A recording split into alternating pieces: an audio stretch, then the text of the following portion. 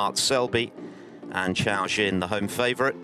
Then later it's Shaun Murphy against John Higgins. The winner to play either world champion Kyren Wilson or Zhou Yulong in the last 8. That session is coming up from 12:30 UK time, 1:30 Central European time.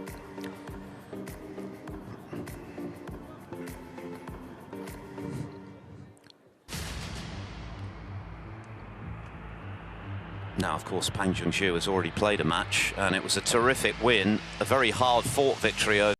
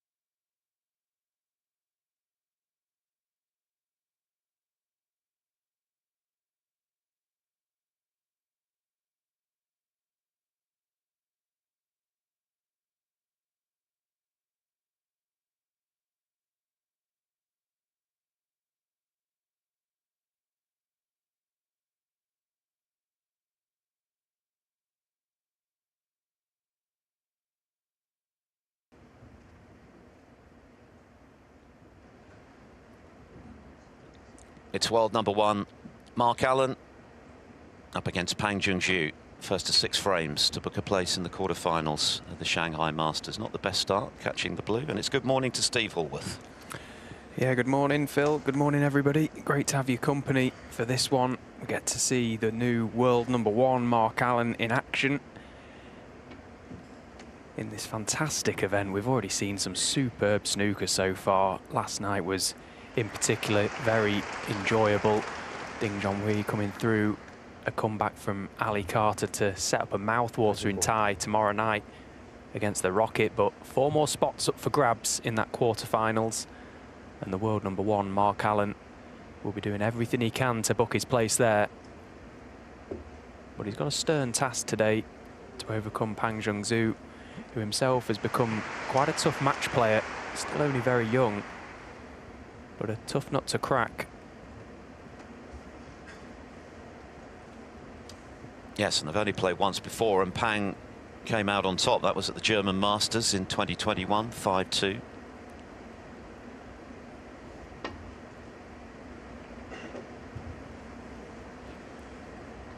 One of the features of the play in the first couple of days here is the speed of the table. It's been like lightning.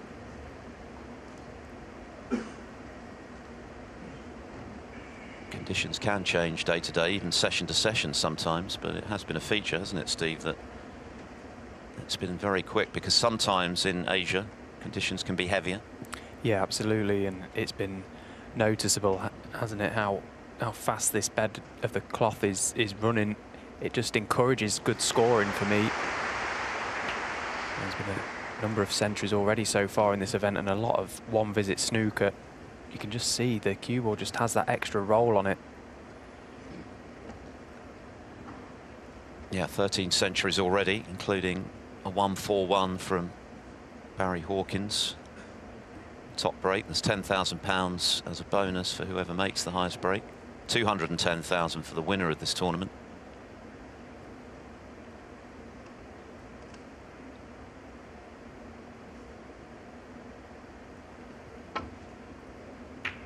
Mark Allen was actually a runner-up in Shanghai 10 years ago. Lost heavily to Stuart Bingham. He's been in a couple of semi-finals as well.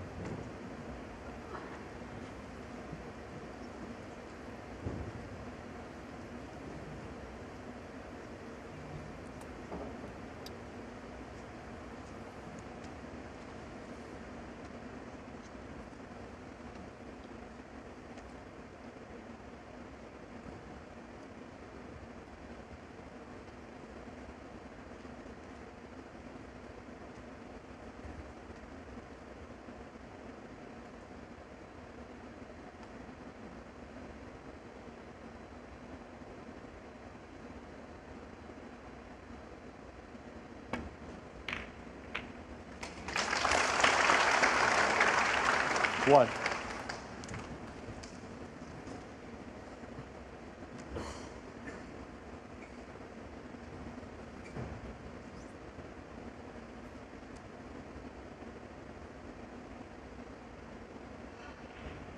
So first real chance falls to Pang, although this pink needs tending to.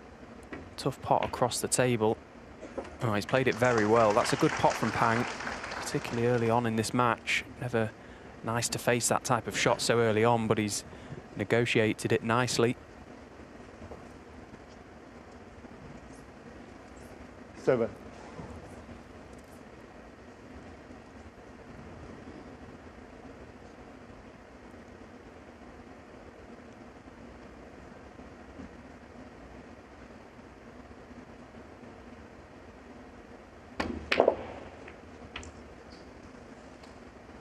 Eight.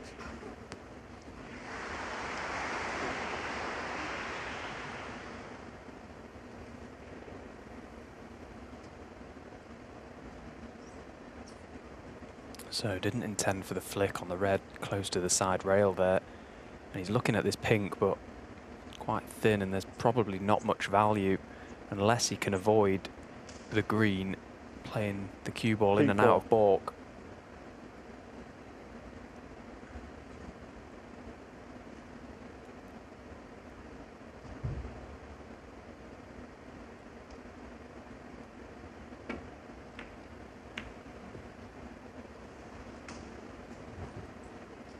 Yeah, he couldn't avoid the green, and he's overcut the pink. So an early mistake from Pang. The previous red was the problem there. Not a good positional shot.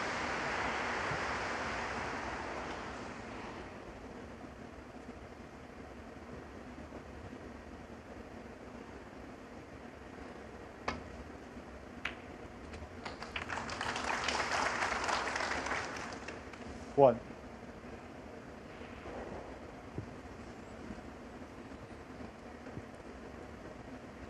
Mark Allen has become a serial winner in the last 2 or 3 seasons. That's why he's at world #1. In the 2022-23 season, he won 3 ranking titles, including the UK Championship. Made the semi-finals of the World Championship. And last season he was at it again, won the shootout, which proved significant, although it might be considered one of the smaller ranking tournaments. It actually got Mark Allen into the Tour series of events, the World Grand Prix, Players Championship and Tour Championship, and of course he went on to win the Players Championship, so it was a very significant tournament for him. 50,000 points that he got to go with the first prize.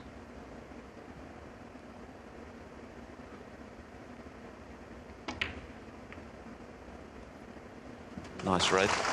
And he was looking good to make the quarterfinals of the World Championship, wasn't he, before John Higgins produced one of those extraordinary clearances of his to deny him. Yeah, it was incredible, wasn't it, that clearance John made. But after such a good campaign, I think, you know, it took a bit of brilliance, didn't it, to stop Mark. You probably fancied him to have a bit of a deeper run in Sheffield. Although, you know, you can't really complain at your season. He lifted 3 titles last year, as you just mentioned. You know, in this day and age, the standard is so good, and obviously him, Judd Trump and Ronnie, they pretty much mopped up everything last year, didn't they? They were just so dominant. It's hard to do that in this modern game now.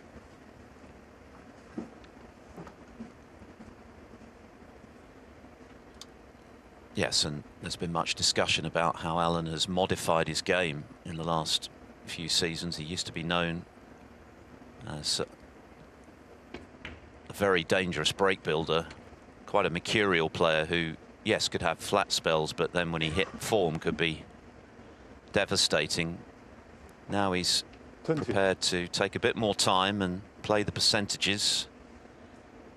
He's become a much tougher all-round match player as a result, and that's why he's been getting the results he has. 11 ranking titles now on the Allen CV. It's pretty impressive.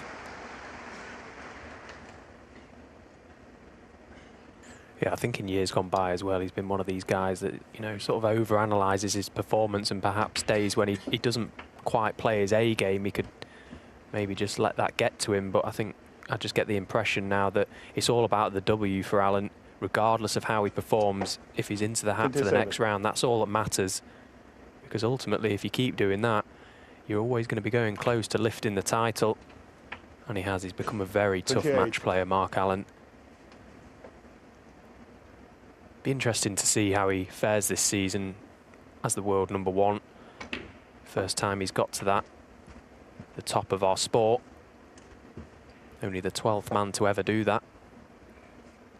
That's also evidence, isn't it, of how the game has changed in terms of when players are peaking these days. There was a time when perhaps players would hit their peak around the 30s, early 30s. Oh, he's missed a sitter there. But now we're seeing players increasingly produce their best into their late 30s, even mid-40s, and Allen is 38. But he won't be happy with this one. Wow, that is such a shocker from Mark Allen, isn't it? It came out of nowhere as well. He was just starting to look good there. He just sort of unlocked the frame nearly. Got the pink into the open. Plenty of reds available. 1. The first unforced error of this match. And how costly will it be? I'm sure Pang would like that first red back. He's not played that as he would have liked. He wanted to be much closer to this pink.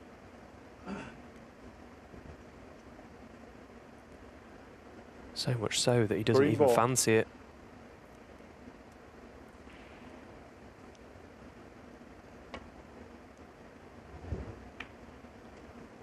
Pang Junxu, 1.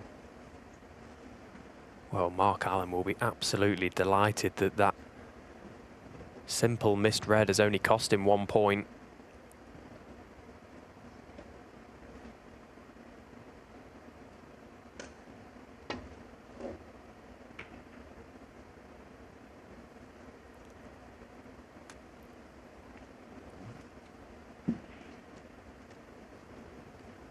Yes, I think there have been shades of Mark Selby in the way Mark Allen has gone about his snooker in the last few seasons. He's developed that ability to win and win big matches, even tournaments, without playing anywhere near his best. And what an asset that is to have when your B and your C games are that strong that you can make errors but still come through.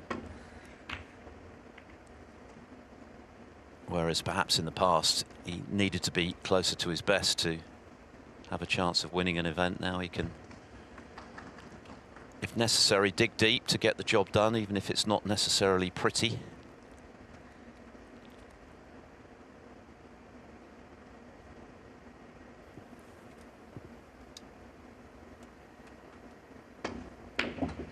Yeah, brilliant pot from Mark Allen. We had a nice little corridor to find at the back of those reds and black there. Struck it nicely. The sort of shot that these guys practice day in, day out.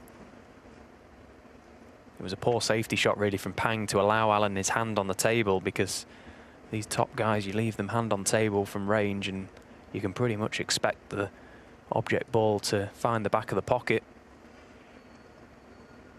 So just a little bit of movement in Allen's eye there. Just getting up, doing the right thing, steadying himself again.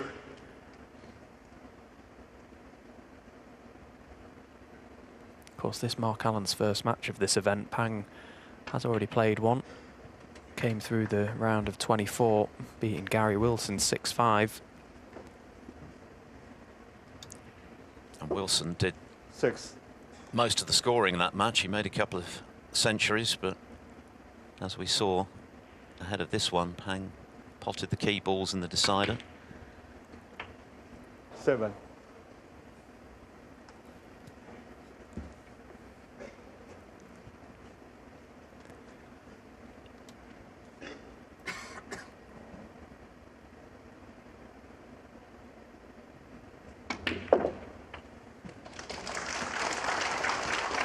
Well, it was pretty congested around that black spot, but he's played a nice little cannon there. Now, will the black re-spot? I think it will, so he'll have to take the red with the rest. 14. Just needs to be careful, try and find a way for his cue ball out of this area. Screw around the back of the reds.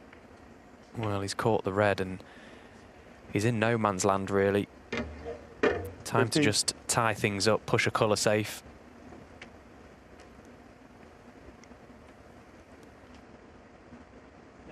Yellow ball.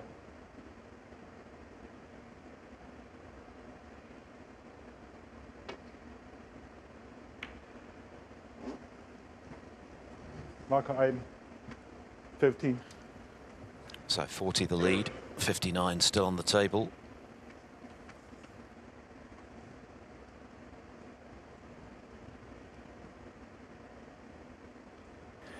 Yeah, he's not done a very good job there, Allen, of pushing the yellow safe. He's just caught it a little bit thin. So there's still, well, this frame is still wide open, really, albeit Pang with the 40-point deficit. If he was to get back in, it would be a good chance.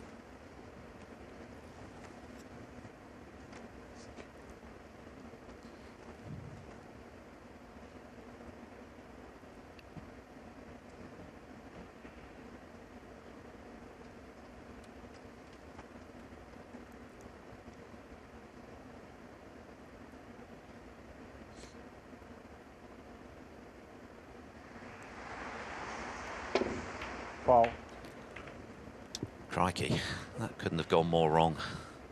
And Look at it's the damage he's done. There's nothing Mark safe. Allen. That's Pang two glaring errors in Five. this frame from Mark Allen. Missed the short range red to this left corner earlier in the frame, and now what a chance for Pang to get right back in this frame, if not win it. Yeah, massive misjudgment from Mark Allen. It looked very tight past the blue, didn't it? But he didn't really just catch the edge of it. He's caught it pretty thick, so that could be a very costly mistake so early on in this match. It's important that Pang just tries to settle himself here. As you say, he's got the reds, well, as nice as you could want them, really, I suppose. Just a little bit of problem solving here. Just needs to plan his route. 7.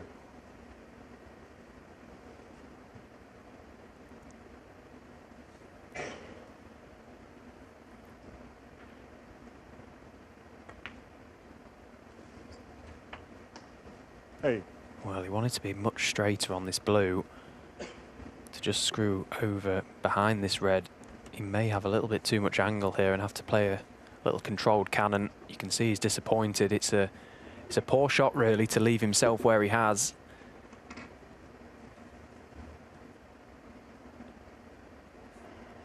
Just needs to be mindful of the cannon. Just try and push the red on. Yeah, it's okay, but he's going to have to play a good shot to get the cue ball out now. You can see how quickly this has gone wrong, and it was all because of that 13. positional shot on the blue.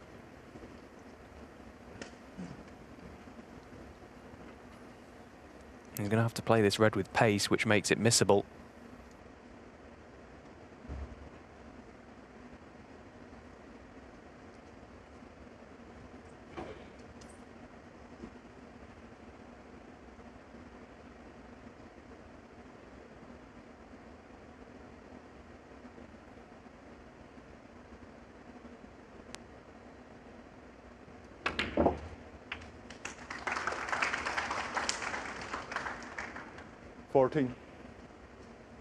Well, I suppose it was a good pot, but again, he's landed nowhere really. He's low on the pink, the wrong side, so can't get to the red easily.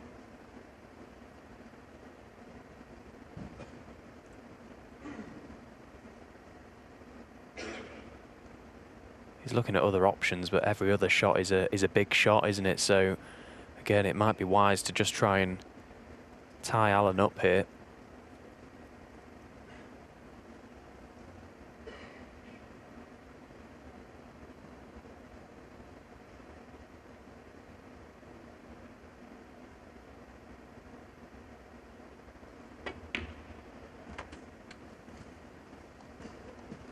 Well, he's taken the pink for the points, and now he's going to have to play a good safety on the red. He's got big targets 20. in behind baulk colours, but it's very important that he gets the object ball safe here.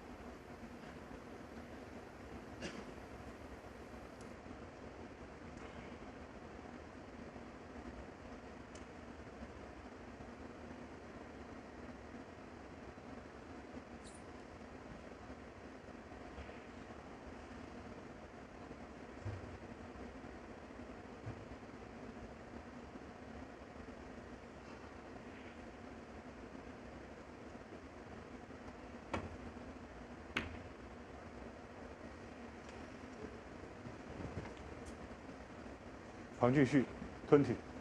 Oh, he's just about pushed that red beyond the potting angle of the centre pocket for Alan. Bit of a scrappy start to proceedings. Alan's made a couple of fairly significant mistakes, but hasn't been punished really. 35 left, 15 the difference.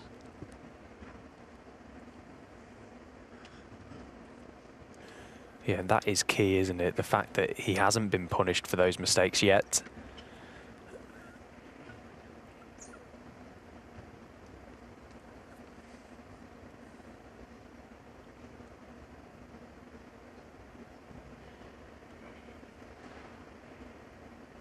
The trouble is for Pang, someone of Mark Allen's class, is that if he allows him to get a foothold in this match, he could quickly get away from Pang. You know, these top players are such good front runners. It's important Pang stamps his authority quickly.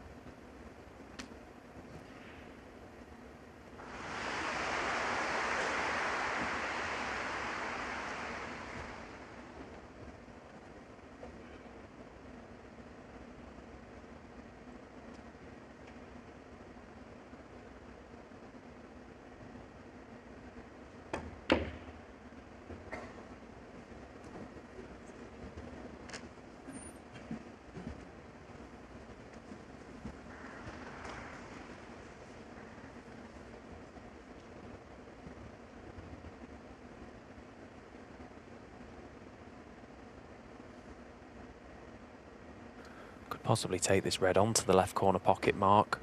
If you're going to miss it, it's worth missing it thin, and he has done.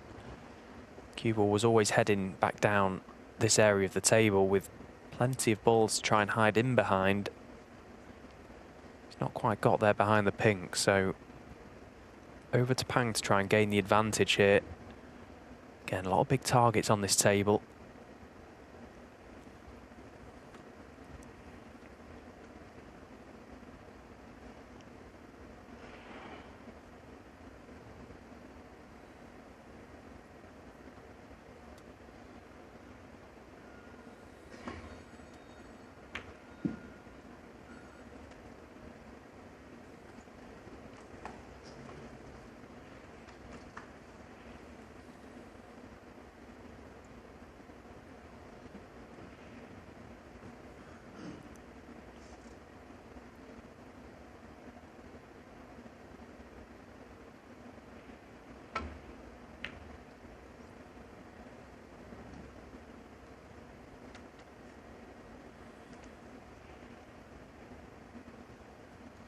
Another feature of Mark Allen's recent snooker, which has taken him to world #1, is that he has patience to burn. If the frames are scrappy, he's happy to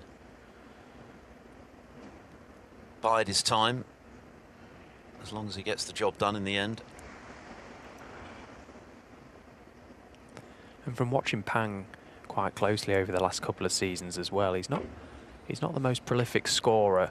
I think he lacks a little bit of rhythm at times, which he almost sort of gets in the way of himself, sort of overthinks things. He can be quite pedestrian, and I think, you know, his game plan in general is to try and match those players tactically.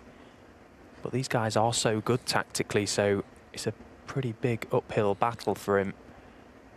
I think the bottom line is, when he gets his chance, he has to score. Nowadays, the modern game is all about scoring. If you don't score heavy, it's very difficult to keep scrapping away wins and chipping away at frames. You know, playing granite snooker. Gone are the days of winning matches like that. You may get away with the odd one, but over the course of a season, you'll be found out.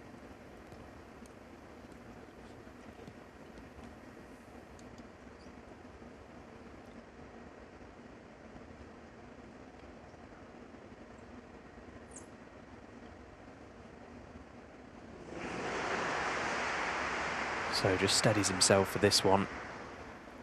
Again, nothing really safe on this table, so it's pretty much a red ball frame, you feel. Yeah, good pot. Nicely struck, and he's perfect on the brown. He's got the angle to just stun over for the yellow. That will make him feel good.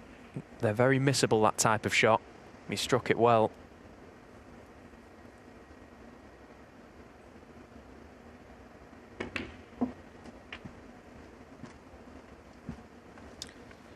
This being the yellow, of course, that Allen wanted to leave glued to the side cushion, but failed to do so.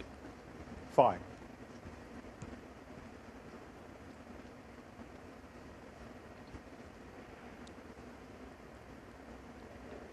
He had quite a lot of room for error there. He's landed pretty straight on this yellow, so he can't get close to the green.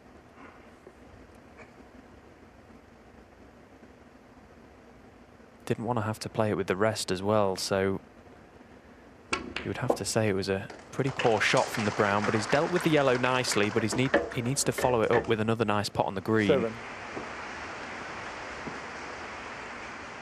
Just feels like one big shot after another at the moment. Again, he's just got to remain focused, try and see out these final few balls.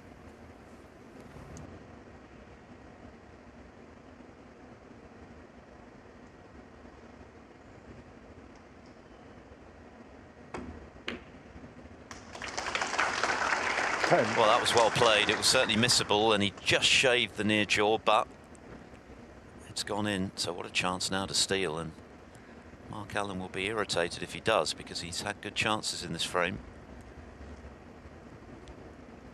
Had the lead, didn't play the best safety, and then of course missed the long range red in catching the blue. Then had another attempt at a long red into the opposite corner and missed that as well. So just blue and pink required for 1-0.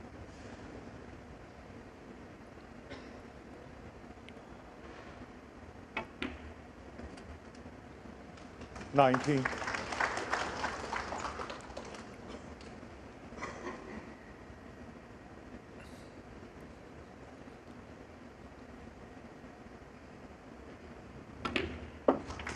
Nicely done from Peng Junxu.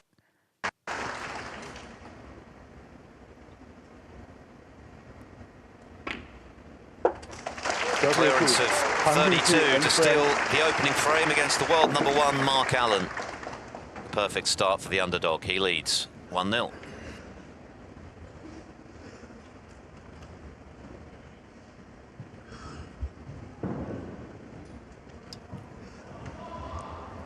So we're underway on this third day of the Shanghai Masters. As mentioned, by close of play, we'll know all 8 quarter-finalists. The winner of the match between Allen and Pang will play the winner of this one, Mark Selby, against Chao Jin. He's already taken down last season's world finalist Jack Jones, and he's made a very good start here. Selby missed a pretty straightforward red earlier in this frame. Might be putting it mildly, in fact, and he's paid the price. Chao has done enough to take the opener. You can watch that, of course, on Discovery Plus throughout this afternoon session here in Shanghai. So the underdogs have started just as they would have liked on this third day.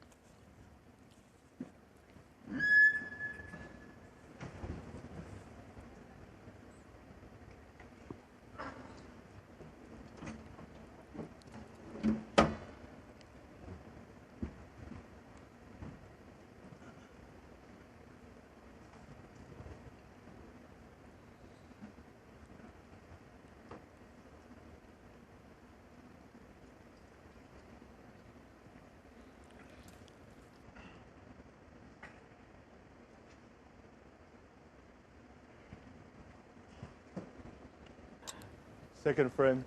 Referee Zhang Tao resets the balls. Mark Allen breaking off in frame 2. Will be a little irritated, I think, that he didn't win that opening frame. A couple of errors from him, but as we know, very tough between the ears these days, Mark Allen.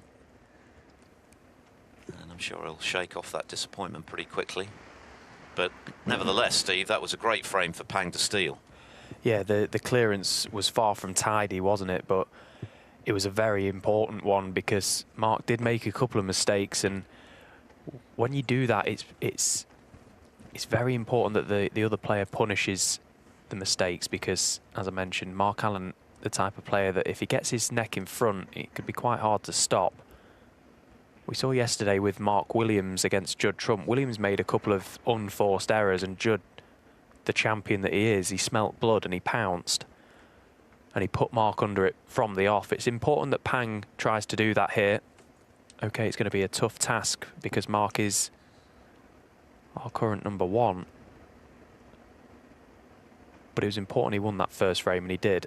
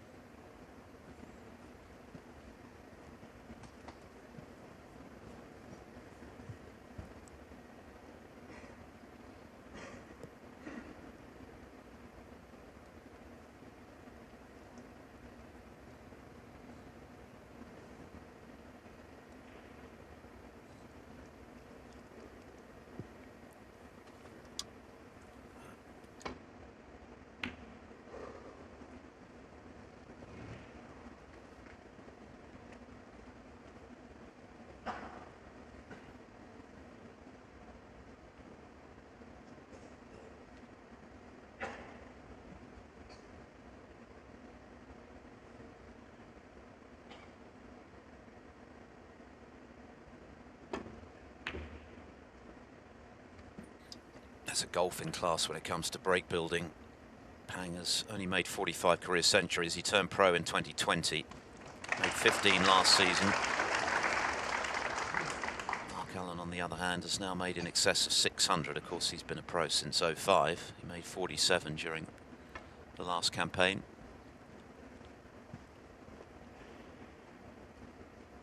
So winning those tight, scrappy frames, imperative, you would think, for Pang today, and that's exactly what he's done in the opener.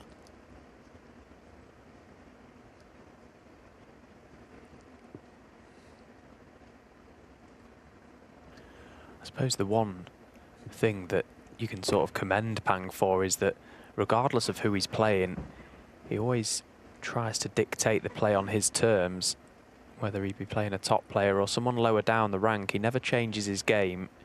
He's always played this way. He's very steady, isn't he? He doesn't really have much flair. You know, you look at how he sort of sets himself up, and it's very manufactured almost. Very disciplined in what he does. He based himself in Sheffield at Ding Zhonghui's academy. I used to practice myself there a couple of days a week, and I must say I was always quite in awe of Pang.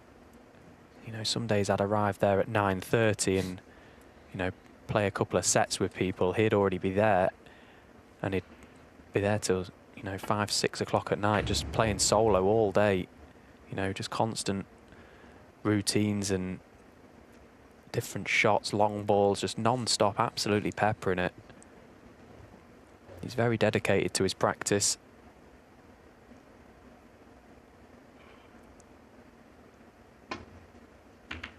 As is Mark Allen. He was speaking about that actually ahead of this new season, saying that he still has a great passion for practicing and he can do so for hours on end.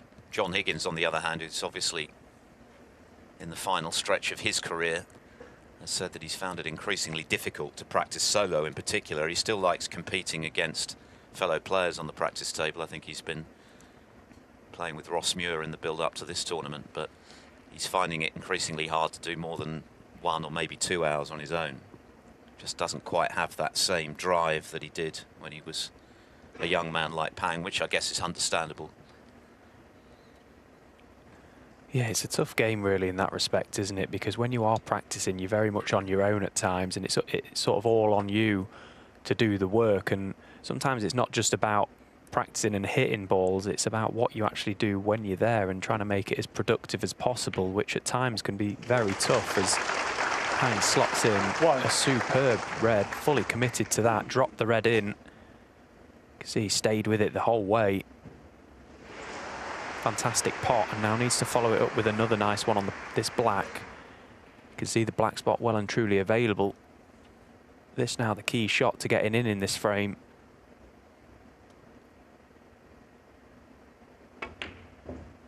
Oh, but he's missed it. He just caught the far jaw. Possibly the pace just kept that one out.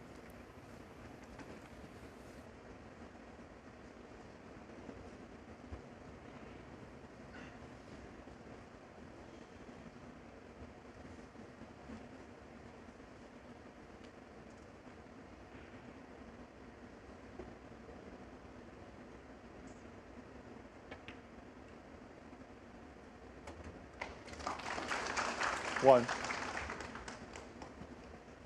it was a scratchy start from Mark Allen in the opening frame. He missed an easy red and then didn't even make contact with the red from distance, catching the blue.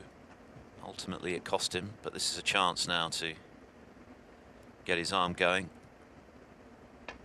As we've mentioned already, Pang has the advantage of having played a match, and a lengthy one at that, which went the distance yesterday against Gary Wilson. So Allen's still acclimatising to the conditions here. I'm quite surprised he didn't go into that pack there with a little bit more pace. It was a free shot for Mark to get those reds open, knowing that he was always going to be on that red as the insurance ball. And now the pack isn't as inviting to attack from the blue, with the pink being detached. Possibly just missed a little trick there. Maybe just playing it a little bit more cautious early on in this match. I think had he have been 3 or 4 up, he would have gone into the pack at pace.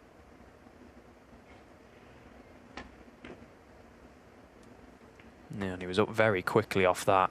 Well, he's potted the blue, but I think he thought he'd missed it.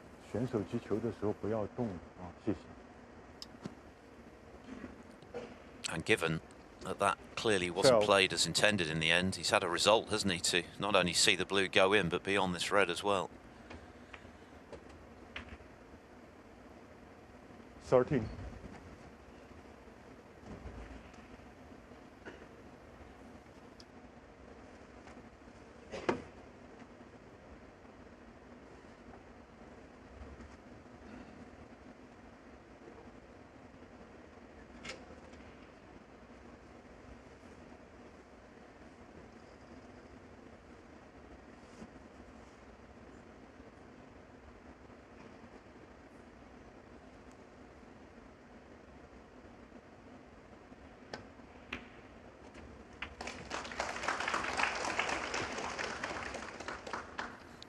Well, he's gone into the pack nicely to hold the cue ball and just push a few more into play. He does have one on, sorry, to the left middle. It looked like he was going to be perfect on this one to right corner, but you can see the cue ball's just come to rest and has landed touching ball on another. So it's just become a little bit awkward now because he's slightly hampered over the reds here.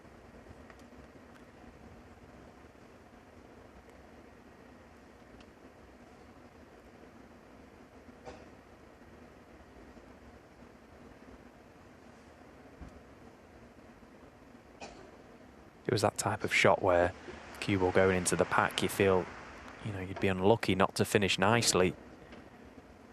Felt almost impossible not to finish good. And he is on one though. Just needs to be careful.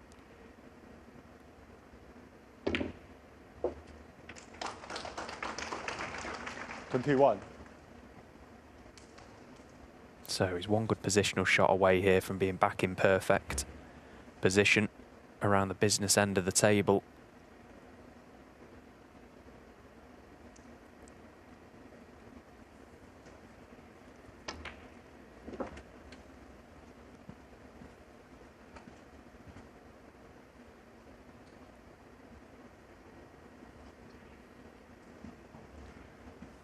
$26.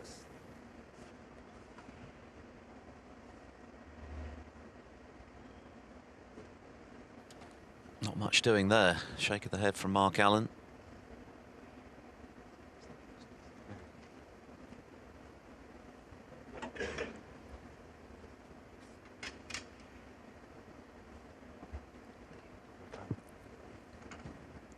China was the venue for his maiden ranking title, the World Open in Haiku.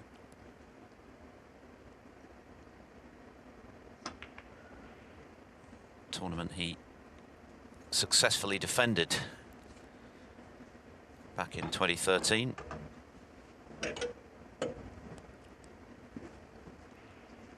He also won the International Championship in Asia in 2018, so he's had plenty of success in China, Mark Allen. Runner-up in this event, as mentioned, to Stuart Bingham a decade ago.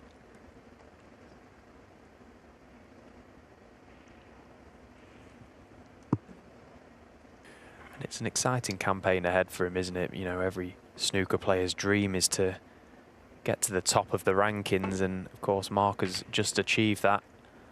So begins this campaign as, I suppose, the player everyone wants to beat. You know, there's now a target on his back, which, you know, in previous years gone by, possibly didn't have that. So it just adds a little bit more of a different dynamic to his season. There's a bit more pressure on him. And as I say, it'll be interesting to see how he deals with that. You know, because it is new to him.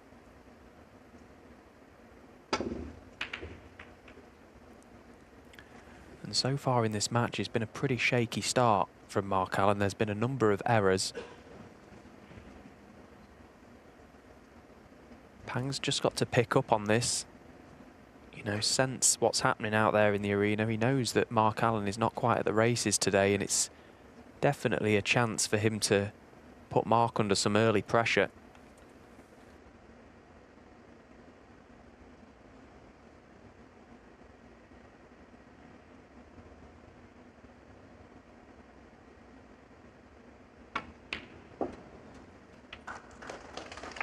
One.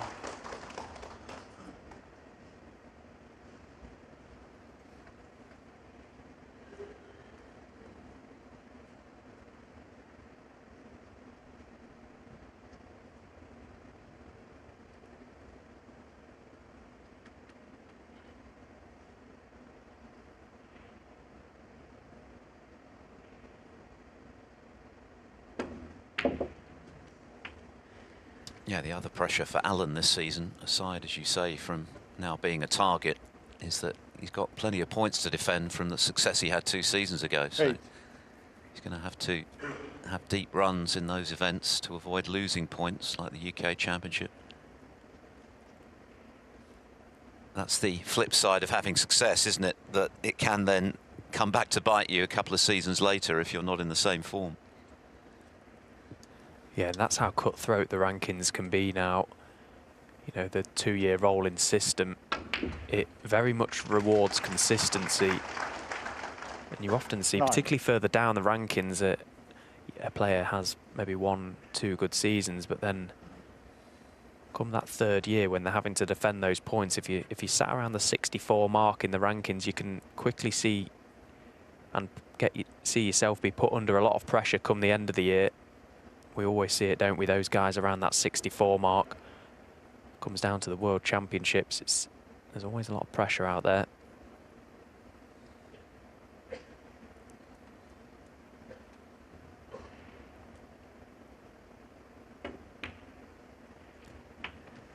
That's another nice pot from Pang.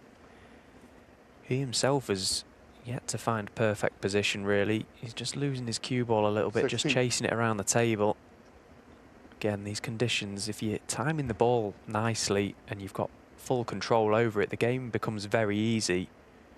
But when you just miss timing them a fraction and losing your cue ball, it's very easy to run out of position and become unstuck. But he just keeps knocking them in at the minute. 17.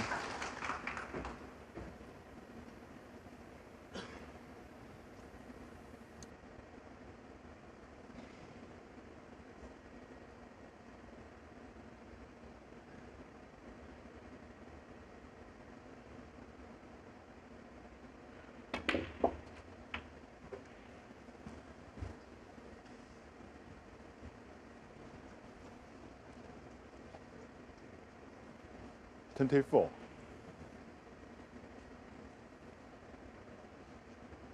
It's been pretty adventurous, this break so far, and he's going to have to play another good shot if he's going to pot this red down the rail.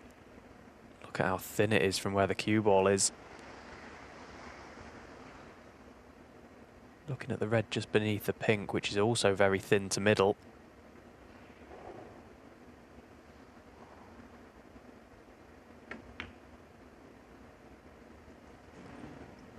Yeah, and he has come unstuck. It just felt like that break was just starting to go wrong.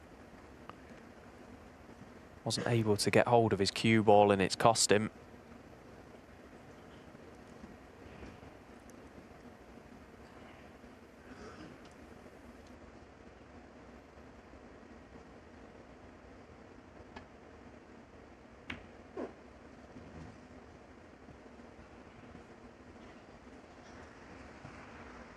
Obviously, Mark Allen doesn't really want to get dragged into this style of play, although he is able to, of course, play this type of game if he wants.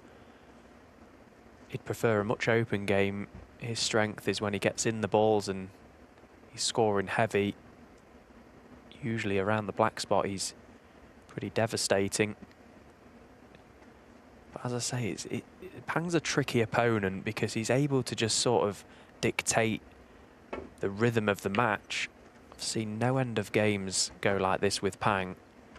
He's very good at this. He's one of the more pedestrian players on the tour as well, operating at over 30 seconds a shot so far in this match. Albeit that Allen is probably a couple of seconds on average slower than he used to be. But he won't be fazed by that. As mentioned, he'll scrap it out if necessary. Even so, he'll be a little concerned at the errors he's made early in this match, and he's very aware that Pang can take advantage, as he did in their only previous meeting, which Pang won.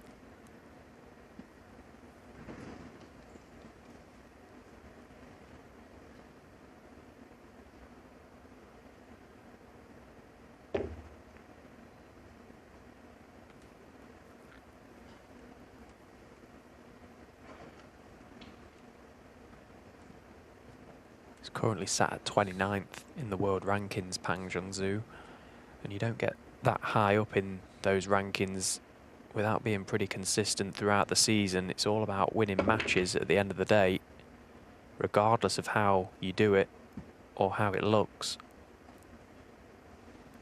Other than a semi-final at the last season's Championship League, he failed to get past the last 16 of an event.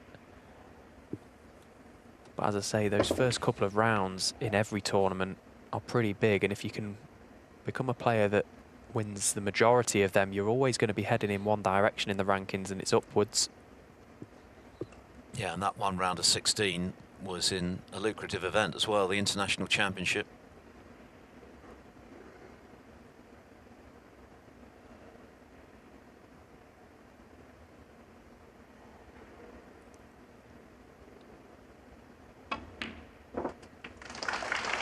He's a good potter, isn't he? That's something that really is a strength of his. Those single pots, missable pots, he gets a very high percentage of. Yeah, and Alan played a poor safety shot, really. Failed to get the cue ball in behind the black, so left that tempter for Pang, and he's knocked it in with confidence again. And now the reds really are spread nicely. So Alan's lead has disappeared in this frame. And Pang at the table now with a chance to extend his lead in the match.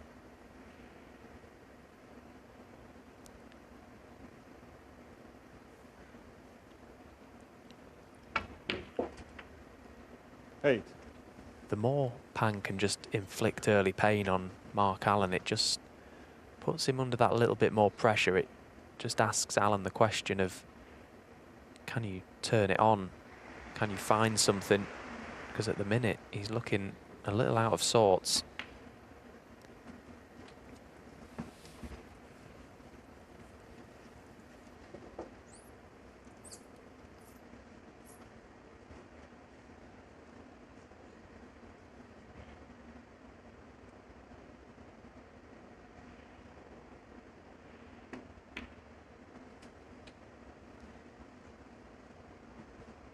Thirteen.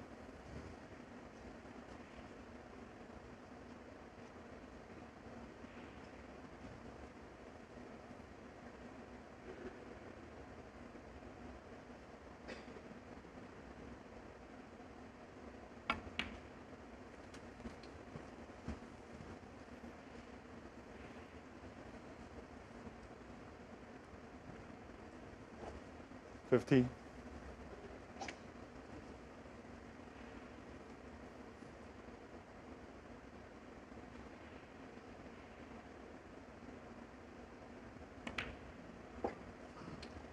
We've taken baulk colours with these reds. He's going to need them all. It's all about just making sure you're nice on your next one here, because they are all there for him.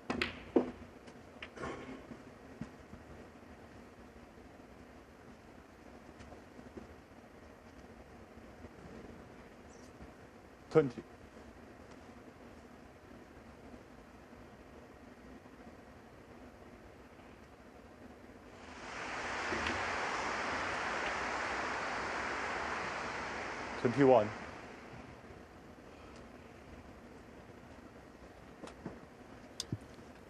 Just a reminder that the field of 24 initially for this tournament was composed of the top 16 in the ranking list, followed by the next 4 highest ranked Chinese players, of which Pang is one, and 4 wildcards from China. A couple of which have acquitted themselves exceptionally well.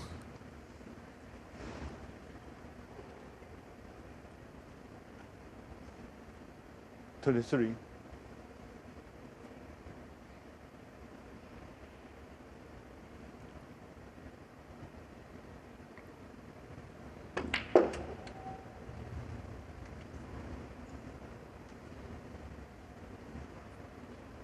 $24.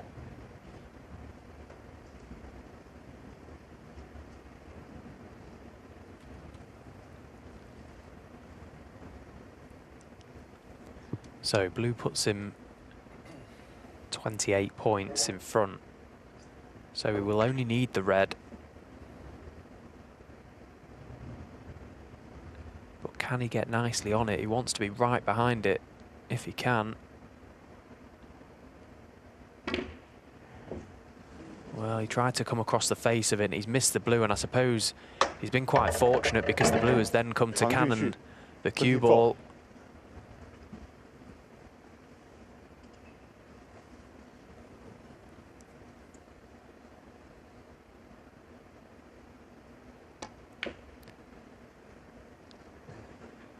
But where he left it, he was always going to be in trouble the next time he came back to the table.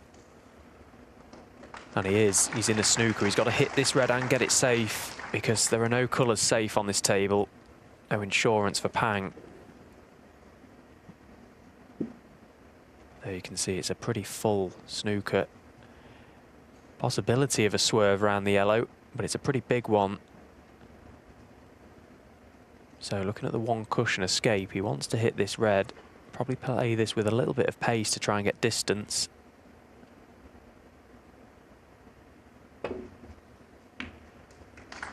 Yeah, it's a good hit. And he's okay.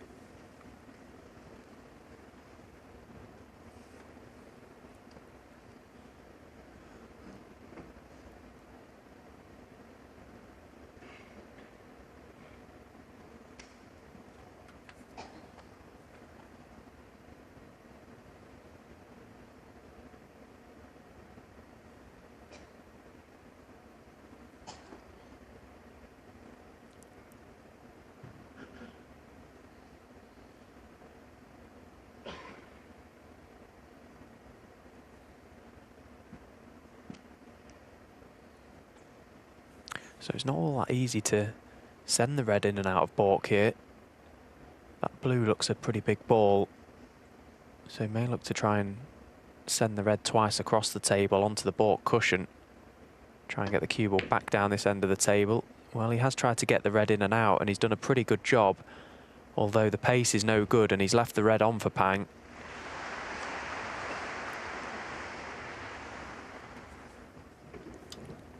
He started this frame by floating in a superb long red into the opposite corner.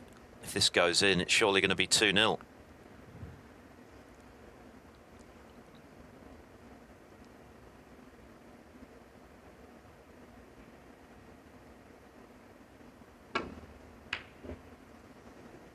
No joy, though.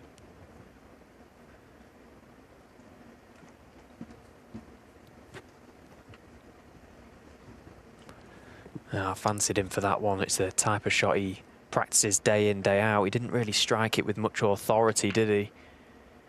It was a pretty weak strike in the end. And again, finds himself in trouble. Mark Allen just clinging on at the moment. Obviously a massive frame for him. Doesn't want to go 2 down.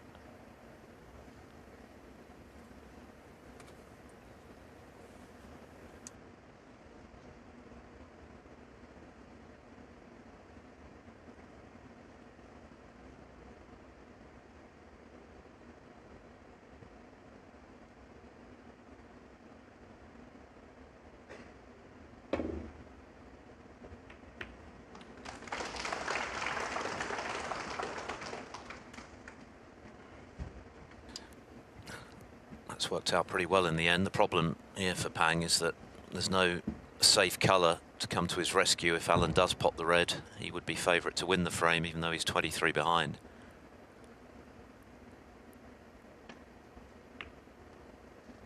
And he's in control of this safety exchange at the moment, although I don't know whether he's got the snooker there. If he hasn't, he'll be annoyed. Must be tight. Yeah, he has got it.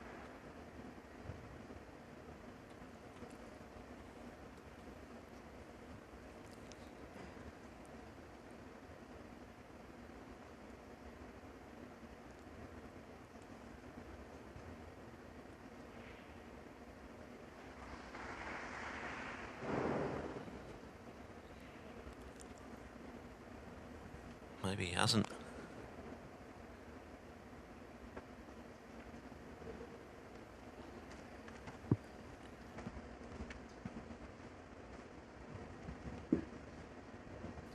Although not really able to gain an advantage, just catching the red thin. You feel Mark Allen has definitely got the upper hand in these little exchanges.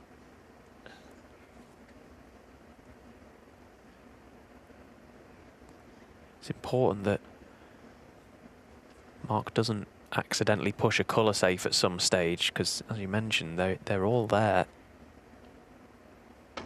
It's pretty much a red ball frame, isn't it? Yeah, good attempt, but no snooker.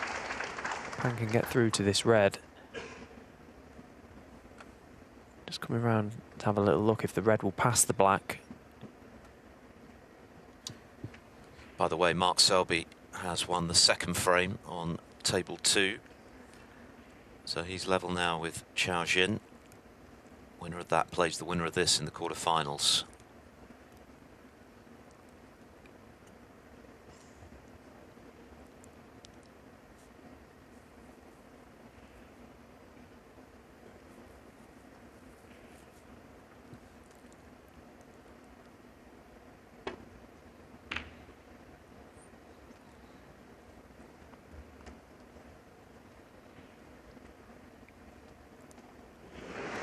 Well, he decided to try and use the black as the holding ball for the red ball to keep it down this end of the table. He's done that, although he has left a tempter for Mark. This red will cut into this right corner pocket. Cue ball will be heading back to baulk. Blue available.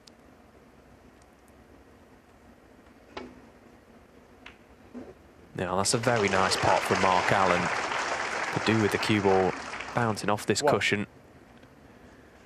Well, he can pot the blue, but he may have to go around the houses to get back on the yellow. Otherwise, he'll be playing it from range.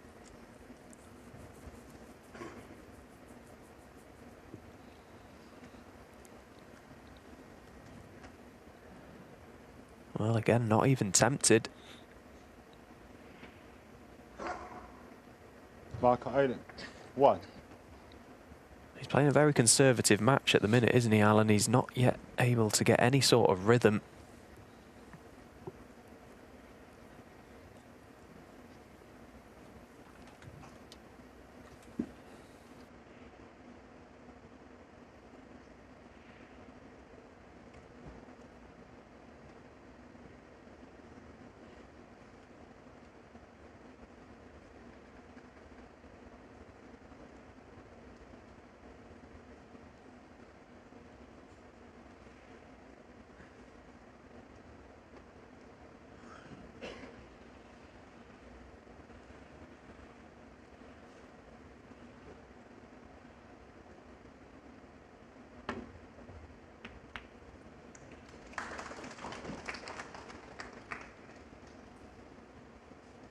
Again, Pang will be more than happy with that outcome.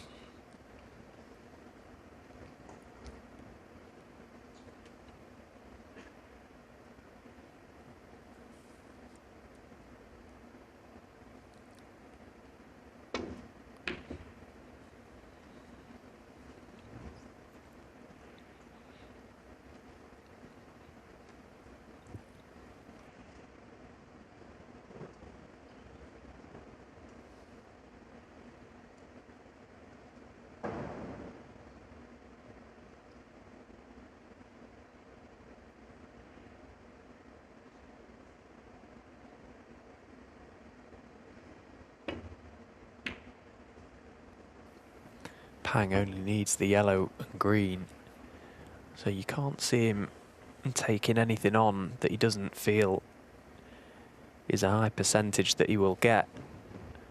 That was a tempter, but he never even looked at it. Again, just trying to keep it tight, just force a mistake out of Mark Allen.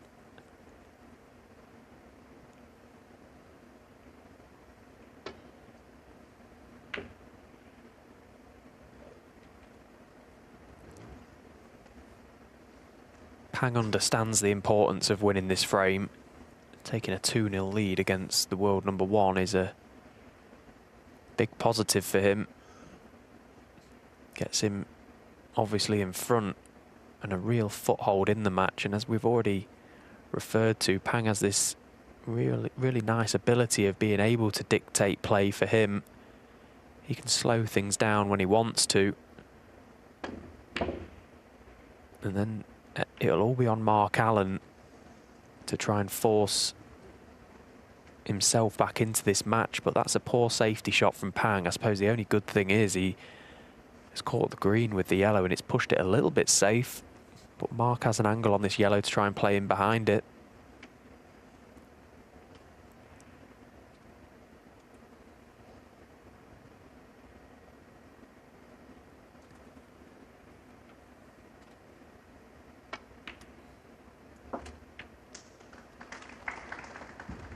2. Well, he's right behind this green, but he's very close to it, and it's difficult to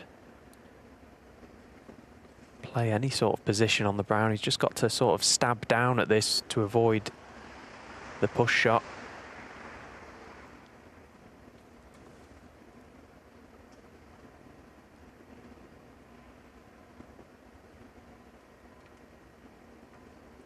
It's really tough to do anything with the cue ball here, so much so that he may refuse the green. I think he is doing. It's quite a big target in behind the blue, so he's going to try and land the cue ball up that area. But again, he needs to control the green here as well.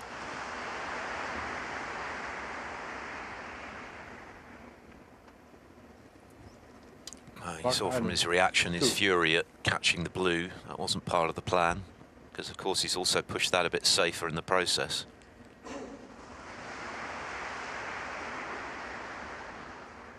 A very lengthy second frame, this, not one that's going to live long in the memory, but very important as well. Alan looking to establish himself in this match. He's not played well so far.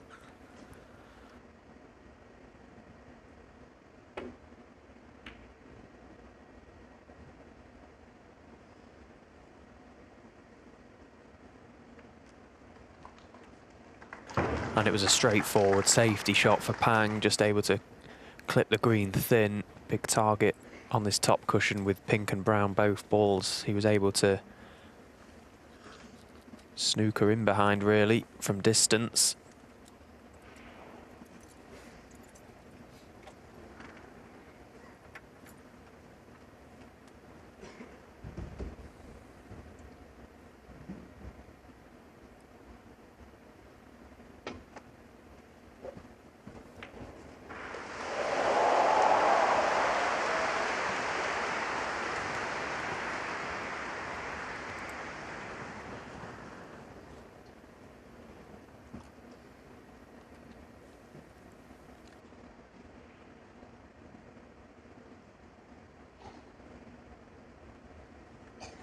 It's going to be 2-1 to Mark Selby after losing the first frame to Chao Jin. Selby on a break of 88 at the moment, so he's going to be moving in front. It's on Discovery Plus. Can Pang close this frame out?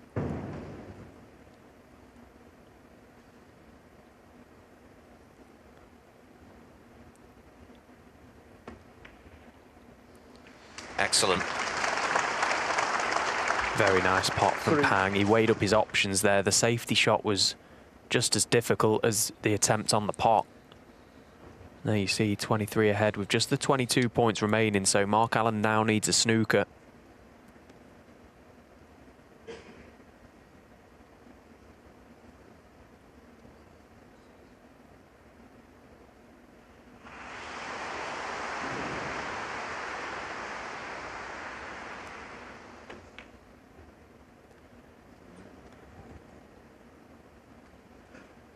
Pang Junxu, 3.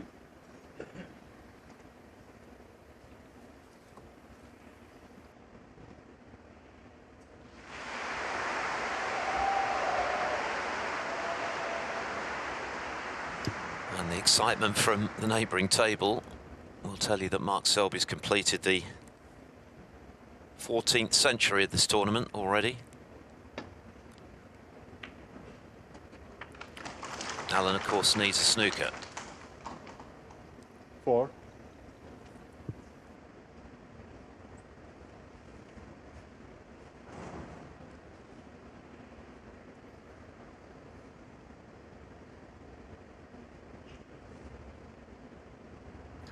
And it's tough to lay a snooker where the pink and black are situated. Ideally would like them close to a cushion to make it a big target. He's got no room for error with them being in the middle of the table. 4. Pang's just got to be sensible here and just continue to keep distance between blue and object ball. Sorry, cue ball and object ball.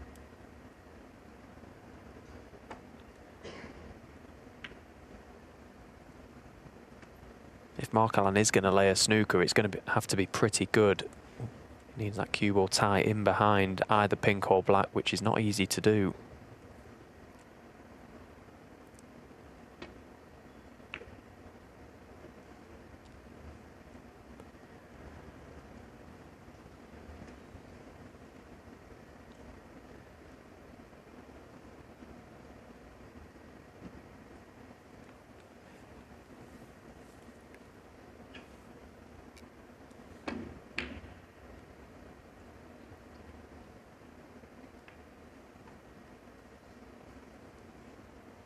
Well, Pang has just helped his cause slightly there. Wanted to avoid the cannon to the pink. He's just increased Alan's target.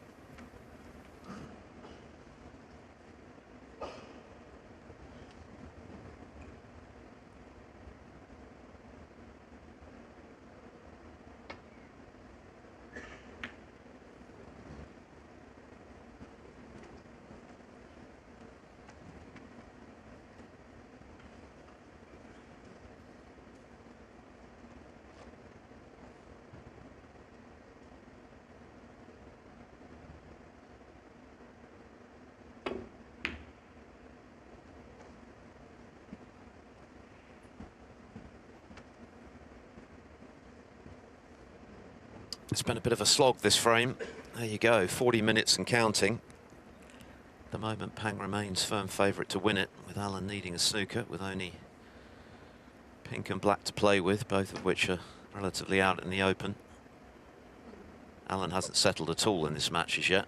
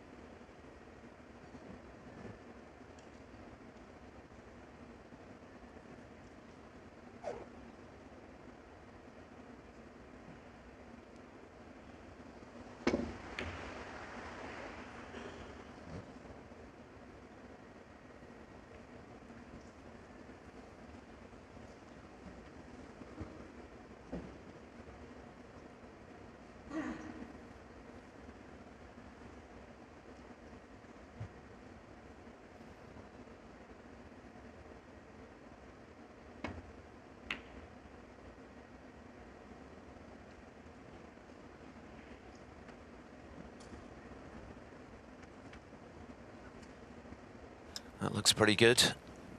Alan snookered on the blue.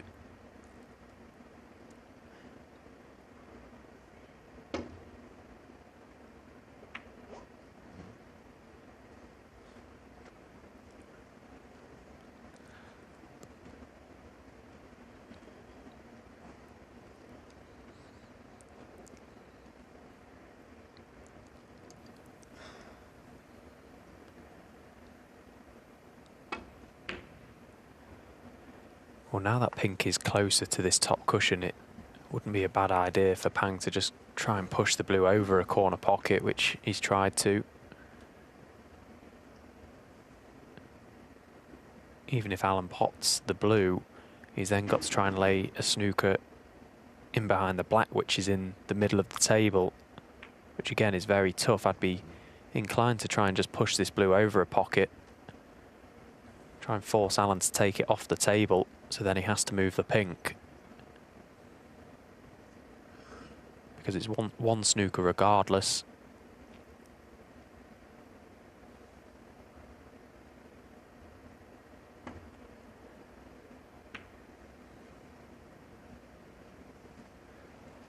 Just not a big fan of that shot from Pang because he's left Allen with a real chance here to get in behind the pink. The side-to-side shot there was very risky.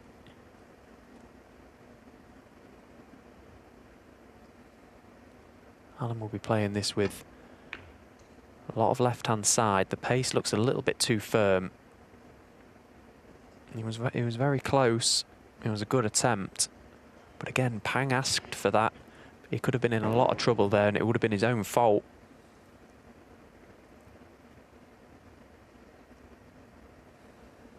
He's got to keep distance between the cue ball and the blue. Just makes it so much more difficult for Mark. That cue ball getting a bit too close to the pocket for comfort as well for Pang. We've talked about how fast the better these tables are. He'll be eager to get this over with. The longer this safety duel goes on, the more you worry from Pang's point of view as to whether he's actually going to emerge with the frame. It'd be a horrible one to lose, wouldn't it? It would, but all of a sudden, Mark Allen's targets are quite inviting because the black is now close to the side rail, and that is a huge target.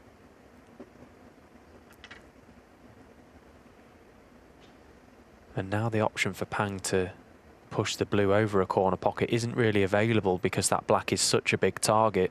So he's definitely missed a trick there. Now he's got to try and win a safety exchange without leaving Mark an easy route down this area of the table.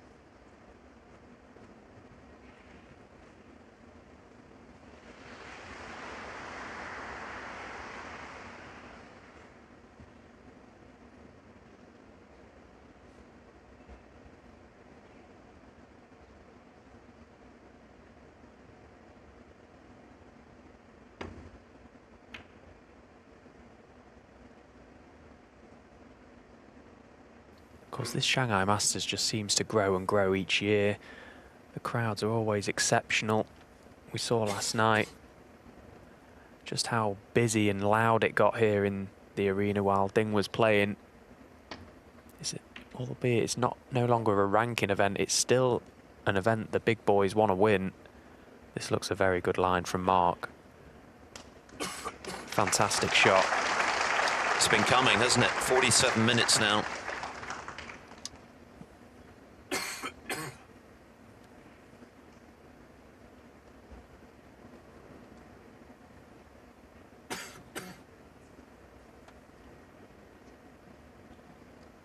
Yeah, and that was the trouble. Pang has almost asked for this. A couple of his safety shots on the blue have allowed Mark a route through to try and lay in behind pink and black. Both big targets, and he's played a nice shot. This is not easy to hit. And he's missed it. Foul. Mark Allen, 5.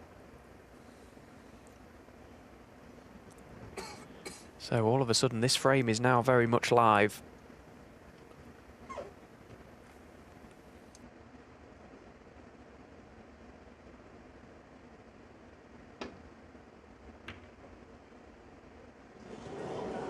Goodness, how close did he get? But having got that close, he's left the blue over the hole. So after all of that, a chance for Pang to finally kill this frame off, and it'll be relief, I'm sure, the emotion for him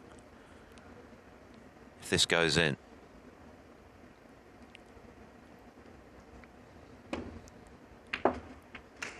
Cue ball is fine. 5. So, a real attritional frame. Mark Allen threatened to turn it around there by getting the snooker he needed, only to leave the blue over the pocket, and Pang Junxu has gratefully potted blue and pink to finally get the job done and double his lead. So, a very good start for Pang Junxu. Not the most fluent snooker we've ever seen, but he won't care. He leads 2-0.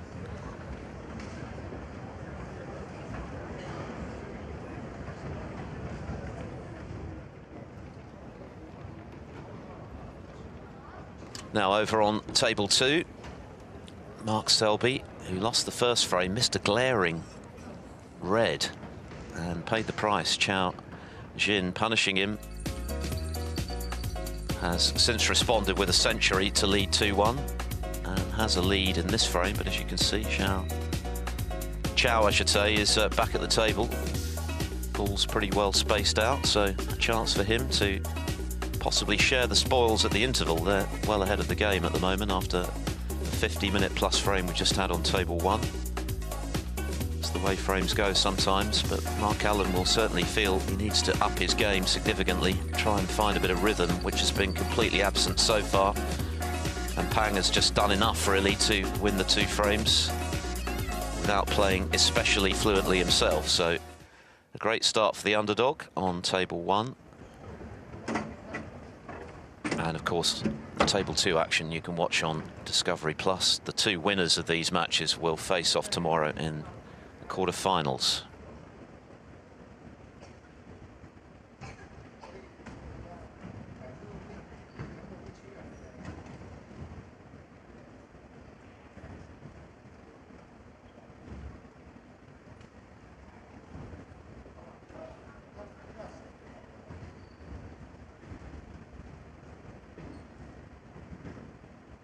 So 2-0 to Pang Junxu.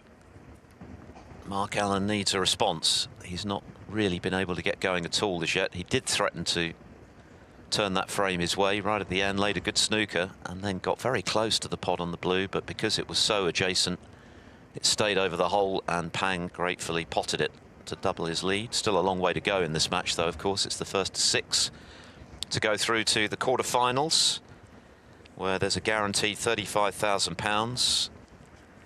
And of course, if you go all the way to the title, it's 210,000. Ronnie O'Sullivan going for his 6th Shanghai Masters title. It would be his 5th in a row. He hasn't lost a match here since 2016, when Michael Holt beat him. Of course, we had 4 years with this tournament not on the calendar because of COVID. He won it again last year when it returned to the season against Luca Brissell, who bowed out yesterday. And he'll be in action tomorrow. O'Sullivan up against Ding Junhui, who won that terrific tussle yesterday with Ali Carter. What a great long red it was from Ding, Steve, in the final frame after Carter had come back well to force that deciding frame. Oh, it was superb, wasn't it? Because Ding really had to turn it on there from the Carter comeback. Absolutely fantastic to see. Let's just nip back to table 2, where Chao Jin is still going nicely, now in front of Mark Selby, and there's a real chance here for him to share the session. That would be a great result.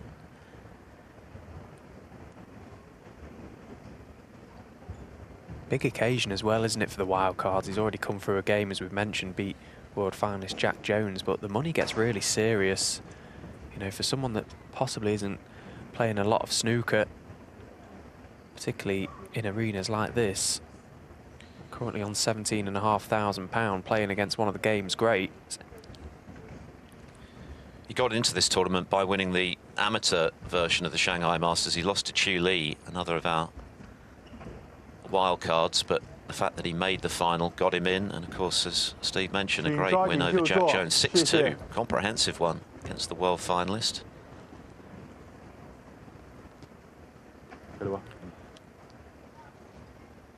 Pang Junxu then preparing to break The off in server, frame 3 with a Pang 2-0 Junxu lead to break. over the world #1, Mark Allen. It's been quite scrappy stuff, but Pang won't care. It's all about winning the frames. He's won both. He beat Allen in their only previous meeting at the German Masters 3 years ago, I should say. So Allen now required to respond. He needs to get in amongst them, really, get that Q arm going. Play to his strengths. He's much the heavier scorer of the two, of course.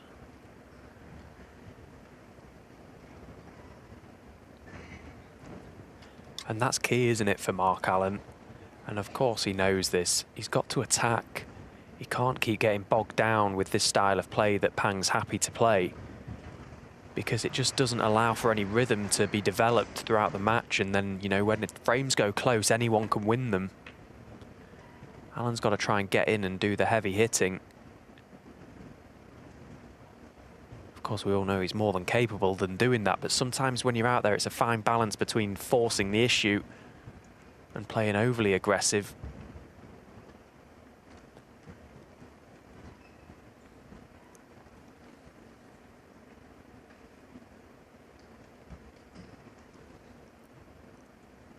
I think as well, until you get that first win under your belt in an event, you never really feel like you are involved in the tournament.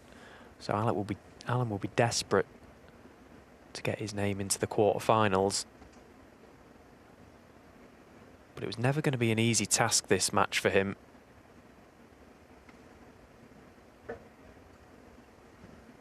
They always look like a potential banana skin for me, just purely on the fact of how Pang likes to play the game.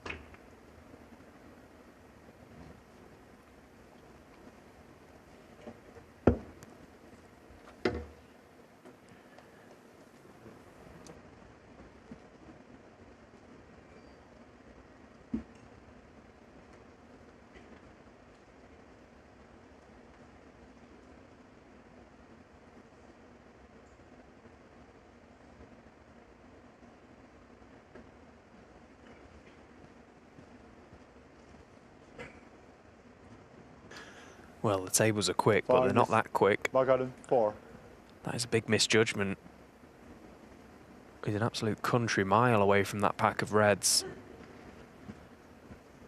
So Allen just having a good look at his options here. There's not really much value in having the cue ball replaced. A red will pass, I feel, through the reds. It's quite thin.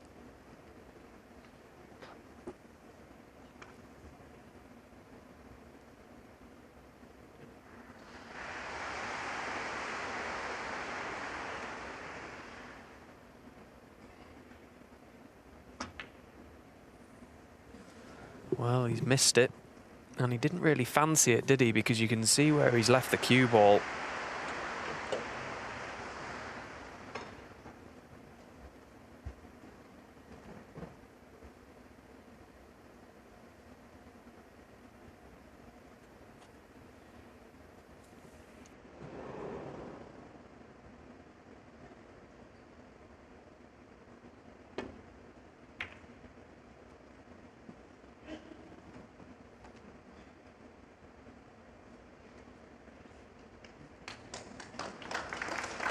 Well, an attacking safety shot from Pang has worked out a dream, because that cue ball looked for a minute there, it had a little bit too much pace on it, but I think the brown has come to his rescue. You could just see from the final rolls of that ball, I think it's just rolled onto the cue ball or onto the brown. There you see, it's very close to being touching. Mark Allen with no access to any of the reds here.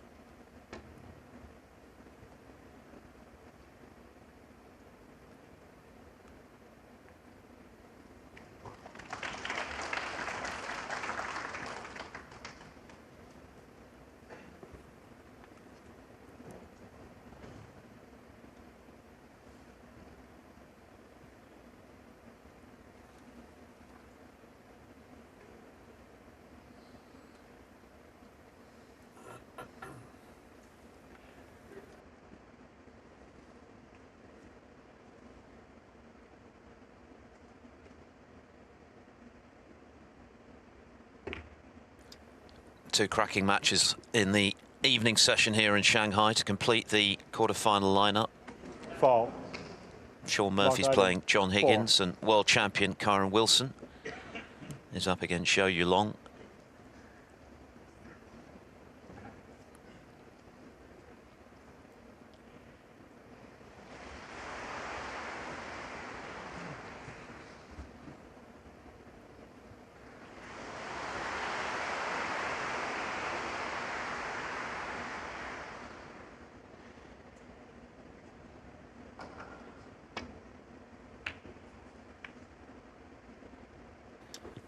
That was a shocker, really, from Mark Allen. He took his time over what looked like a fairly routine safety, and look what he's done. Oh, that was awful, wasn't it, from Mark Allen? Ball in hand, under no pressure whatsoever. He's certainly not happy with things at the minute, particularly with how he's playing. As I say, under no pressure for the return there. That was so below par from the world number one. And what it's done is it gifted an opportunity, although that first positional shot from Pang is, well, he's got the blue to corner, obviously, but that was another shocker.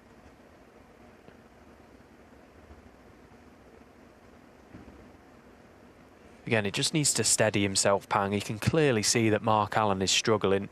He's got to try and keep his foot on him. One good pot here to corner. There's plenty of reds to go at.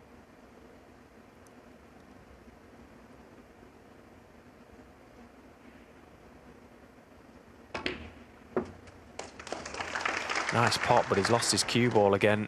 He's a little closer to the side cushion than he would have liked.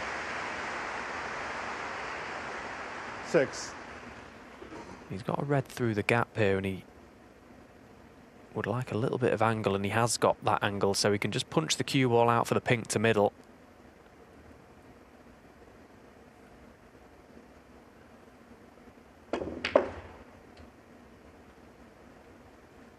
Yeah, nicely played. 7.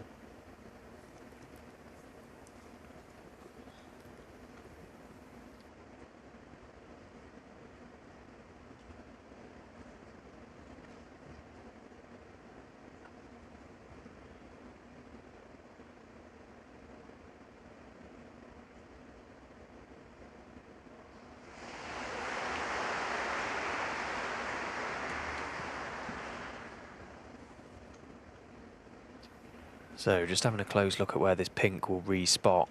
It will be available to 13. right corner. Quite a lot of congestion down this area of the table. Black is well and truly out of commission for the time being.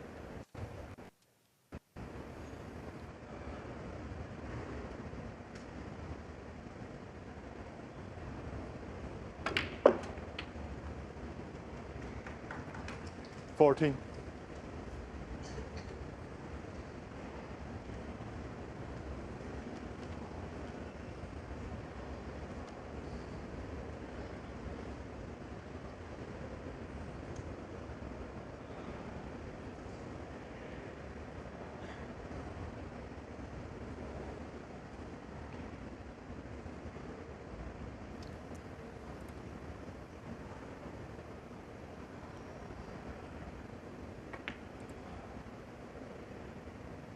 He stayed down on it. I don't think he was certain, but it has gone in. That cheer you just heard, by the way, is for Mark Selby, because he's managed to steal frame 4 against Chao Jin, who was looking good to level at 2 frames all.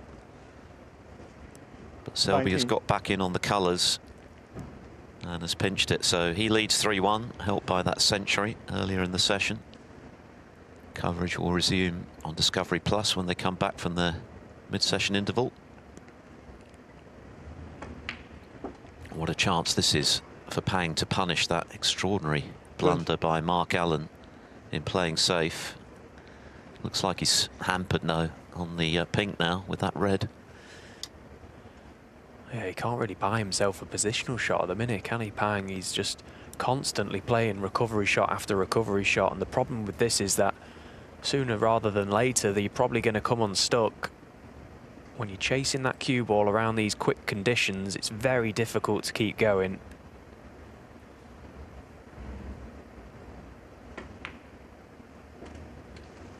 there again, catches the brown, which was unintended. And he's lost the cue ball again. OK, he may be on this red, but how does he get to his next colour? 25.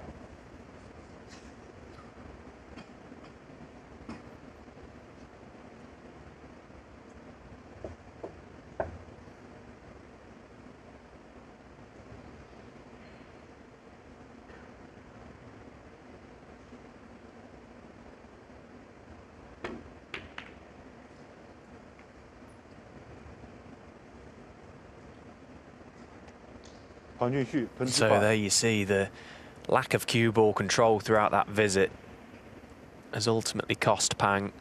Not really able to do much damage to the scoreboard either. And again, the reds have now become quite scrappy, all sort of travelling towards the left side of that table.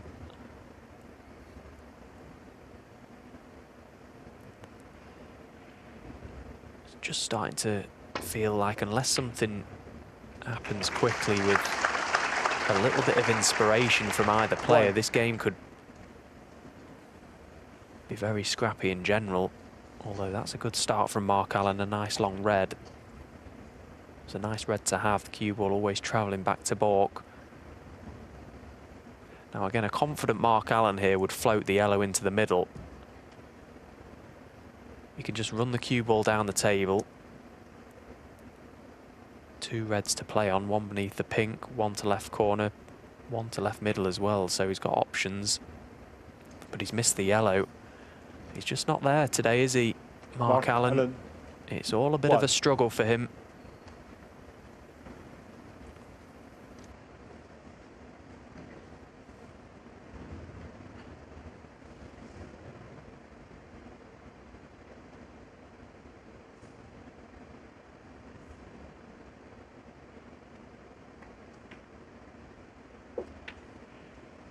One.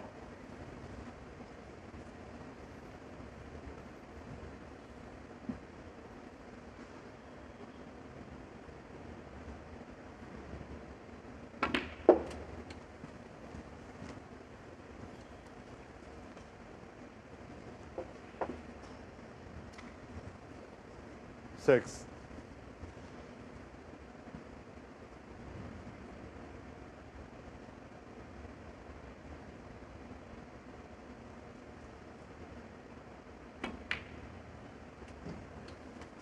Seven.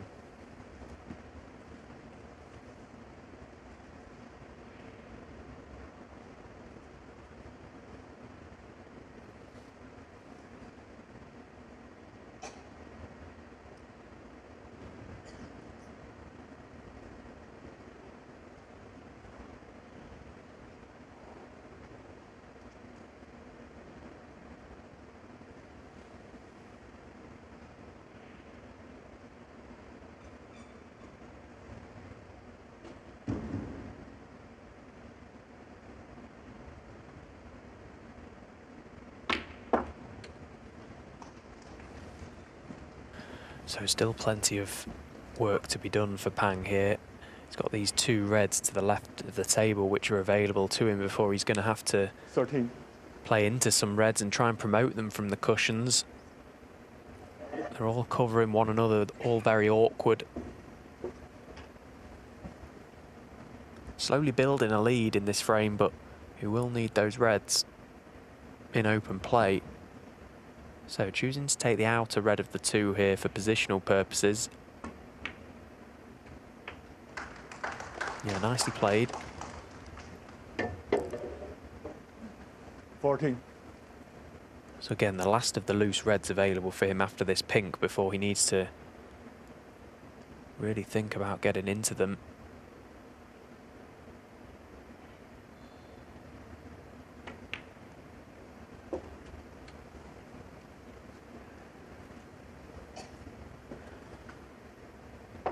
So he does have the option here, albeit it could be quite risky to screw this red in and try and promote some of the reds with this shot. If he doesn't choose to play that, he's got a guarantee he leaves himself an angle on this pink.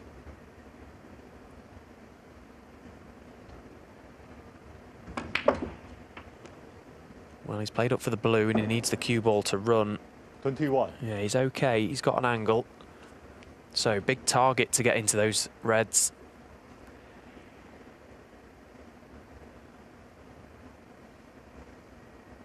Play the cannon into the 2 left of the black, or top it through to the 3 on the left of the table. He's chose the 2. He wants to try and catch them both simultaneously. He's okay, and actually he's landed on this red. It's quite thin, 26. but it's still a chance to keep this break going.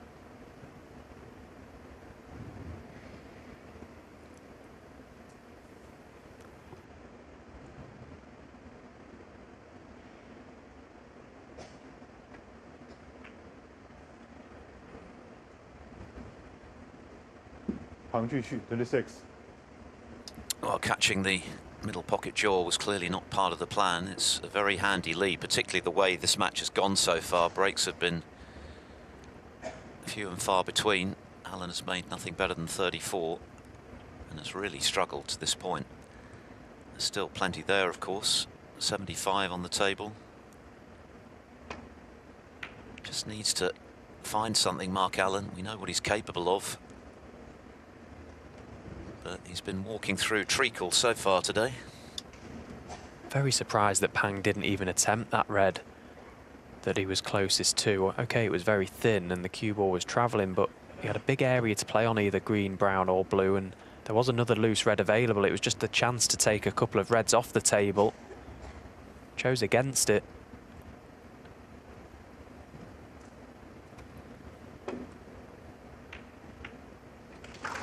But then decides to attack at that stage. What? That's a good pot, and that had to go because he was always cannoning into the black there.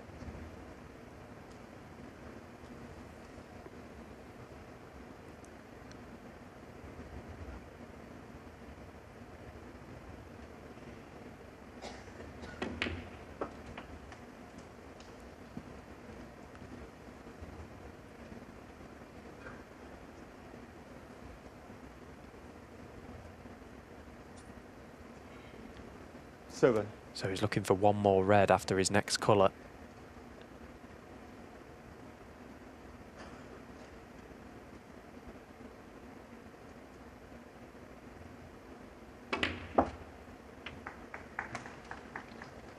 Eight. And again, it's gone wrong because he's the wrong side of the pink. He can't get close to this red on this top cushion now. And now he's hoping that one of those reds on the left side of the table goes. I think the outer one will just pass. Just come across the face of it. Wants to be pretty straight on it if he can.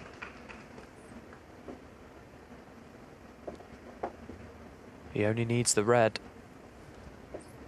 14.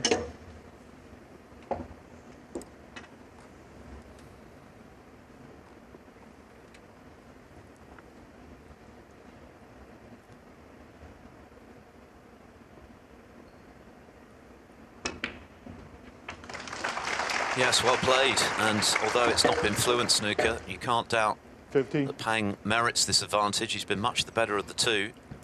This pink to make absolutely short.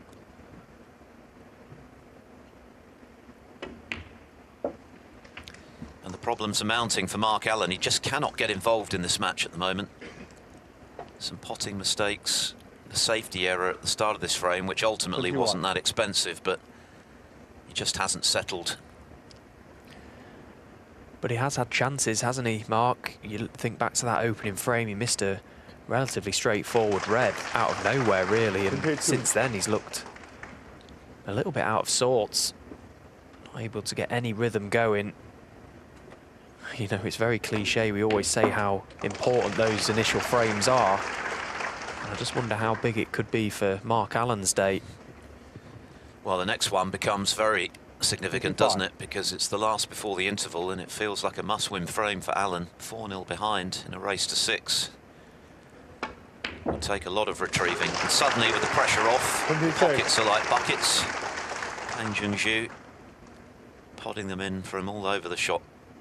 But he'll be delighted with the start he's made. The previous frame could have gone wrong right at the end when Allen got the snooker he needed. But he's dominated this frame, and he's halfway to a place in the Shanghai Masters Quarterfinals, Mark Allen is in urgent need of the fourth frame. The world number one trails 3-0.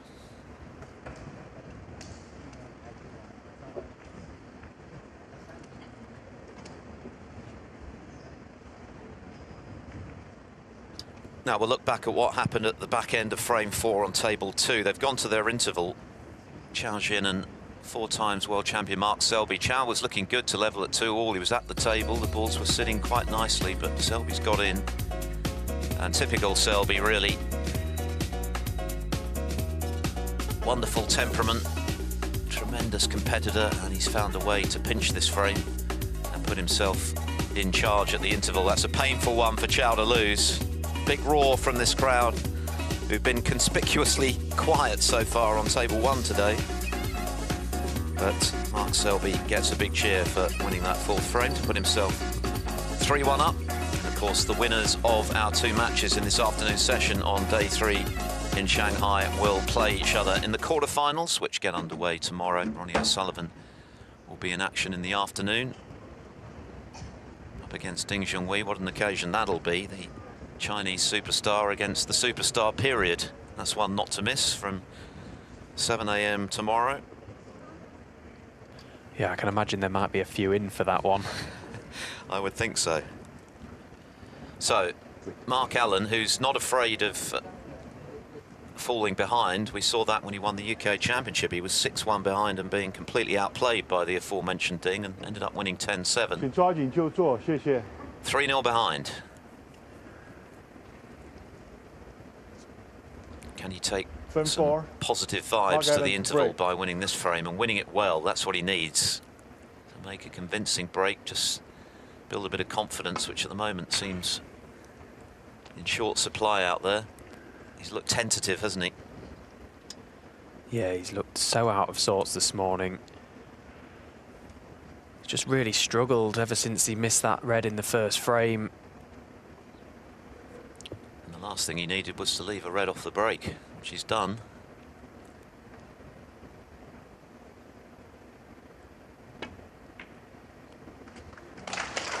There's the cue ball. 1. Well, that'll disappoint Pang because that was a real chance to get going in this fourth frame.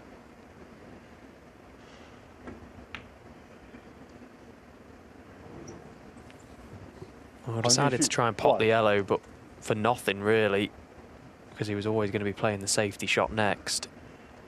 But yeah, Mark Allen, it's not very often we see him perform to this level. He really hasn't been at it today.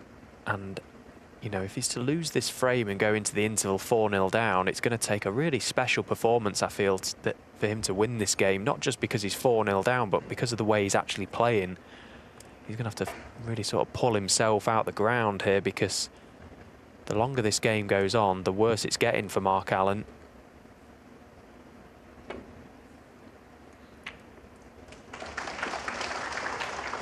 One.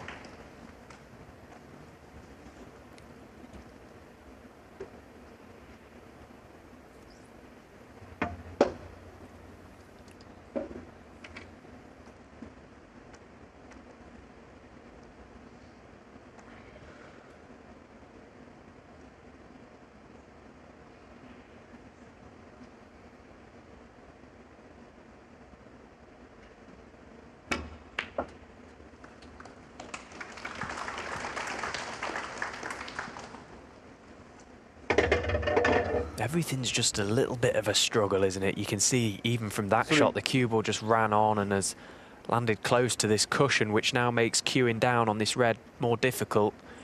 If the cue ball was a ball off the cushion, it's a very straightforward just stun up for the black.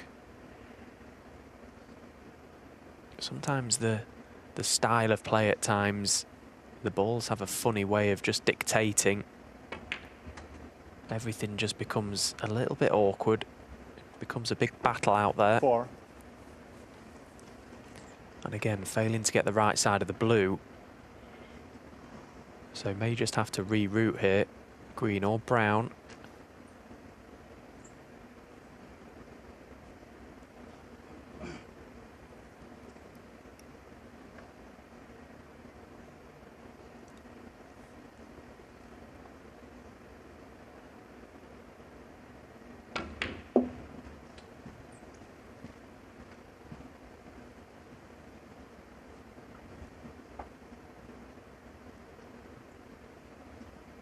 7.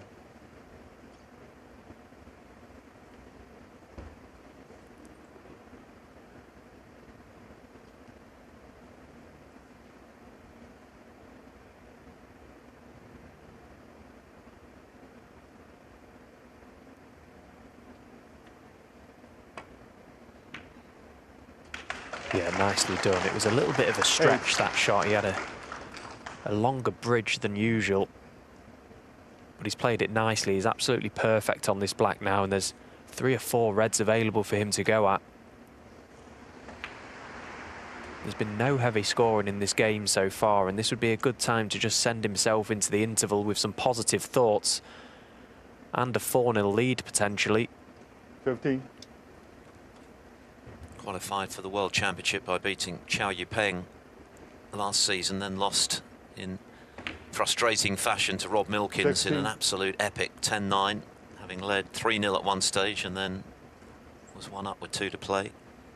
But of course in 2023 he got to the final of the WST Classic, lost to Selby, beat Gary Wilson in the semis, as of course he did here to set up this crack at Mark Allen. Made the semi-finals of the Welsh Open last year as well, when he lost to Murphy. So he's had some deep runs in ranking events. He's a very tough competitor. What a result it would be for him if he could make it a clean sweep before the interval against the world #1. Yeah, they've been 24. dreaming about this match for a while. Obviously, massive occasion for him. Big event in Shanghai, a date with the world #1, and it's been the dream start for him so far. Okay, he's not performed to the highest level that he may have liked, but as we've already mentioned, at the end of the day, it's about getting the job done, regardless of how you do it. I think 31. it tells us a lot about his composure as well. He just seems content to play in any way. Like, it doesn't seem to faze him if he's not playing great. It doesn't seem to faze him if he's playing below standard, and that's a good place to be out there. He stays very present. You know, in years gone by, we've seen players get very frustrated out there in the big arenas when they're not performing. You know, it can be a 32. pretty lonely place, a pretty daunting place at times, but so far Pang is dealing with things well.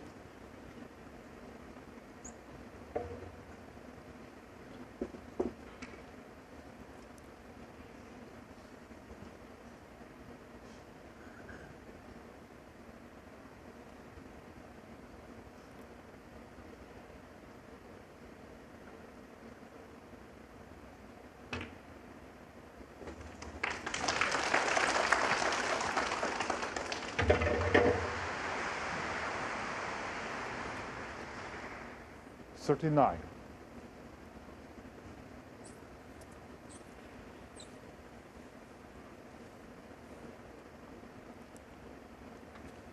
This is already his highest break of the match, which will tell you that it's been quite scrappy stuff, even from Pang, who's threatening to take a 4-0 lead here.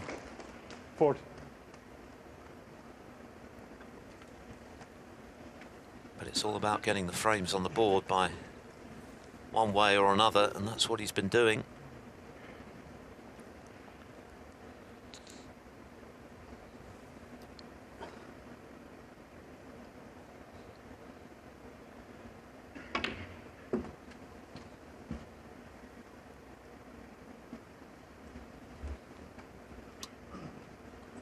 $43. Big target to play on these 2 reds that go to this left corner pocket. So again, now 1 good shot required, get nicely back on the black. Again, just lost his cue ball for a couple of shots there, but he's recovered it nicely. 44.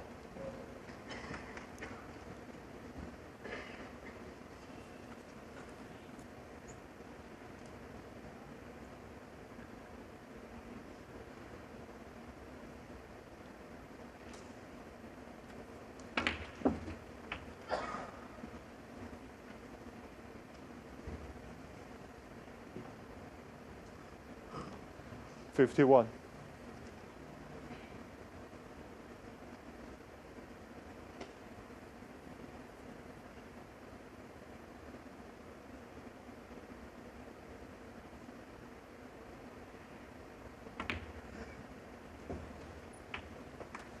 52. First half century of the match. Can Pang go on to convert this break into a frame-winning one and a very commanding lead? Still 67 available. And again, another pretty poor positional shot actually from Pang, because you can afford to overrun that there. You've always got baulk colours available, but to land straight or low on the blue was a sin, really. He had to get an angle on it to then get down this area of the table again nicely on your next red. He's close to the winning line in this frame.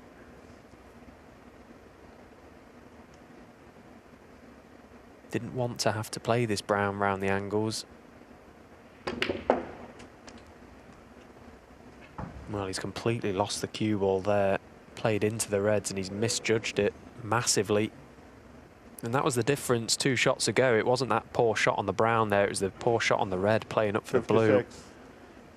He had a few feet to overrun that cue ball.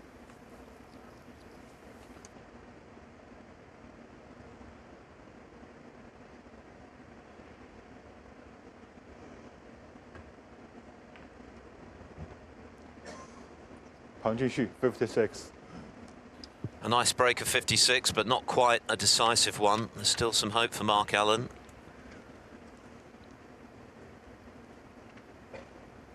This is the kind of situation that can lead to a dramatic turn in a match if Allen could somehow conjure his best snooker so far today and win this frame.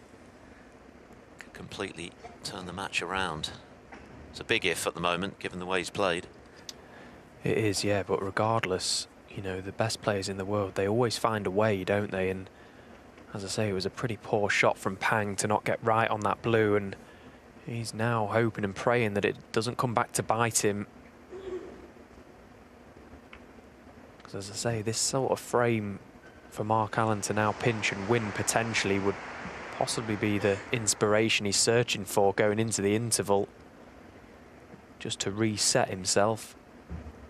Possibly hit some balls on the practice table as well, I would imagine, because would like to just try and find a little bit of time in.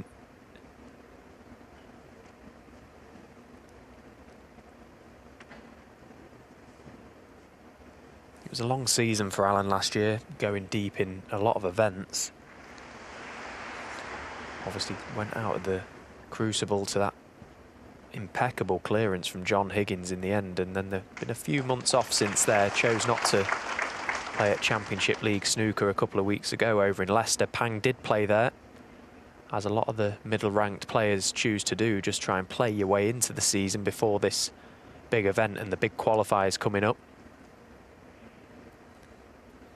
Yeah, a couple of draws and a loss for Pang in the Championship League. But of course, he does have a victory, and a hard-fought one at that, under his belt coming into this match over Gary Wilson. Albeit that he didn't really score in that match, he got the job done in the end.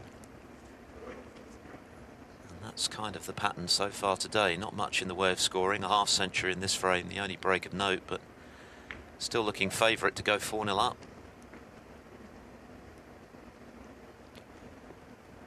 He only needs a red and a colour.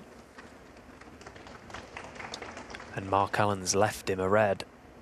Okay, the cue ball is pretty tight to the baulk cushion, but this a red he has to go for.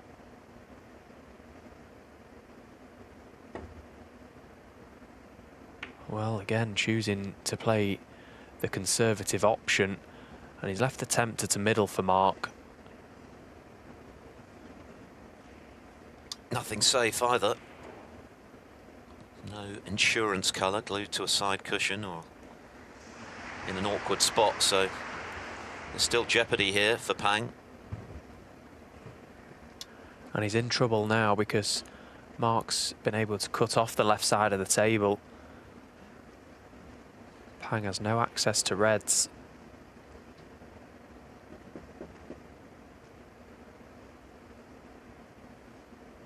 You know, when you're in a little safety exchange like this, you're always trying to get the upper hand, and a couple of safety shots that Pang has played throughout this game has asked no questions of Mark Allen. It's almost like he's just, you know, watching on, expecting to be in trouble the next time he comes back to the table, because that was such a routine shot for Mark to lay the snooker there. And with nothing safe, Pang's not only got to hit this, he's got to get it safe as well.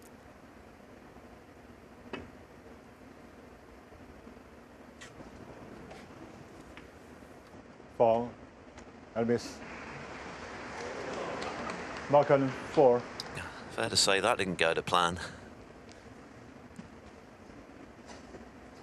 Didn't seem to have anything on the cue ball there. Yeah, he needs to chuck a little bit of left-hand side on this just to try and flick the red on the way back up the table. But the danger with that is if you catch it too thick, you've pretty much done the frame. Because surely, if Mark Allen gets in, it's a chance. Although, OK, he's not played well so far today. The balls would all be sitting ducks for him. Yes, that 53-point lead doesn't actually feel that significant given the state of the table, does it? If Allen does get the next chance, he would back himself, even having struggled to clinch the frame. So these are big moments in this match, because it would be a hurtful frame for Pang to lose, even though he's had a good session. If you'd offered him 3-1 when they shook hands at the start of this match, of course he'd have taken it. But what a chance he's given himself to make it 4-0, which could yet be denied him.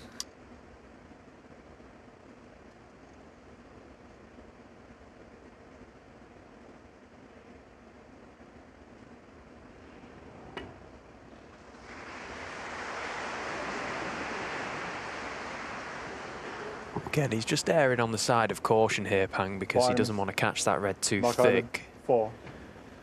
But he's heading back to his chair because he has left the red now for Mark Allen.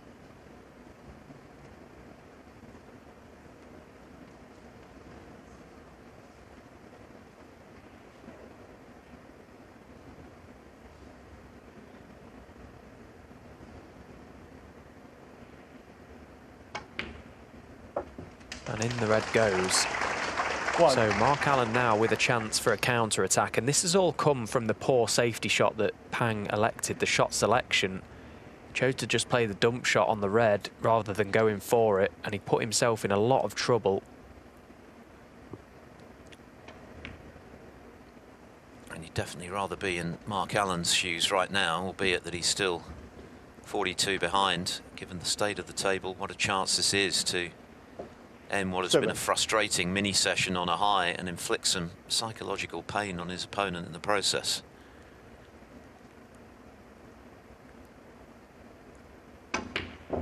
Oh goodness, that very nearly stayed out. It's a struggle at the moment for Allen. It really is. This is not the player we saw last season, or indeed the last 2 or 3 seasons. And when they're not going in cleanly, it just doesn't fill you with much confidence as a player out there. You stood behind every shot just looking for problems. He certainly will not be feeling good at the moment. However, he's still at the table and he's still got a chance to inflict a body blow to Pang here, because Pang had this frame won. 16.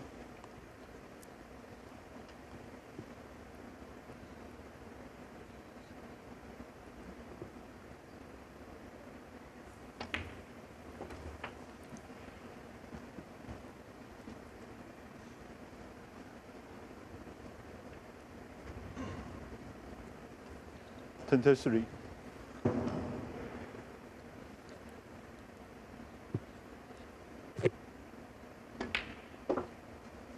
24.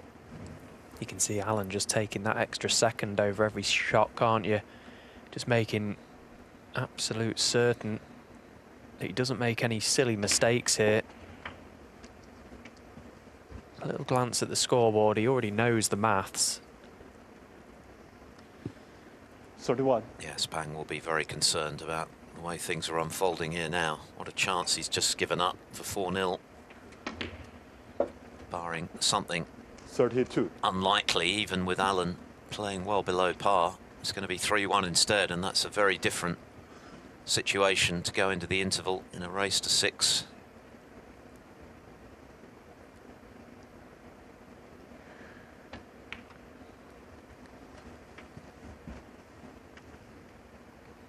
And for how poor he's played, Mark Allen, so far today, he'll be absolutely 34. delighted to win this frame and go in the interval 3-1 behind.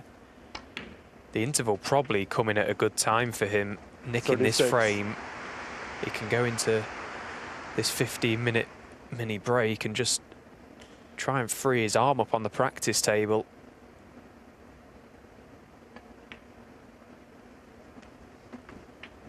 $39. And he'll be well aware that this is going to hurt his opponent, who's outplayed him so far, clearly, but this will sting for sure for Pang Junxu. 43. How significant it proves to be at the end of this match remains to be seen, but it's a frame he knows he should have won. 3 colours required for 3-1. 48. Very nearly missed at the start of this break. That would have been the final straw for Allen, I think, but 2 routine pots away from getting his first frame. 54. A dramatic frame in what has been a scrappy session. Allen has struggled in a big way. But he's done what top players 51. do. Mark Allen, Given the opportunity, given the reprieve, Mark Allen has taken it impressively. His first convincing snooker of the entire session to close the gap at the interval to 3 frames to 1.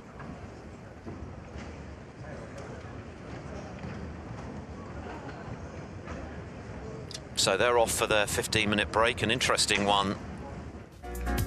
Pang Junxu in front, but it's one of those situations where he's possibly feeling worse than his opponent, who's 2 frames adrift, given the circumstances in which he lost that 4th frame. Meanwhile, Mark Selby seemingly powering on towards the winning line now. He lost the 1st frame, has made a century, could easily have lost the 4th, perhaps should have done, pinched it on the black, and has now moved 3 clear at 4-1 and within 2 of the quarterfinals here. That break of 115, the highlight so far, but just as important, Steve, was the frame that he pinched just now. Yeah, and it's what we expect, isn't it, from the Jester? He's so good at that type of frame. You're never safe against someone like him. Even when you need snookers, you still feel very anxious out there playing Mark. And, of course, doing what he does best against this wild card who's had a very good run in this event so far. But Mark will know that, of course, he's got the experience to just put him under a lot of pressure today.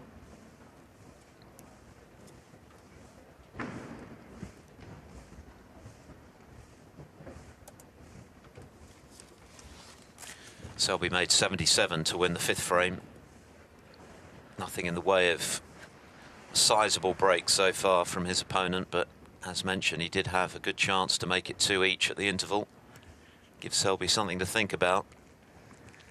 What can he do with this chance to get himself a foothold again in this match?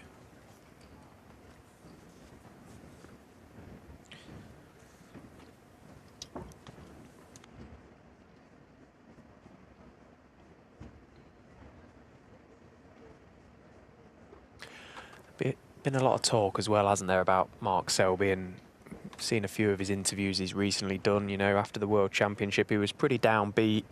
You know, didn't look to be in the best of places, and he's had a good break away from the game over the summer. Seems to be refreshed coming back. I think this is a nice game for him to have, actually, just to play his way into this event. Yes, he said that his performance against Joe O'Connor when he lost in the 1st round at the Crucible was, and I quote, pathetic from start to finish. And he added that, I don't want to go through the motions. I feel like playing is a chore. I'll take a long time to think about it over the summer. Away from snooker, I'm happy. Then when I come back to snooker, it's the opposite. So it's to be hoped that, having had that break, that Selby is feeling refreshed and a bit more upbeat about the game. Of course, it was only just over a year ago that he was making the world final and making a 147 in the final, ultimately in a losing cause against Luca Brissell, but seemed to have his mojo back again after well-documented issues off the table. And of course his wife Vicky has also had some health concerns which would have been a major challenge for them.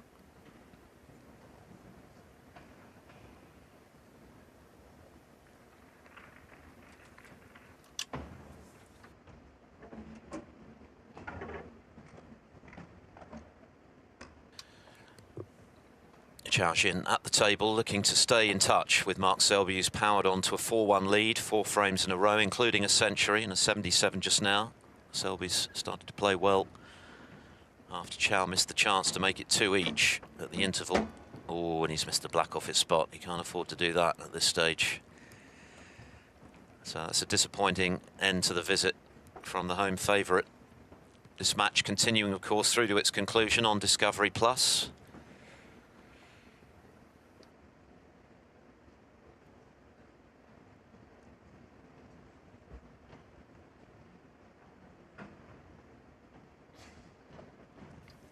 I think as a player as well, and you know, any snooker player can probably relate to how Mark has been feeling recently. You know, it can be a very lonely game at times, and he's obviously a big practicer, absolutely loves the game, but your day-to-day struggles can sometimes get the better of you.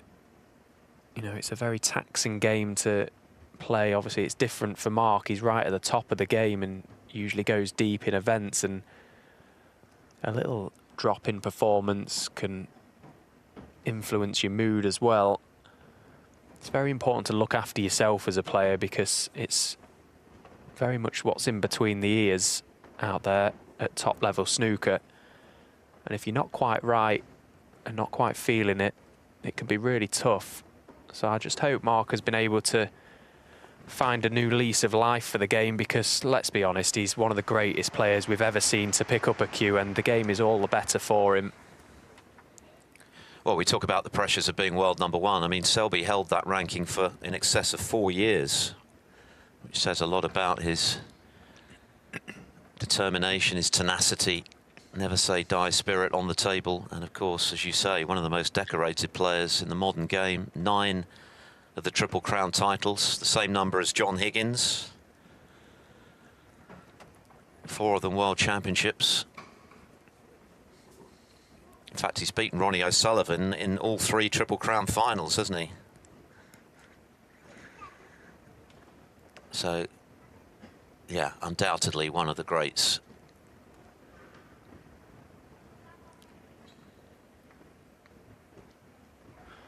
I think the key word for Mark is just intensity, isn't it? Everything he does about the game is just always so intense. His practice, it's intense. How he plays the game, it's intense. You know, he wants to win so badly. And that's the cue, inevitably, for an unexpected miss from Selby. He'll be annoyed about that when he was looking potentially at going 4 up with 5 to play.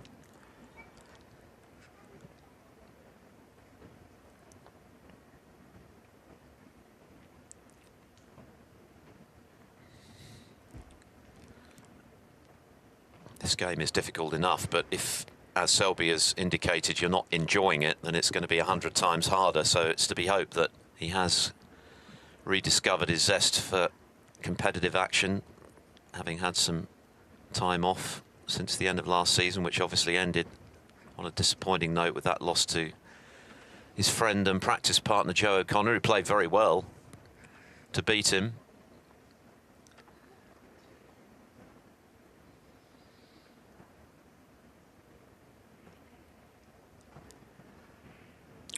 Nicely done.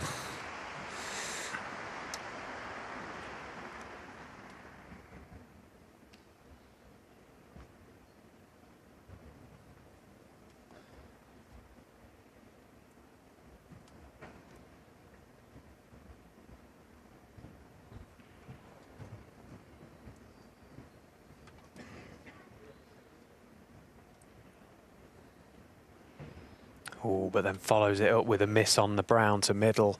Has played at the Shanghai Masters once before, Chao Jin, back in 2019. Lost in the last 24 to David Gilbert 6-0, but he's acquitted himself a lot better this time.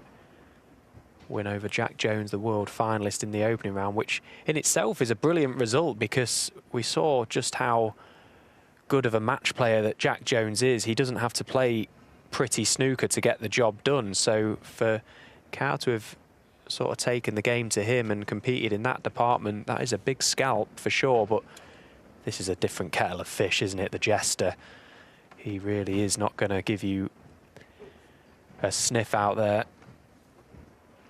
Just wants to bury it. He's a serial winner.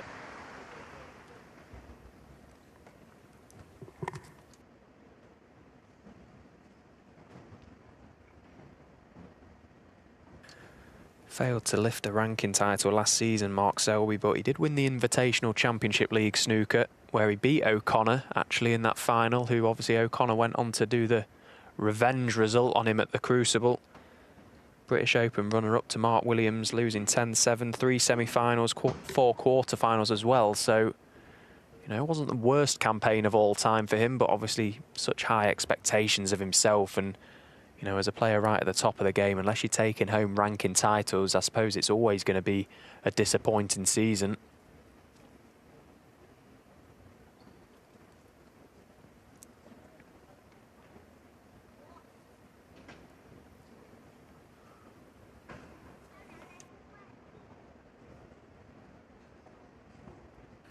Lost to Ding in the title match here in 2016. Ding, the other multiple winner of this event, along with O'Sullivan, who of course has won it 5 times.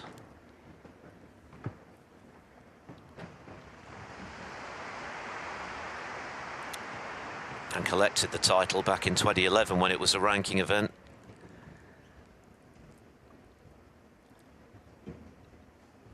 '22 ranking titles, 37 professional titles.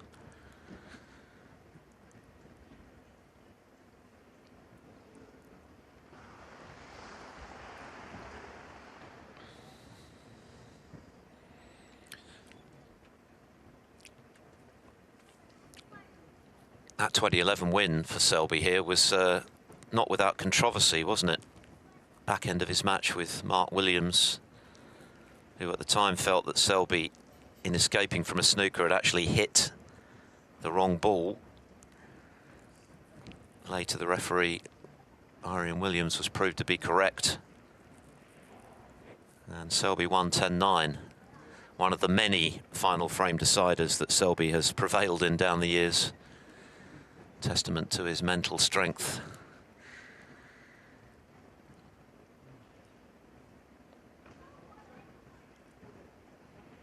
Oh, but he's missed again in a way that you wouldn't have expected, just when he was looking to get into a position to close out a 5-1 advantage. And it's a good job he missed the cannon to the pack of reds as well, because he played the green with pace to try and disturb those reds.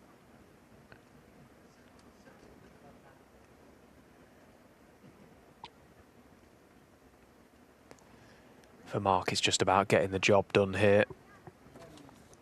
Obviously a heavy favourite to come through this match, but you're never quite sure how they're going to unfold, and it's pretty much a free hit for Cao Jin here, just trying to get some experience, you know, playing against the best players in the world, testing himself.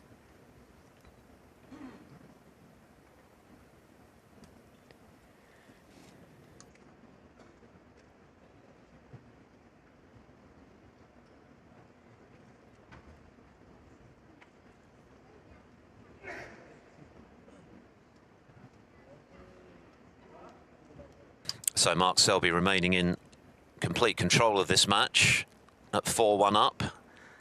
And of course, coverage of this one to its conclusion continues over on Discovery Plus.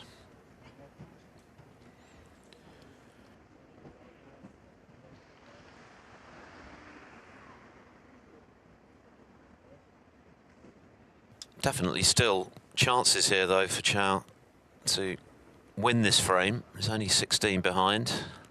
Seen Selby miss a couple he wouldn't have expected to.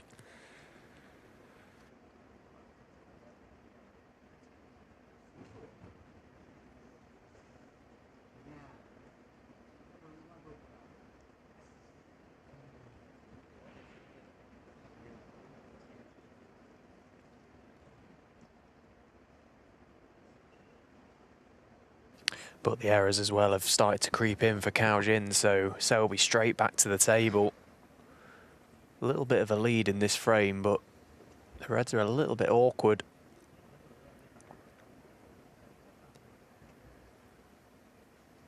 Possibly just looking at the option of potting this red, trying to promote the red off the top cushion with a chance of staying on the blue. Yeah, he did try it. He's just lifted it a fraction.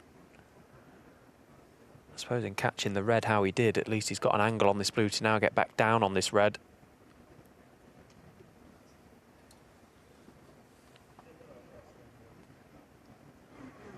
Try to bring the other one into play as well, and that's a fantastic shot from Mark Selby. Lovely control. Yeah, beautiful cannon, and that could be a key moment in this frame. Turn 5. So Mark Selby closing in on a 5-1 lead on table 2, within a frame, if he wins it, of a place in the last 8. Pang Junxu breaking off. I wonder how he's feeling right now. Yes, he's 3-1 up, which is a more than useful situation, but he knows it should have been 4-0. And credit to Mark Allen, who hadn't played at all up to the second half of frame 4. When he was presented with the chance, he made a 61 clearance to get himself involved in this match. So the question now is he going to be able to build on that in the second half, find some form?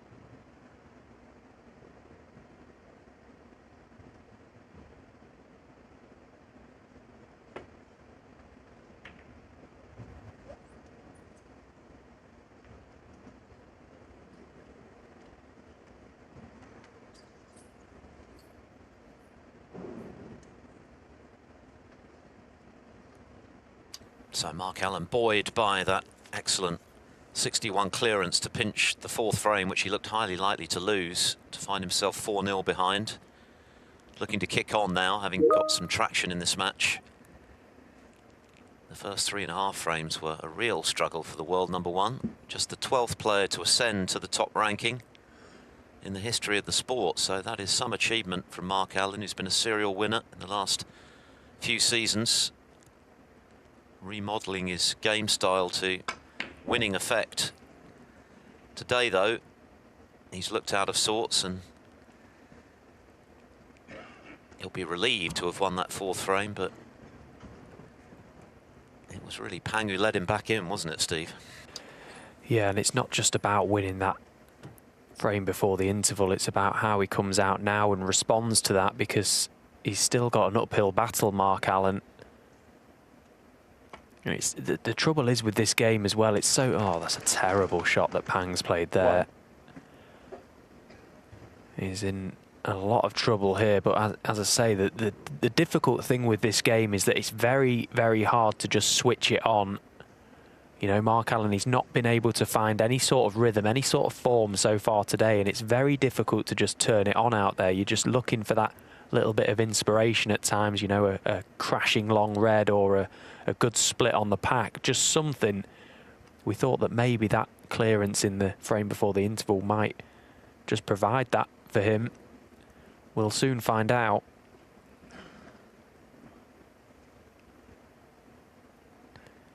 I mean, the shot that Pang's just played there, like, where did he think the cue ball was going to end up? It was such a big cluster of reds that it always looked like, unless he checked the cue ball up past those reds, he was always going to end up in there.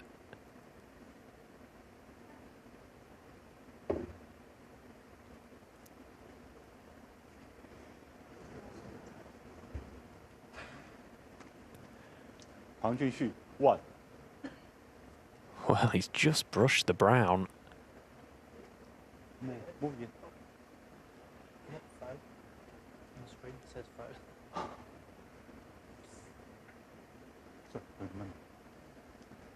Yeah, he's definitely just brushed the brown on the way through there, Pang. The lightest of contacts. It's hardly moved. In fact, it's rocked back onto its spot. It was that delicate. Referee saw it.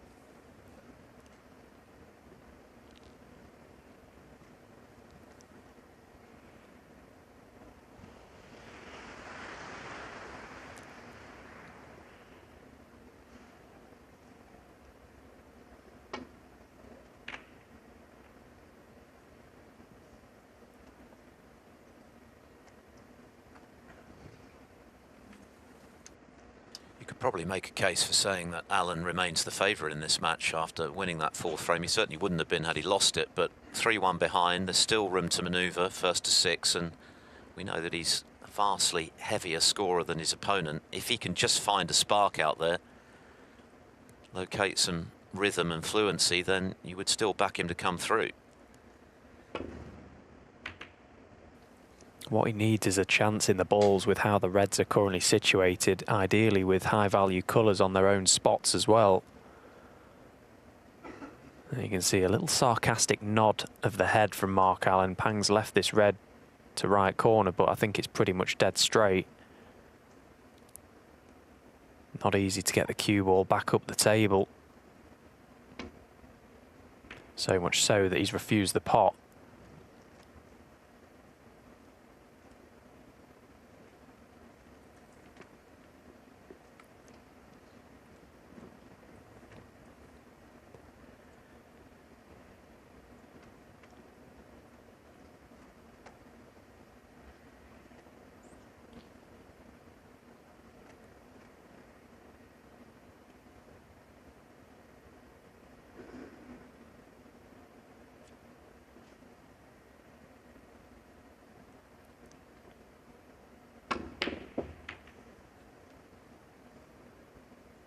So what's the damage? Can Allen get past this brown for red to corner? Again, didn't really get close to the long pot. Didn't strike it all that cleanly.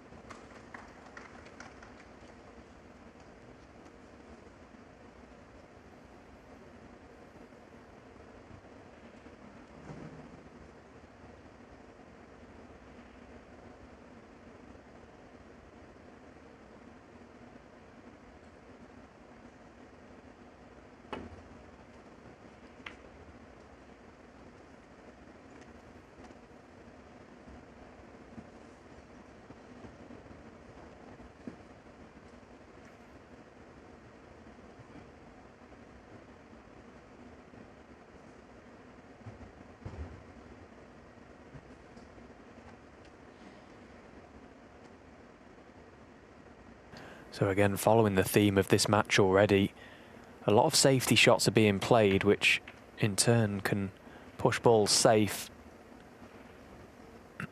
At the moment, the Reds are still quite nicely spread.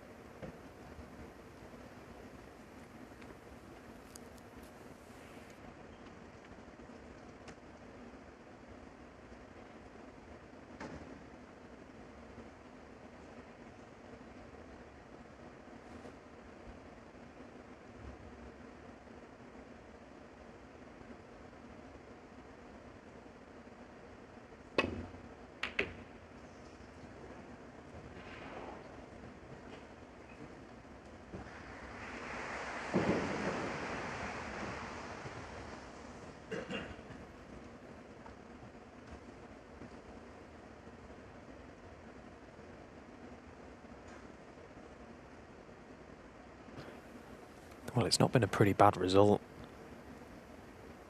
for Pang. That could have ended up a lot worse. You can see there's a red near the pink spot that will pot to left middle, but there's absolutely no value in taking that on unless he can get the cue ball out of this area.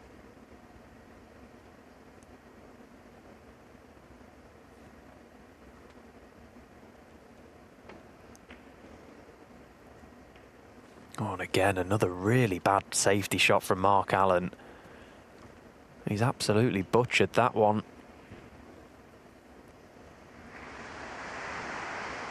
Under no pressure really for the return there. He could have put the cue ball anywhere. He was obviously intending to get the cue ball over the left side of the table, over near the yellow jaws. But catching the blue was so poor.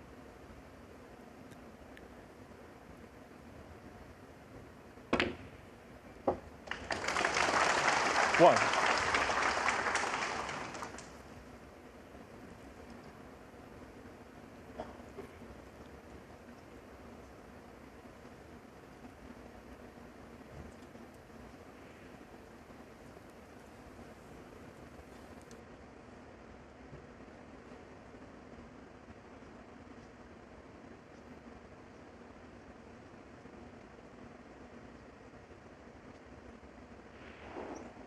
Mark Selby did take that 6th frame, by the way, against Chao Jin on table 2. So Selby 1 frame away from booking his place in the quarterfinals. It's on Discovery Plus.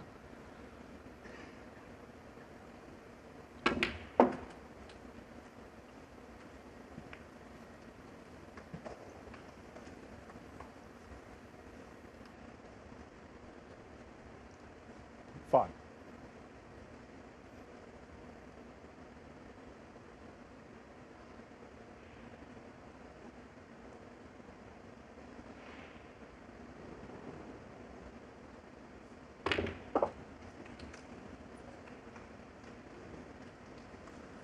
Six.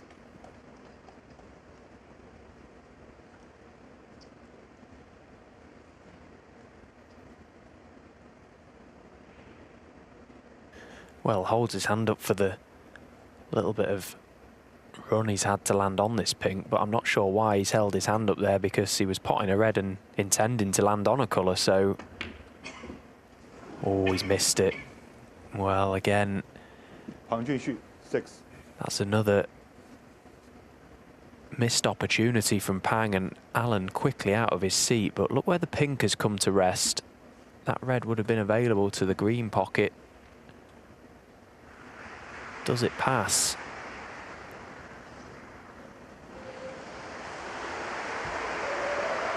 Maybe very tight.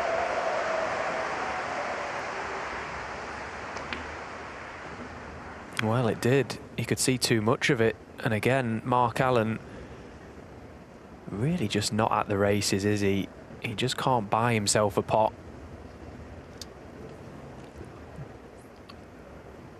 Yes, it was a question of whether that 61 clearance to pinch frame 4 would change the pattern of this match, but no evidence really at the start of this 5th frame that it has.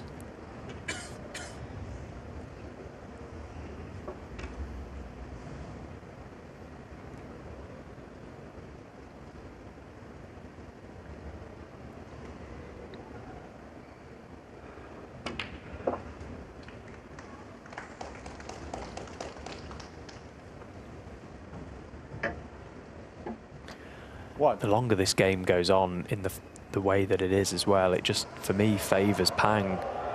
Because, of course, we know how good Mark Allen is and he's able to battle it out at times, but just the manner of which things have unfolded today just doesn't fill me with much confidence that Mark Allen's going to find anything in time. And Pang, the sort of character that he's never really fazed by making the odd mistake. He's very good at just brushing it off, and yeah, I just feel the longer it goes on, it's going to favour Pang. He's had a couple of chances in this frame, but this now really a golden opportunity to extend his lead.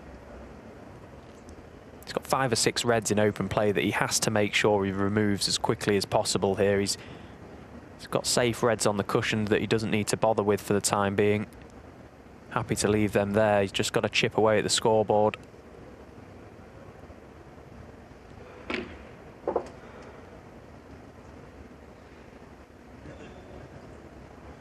Nine.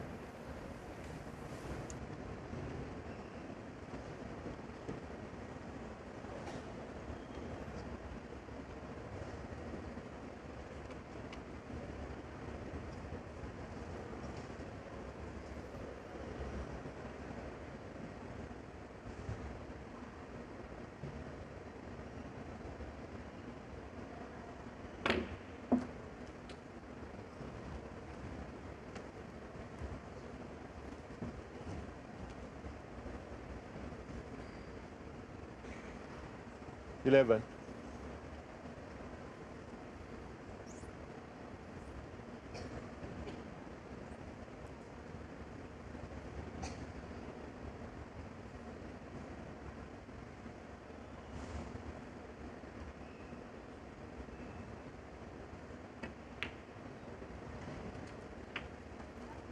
Two.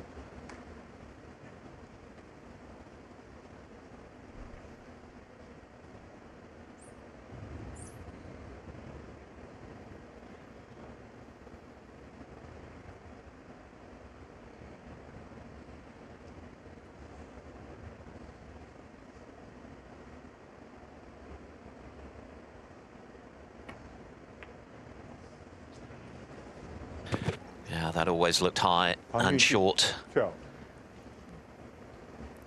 And this is the one encouragement for Mark Allen.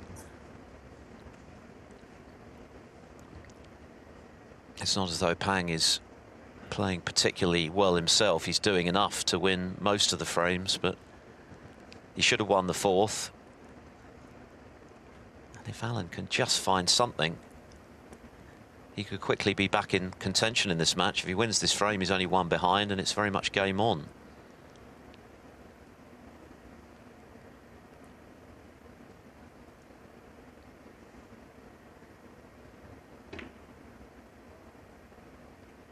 It wasn't easy because he was close to it. Always difficult to judge the angle. It's a shot that Allen would have got if he'd been playing well, but as we know, things have been a struggle of late.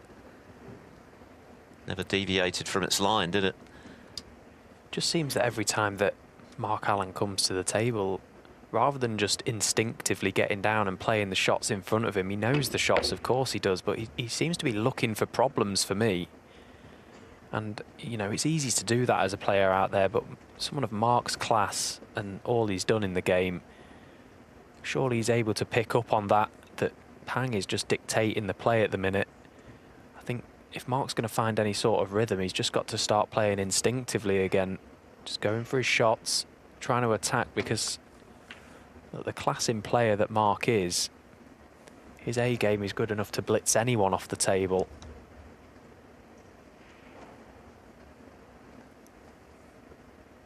Even his B game at times is good enough.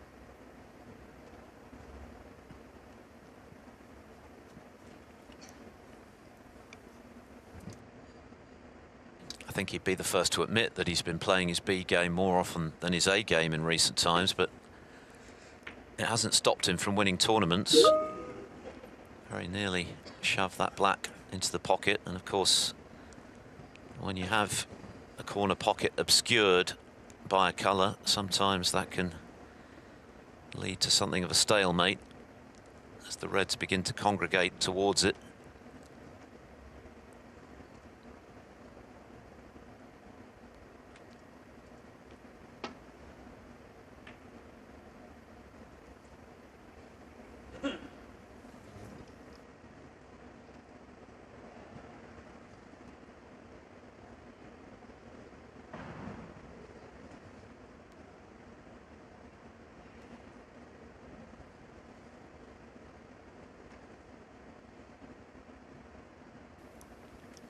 So quite a big target over behind the yellow, brown and blue. There's a little corridor that Pan could possibly play into.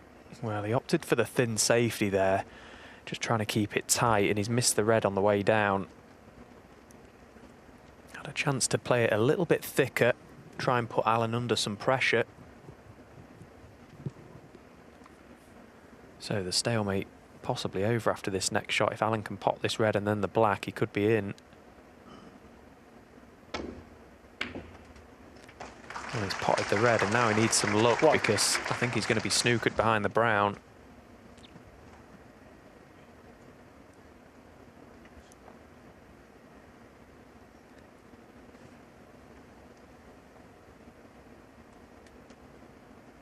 (3-1) up and playing well, you probably find the gap there.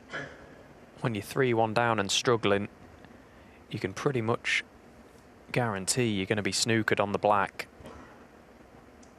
It's just how the balls seem to run at times. We've all seen it so many times down the years, how the balls can just dictate the play at times. And again, it's not something he wants to do here, just roll him up, but he's got no option. Again, sometimes just how things roll influence your shot selections. Allen not even able to push the boat out in that scenario. Try and make something happen.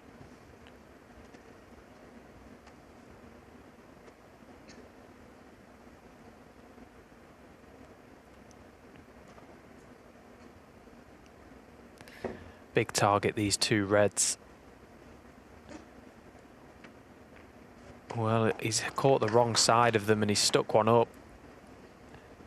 So now this is a good chance for Mark Allen. Can pot this red, clear the black away from that pocket. This is an important visit to the table for Mark Allen now.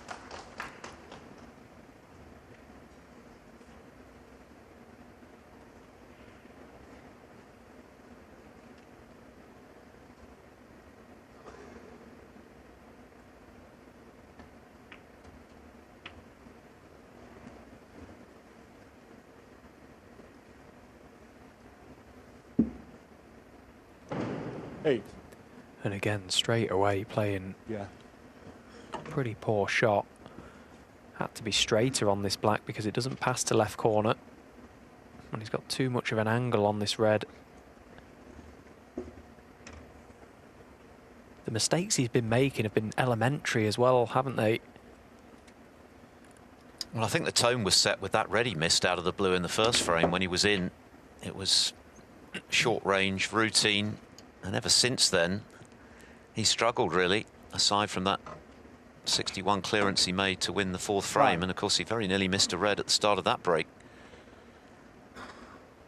And there's been much head shaking from the world number one today. Yeah, the black he's potted, he has to land straight on the red, basically. He's got so much room to overrun that positional shot. The fact he's landed with the angle that he did was a cardinal sin, really. An error that you would never expect someone like Mark to make.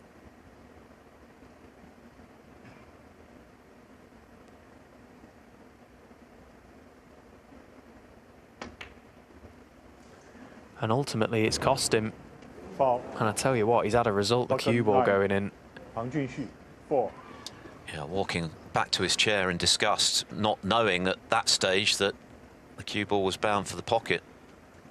But this has got to be one of the worst displays that Allen has produced in the last few seasons, when, of course, by and large, he's been incredibly consistent and regularly walking away with the trophy. That's why he's at number one. He's not playing like a number one today. Not yet, anyway.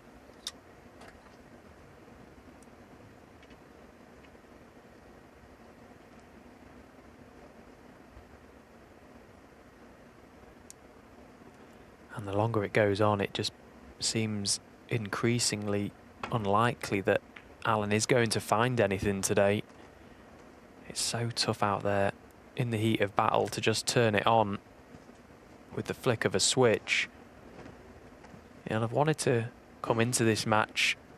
Obviously, he would have been optimistic. Big event, big city, big prize money. Best players in the world all involved. He's here as the world ranked #1 player. He wants to try and set the tone for the rest of his season, but so far he's not been able to do that. And he could very easily have got a cannon there, which would have left Pang potentially a very straightforward red to get back in this, once again, scrappy frame. I mean, it's the kind of match which, if Alan eventually finds a way to get over the line, who knows, he could then go on and win the tournament. Sometimes you have matches like this and it's just a case of winning them. You don't dwell too much on how you've played. But if you lose, then you've got no opportunity to improve. It'll be a flight home, and a long one at that. Good red, but no position to go with it for Pang. Yeah, and if you're the other players in this little section of the draw as well, the winner of this match takes on Mark Selby, who's just registered a 6-1 win over on the other table. I think if you're Mark Selby going back to the hotel room now and popping this on, you're probably loving what you're seeing at the minute. Because, OK, there was not really any fireworks from Mark Selby today either, but he's played a lot better than either of these two have so far. And we saw it with Mark Williams as well, his opening game that he played in this event. He also played a wild card, but he struggled to really make an impact in this match. He was giving away chances left, right and centre. He was sort of really desperate at times to try and make something happen. Wasn't able to do that, and then obviously went into his game against Judd Trump and didn't get away with those chances that he was giving away. Meanwhile, another mistake from Alan to leave this red for Pang. Chance to get back in.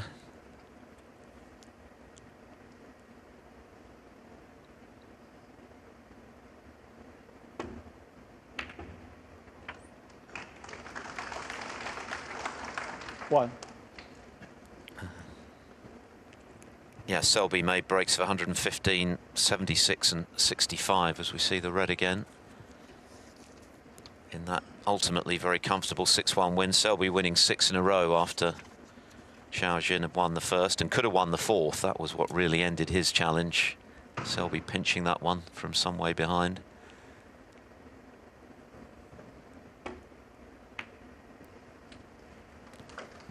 This is another bits and pieces affair, but Pang edging his way towards a position of strength in his bid to move within 2 frames of what would be a great victory for him.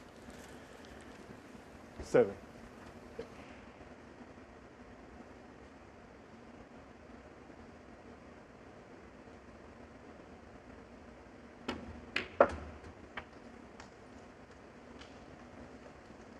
Eight.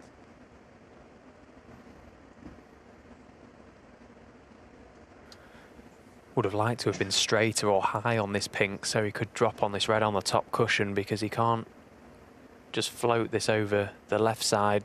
Black is in the way to pot those reds. This pink puts him 28 points in front with 51 remaining. He's decided to try and promote one. It's not worked out.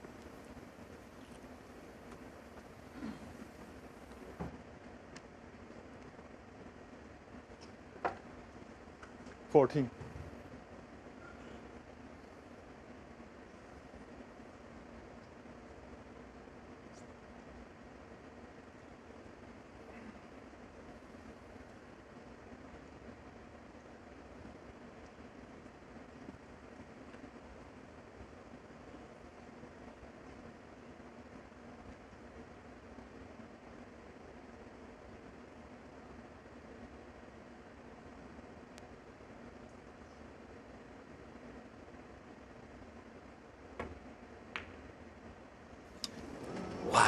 Well, it just about dropped in the end. It was a very good pot. It was tricky, 13. clearly, and that is something that Pang has in his armoury.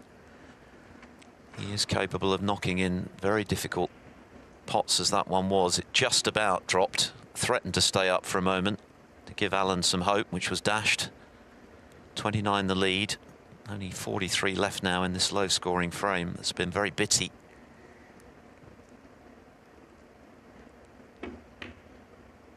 So just one red needed to win the frame.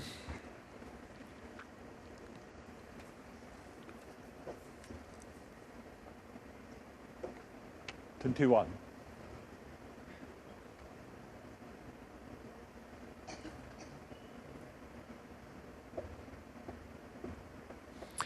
Quite surprised that Pang didn't take the yellow on there to the middle pocket.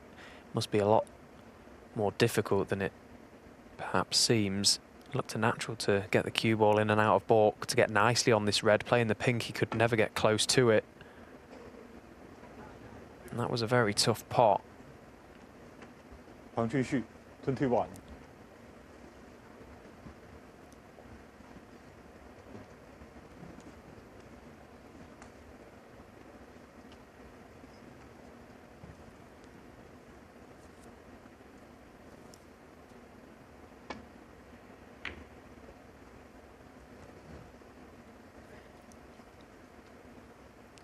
Good safety shot from Mark Allen. Perfect length on the cue ball. Controlled the red he hit nicely as well. Pang not able really to do anything other than to just rest up to this red.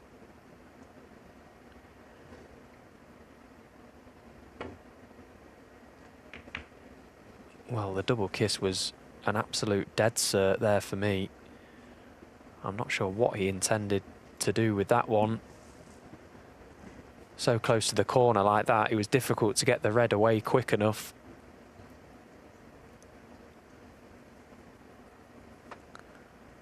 Now, Allen's just had a little look at that yellow, because if he can pot this red down the rail and leave himself on that, he could then get back for the other red in baulk.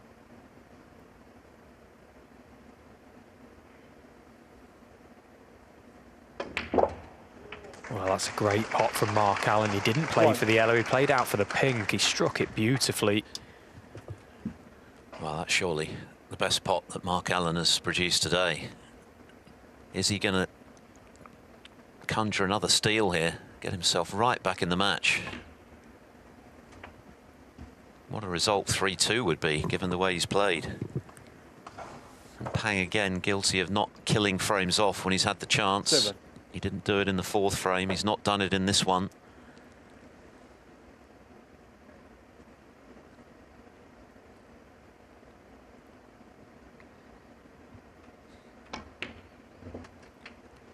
Wow, that 8. went in via the side door, as they say. It's edge of your seat stuff, really, in the worst way, I suppose. At the minute, you're not quite. It's not as convincing as it usually is it? Everything's just wriggling in. But the bottom line is they are going in for the time being at this visit for Mark Allen, and what is a massive visit to the table. If he can close the gap to 3-2, he'll be absolutely delighted. With the way he's played so far today, he could quite easily have been 5-0 down. 15. So there, that yellow was a lot easier than, you know, I first thought. A few moments ago, Pang had the chance to pot that yellow and go in and out of baulk, back down for the red on the top cushion, chose against it, and ultimately 18. that shot selection has cost him.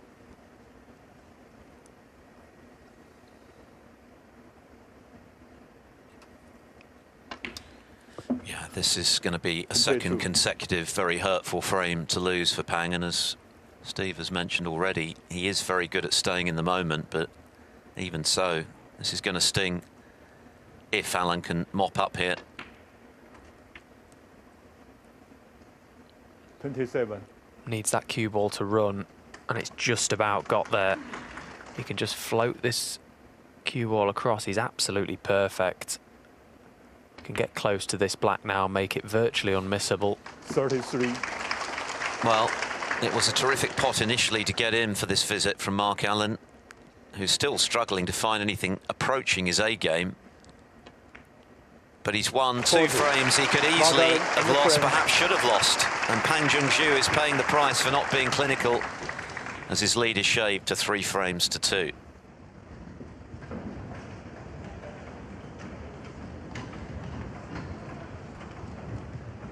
Now, as we've already mentioned, it's all over on table 2, and Mark Selby, in the end, as expected, has come through with something to spare against Chao Xin, who of course scored that excellent win over Jack Jones, the Crucible finalist, just a couple of months ago, and took the first frame today and perhaps should have taken the 4th, but that's where his challenge ends. The wild card has gone out, and Mark Selby looking to start this brand new season on a positive note after a disappointing end to the previous campaign and losing in the first round of the World Championship to Joe O'Connor, is into the quarterfinals with plenty to spare. The question is, who is he going to play? Will it be Pang Junxu or Mark Allen, who's on the comeback trail from 3-0 behind, very nearly 4-0.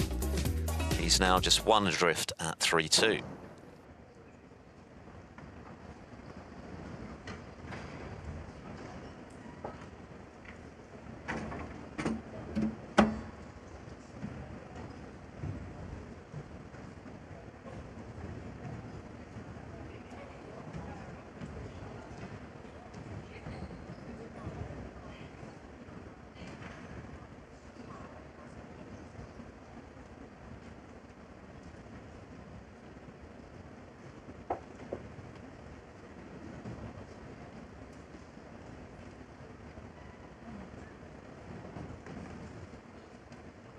The midway point of this second round match here at the Shanghai Masters, a place in the quarterfinals at stake, and a meeting with Mark Selby, who's beaten Chao Xin by 6 frames to 1 on table 2 in this afternoon session. Later, the world champion takes centre stage against Zhou Yulong. Kyron Wilson is in action on table 1.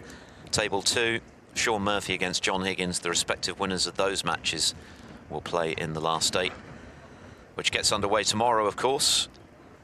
But plenty to ponder for Pang. Yes, he's still in front, but he'll feel he could, and perhaps should be, 5 up with 6 to play. And this match now, Steve, has a rather different complexion, with Mark Allen stealing the last 2, really. Yeah, absolutely. Pang has thoroughly missed a trick for me, because he was well in control. OK, he wasn't playing well, but he was doing enough. And Mark Allen was way below par. But all of a sudden, at 3-2, Mark Allen's got his tail up. Frame 6. Mark Allen to break.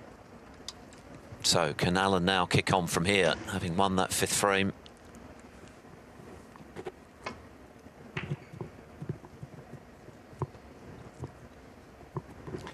The thing is as well that the best players in the world, they just don't keep playing badly, do they? And it wouldn't be a surprise to anyone to just see Mark Allen spark into action at some stage. It's got to happen at some point. He's just too good not to. But I think the key for that to happen is he needs to be more aggressive. He needs to attack Pang here, attack the balls, try and find a bit of that rhythm that, you know, when he gets going, he's such a fluent player, but at the minute, he's erring on the side of caution for whatever reason. Arguably his best snooker last season was in winning the Invitational Champion of Champions. He was outstanding in that tournament. He beat Jimmy White, Ali Carter, John Higgins and Judd Trump for the loss of only 8 frames, including a 10-3 victory over Trump, who was of course one of the players of the season himself in the final, and also won the Players' Championship when he beat Mark Williams, Gary Wilson, Ali Carter and Zhang Anda for the title, as well as the shootout. 1. We haven't seen that sort of form from him today, but he's right back in the match now. Pang with that opening red.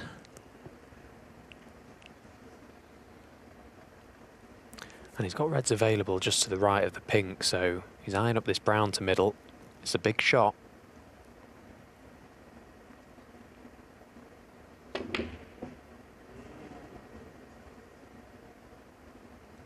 Yeah, he was just off straight, so having to play that with a little bit of pace to try and widen the cue ball.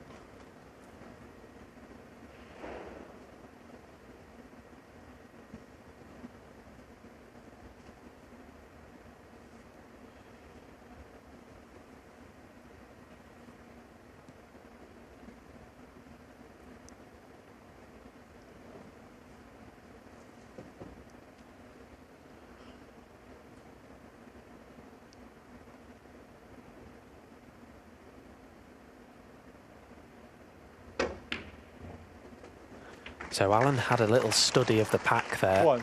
Just had a good look to see if there was any obvious plants. He's left himself a nice angle on this blue. Well, choosing against it, feels he's just gone a fraction too far.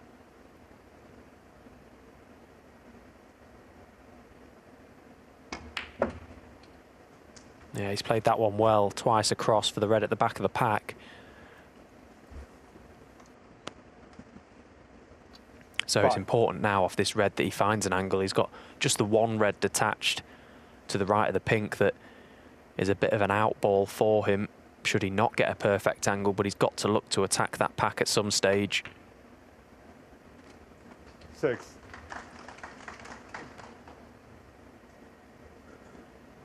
The idea here, not to miss the black, try and get some reds moving, keep the cue ball in the middle of the table.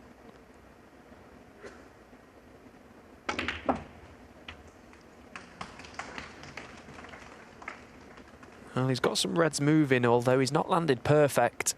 It was a pretty good split considering it wasn't the best pack to go into from the black. Hello all, how are you? Hope you all are fine and doing well. So, guys, do you want me to sit behind the table? To navigate the cue ball in. I'm here, guys, for you. Okay, just joking. Enjoy the match. He's got the red, although he couldn't get the cue ball out of balk. Probably going to be brown to middle now, is it?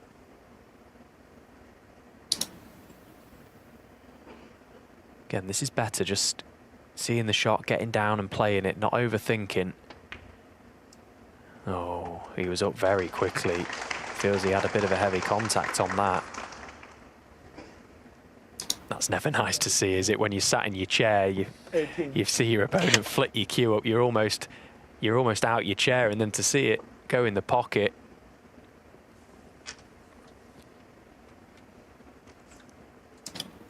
It's the second time that's happened today, isn't it? Alan up off the shot like lightning, suggesting he'd miss when actually the pot went in and he had position.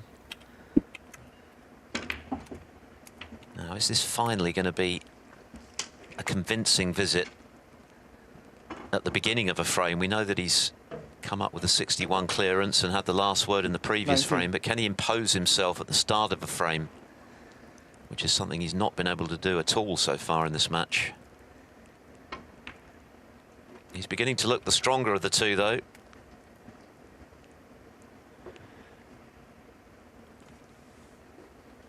$24.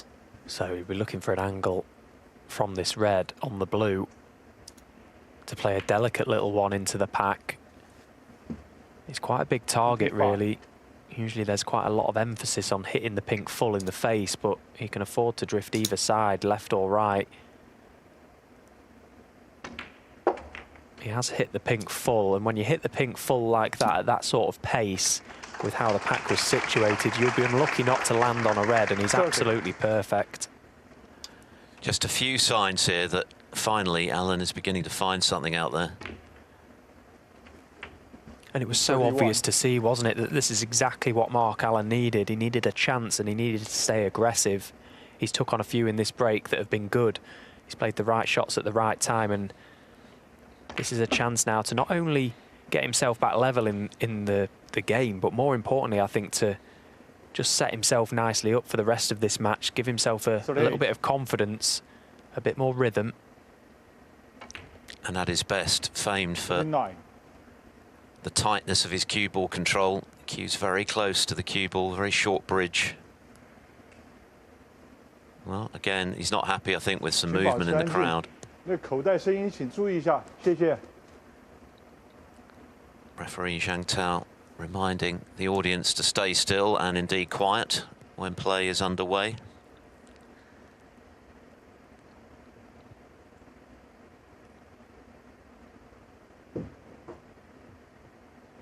So Mark Allen taking a bit of a timeout.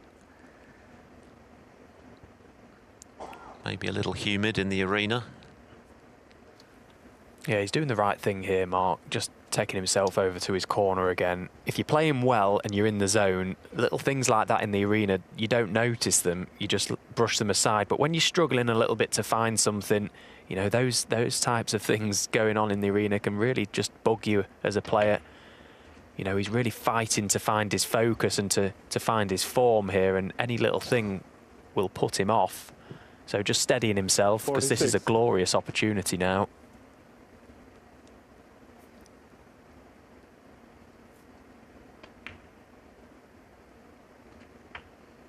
47. But you're right though, Phil, this is exactly where Allen's at his most dangerous.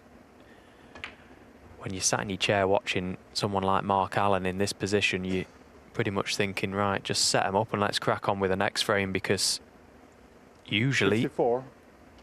This frame would be over. Still a little bit of work to be done, just needs to be careful with this one. Yeah, he's controlled it nicely. 55. Yes, when he's playing well, that cue ball doesn't seem to move very much at all, because he's always in the right spot for his next shot.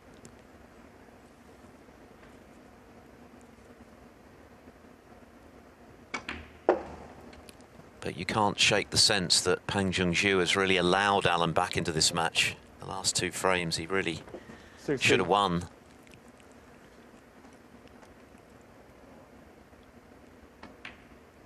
And you just can't afford to do that against 61. one of the world's best. Never mind the world #1, as Allen now is. So the frame is won, barring snookers.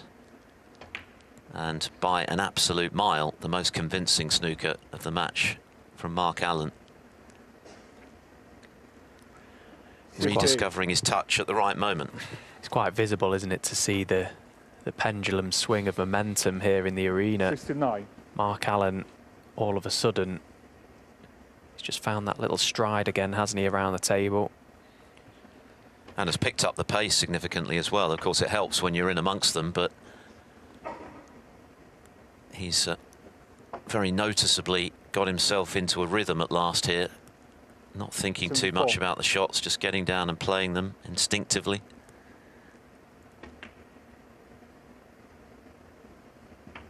$76. And from nowhere, really, chance of a first century of this match. The first of Mark Allen's campaign this season.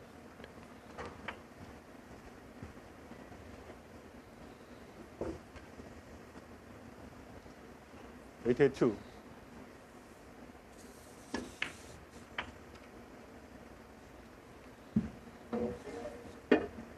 83.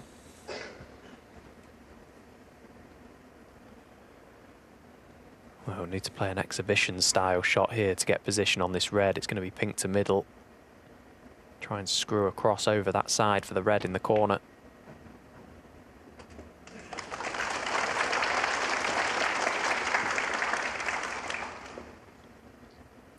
$89.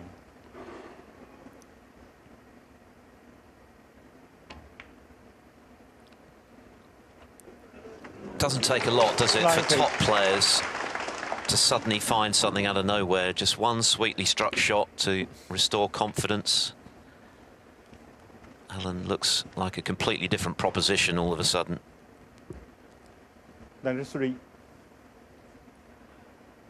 And this was exactly what the doctor ordered, wasn't it? Because this has come at 95. the perfect time for Mark Allen. He's got his claws back into this match. He's levelled things up, and as we've already mentioned, he's got the momentum going forward. 98. And it's just what, sorry, Phil, yeah, it's just what the best players do, isn't it? They can just turn it on. It's very difficult to do, though, when you're not playing well. Yeah, absolutely. 102. Much more like it from Mark Allen. the 15th century this week. His first of the season, and 107.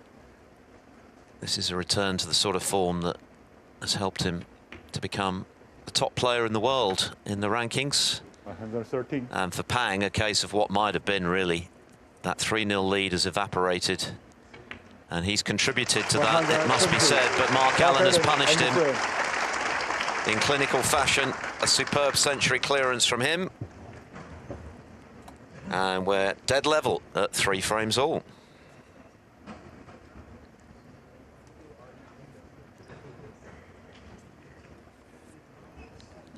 There was always that sense that if Allen could just find something, just elevate his game a little, then this match was still well within his compass, even at 3-0 behind, and so it's proved. Now he's looking the favourite again.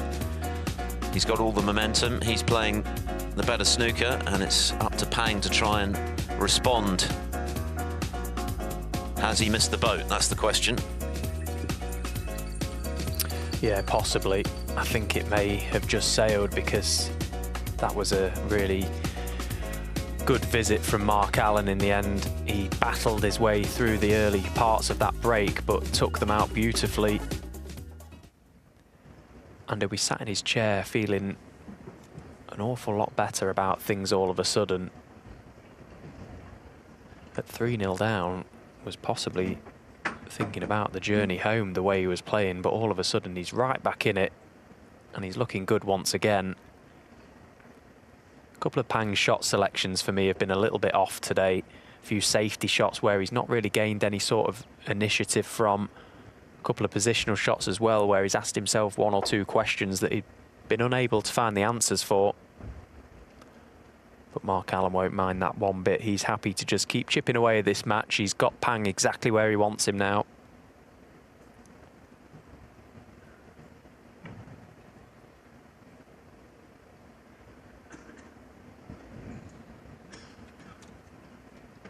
This match has a very different look now, not just because Mark Allen has come from 3-0 behind to level at 3-all, but the way in which he's done it, not least in the last frame, a century break, and that was vintage Allen. Excellent cue ball control, didn't look like missing, had a nice rhythm, was playing at a nice pace, and now looks the more likely, which certainly wasn't the case when he trailed 3-0. Could and should have been 4-0 and maybe even 5-0. But of course, crucially, he was able to take that 4th frame when Pang led him in with a break of 61, and that does now look like being a very significant turning point in this match, unless Pang can regroup and find something himself. But still a long way to go. Obviously, it's still up for grabs at 3-all. The winner to play Mark Selby tomorrow in the quarterfinals, and 2 more matches coming your way in the later session, which is due to start in about 2¼ hours time. That's Kyren Wilson, reigning world champion, of course. It'll be a special moment for him to be introduced as such to this big crowd here in Shanghai when he plays Zhou Yulong. And on table 2, Shaun Murphy is playing John Higgins, and the winners of those 2 matches will play in the last 8. And of course that gets underway tomorrow. Just a reminder that it's the best of 11 until we get to the semi-finals, then it's the best of 19 over 2 sessions, of course, and the final on Sunday over the best of 21 frames, the first to 11, to pick up that first prize of £210,000. Ronnie O'Sullivan going for a 6th title and his 5th in a row. And of course he plays Ding Junhui in the earlier session tomorrow from 7 AM UK time. So we're ready to go again, and Pang Junhui has to regroup now. The position of strength that he had has gone. How's he going to respond? Frame 7 of a possible 11.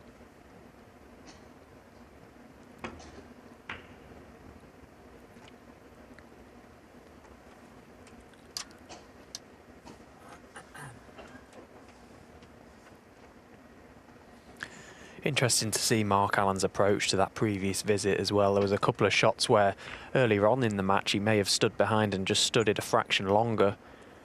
He played a lot more with instinct, just got down, saw the shot, played it, and ultimately it led to that magnificent century break.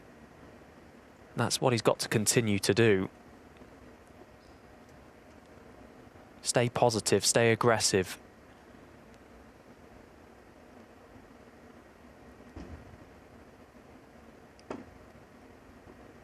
Because of the two players, it's very unlikely that Pang is going to reach that level that Mark Allen is able to.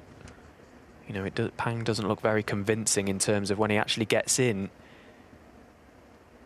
Just doesn't fill you with that much confidence that he's going to kill the frame off in one visit. But you know that Mark Allen has that ability in him to do it more consistently. And the fact he's just finished off that last frame with a century break and possibly feeling a lot better about his day. Pang's got to produce something special to prevent this game getting away from him.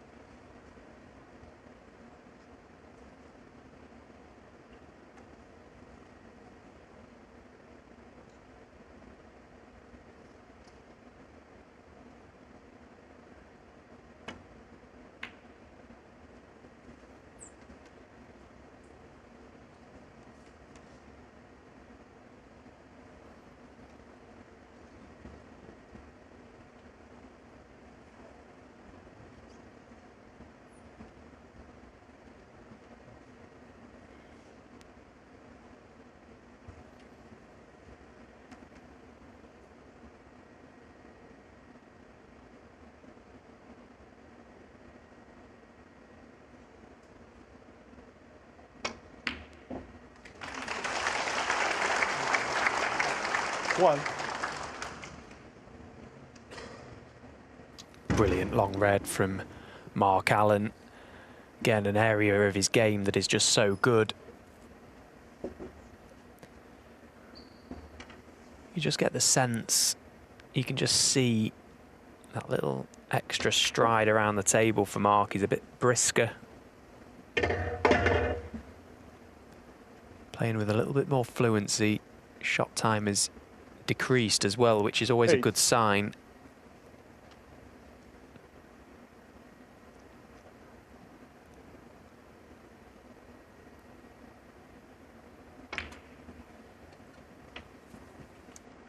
Nine.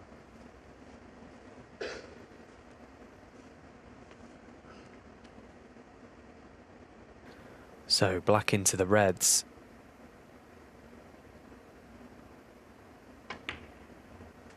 Well, chose to take the loose red at the top of the pack, and now we'll be looking for an angle off his next colour. 16. Well, he can get through to this one at the back, which is perfect because he's going to be bringing reds into play here. Oh, he's not quite hit it as well as he would have liked. Would have liked that cue ball out a little further. He's okay. The black is a little bit thinner, though. Just wanted a fraction more screw on the cue ball.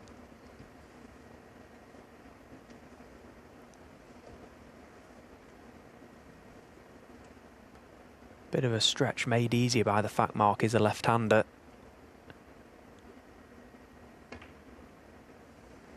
Yeah, and it's cost him in the end. It was a tough little shot, that little nippy one. It was the red previous, 17. needed to get that cue ball in and out of that pack. Very tough shots them, trying to control the cue ball as well. So a bit of a let-off that for Pang. He comes back to the table very quickly. He's got to try and stop the rot here.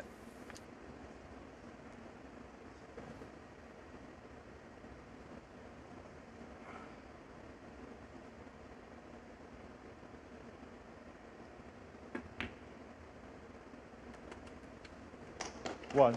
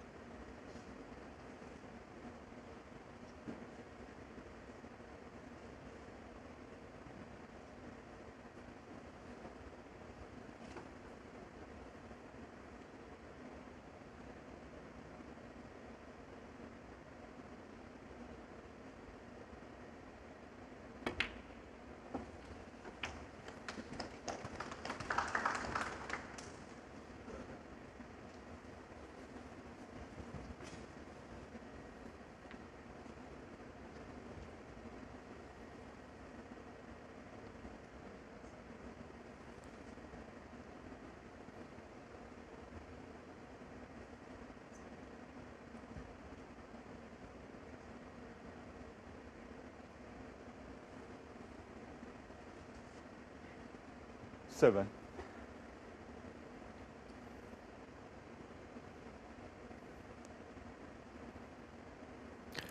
So I just wonder if in potting this red, Pang can leave himself an angle on the black to then get into that pack of reds.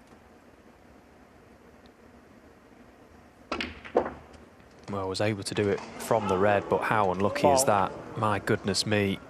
He's gone through the reds there, bringing them into play. Pretty much guaranteed to be on the black, but he's knocked it in.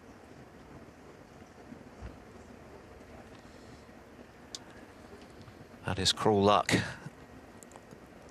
So often we talk about how the game feels like it punishes you when you don't take your chances. And maybe there's an example. I'm sure Pang would feel that he should have a handsome lead in this match. 1. Ironically, easily his best break of the day was in a losing cause in that critical fourth frame when he looked as though he was going 4-0 up. Alan stole it with a 61 to get himself a foothold.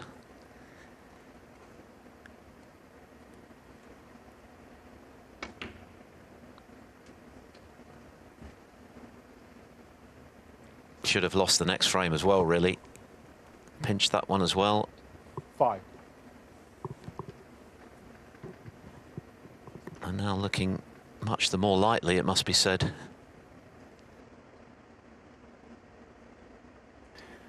Again, this is the difference at top level snooker, as Mark again plays a poor positional shot. Mark missed the thin black a few moments ago. Let Pang in, and Pang only able to register 7 points from that visit.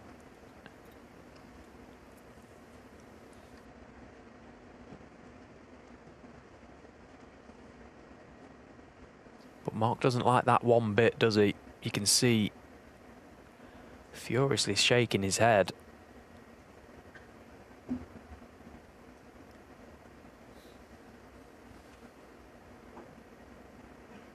Big target up in the baulk area to try and get the cue ball. All about pace, though. Has to get it into deep baulk.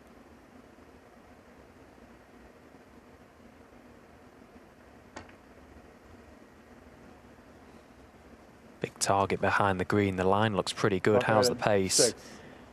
Yeah, it's perfect. That's a fantastic shot from Mark Allen. That's the mark of a great match player, when you've suffered the disappointment of losing position, when a handsome break looked in the offing, to then just reset, not allow that frustration to affect your next shot, play a good safety. We've seen Mark Selby do that year after year, haven't we?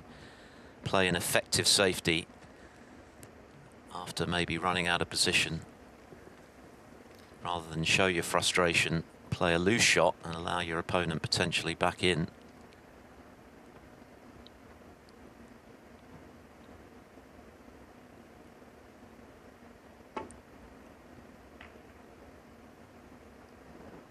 Well, all things considered, that is a superb return from Pang Junxu.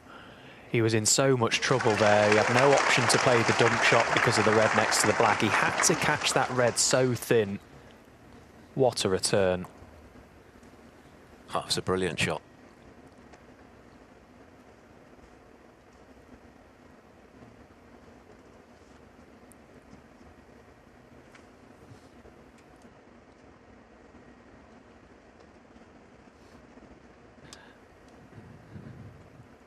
The table side view confirming that Alan's in a world of trouble here.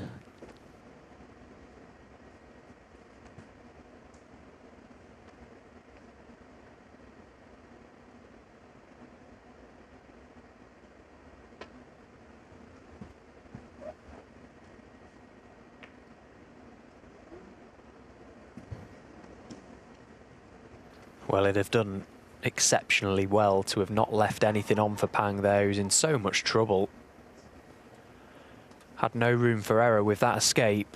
He's left this red to right corner. It's very thin. He's got one to left as well if he doesn't fancy this one. Possibly the best shot that Pang has played in this match so far. That's that previous safety shot to get Mark Allen in behind that green.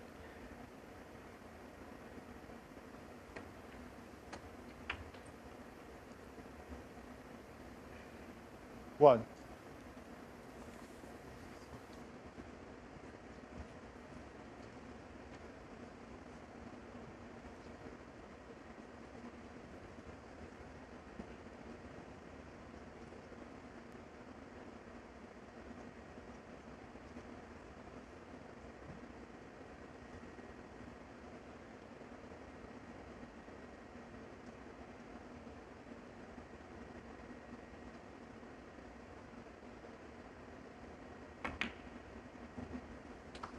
And that's a nice pot on the blue. That was thinner than he would have liked.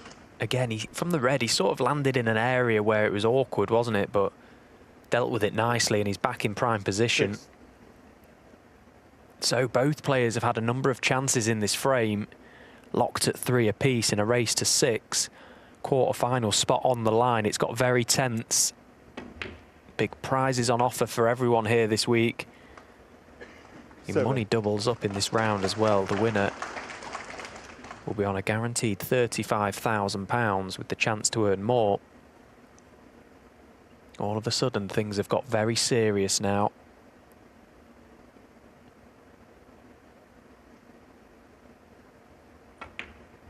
Pang himself is going to have to increase his level because Mark Allen, we've mentioned, you know, he just looks like he's starting to regain that rhythm, 40. refine that form that we all know is in there. Pang's got to respond to that. He's got to stand up to it.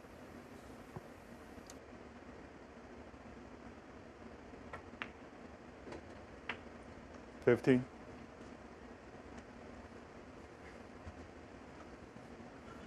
As you've said, one of his chief assets is the ability to stay in the moment and not dwell on past frustrations, of which he's had a few in this match for sure. Could easily have had a nigh on unassailable lead at this stage of the match, but he does have that ability to focus only on what he can influence, which is what's ahead of him. 22.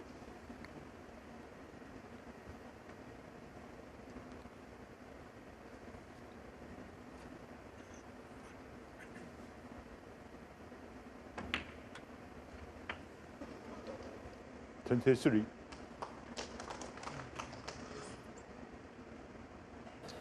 So got the balls exactly where he wants them now. Doesn't really need to do anything silly here. Everything goes. It's just about controlling that white, getting yourself to your next point. This is a great chance to take a 4-3 lead. He's just got to stay himself, keep himself as focused 30. as possible. It's been a lengthy old match this so far. 3.5 hours we've been going. 31. And we're not done yet. Plenty of life left in this match. This frame turn when Mark Allen didn't land nicely on the black when the reds were spread and he was looking at a 4-3 lead, played what looked like a perfectly respectable safety, only for Pang Junxu to play an unbelievably good one, and that put Allen in a world of difficulty, and this is the result. Pang with the chance to retake the lead.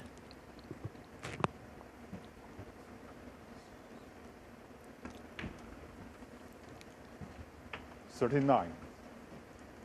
And a chance to register his biggest break of the day. Only a 56 to his name so far in this match.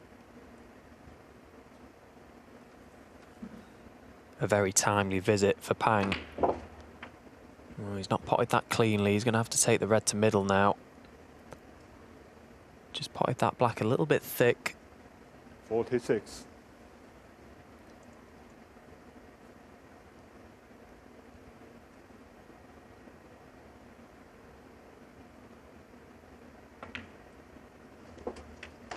Yeah, nicely done. 47.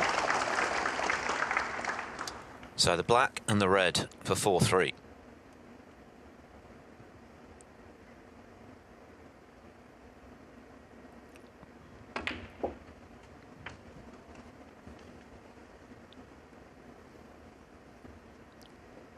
This goes in, Allen will need 54. 2 snookers, but surely won't get the chance to play for them.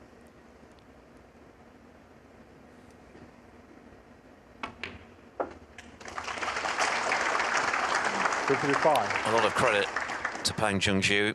Was beginning to feel as though he might have missed his opportunities in this match. But what a safety that was he played. He couldn't have hit it any better. And that created this chance, which he's taken. Yeah, it was inch perfect, 60. wasn't it? A moment of magic, really, for Pang, because put Mark Allen in so much trouble, and it's presented this chance for him. And he's taken them nicely. 62. You know, it was a really cagey start to this game, but perhaps we're out of the woods with that style of play for now. It's been pretty open the last couple of frames. 65. You know, this is what the crowd want to see. This is what we all want to see. Yeah, the pace has been picked up significantly. 120 from Allen to tie the match up, and now this frame-winning visit from 69. Pang.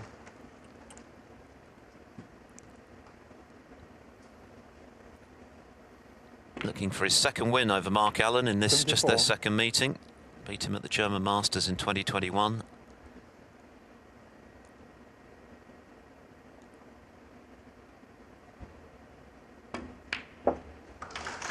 And he really has played this very nicely. He doesn't bother with the black, but that's an excellent response from Pang Junju to losing his 3-0 lead.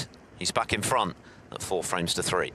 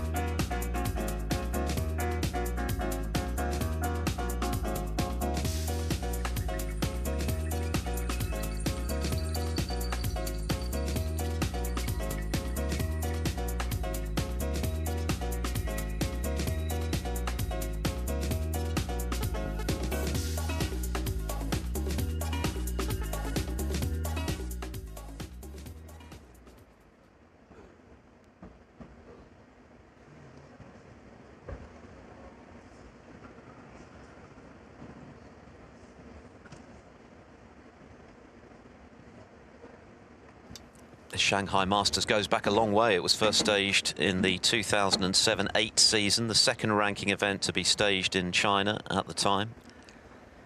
Who could forget the peroxide blonde hairdo of Dominic Dale, who won it when he beat Ryan Day 10-6 and then sang My Way by Frank Sinatra.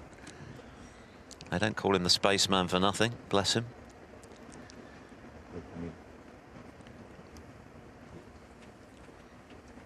Mark Allen then playing catch-up again, but that was more to do with the excellence of Pang than anything he did wrong. Yes, he ran out of position on the black and played safe, and he must have thought it was safe. And he had Pang in trouble. Pang played an absolutely immaculate safety return, and that set up the chance, which he took impressively. Mark Allen to break.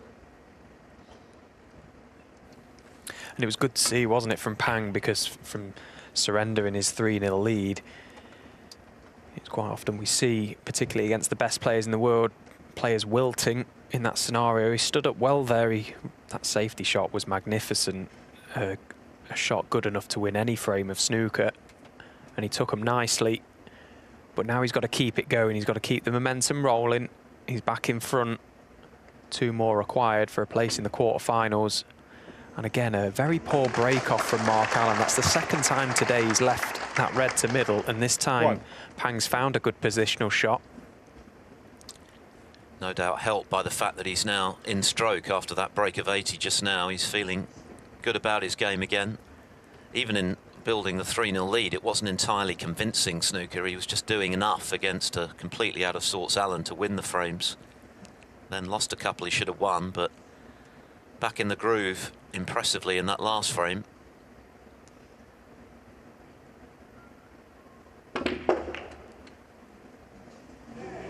But not the right contact on the pink. And not only has he gone in off, he's left a long red for Allen.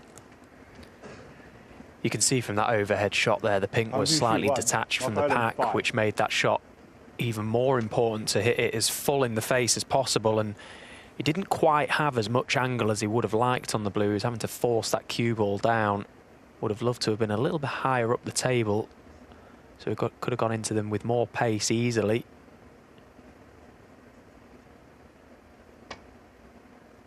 But yeah, disaster with where the red's gone. 1.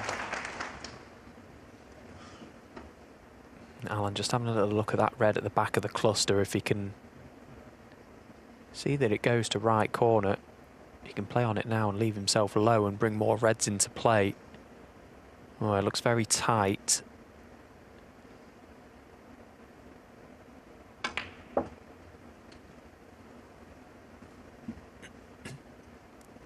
Obviously didn't fancy it, so has the loose red at the top of the pack now. He's looking for an angle off the blue here.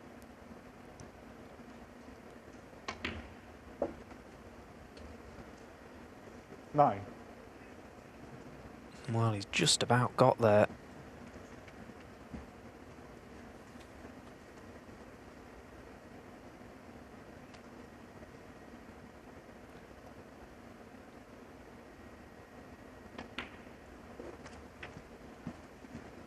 So this time he does play for that red, and he is low on it.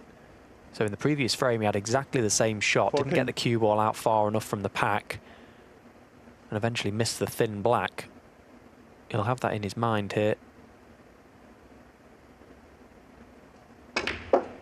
Well, he made sure to get the cue ball out that time, and again he's been quite unfortunate. 15. You're never quite sure the reaction you're going to get off the reds. Decided to play it with a little bit more pace to guarantee him getting out from that pack, but he's hit it too well.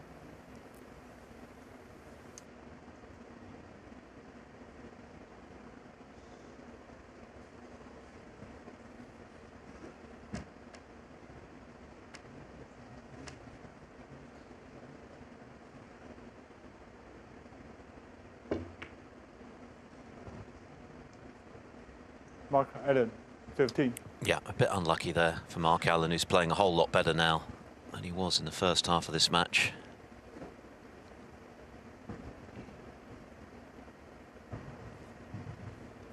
He tried to be very cute in the previous frame with that exact same shot, potting the red low, going into the pack. He just tried to chip a few out. That time he tried to get them all out. And yeah, it's a fine line between the pace and the spin on the cue ball. He just got a little bit into it too much.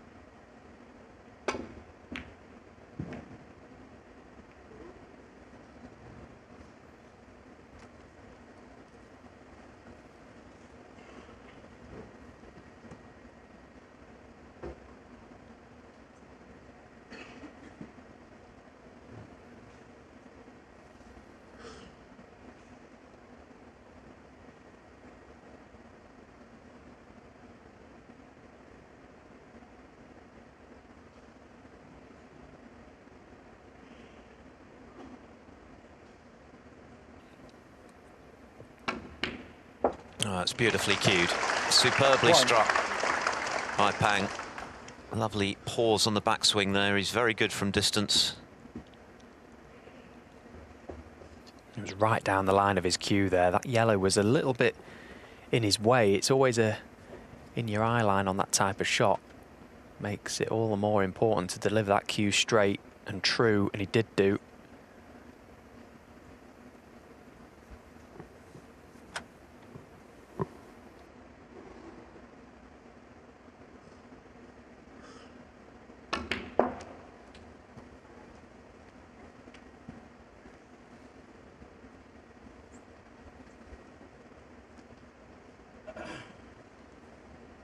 34.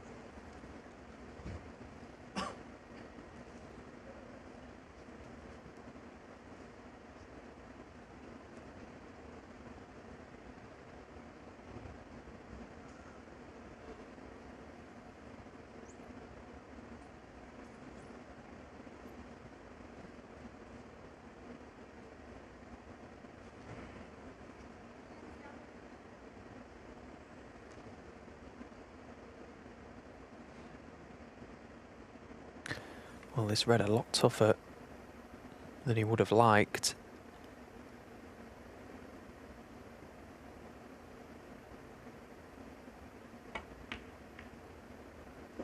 Yeah, great shot again from Pang. He just took his time there, chucked an extra few feathers in, didn't he? I was about to say, I'm sure he'd like the green back, but now he's potted that, he's well away. He's played a lovely controlled cannon as well to the red to hold for black. There was pressure on that one.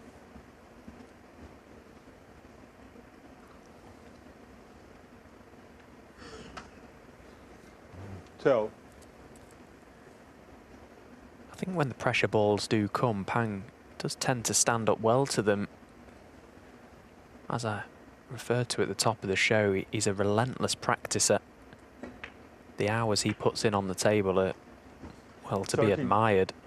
It's not easy to do that. Does a lot of solo practice, based himself at Ding Junhui's academy in Sheffield.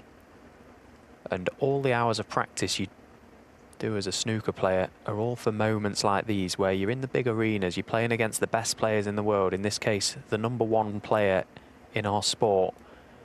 This is where all the hours of practice in the shadows come to the light. It's what all the hard work is for, so you can stand up in these occasions and produce the goods. Started this game off so well. He's seen a comeback from Allen, but now it's on him to try and respond again. Regain control of this match.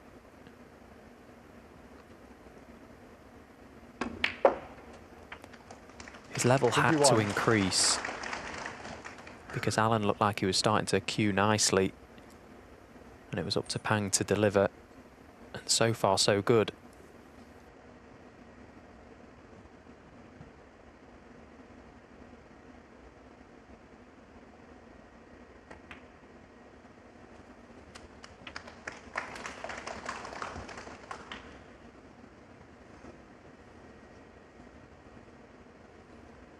Eight.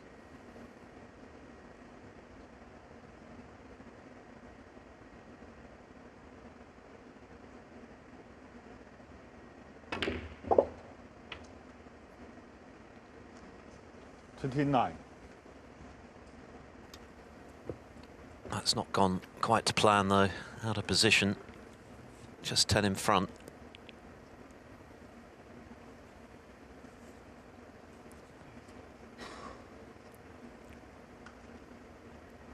A frame which, if Pang wins, will put him in a very strong position. It would mean Allen would have to win the remaining 3.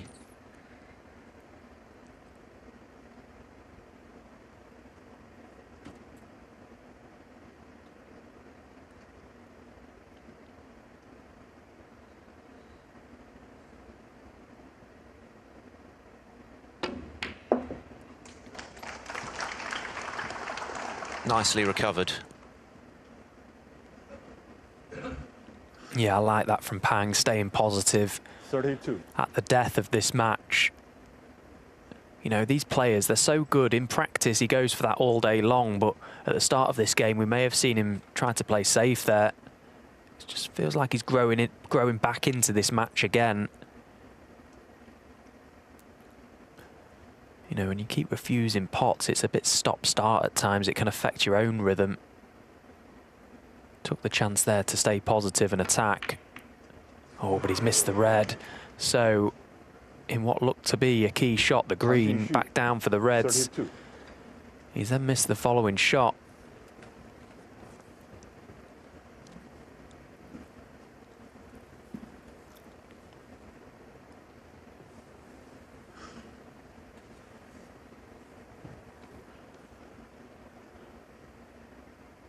So after a couple of frames that have seen breaks of 120 and 80, we're back to where we began.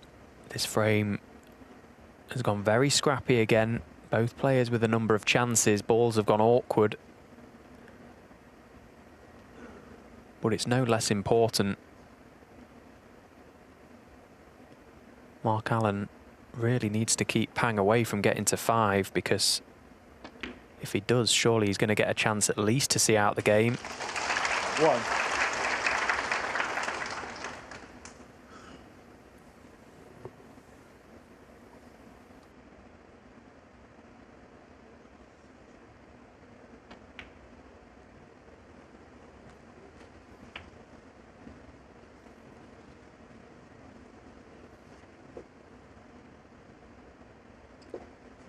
Six.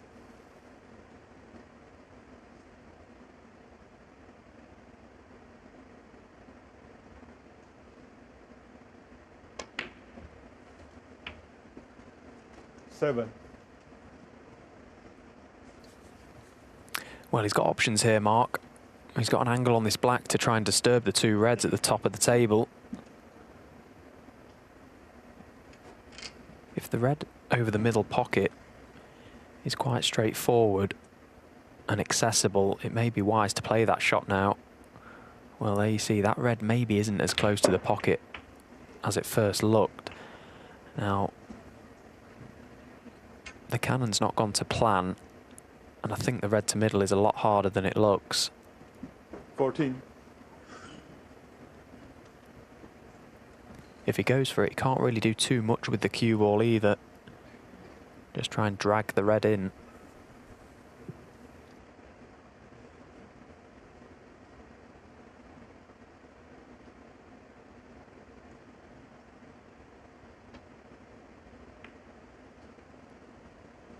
Yeah, there was no value really, was there? He decided against it, just trying to keep things tight.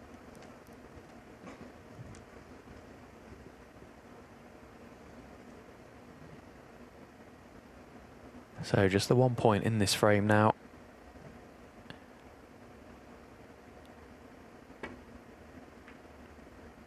Biggest frame of the match for sure.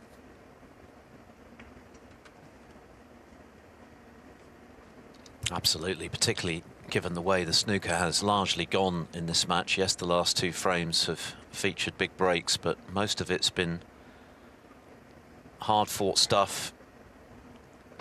Not much in the way of fluency, and this has been another example of that. But if Pang can somehow win it, he'll be in a position of great strength, and Allen will have a lot to do to win from 5-3 behind. 4 all, and obviously it's anyone's.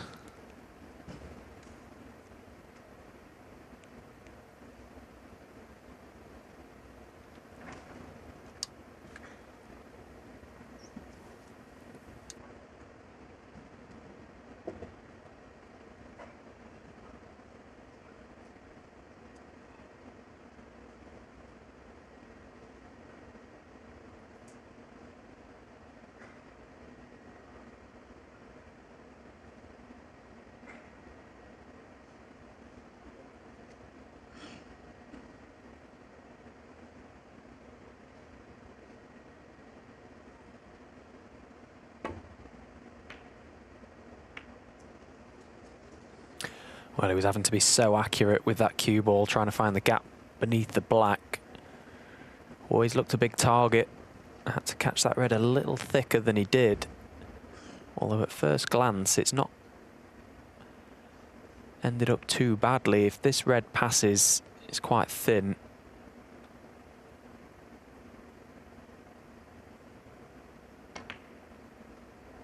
Yeah, that's a good pot from Mark Allen. Now needs the cue ball to run. He wants an angle on the blue here, and he's landed straight. Shake of the head. I can tell you what he's saying there. Obviously, it lands straight.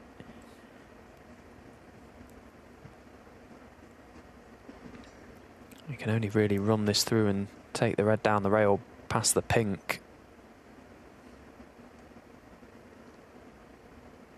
If he wants to try and keep this break going.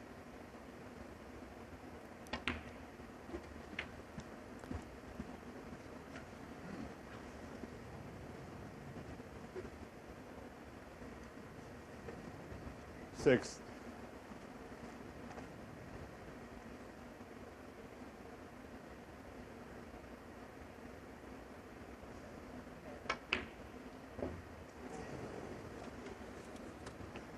Mark Aaron, 6. So this frame's still very much up for grabs. 51 remaining, only 7 points between them.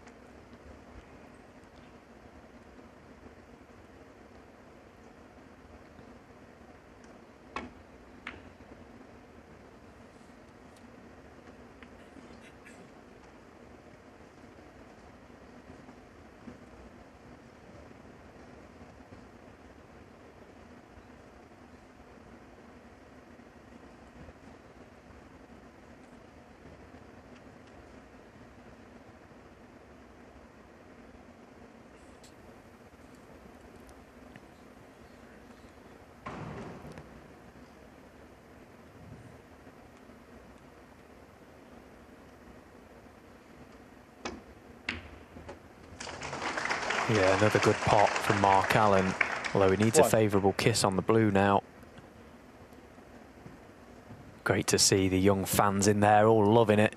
Some of these people may never have watched snooker live. It's a fantastic experience for everyone in such a big event, big arena. It's very different to watching snooker on the telly. When you're up there close and personal, you're feeling the atmosphere, you're feeling the tension at times, and there's definitely tension out there today.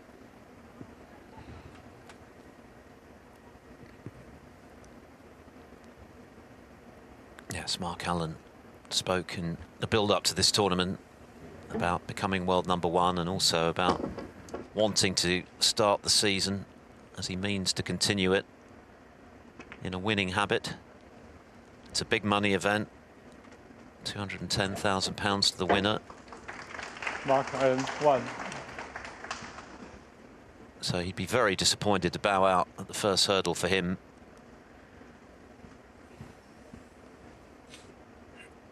Mark Selby, of course, awaits the winner after his victory earlier over Cao Jin. Mark Allen, 4. It's going back. And of course, we've still got a session to come, which is due to start in about an hour and 35 minutes. Shaun Murphy against John Higgins is going to be the feature match. World champion Kyren Wilson also in action against Zhou Yulong. The still frame there is where the cue ball was, so it just needs to move to the right as the referee's looking. And slightly above where it is right now, getting closer. No, the other way, I think.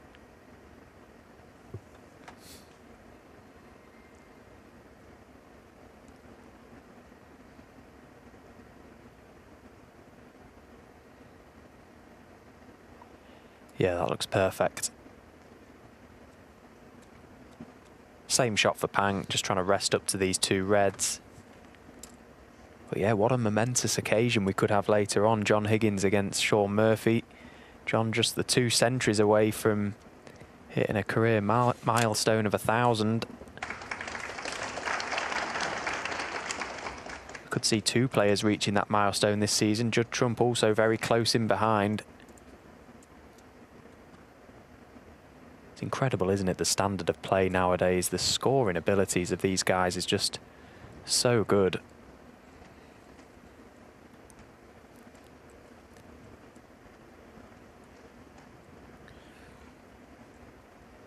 Yes, the Rocket, defending champion here. Ronnie O'Sullivan way out in front on 1,264. Judd Trump on 982. But when you consider Trump turned pro in 2005, 13 years before O'Sullivan, his conversion rate is just as good. As Steve mentioned, Higgins 2 away after making a couple in his first round match and looking very good in the process. And Judd Trump on 982. He also looked very good in seeing off Mark Williams, one of the players of last season, before that strangely subdued performance against Jack Jones at the Crucible.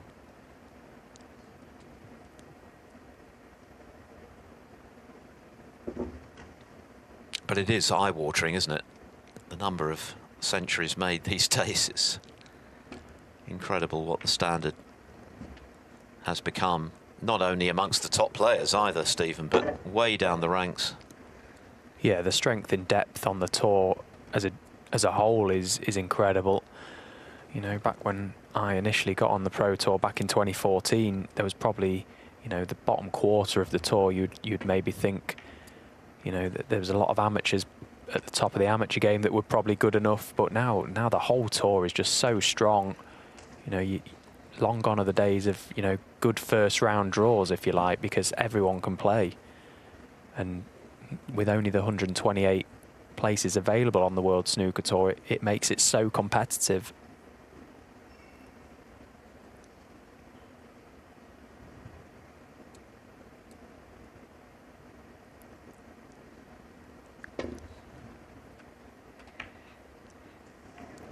Oh dear, didn't need that. The double kiss, leaving the easy red, although there's a lot of mileage still in this frame, you would think, with both green and blue glued to cushions.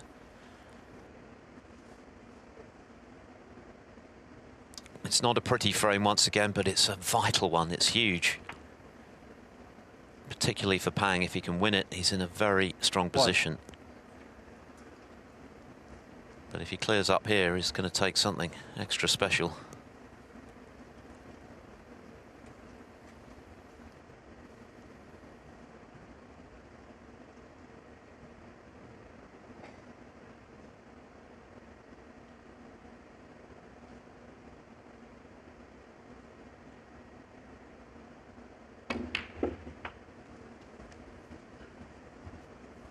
Well, this is a fantastic attempt from Pang to get close to the red. The red he just potted over the corner was not good, really. He could have put his cue ball anywhere on the table to try and get nice on his colour to get close to this red. He then had to play twice across from the pink.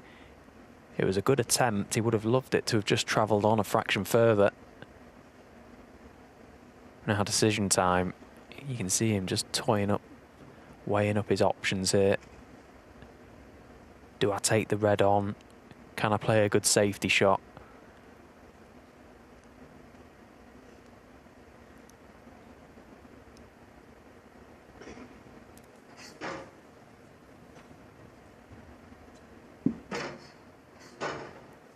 The earlier days of events, these down the rail can be a little bit more forgiving. Come the end of the week, the tables will tighten up. The only trouble is the pace he'll have to play it at if he does decide to take the red on to get out for the pink.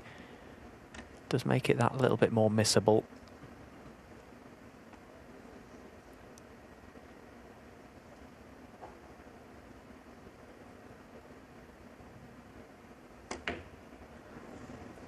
Yeah, no attempt at the pot. Needs the red to run on, though. Well, he's left a thin one for Mark Allen.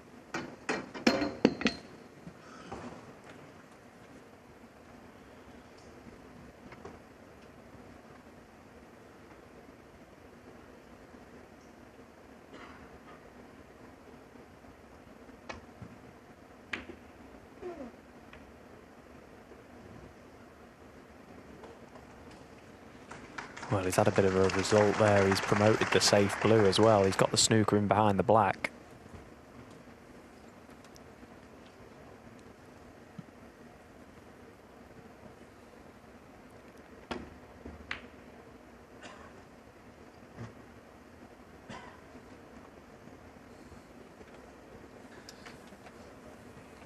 Anxious looks from Pang to see if he's left the potting angle here for Mark Allen, past the blue.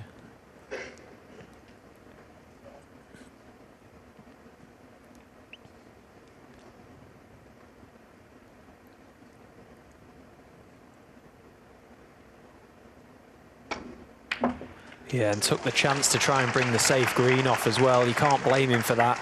What? He needed green, and he wanted to make it easier to get from green to brown. Been a little bit unfortunate, I suppose. Could have pushed the green on, could have got the cue ball out a little further into the table with options of balls to middle. But obviously when things have been going quite awkward all day, that shot was always going to be no different.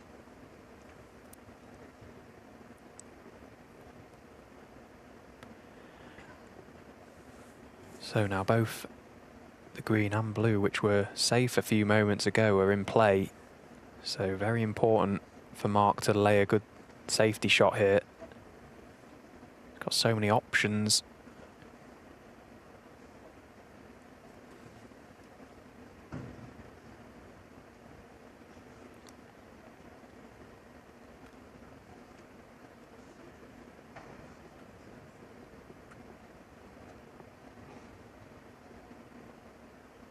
请小声一点，谢谢。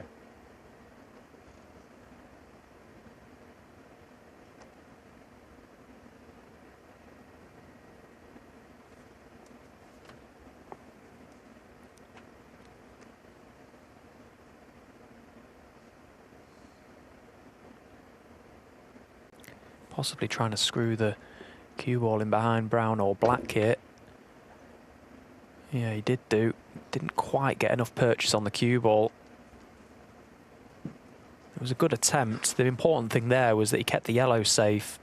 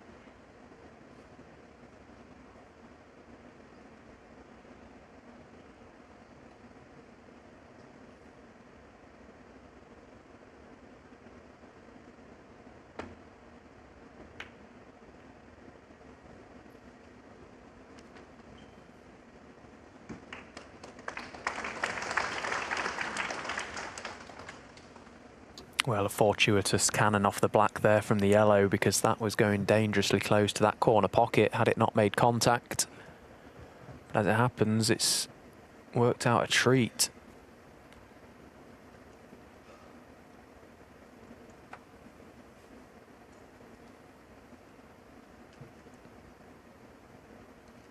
Alan trying to come in behind the yellow, send it back down the table, keep the cue ball where the yellow is. Well, he's not caught it full enough, so now he's relying on a little bit of luck. Needs the yellow to pull up, and it has done. And those are the wafer-thin margins. If that yellow rolls another millimetre or two, it's potable.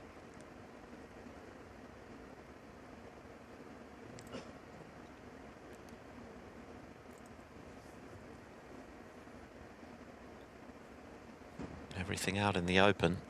It's all about this yellow.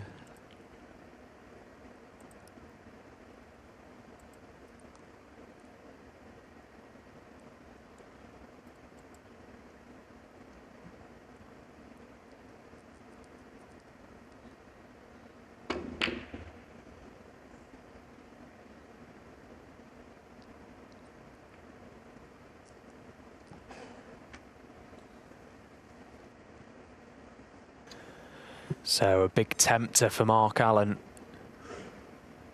He's got a little bit of angle on this yellow, so it's pretty much guaranteed he'll be on the green. But does he fancy it?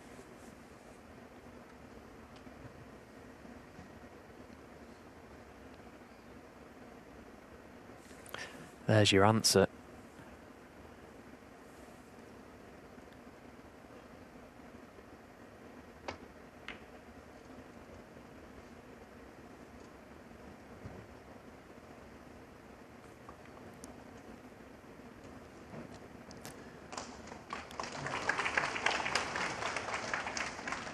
Of course, Mark Allen appreciates the importance of this frame as well, taking absolutely no chances.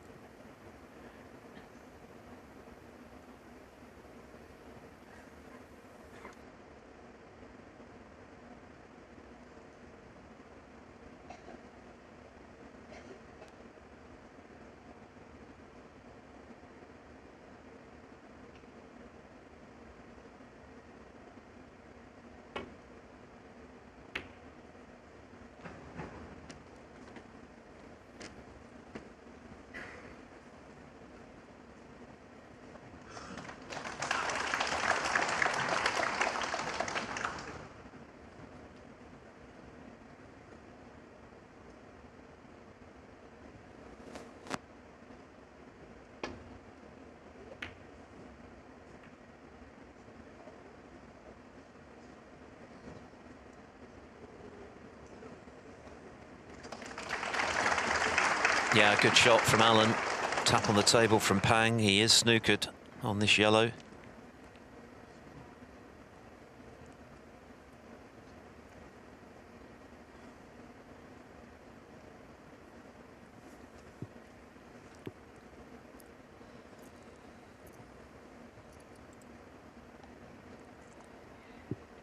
Got to hit it and got to leave it safe in the process.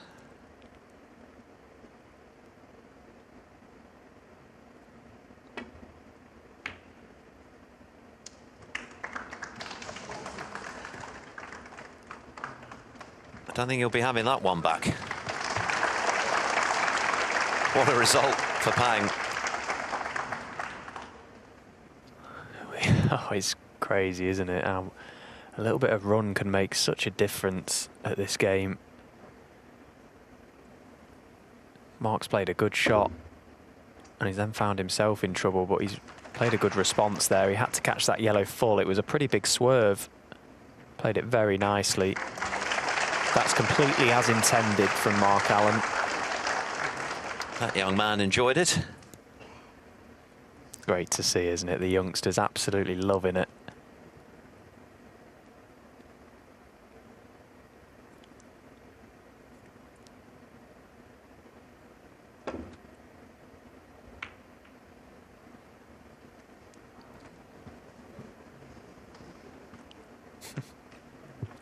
Again,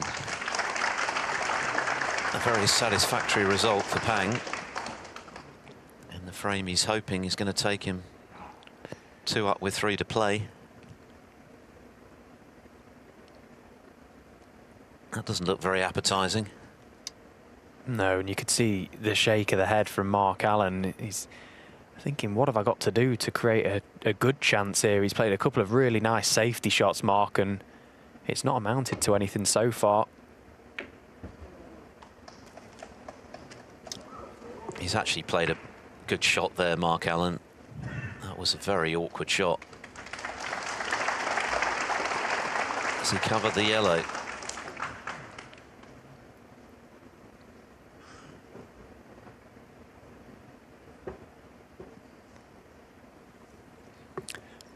After the 2 previous shots from Pang, I think Mark deserves to have got the snooker here.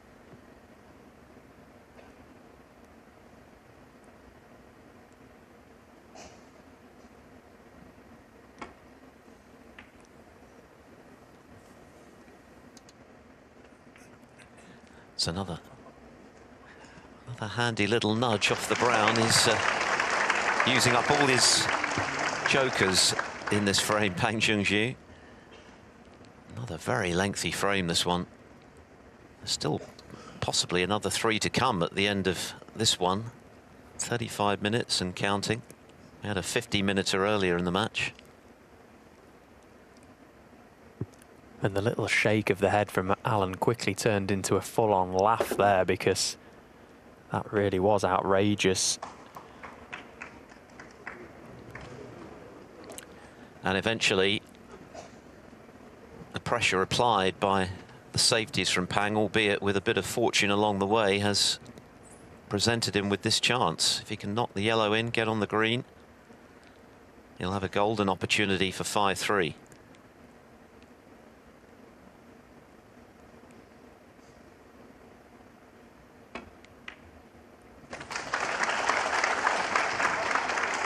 Yeah, good pot. Nice pot on the yellow. It was quite thin. He's controlled the cue ball well. Now doesn't need to do too much with this green. I don't know what he's really looking at here. Just float the green in. You're naturally going to be on the brown. Doesn't want to overthink this. Just get down and play the shot. He knows the importance of this frame already.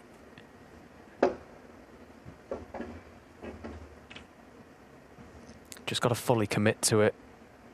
Yes, he's using the rest. He doesn't like the idea of just floating this in, does he?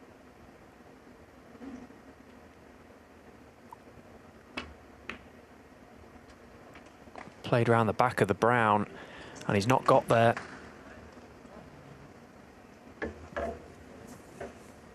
Fine. A reprieve for Mark Allen.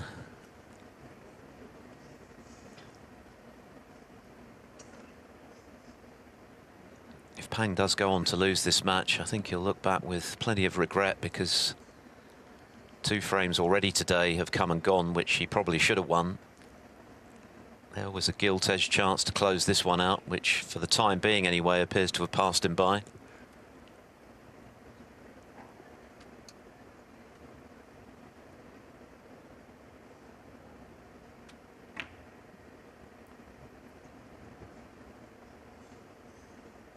Pang Junxu, 5.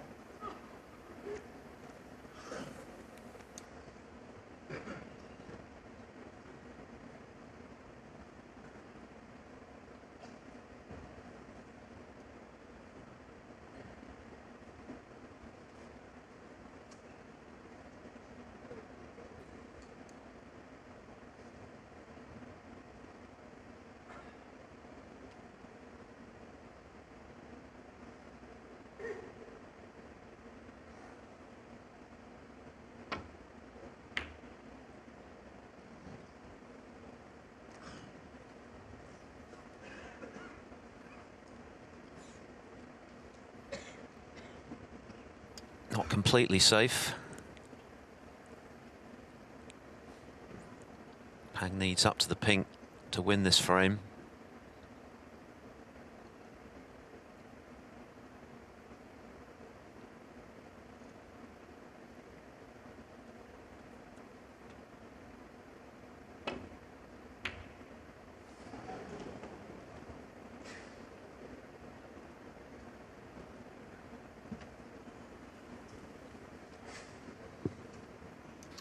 Oh, and that brown just ran on, didn't it? Looked for a moment there that it was going to be hanging over the middle pocket.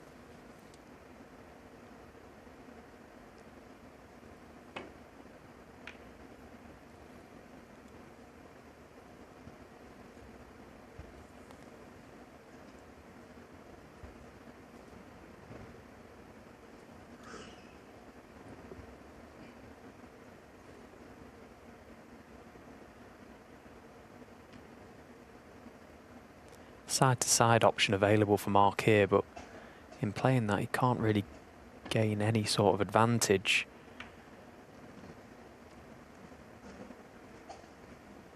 Pang has definitely got the upper hand for the time being in this little exchange.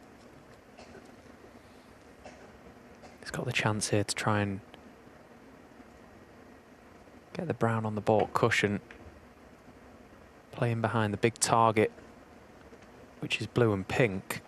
It's a pretty good line. How's the pace? It's, yeah, very good. Good shot from Pang.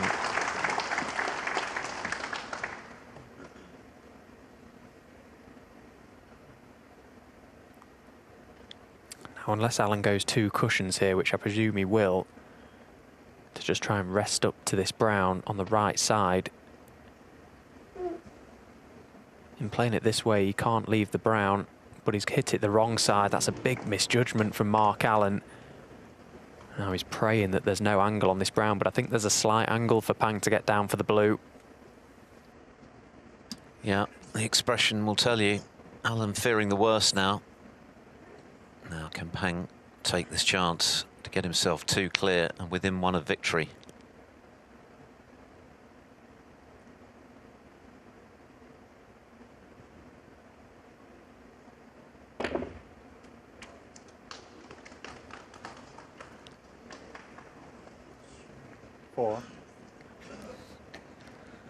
Not straightforward.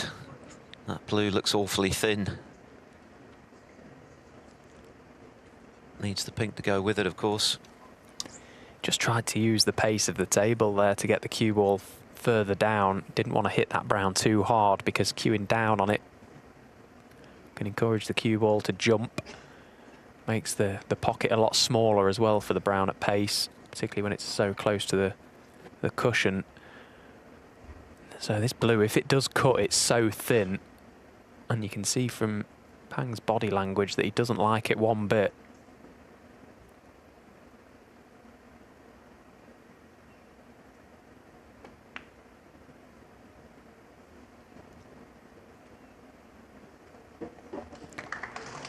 So it's still a blue and pink frame. Neither player requires the black.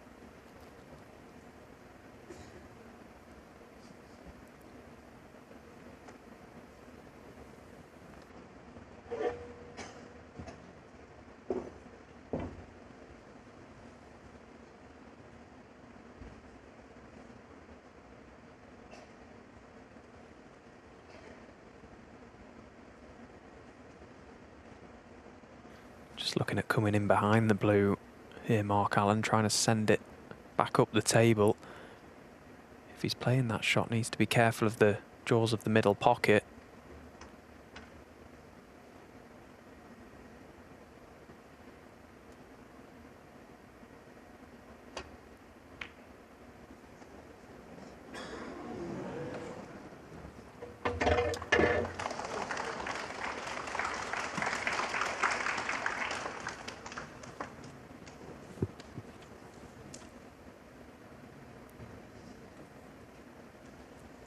What a battle this has been all the way through, really. As you can see, Pang can't get through to the blue. A couple of fluent frames which were very much at odds with the rest of what we've seen today.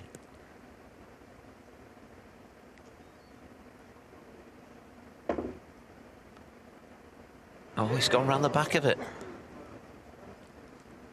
Didn't look like there was space to do that. Par miss. Mark Allen, 5.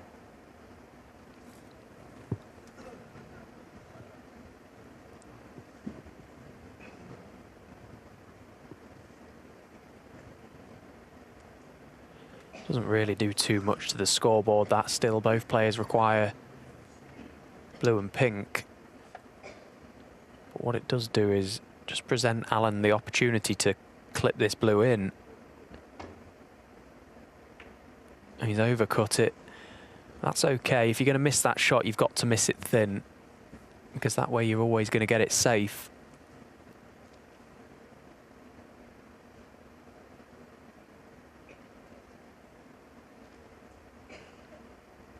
Again, another very lengthy frame, coming up to 45 minutes for this one.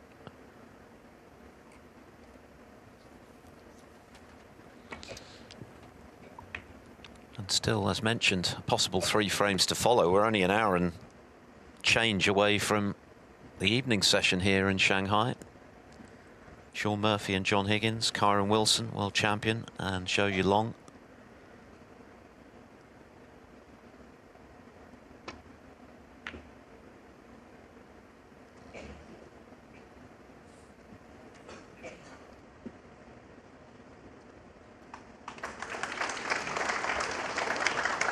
And that's a nice safety shot Mark Allen's just played. He's got a lot of distance between cue ball and object ball, both very close to the cushion as well. Side to side is difficult here, and the up and down is risky unless he plays it with a little bit more pace to try and go towards the side cushion. And of course, it's so important that you get the object ball safe here, Pang. That's got to be your primary focus.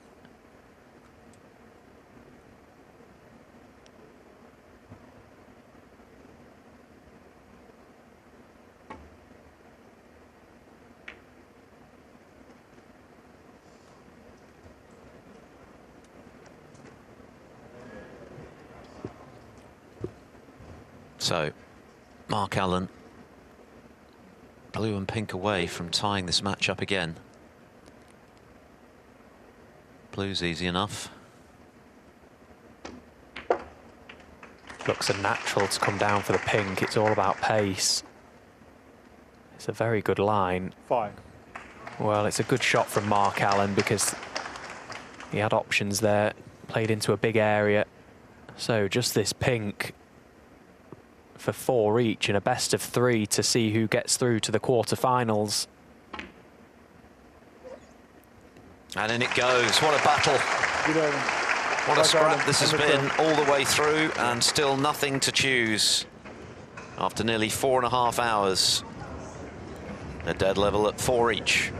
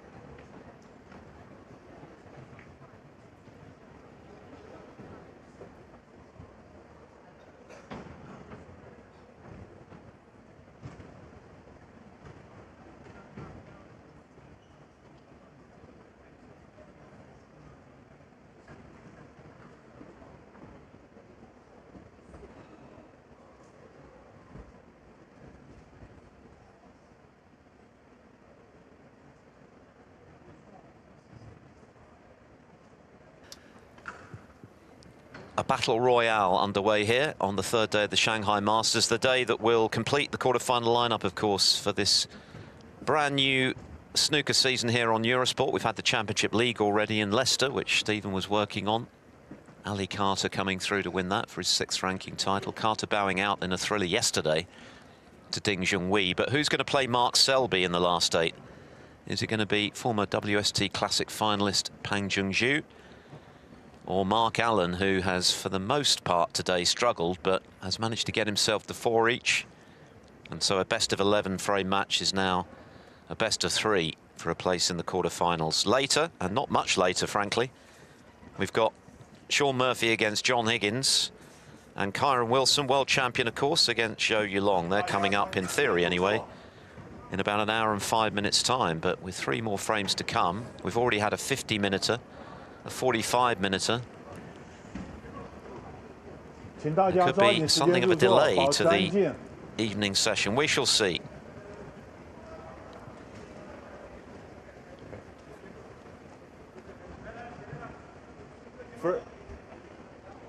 Firm 9, Pang Junxu, break.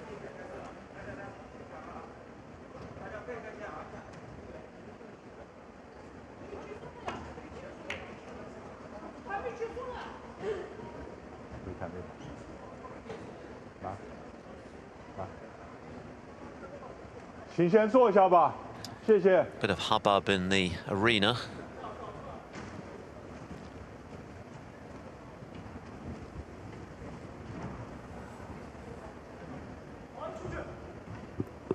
And again, goodness, what's happening? This is the only match in progress at the moment. Maybe fans arriving for the evening session. Mark Allen's not going to play until order is restored. Another shake of the head from him. I'm surprised his head's still on, the amount of head shaking from the world #1 today.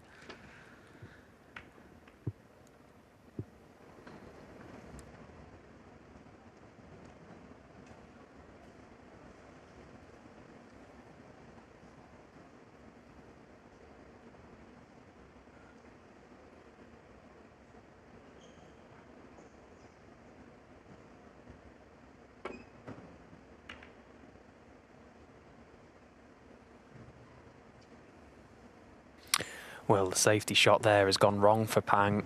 He's pushed a red over this right corner pocket. Mark Allen straight away coming down to have a little look at the black area. Does the black respot? There's a red close to the spot. Can he play on the black and create himself a good opportunity? This game has now become a best of 3.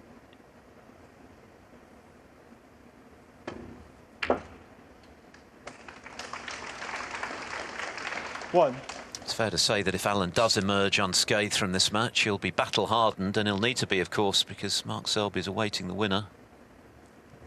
Much easier passage for him today against Chao Yin, Chinese wildcard who beat Jack Jones in the previous round.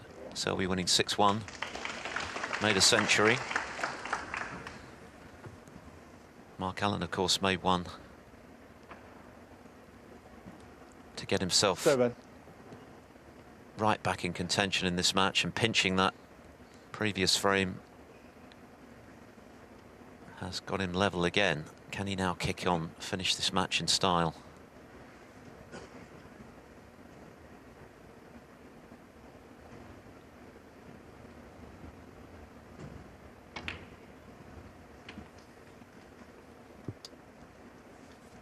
Eight.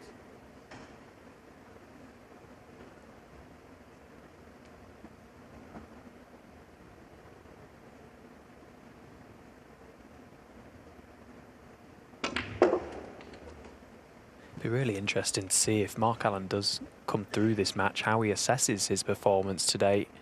I can't imagine he'd be overly pleased 13. with how things have panned out. But the flip side as well, if he is to come through, it would have been job done, I suppose. With the thought that, 14. you know, you probably won't play as bad as this in your next game. Particularly the early exchanges, the first 3 frames, he missed a number of chances. He's gradually grown back into this match though, Mark, as we expected from a champion. But just things haven't been quite going his way or how he would have liked. 21. You know, there's been a number of things that have been distracting him throughout the day. His focus hasn't looked quite there. The intensity not quite there either. It's all accumulated to a below par performance so far, but as I say, that'll all be swiftly forgotten if he can get the W.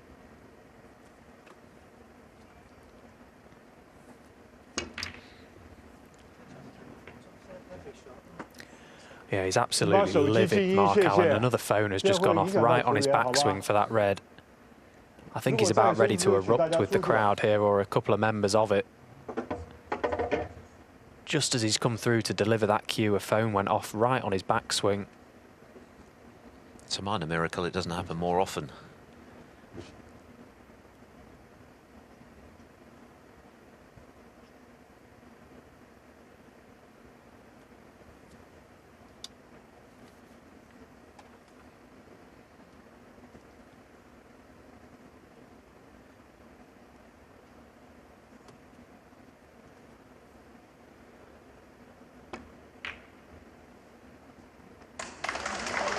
Just to improve Mark Allen's mood, Pang has just found an outrageous fluke.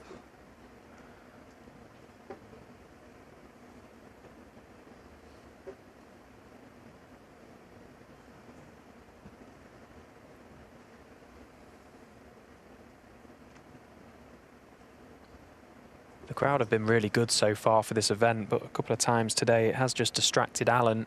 Bit of noise here and there, and the phone, that's unforgivable for me.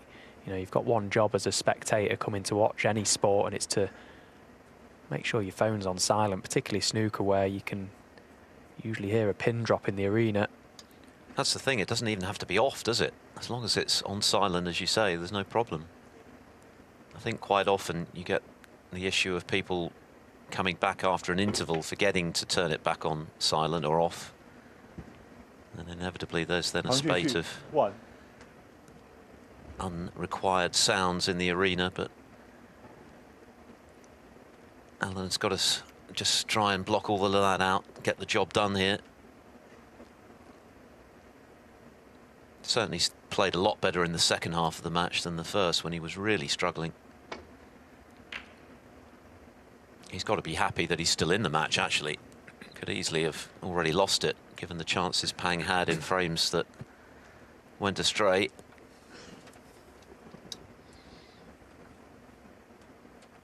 Yeah, and Mark Allen in a good mood probably thinks that way, doesn't he? But as we've already mentioned, how things have gone today, his mind could be racing. It could be all over the place. We don't really know what's going on through Mark Allen's mind at the minute. I can assure you it won't all be positive.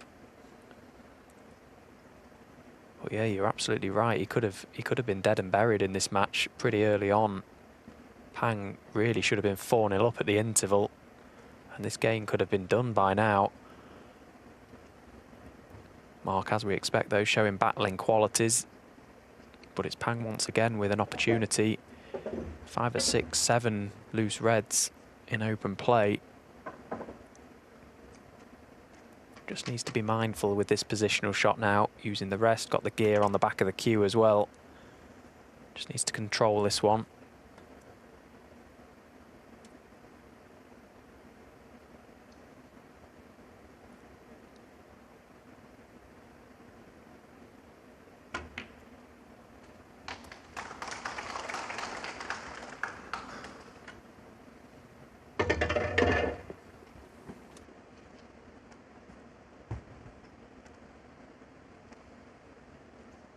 Seven.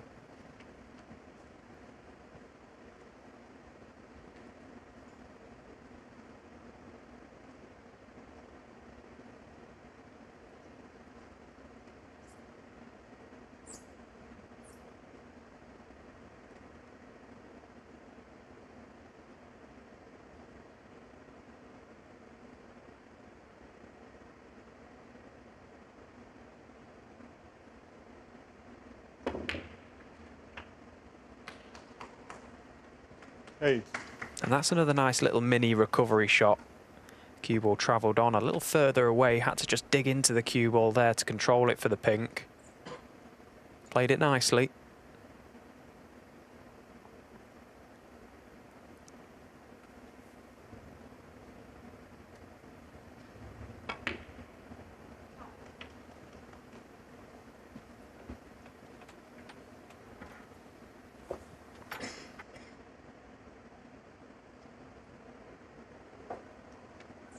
Fourteen.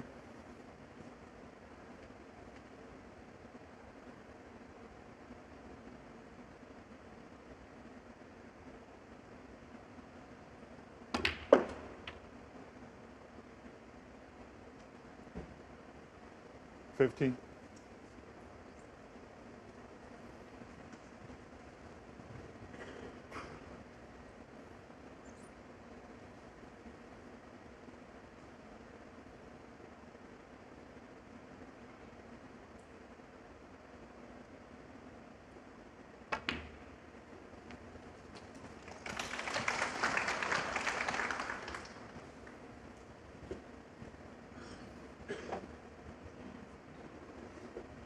20.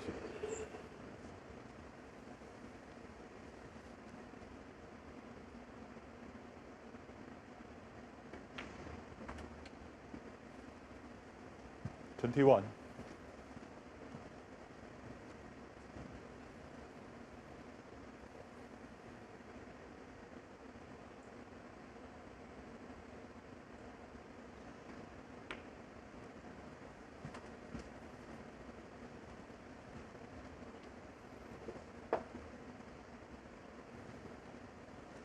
26.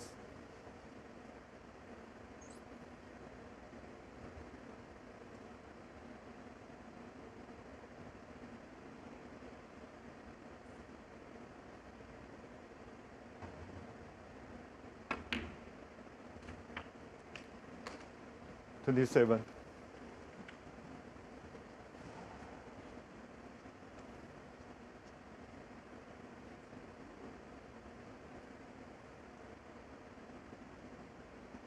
'So 2 obvious reds to play on here before he's going to have to turn his attention to some of the reds that are pretty tied up for the time being. Played a good positional shot there. Nicely controlled round 2 cushions. 32.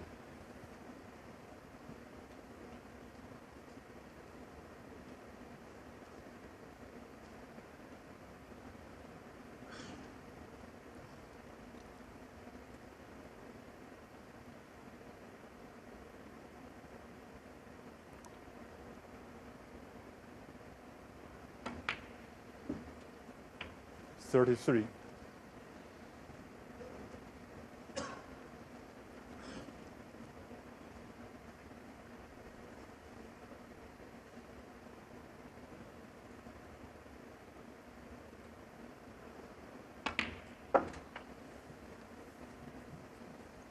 So red to middle and now be seeking an angle off his next colour to try and disturb some of the reds. Just having a little look at the black, make him play on that to the right corner, which will just move it slightly away from that red next to it.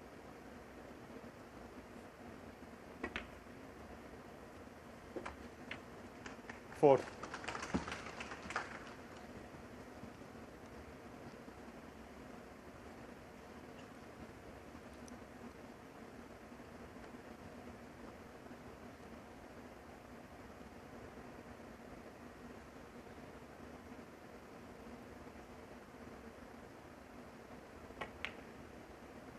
Pang will need one of those two reds that are tied up by the green.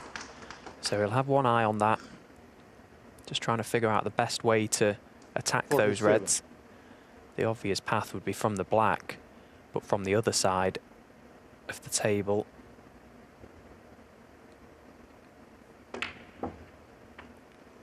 Eight. Oh, he's got a nice angle now on this black to just float in behind that red on the right side. Maybe even try and develop it. It looks a natural.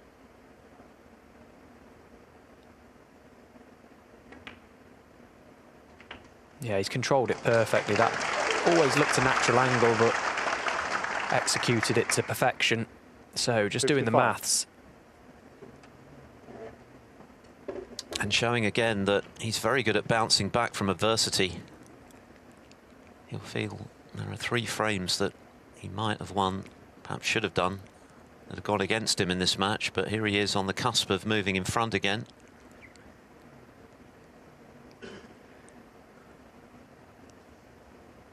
He'd love to get on the black from this red, but it looks tough to do that. Whatever colour he takes, he's going to need one of those reds, and he's got to disturb them. Yeah, he's made an attempt to come down for the black, and it's not a bad option. This looks absolutely perfect. Well, that's 8 again. Just look at how quick it is. It's just running on. He's gone low on the black there. It looked like he was going to finish high, so he can't really get into those reds here. But what he can do is he can leave himself 43 points in front with just the 43 remaining.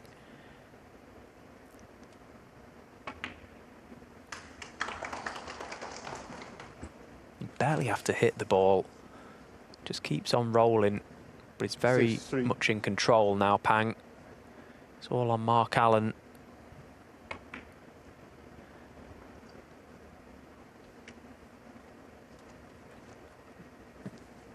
Pang Junxu, 63. A very effective visit from Pang.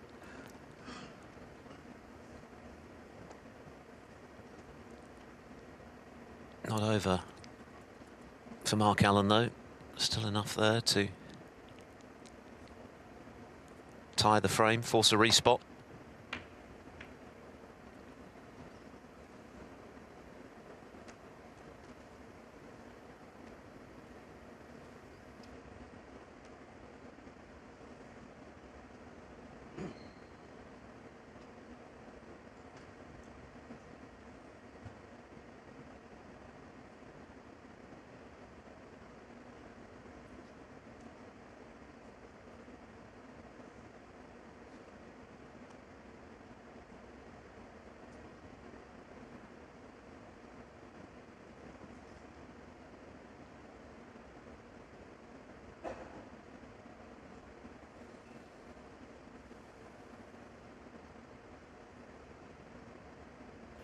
Not the most straightforward safety shot this either for Pang. Tough to play the dump shot from where he is.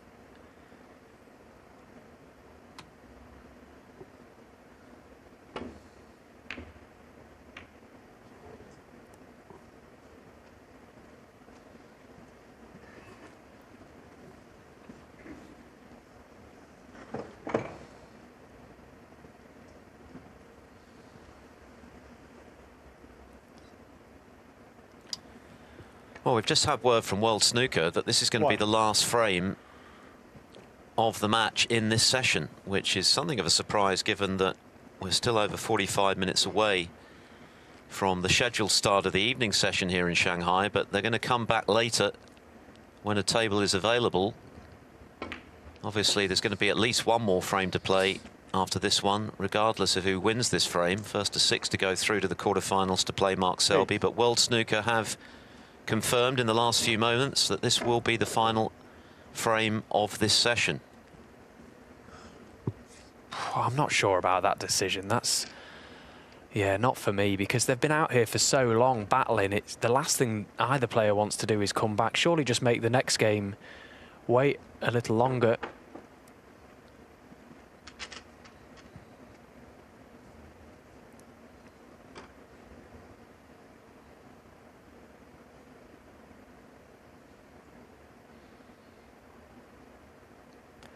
The magnitude of this frame as well is key here, because Mark Allen got the chance to force a respot, although where he's landed there, he's got no chance. Goodness me. Well, you can understand the expression from Mark Allen, because he was looking good to force that respot there. So it looks as though he's certainly going to need snookers now. 34 the difference.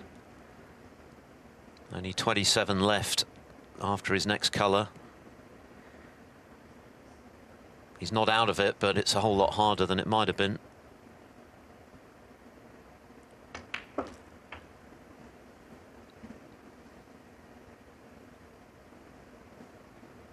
So just to reiterate, whatever happens for the remainder of this frame, it's going to be the last of this session. Sure.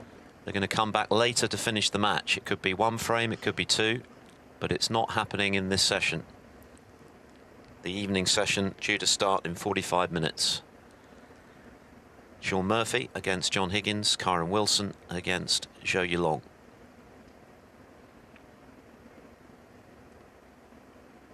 So 31 points adrift. One snooker to tie for Mark 14. Allen.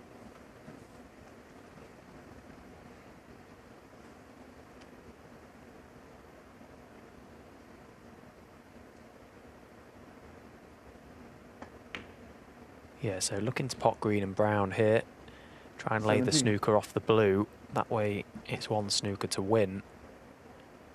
But yeah, big moments regardless, isn't it? If Pang goes on to win this frame, I'm sure he'll be devastated to be pulled off, particularly with the way the game has 21. gone. He'll probably feel like he's got a chance to see out this game. The last thing you want to do is come back this evening with the possibility that Mark Allen can find something on the practice table.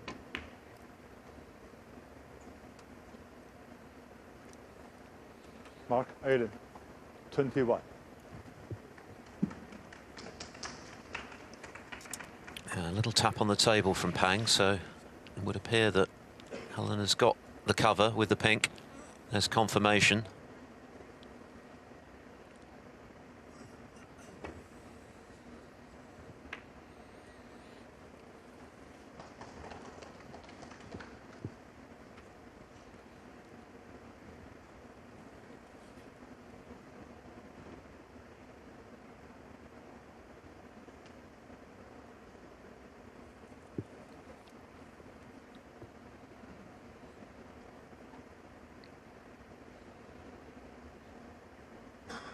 I don't know whether the players would have been told ahead of this frame that that was the case, or whether they're yet to find out.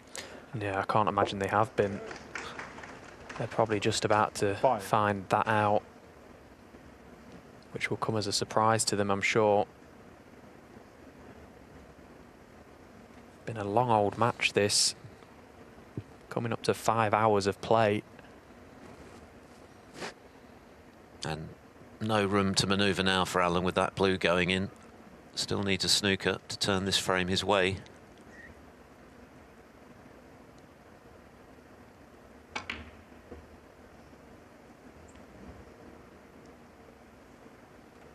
First things first, make sure the pink is safe, which it is.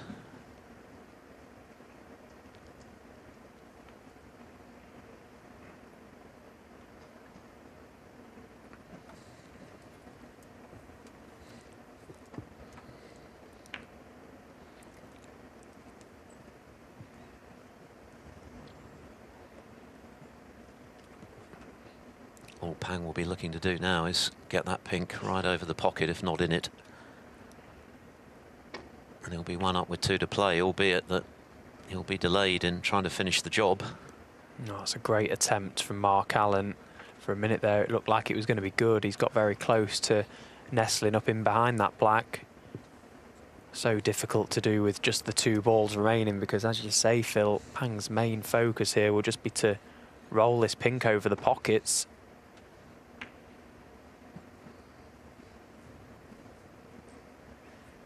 Again, he's played a couple of side-to-sides in these little exchanges throughout the day that I personally just can't understand, because it just allows Allen a free shot at laying a snooker. If the pink's over the hole, Allen can't really do much with it.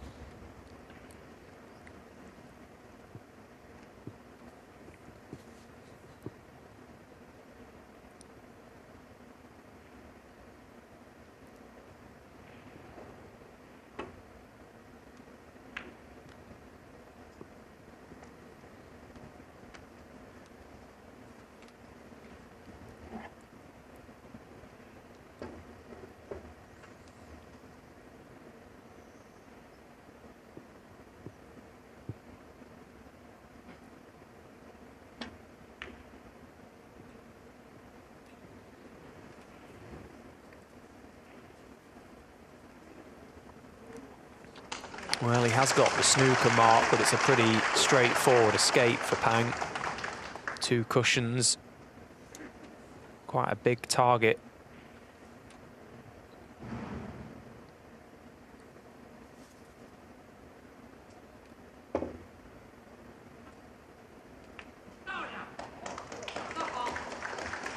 Well, someone in the crowd enjoyed that one.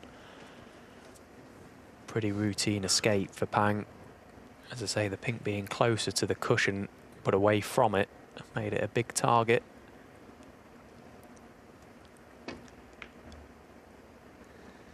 Well, a few times today we've seen Mark Allen jump off the shot, which is never normally a good sign. Each time it's not really been that bad. All he can do at the moment is leave the pink in an awkward spot and hope that Pang doesn't roll it over the pocket.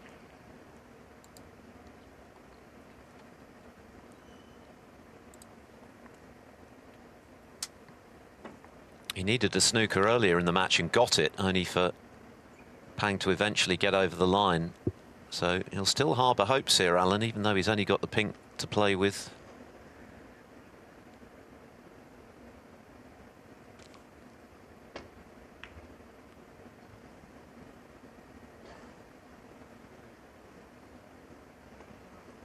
Oh, it was another very good line, just lacking a little bit of pace that time.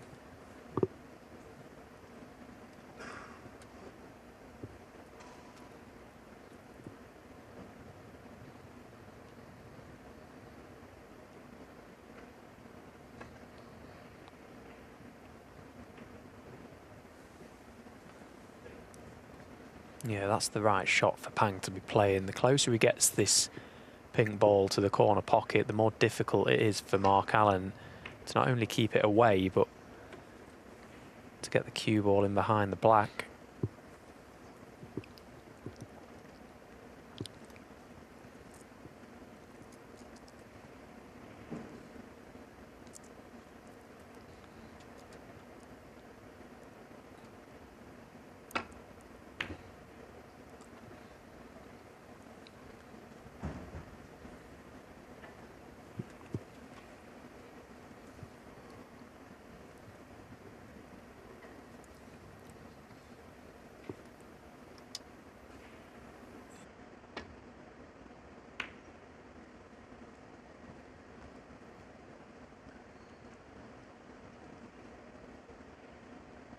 You always feel as though the longer a duel like this goes on, the greater the danger that something could go awry here for Pang. And Allen could pinch this frame. He's already pinched a couple he shouldn't have won. Arguably 3, actually. Which is why this match is still ongoing, and indeed will be ongoing for a long while yet, because if you're only just joining us, this is going to be the last frame in this session. They're going to have to come back later, regardless of who wins this frame, to finish off at the conclusion of the first match, to be completed in the evening session. Kyren Wilson, Zhou Yulong, Sean Murphy, John Higgins. That decision made with just over 3/4 of an hour to go before the evening session, which is now just over 35 minutes away.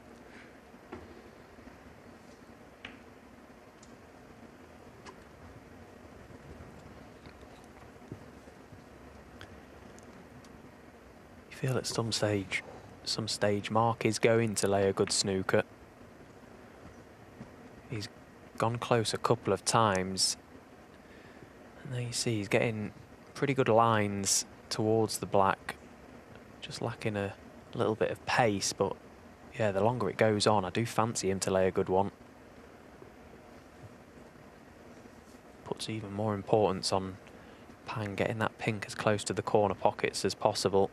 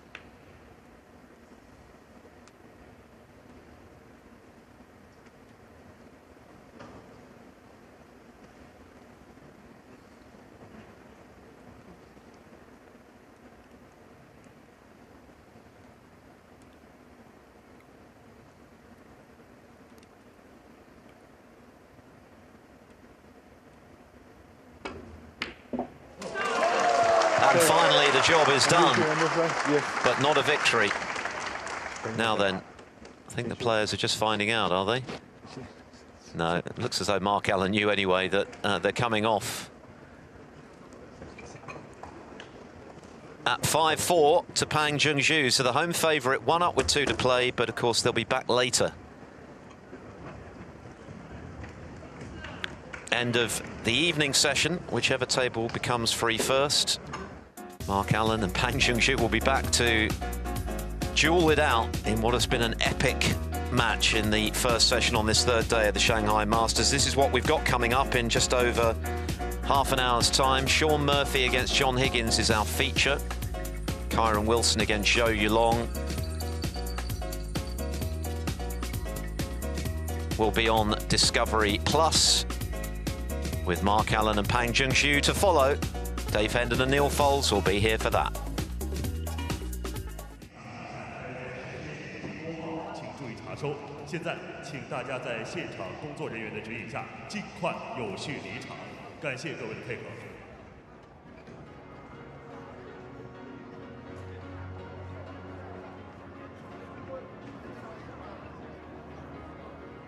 请1号台南看台、南包厢、东包厢、主席台的观众从 B 通道离场。请1号台、北看台、17、20看台的观众从环廊3号扶梯离场。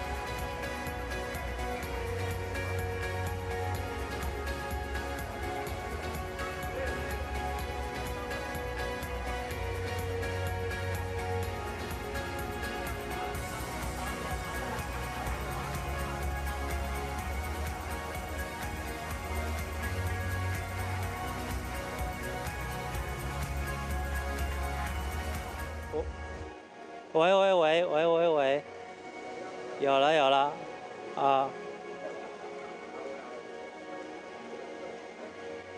啊，听得到听得到，11局的鏖战，6比5战胜对手。嗯。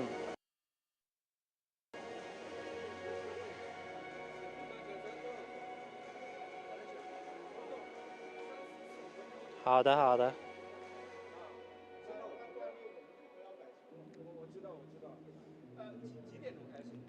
06，大概06分左右。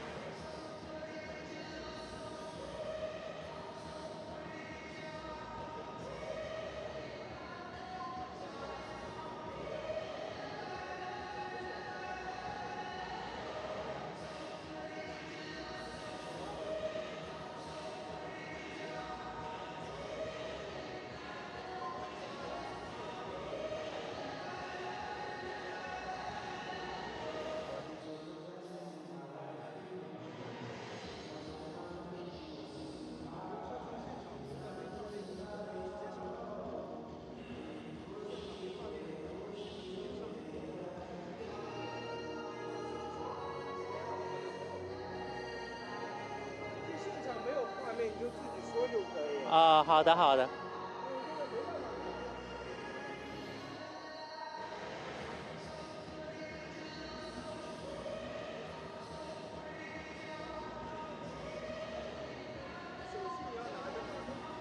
我不拿，我只是看一下。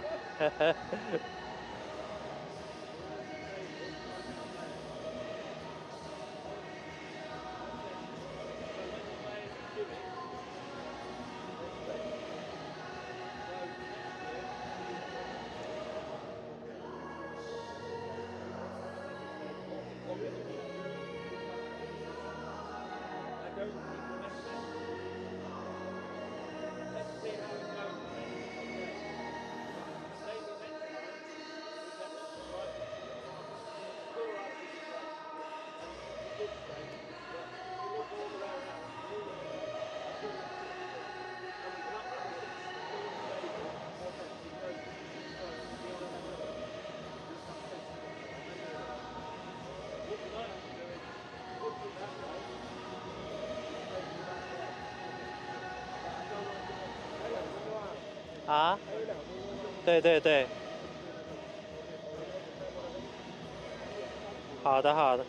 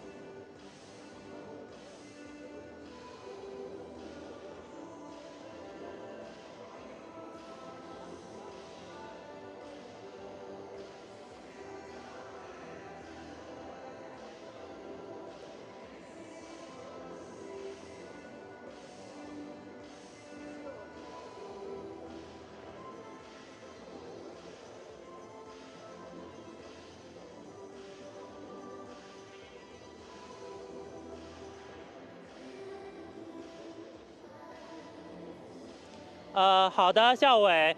那么下午呢，本来在我们记者的备课笔记本上，今天下午可能是没有今天一整天可能是没有什么特别多的亮点的一天。但是呢，我们的中国选手非常给力啊，有3位中国选手意外爆冷来到了今天的比赛。那么下午的第一场比赛呢，是我们的外卡业余选手曹晶对阵我们的马克塞尔比。然后我们在场外做采访的时候，很多观众呢都是冲着赛大师的名号来的。然后意外的是，那个赛大师除了在场下有粉丝之外，他在场上也有粉丝。这位外卡业余选手曹晶也是他的粉丝。然后作为这个业余选手呢，他发挥也是非常给力。在第1局的时候就给赛大师一个下马威，然后拿下了第1盘。然后赛大师此后呢就非常认真的对待起了他，然后连赢6盘拿下了比赛。那我们这位外卡业余选手的这个逐梦之旅也就结束了。赛后我问那个塞尔比，然后塞尔比他在采访里说，他觉得曹晶他有些选择很出人意料，他觉得他是一个有潜力的选手。然后曹晶呢，因为他昨天是意外战胜了世锦赛亚军嘛，但是他今天呢，他说他面对自己的偶像，他感觉到压力很大，完全没有招架之力。然后呢，第2场比赛呢是我们的00后小将庞俊旭，他对阵现在世界第1马克艾伦。我呢是一开始是在曹晶和那个马克塞尔比的比赛中，就是在那边的看台上在看比赛的。然后我就一直听到隔壁有不断的掌声传过来。然后我后来就去看了他们的比赛，发现原来2个人就是陷入了一个长盘的对决。然后为什么会一直有掌声呢？因为2个人一直在给互相做斯诺克，所以观众就觉得非常的精彩，所以掌声不断。但是呢，对于他们2个来说，长盘对决并不是一个好消息。他们原定的明天就是如果这一轮比赛的晋级者，下一轮将会在明天的下午就要出战。那么他们俩现在是打成了一个5比4的情况。他们要在今天晚上的2场比赛之后场，然后再去打这样的比赛。也就是说，他们的休息时间是很短的。然后他们明天的比赛可能会有一些精神注意力上的问题。那么下午2场比赛的情况就是这样，校委。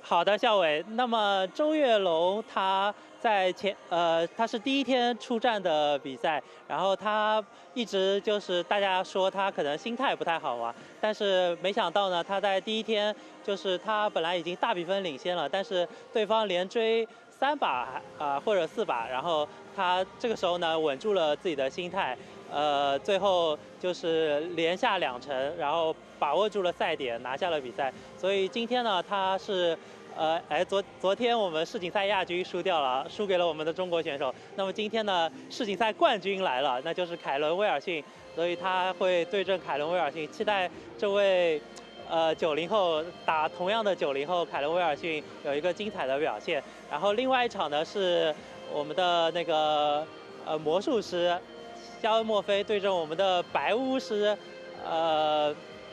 希金斯。那么2位都是大师啊。一个呢是非常擅长进攻，另外一个呢是非常善于防守。那么我觉得2个人应该会有一个非常精彩的博弈。然后值得一提的是呢，肖恩墨菲他在场外，我看到他来了嘛，然后我发现就有几个粉丝就专门等在他的进场通道，想要找他要签名合影。然后我们这位肖恩墨菲他也是非常亲切的给几位粉丝完成了合影。我相信他们俩的强强对话也是非常精彩和好看的，能够满足大家的眼福的。那么晚上2场的情况就是这样了，校委。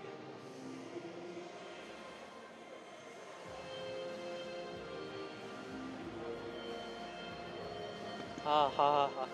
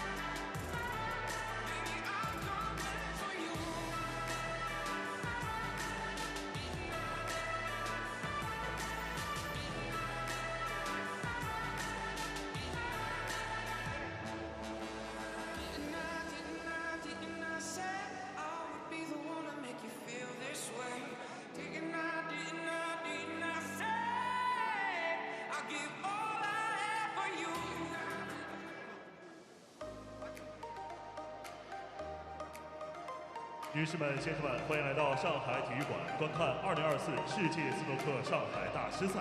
本单元的比赛将在19点30分正式开始，敬请期待。 Welcome, ladies and gentlemen, to Shanghai Indoor Stadium for Shanghai Masters 2024. This session will start at 7:30 p.m. Please stay tuned.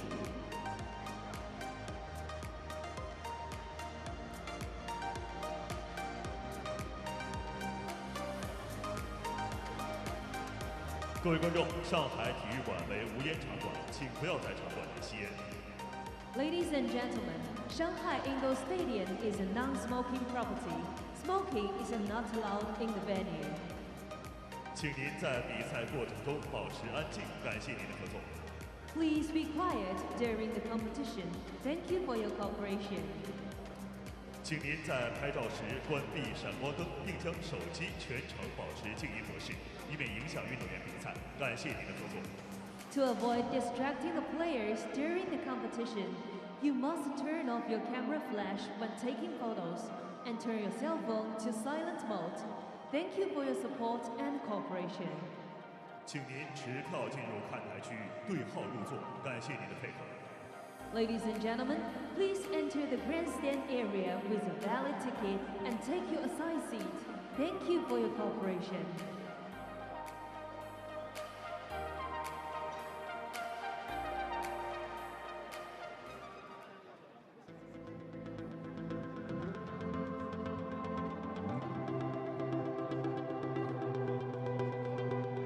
You know the bed feels warmer, sleeping here alone. You know I dream in color and do the things I want. You think you got the best of me, think you've had the last laugh, but you think that everything good is gone. Think you left me broken down, think that I'll come running back. Maybe you don't know me 'cause you're dead wrong. What doesn't kill you makes you stronger. Stand a little taller, doesn't mean I'm longer.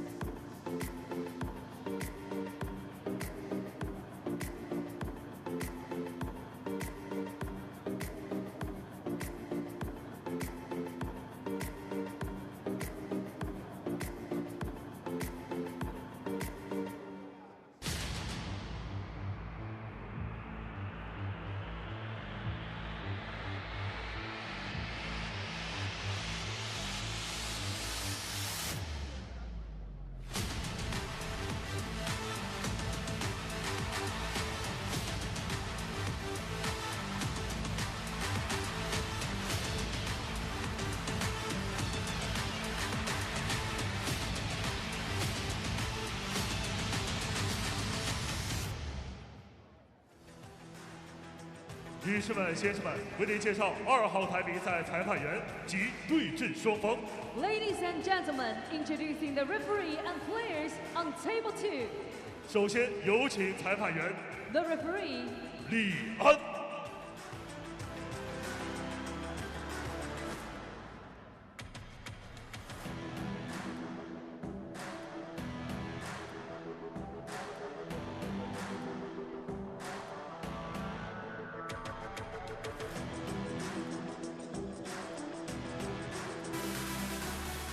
接下来有请4届世锦赛冠军得主、斯诺克传奇人物巫师约翰屈辛斯。 let's welcome 4-time world champion, a legend of the sport, the wizard of whistle, John Higgins.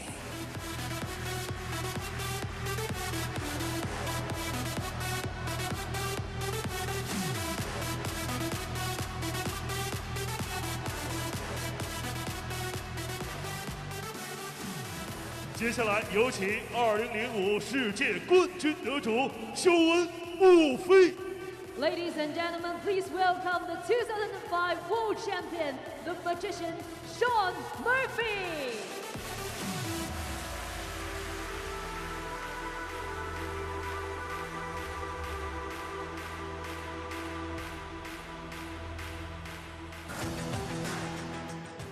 女士们、先生们，为您介绍1号台比赛裁判员及对阵双方。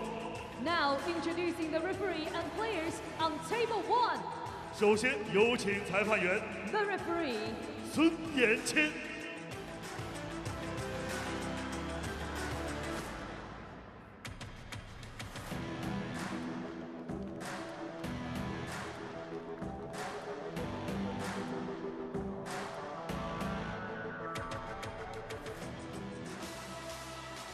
接下来有请2022北爱尔兰公开赛亚军得主 let's welcome 2022 Northern Ireland Open finalist, the Jumping Dragon. 朱跃龙。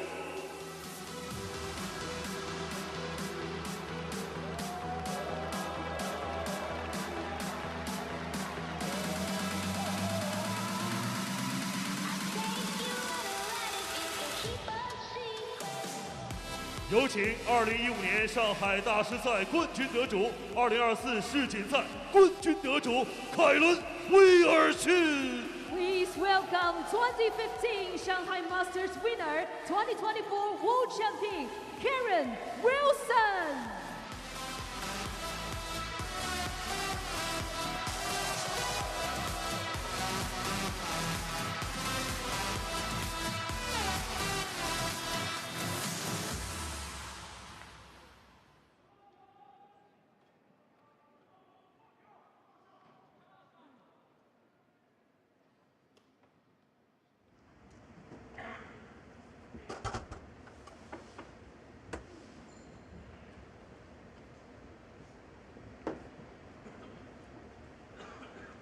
，OK。First spring, Karen Wilson for break.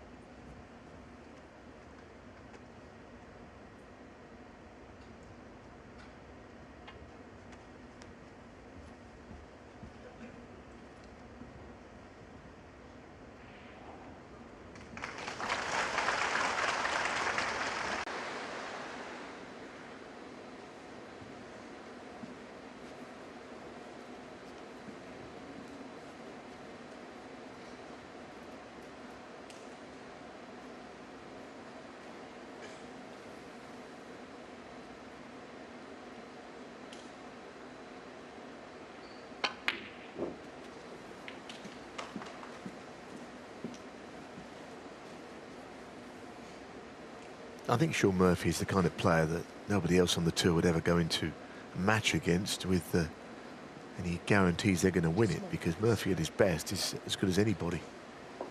Even somebody with a good head-to-head against Sean Murphy would not assume that it's going to continue. Thank you. 13. You know, his best is absolutely lethal, especially his long game and the confidence he exudes when he's playing well.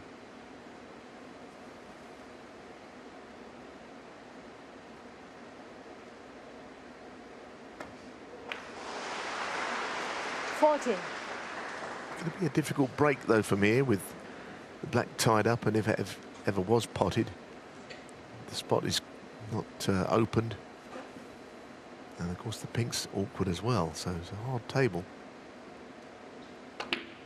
And even here, where does his next colour come from, unless he goes back for the blue? 19.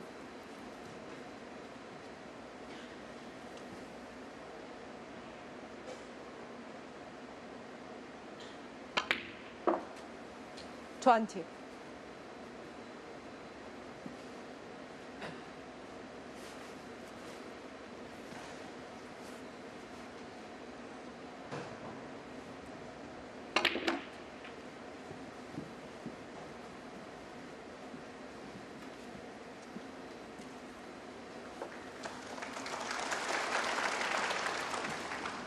$25.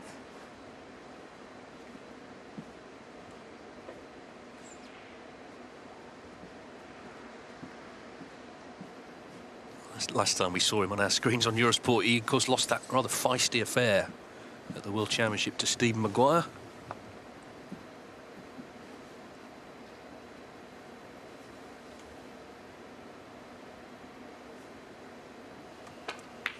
Yeah, it was a proper match, wasn't it, between those two? Evenly matched, go back years. And as usual, a couple of crucial frames that Maguire won made all the difference in the overall outcome. Maguire was the deserved winner.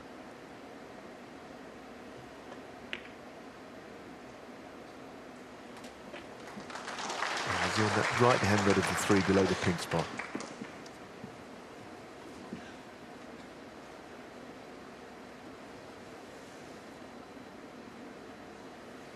$32.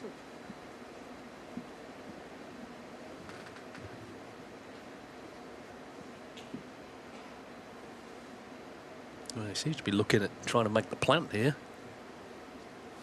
Yeah, I mean, even if the red did pass the other ones, the pink's now got in the way, I think.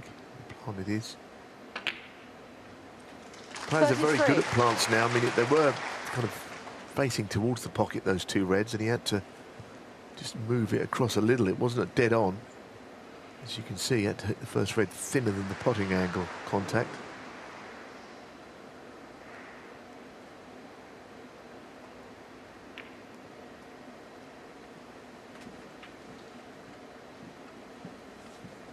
Well, it's his second chance. Of course, the first one went awry pretty quickly. He just lost the cue ball, but of course he's coming in cold. Higgins has had a match already. Sean Murphy, he prepares very well for matches. He still loves putting the suit on, walking out there in these big tournaments. 39.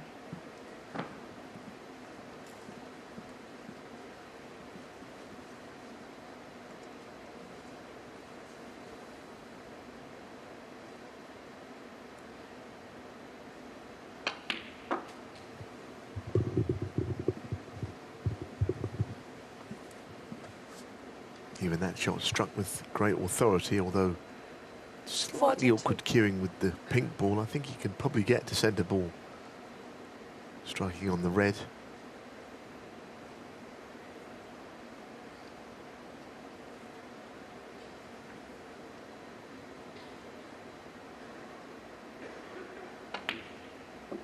$43.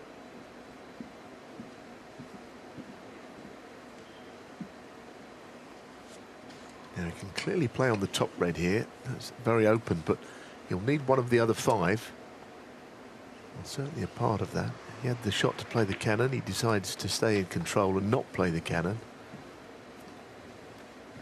But what will happen after this red and colour? Where is his next 48. red going to come from? They look a little tight, and he didn't take the invite to open them. 49. But he's finishing there. Now he can also go into the reds and just bring the red that he needs into play.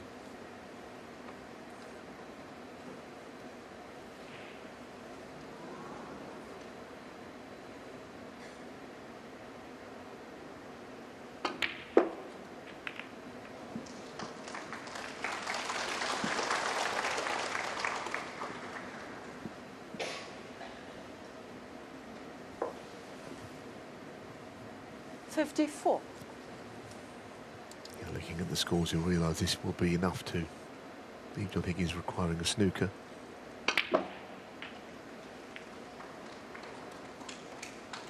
$55.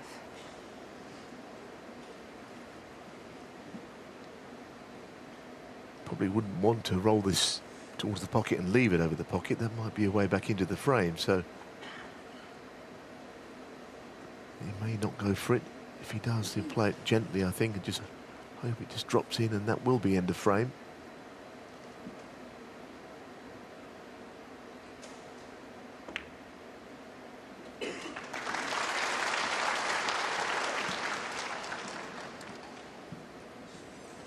Well, Higgins left a red 62. early on, wasn't punished, then he left another one, and he has been. He needs 2 snookers to tie as it stands.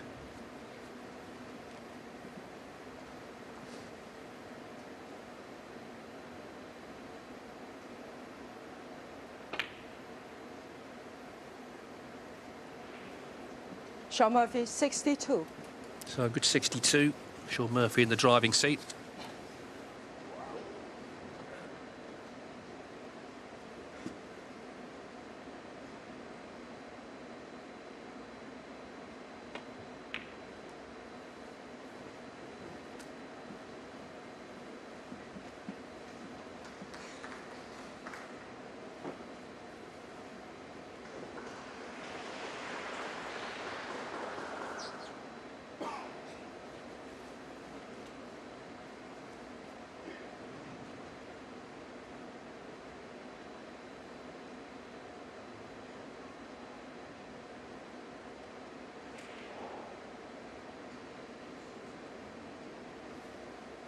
Well, we saw the player view, and the reds aren't easy to hit. Just able to graze an edge of a red. These are the kind of frames you know that you should win them. You know, mathematically, a couple of snookers that John Higgins needs, but of course it's not quite over until maybe one more ball is potted.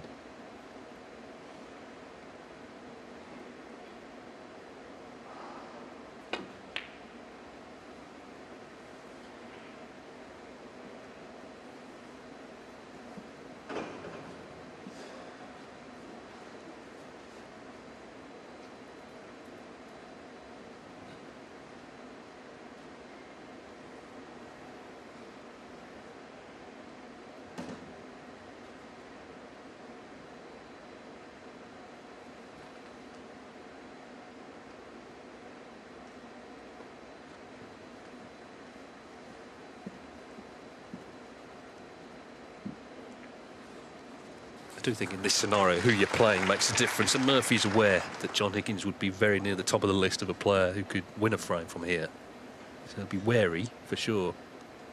The danger is he gets a chance to clear 3 of the reds with blacks and then take it down to the last red. I feel he has quite a big chance potentially. Free ball could come into it as well,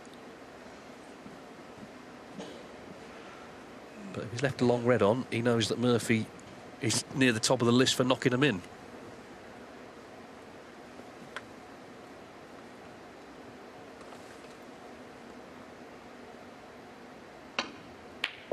And there it is. So it's going to be his frame. 1. Yeah, I mean, he looks sharp, but then he always tends to look like he's cueing well, even when he isn't playing all that well.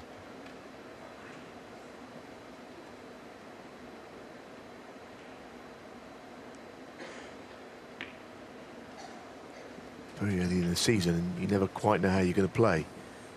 Yes, there's been one event, but this is the biggest one. The first real big one, and while you hope all the practice goes to something good, you never really can be sure how you're playing until you arrive on the match table. 7. That plant was with the frame one, but still well played.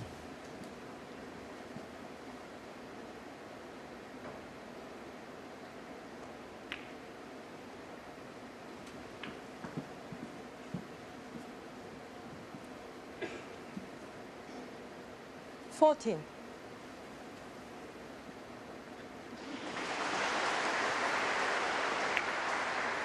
Sean Murphy was runner-up in 2019 to Ronnie O'Sullivan in this invitation version, 11-9. Obviously then we weren't back here for 4 years. Lost 6-5 actually to Rob Milkins in this round last year.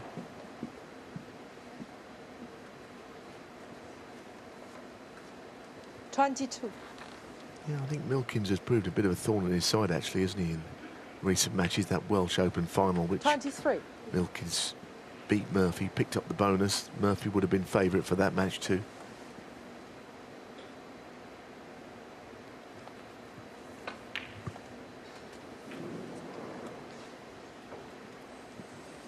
Yeah, just to go back to what I was saying earlier, two seasons ago, won the Players and Tour Championship. Huge first prizes and ranking points, and 30. the 2-year system, they will be coming off later in the campaign, but there's enough tournaments before that to pile plenty of points on.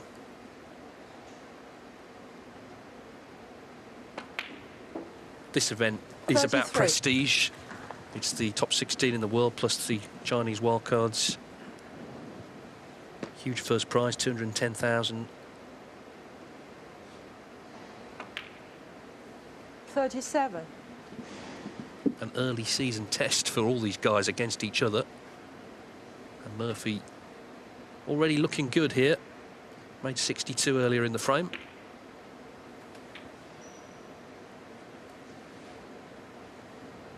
$42.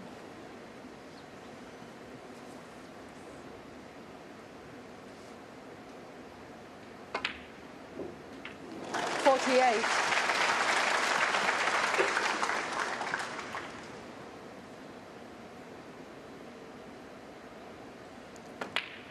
And there's another half century, 55 the clearance. So Sean Murphy, who thankfully did get his cue, having arrived here in Shanghai earlier in the week, leads John Higgins 1-0.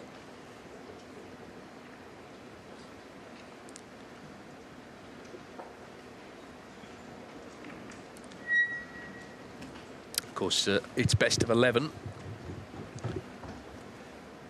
to play either Karen Wilson or Zhou Yulong in the quarterfinals.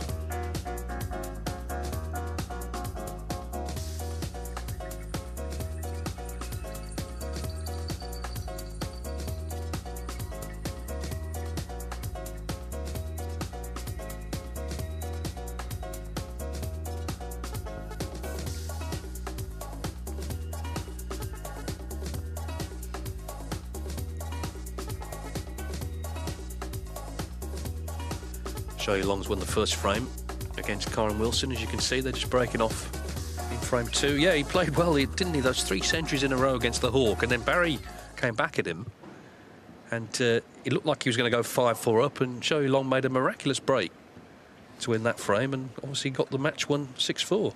Yeah, I mean, one of the best I've seen. I mean, it's all in context. Hard to know which is the best ever clearance.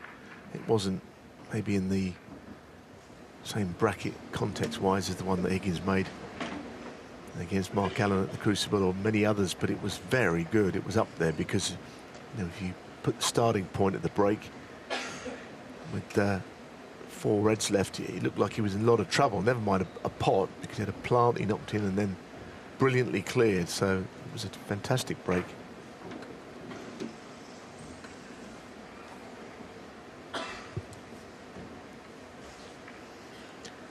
So Sean Murphy dominated the opening frame there, a couple of half centuries, but a long way to go yet. First to 6 to reach the quarterfinals of the Shanghai Masters. Of course, we know that Ronnie O'Sullivan will play Ding Junhui, and Judd Trump will play Si Jiahui. Mark Selby's also through. Mark Allen and Pang Zhengzi have got to come back later on the first available table. They couldn't finish their match earlier.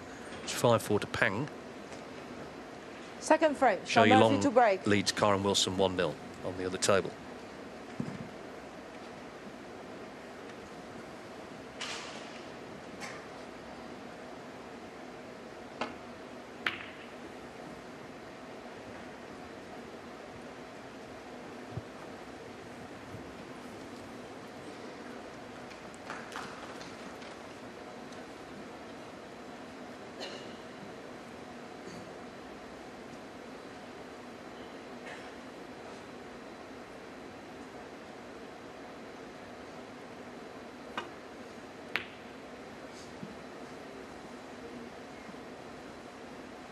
球员对着你的时候瞄球手不要。球员对着你的时候瞄球树干前手不要动。 Get the feeling John Higgins might like to start this match again. Nothing's really going for him yet. I thought he looked really sharp the other day, though. You know, he did play well against Liu Shan. I mean, it was a match he thought he would win, but he was scoring well all the way through it. A good start to the new season.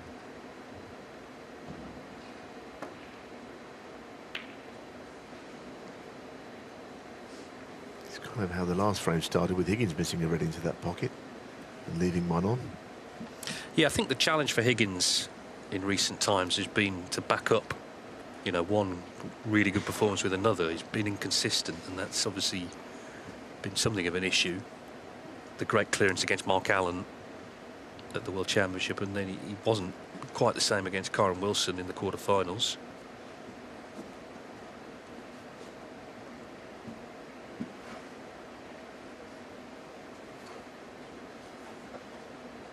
Even at the Championship League, he won his first match against the new Latvian pro, Artemis Zizins, 3-0 in about half an hour, and then didn't win another one. Came back later in the day. Even on that one day, he wasn't quite the same later on.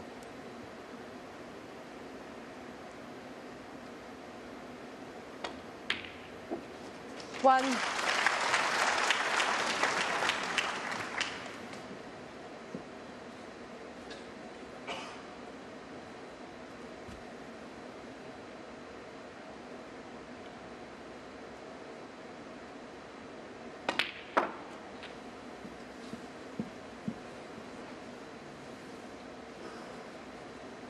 Higgins played into an area where he had various reds available to him.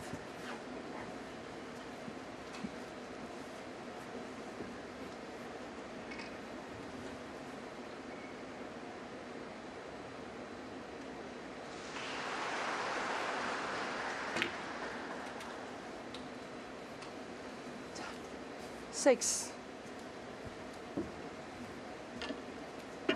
Now wrong side of the blue, so through the bulk area, back down. And not that many reds from the left side is all that easy to play on.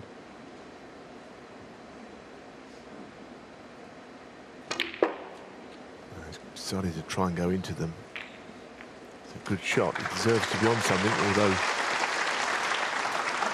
there may be one red to the right corner. Just a little trace of left-hand side here, running it around two cushions, but not much.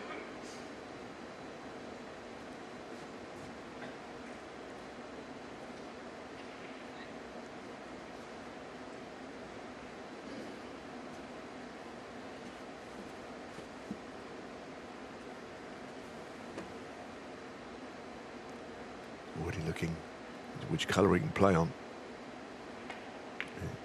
Probably holding for the black is fine. 12. But he's just trying to work out where the black will go when potted. I think if the yellow spot might be free, actually. The yellow's not on its spot. I don't know if there's enough room for the ball to go on there. John's not really given that any thought.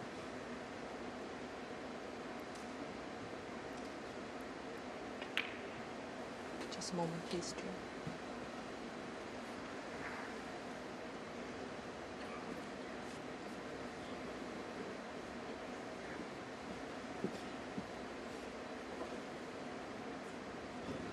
Well, Peggy Lee has spotted it, but even though the yellow is not on its own spot, there still isn't enough to put a ball on there. Which means that the black goes somewhere that it will not be potable from.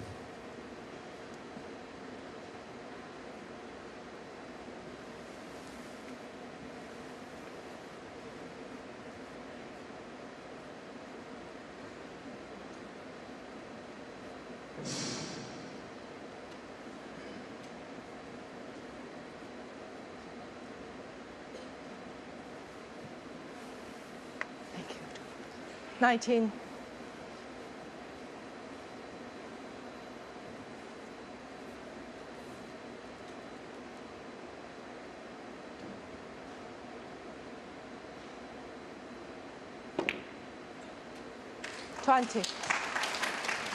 Didn't look much, but he cued it really well. And now, from the blue, he's got the chance to do a bit of damage, move a few reds if he wants to, see what he can bring into play.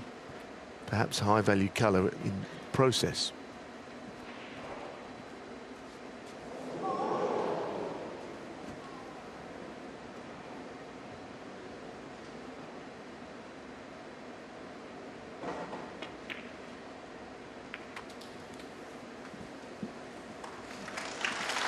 He did move reds, but he played it with an element of control, which 25. I didn't anticipate, just playing it gently. Problem's not really gone away. I think the pink will be available to the pocket he's going to put this red into, which helps.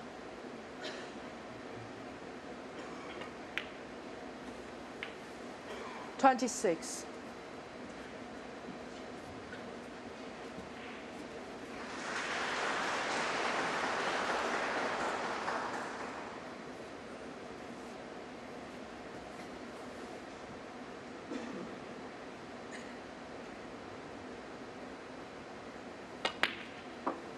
Just one more, please. Well, again, Peggy Lee just asking for a moment here. The spots covered. I think she's a very good referee. Shows great authority wherever she referees, and invariably, sometimes excitable crowds in Asia, she is able to keep in check.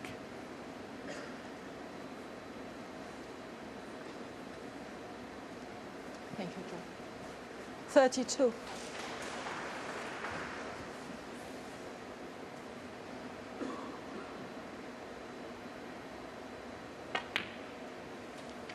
$33. And this time, I think sometimes going directly up for the blue without hitting the right cushion on the way from that shot, there's a stronger chance of you not finishing the right angle on the blue. Playing into the cushion and out towards the blue, invariably players will finish perfectly on it. So now his next red's not going to be easy to get on.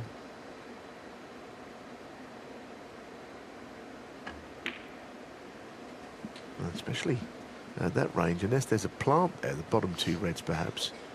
That's all I can think of, the reds below the pink. 38.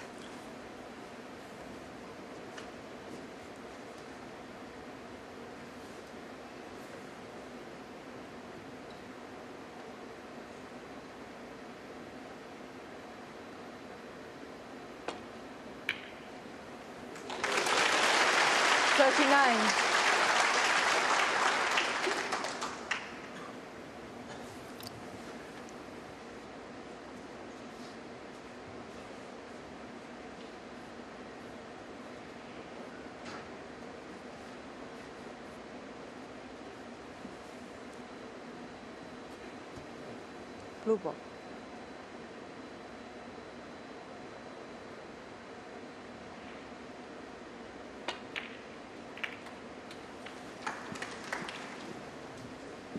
Now, that may not be too bad. It initially didn't look as if he'd be on a red. 44. The white here.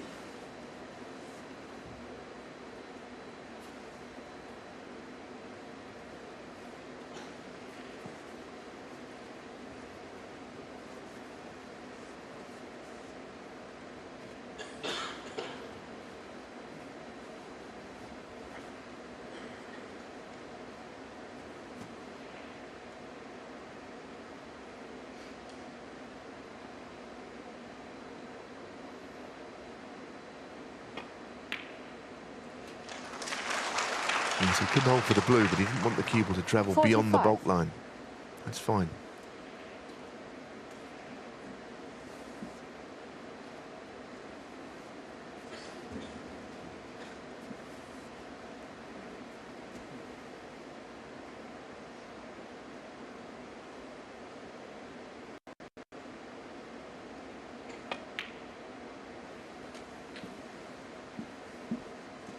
Well, it is a really quick table, as we've been saying, but John at least does have the benefit of having played on it against Liu Hushan on day one. Seems to already have adapted. I know they're always quick, but they're extra slippery cloths, I think, this week. 48. Well, it's a chance. He's had to work these, hasn't he? Because black and pink for most of it have been out of commission, but it is a chance to add to his centuries tally, which, remember, stands at 998 for his career. It's 25 years since he won the China International. That was the first big event staged in Shanghai. It was a ranking tournament. And all four semi-finalists were Scottish. He beat Billy Snadden in the final. Stephen Hendry and Alan McManus were the other semi-finalists. Yeah, I think Billy Snadden would be the quiz question answer, wouldn't he, that you mightn't get, although, of course, he was a good player for a period of time. He practiced a lot with Stephen Hendry and improved his game as a consequence.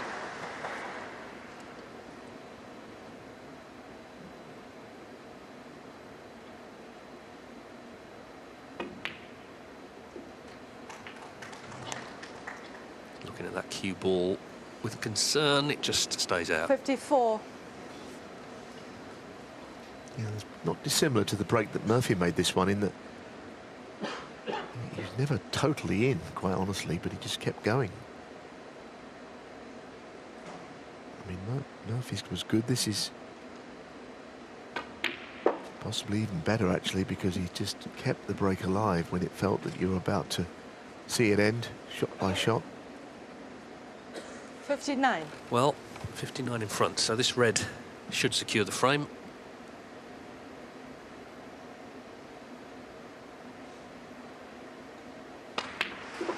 60. Again, this sort of wincing really is quick, this table.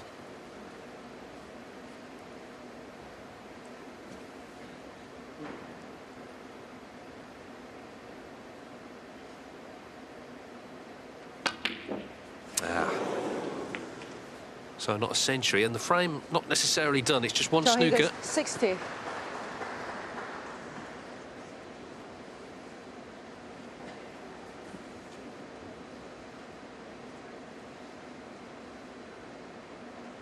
Yeah, I mean, I don't think when you come to the table, you can ever think, I'm going to make a century here. You do hope to just get the frame one, and kind of has done that. Although, I think that's what David Gilbert did, didn't he, in the Championship League? I read that he had to make a specific total to get through his group, and that did take some doing. Yeah, he had to beat 131. Because if all of the positions are tied in points and frame difference, it goes on the high break. And Jussa had made a 131, and Dave made a 136 in the last frame. Incredible.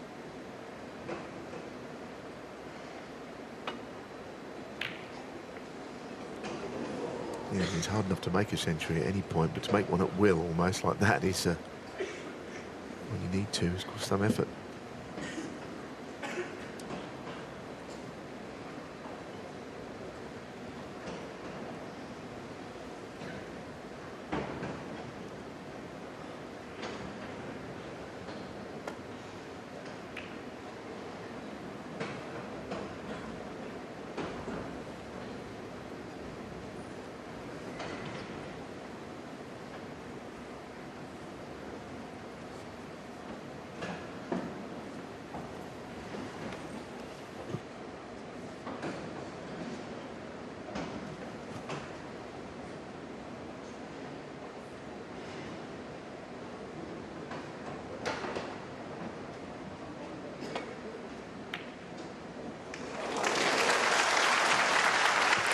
Well, you suspect that will be that for this frame.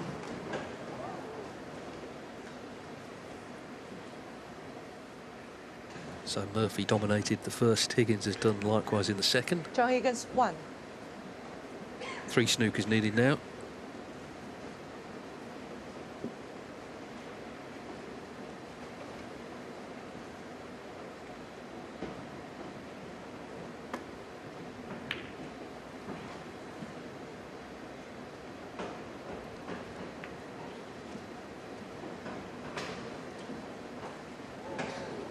I thought Murphy might concede actually after the Higgins shot, but he carries on.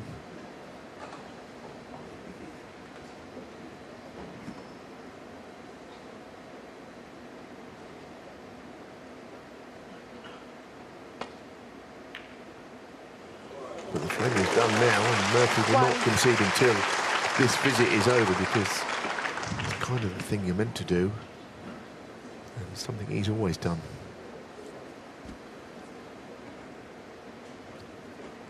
Yeah, it's interesting, Sean, because he's quite an innovator in a lot of ways. He has ideas, but he's also, in a lot of other ways, a staunch traditionalist, certainly when it comes to etiquette.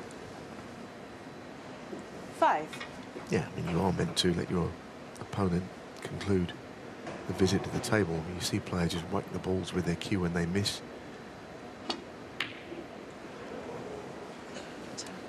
John Higgins 5.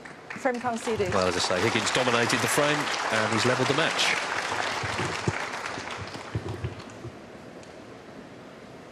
Best of 11 for a place in the quarterfinals of the Shanghai Masters. Sean Murphy and John Higgins are level at 1 each.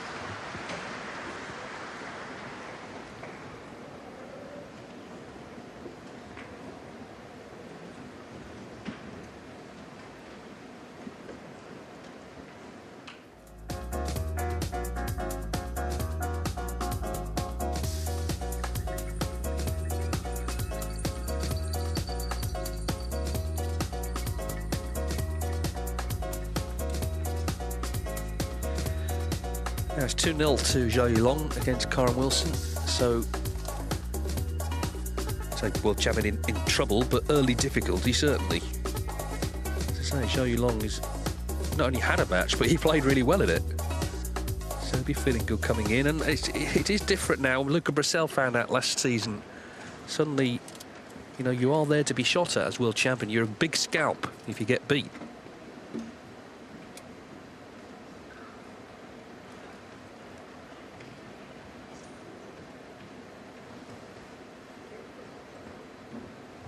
Karen Wilson's been enjoying his time since the Crucible, and there's been a lot of pictures I've noticed with the trophy. It seems now if you win the World Championship, that's what people want to see. As much as they want to see you, they want to see that silver trophy, and why not? It's the most prized piece of silverware, of course, in the sport. Not yet, John. Just wait for a minute, 40 minutes.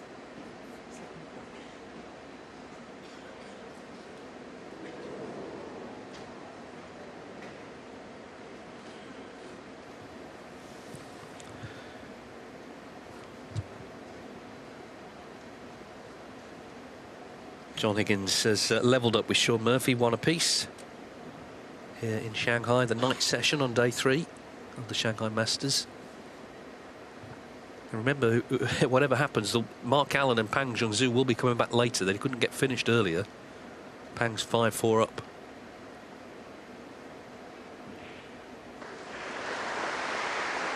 Yeah, I mean, that was about 5 hours, wasn't it? Third frame, John Higgins before they started.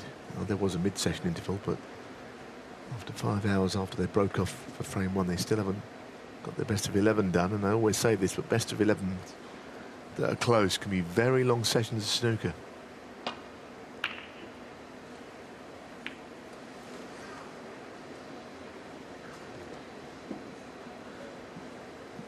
Well, he must have broken off tens of thousands of times in his career. That was not one of his best. He caught the blue. Any snooker player will tell you, Dave, that when you do hit the blue of the break, it is very annoying, infuriating. It's a mistake, and be often the blue is put into an awkward position. Doesn't really suit you. But it hasn't cost him in the process either. No, in the end, the blue slightly hampered Murphy there. maybe came to Higgins' rescue a little bit.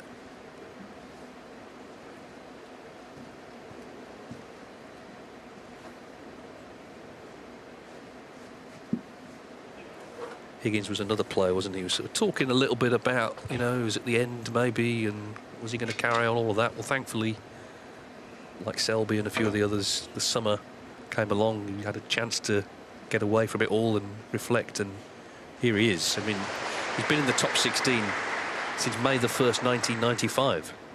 It's an extraordinary record.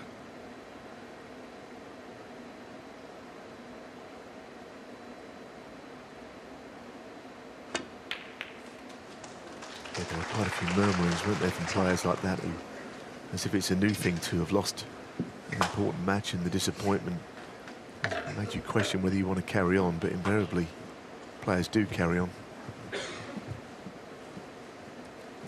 Well, there's so much to play for now as well. You know, you don't have to play in everything if you don't want to, but there's some big prizes. This is one of them available. Yellow ball. Blue ball. Thank you. I think the Wishaw accent just caught Peggy Lee out there.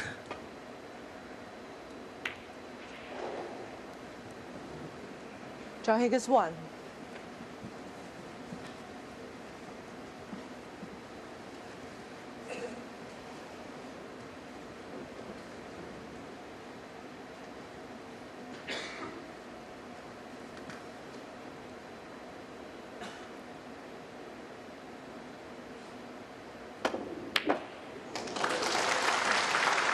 Well, there you go. Within a couple of shots, One. things turned around there, didn't they? He didn't get on a colour off the red, Higgins, and then, unusually for him, didn't play a great safety.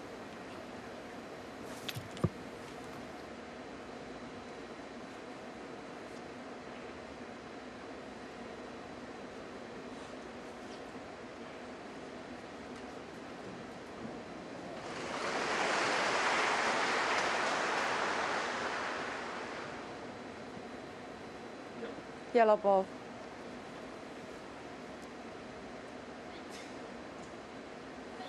Sean Murphy 1.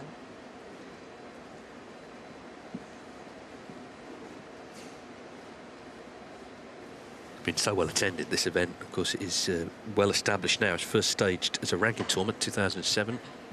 John Higgins won it in 2012. He was 7-2 down in the final to Judd Trump. He made a maximum and won 10-9. It's one of those finals that for a lot of players, that would be the career achievement, wouldn't it? It's just another one on John Higgins' list. Ooh. Foul. And a miss. Sean Murphy 4. Yeah.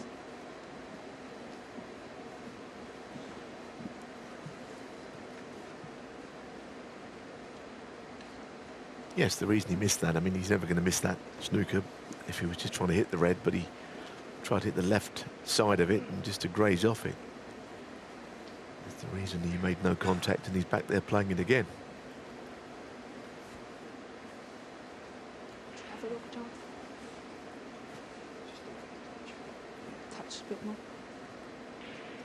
Yeah, yeah.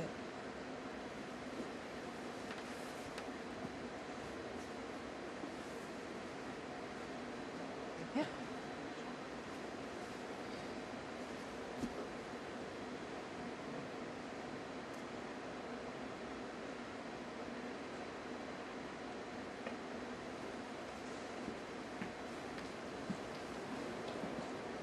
Yeah, that sort of thing was what he tried first time.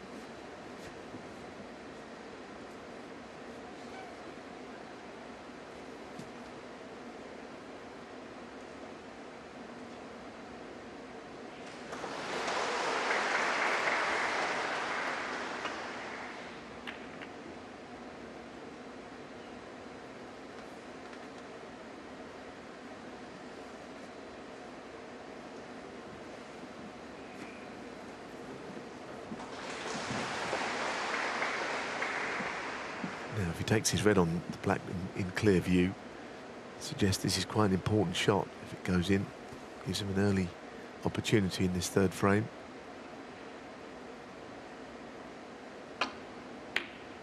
One. Oh, beautiful. He missed one at mid sort of range into that pocket earlier, which surprised him and me, given how good he is at cueing those shots. That one he struck delightfully. The way he held the cue ball for the black.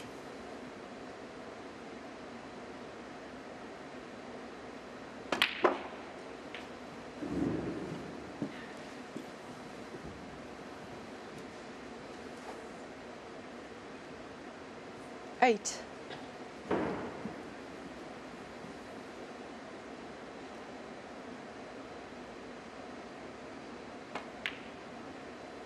Nine.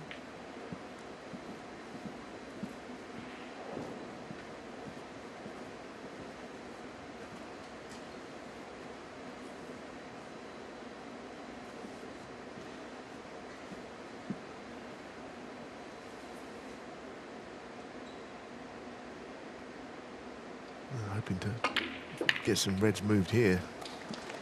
Quite unusual way to play it, the top spin. But I think if he'd have played to stun it, the cube would have swung a bit to the left. He is on the bottom red, a thinnish cut to the left corner, not the perfect split though otherwise. He has got a continuation red.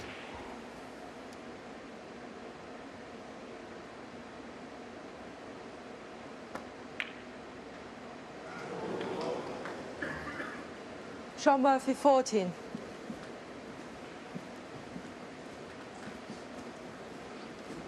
No huge reaction from Murphy. Higgins immediately looking to see whether the black passes. That red into the opposite corner pocket.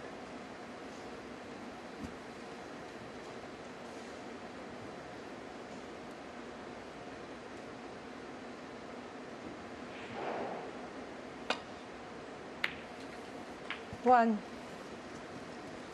Yes, Murphy will surely be concerned now, of course, having opened the reds but not profited from it. Giving John Higgins the chance to do exactly that.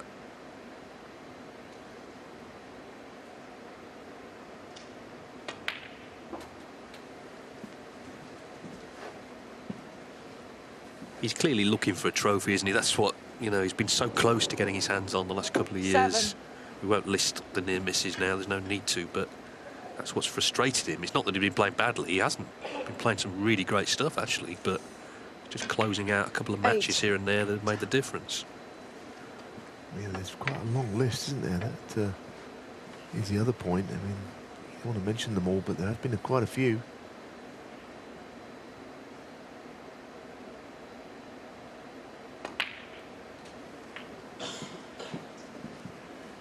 And as you say, it's just the level of consistency match to match that he hasn't quite got now. 15. His best is still almost on the verge of what it's always been.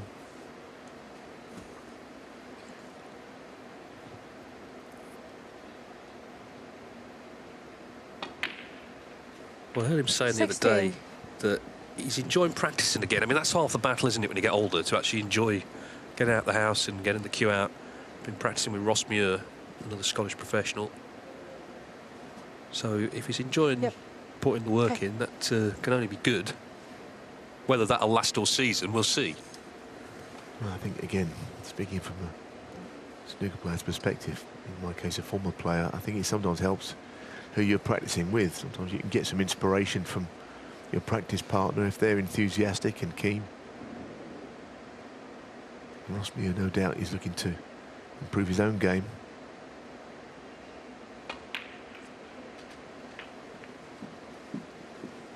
He's got the best nickname, hasn't he, in snooker? Ross Muir, they call him Stenhouse. And 23. for those of you who don't follow Scottish football, that's a football team.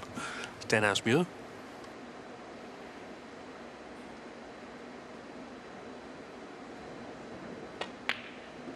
$24.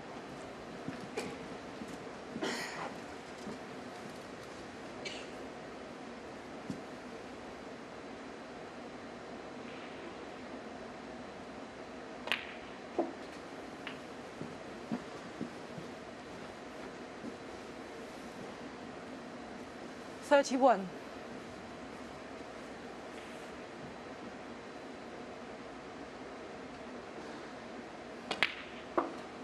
32.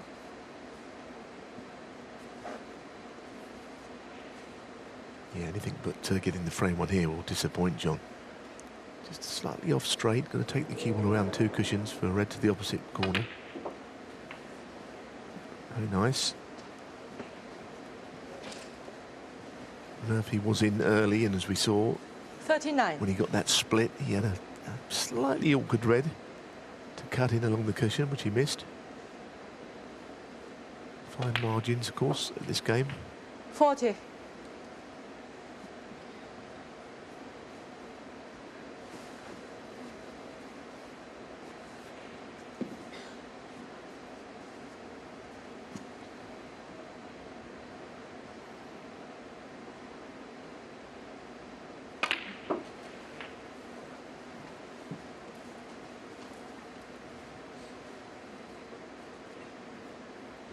$47.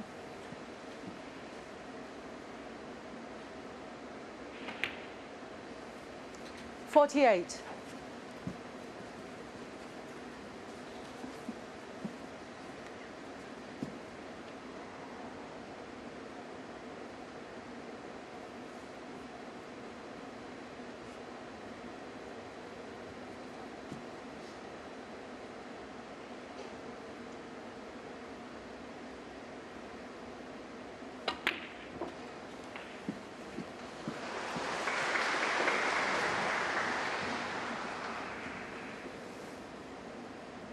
$55.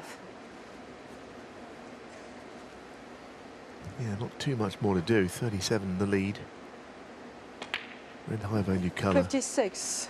And another red, so the left-hand red on the cushion or close to it will not be a factor for John Higgins.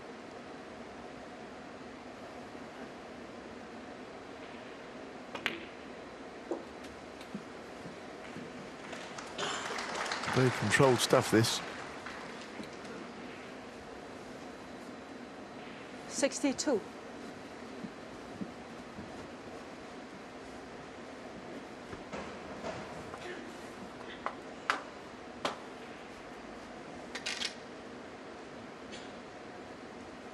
Yeah, this red to get to snooker's required. And then we'll see, it's another opportunity maybe for a century. That red on the left you mentioned obviously is going to come into play for that.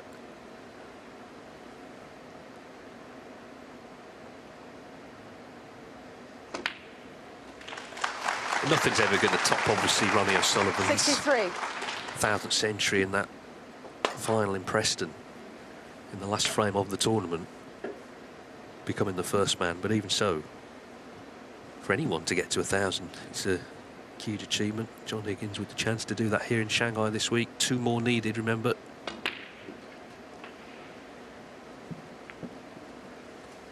To be honest, that night when he made that 1000th century, like you say, and that's O'Sullivan all over, isn't it? 70. It was never just going to be a nondescript frame of snooker in the middle of a tournament that he got the 1000. It was a lovely occasion. The crowd loved it. 71. Clapping along on the colours when the century had been made. It was a great moment in the game to have been there. It was a privilege. Well, now this is a key part of this break to get on this red. The chance to get to 999. 78. Kibosh, because these can be missed, but they have been going in reasonably well down this cushion. If you play them gently and anywhere near it. 79. He's just travelled a bit awkwardly. I mean, he can pop this and head towards the yellow, but with the tables as quick as they are, you do well to hold for the yellow without going beyond the bulk line. Well, he's missed the pot anyway. John Higgins, We'll have to wait, 79. but John Higgins, he's playing good stuff. That's the bottom line, and if he carries on like this, it'll happen here this week, I'm sure. 79 the break, 2-1 the lead for the Scotsman.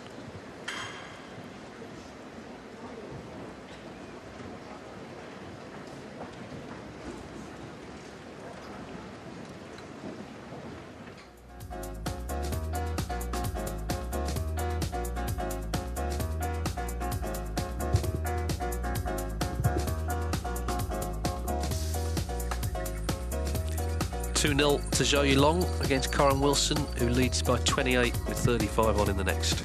Yeah, but I think the most crucial part of that, Dave, is that he was 66-0 up Wilson, and he red to the green pocket. I don't know how it stayed out that he played. He looked very disappointed. And now Zhou Yulong could clear up from there. So that will be a quite significant moment in that match. Doesn't want to set a trend, Wilson. He's world champion. We've been through all that.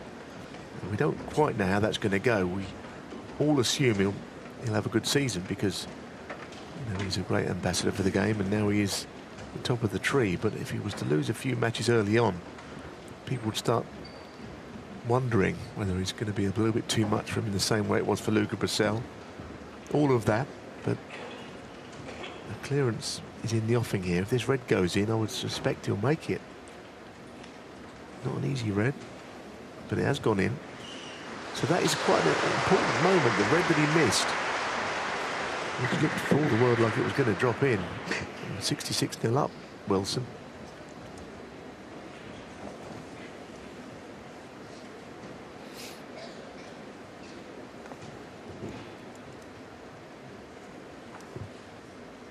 Well, Zhou Yulong with a chance to steal this frame and make it 3-0 against Karen Wilson. And what a chance. It really is, and it's a frame that got away when Karen Wilson missed a red, which would seem very surprising. It didn't drop in.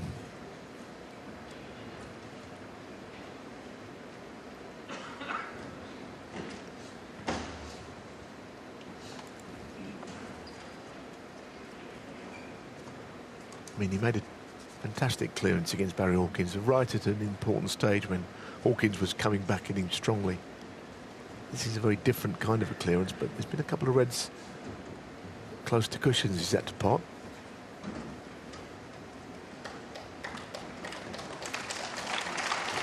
The head-to-head, by the way, is 4-0 Wilson, so there'd be no joy for Zhou Yulong against him.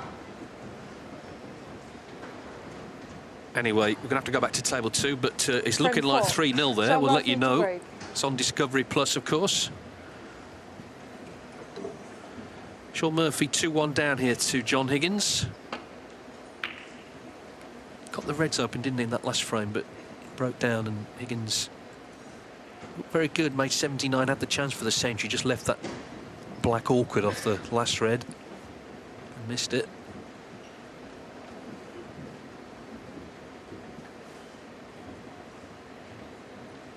A couple of latecomers coming in, or some slight distraction.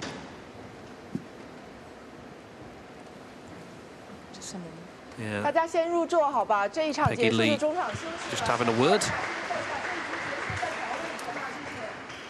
Yeah, she does have great authority. I agree with what you said earlier as a referee. She'll say what needs to be said outside of actually officiating the match. It's a big crowd, which is good, but obviously a little bit of order is required.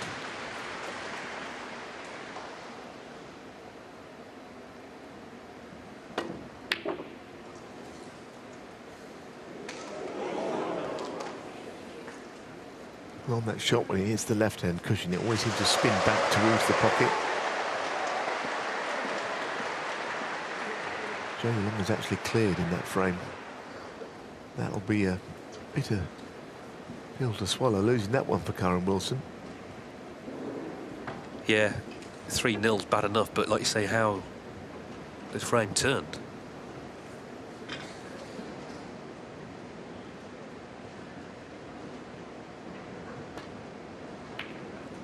One.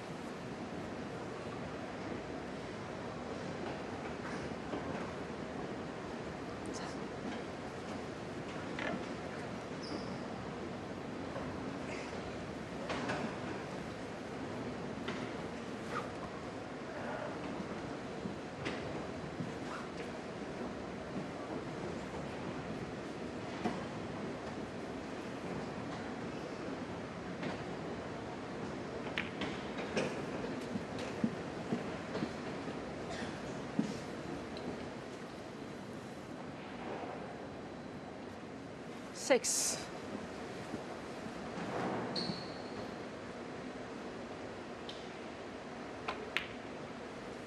7.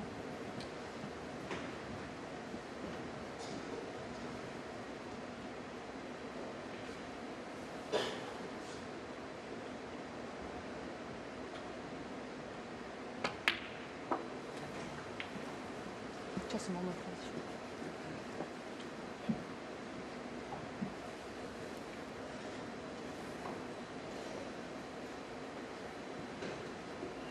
You know, the pink will have to respot below the bunch here. Can't go anywhere else.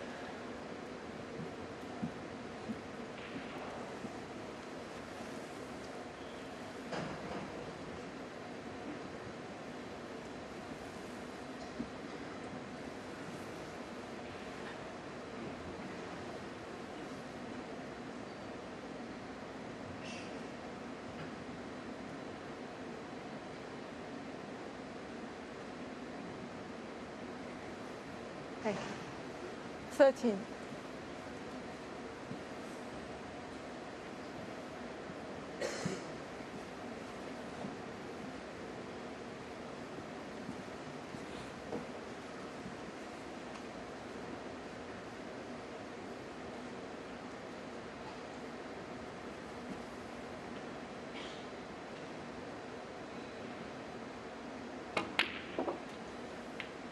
$14.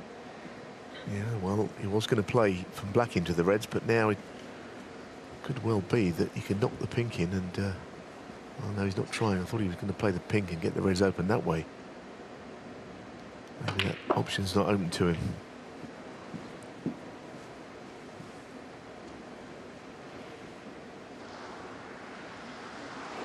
$21.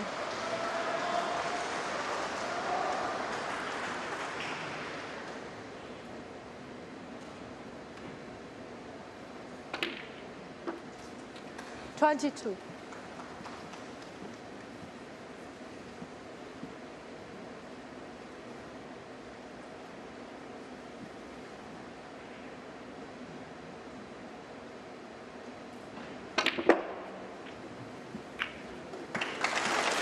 Sometimes that is the best way to go into them from the blue, from that sort of an angle when the reds are very tightly bunched. But he hit it so well.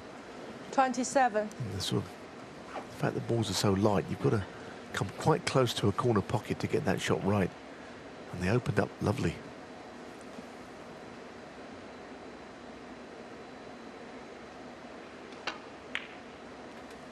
Been enjoyable. 28. 3 and a bit frames so far. These two look in good form.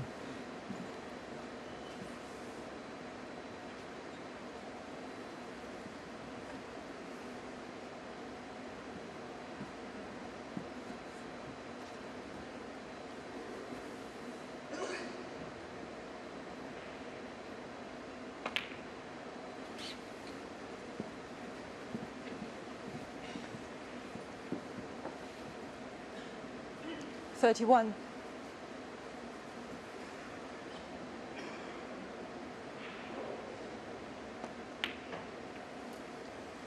$32.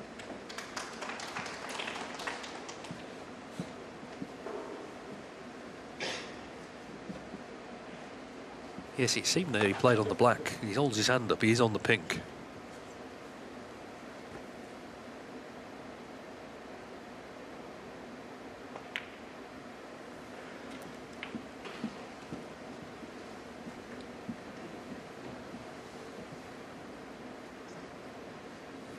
$38.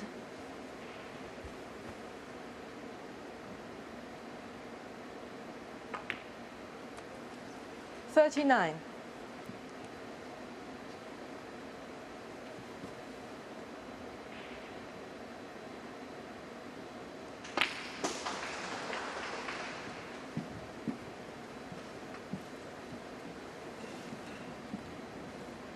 $46.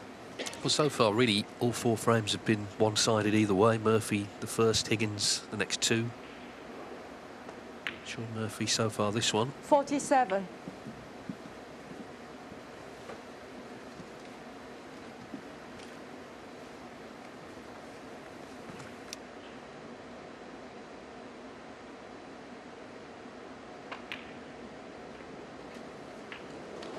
Another nice little cannon there. For someone with a lot of cue power and 54. ability to hit the balls at pace, he's also got a good touch, Murphy.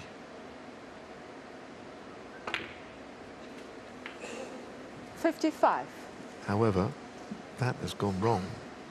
There's more a question there of sort of trying to get through that red, and he almost went round the back of it. So that break is over. Now it's a question of taking your medicine and playing the right shot, which would be to try and get a colour onto a cushion if possible. Problem it's also got is that the two reds on the right, it's hard to ensure they'll end up safe, because you could be leaving John something at long range to go at. And we all know what John Higgins is like. You can clear these up if the chance comes.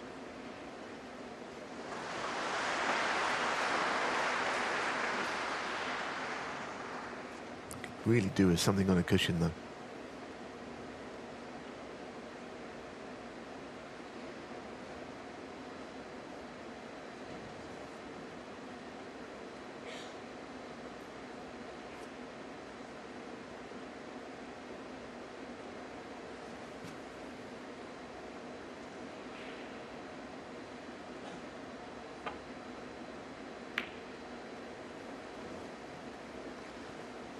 Sean Murphy, 55. Well, there you have it. He made the decision to put the brown safe, which is completely right and proper, but he's kind of left John a kind of red over the years he's knocked in. I mean, it's not easy, but if it goes in, he's back in the frame.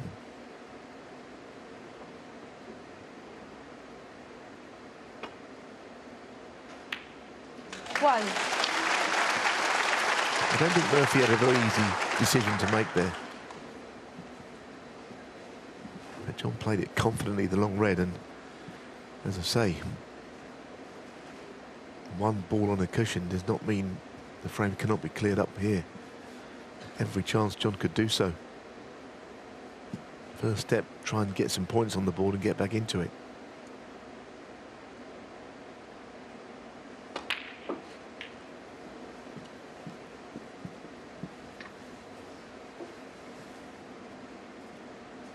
Eight.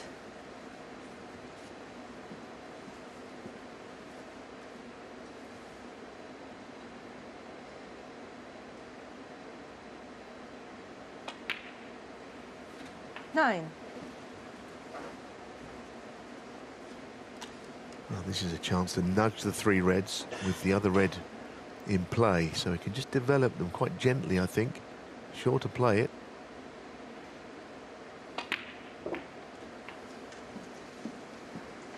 I say gently because he didn't want to push any of the reds onto a cushion, but he's still not happy with his 16. cueing on this shot. Quite over the top of a red.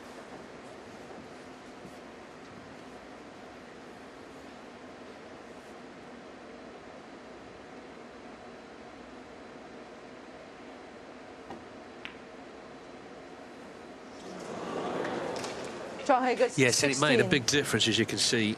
So feels like he's kind of handed the frame now to Murphy, already 39 in front.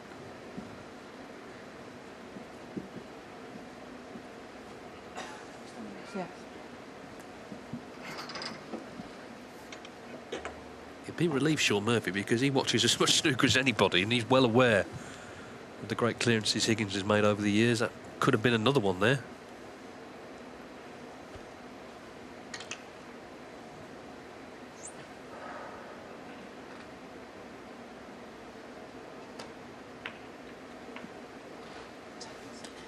One.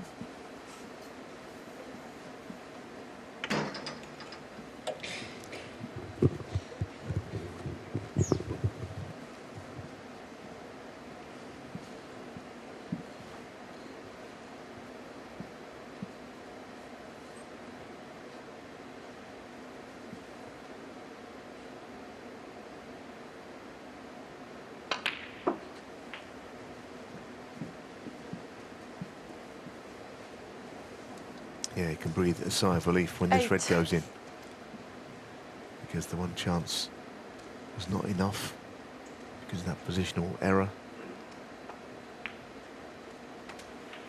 9.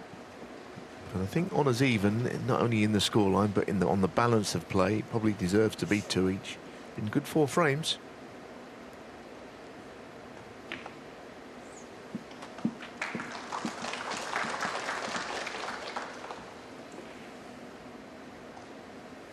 $14.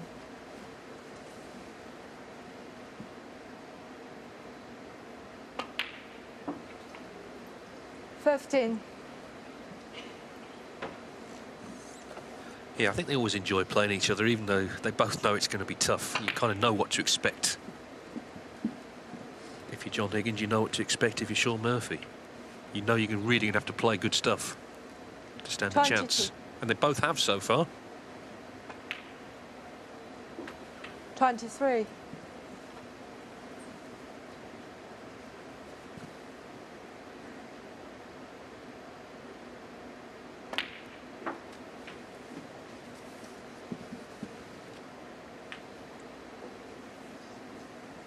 29. 31.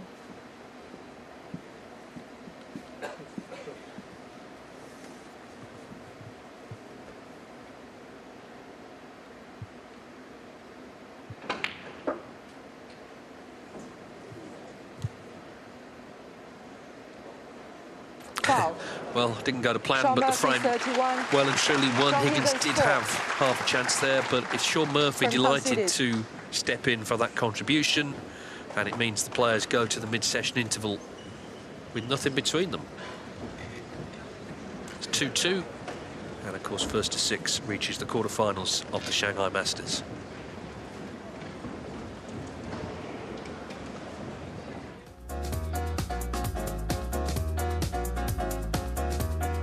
And they'll be back, of course, in 15 minutes, and we could need potentially all 11 frames.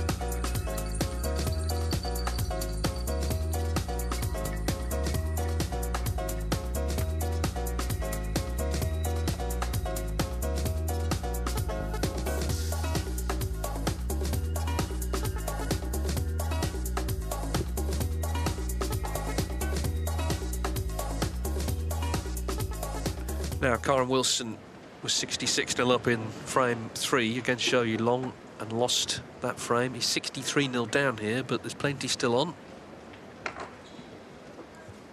And he is in. Trying to just get on that scoreboard before the interval. Indeed. I mean, I was thinking about this match now. We all know it's early in the season, but this is a big event. And if Karen Wilson was to be heavily beaten here, you know, people would already think, well, World Championship seems a long way back and all that. Yeah, he lost the 3rd frame. I don't know quite how he lost it, but he did lose it. So if he could steal this frame in the same way the 3rd frame was taken from him, that would be something.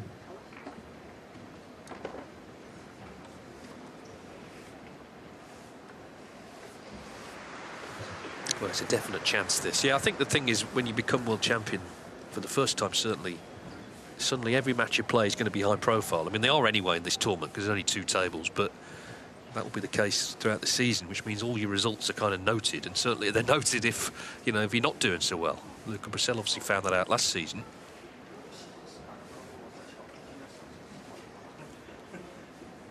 But we know, and we saw it in Sheffield, how tough he is, how much self-belief he has.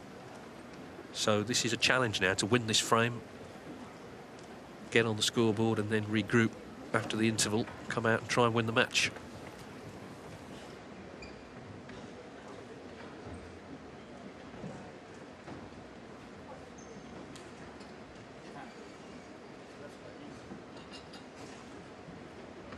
It's not a good shot, quite honestly. Half ball nudge on the red that he went into, pushed him on the other 2 reds. It's going to be a good shot to keep the break going here. He may be able to pot a red, but the cue ball is travelling all around the angles. So red colour from here, he's not by any means certain.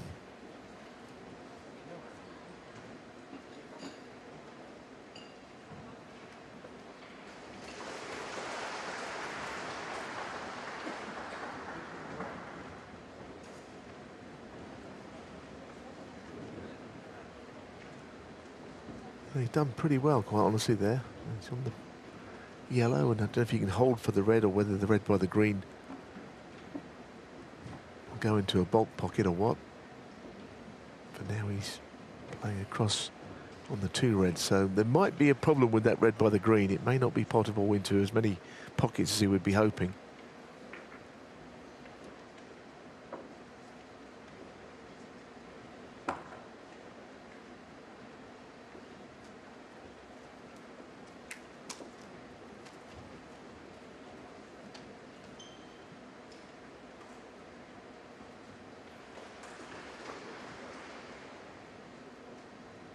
Now, once again, 1 or 2 of his old problems have just resurfaced here.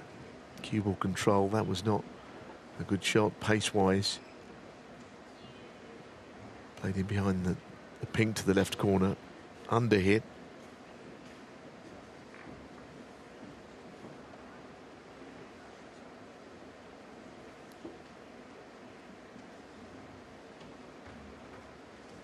Well, that was never really threatening, quite honestly.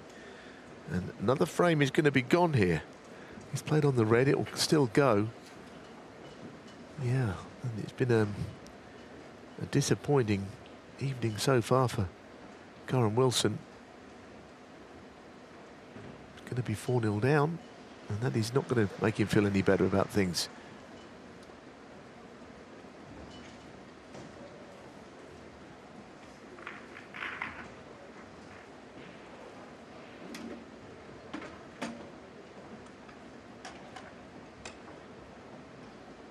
Yeah, I mean, frame 3 was a massive body blow, but he did have the chance there in that 4th frame and he's not taken it.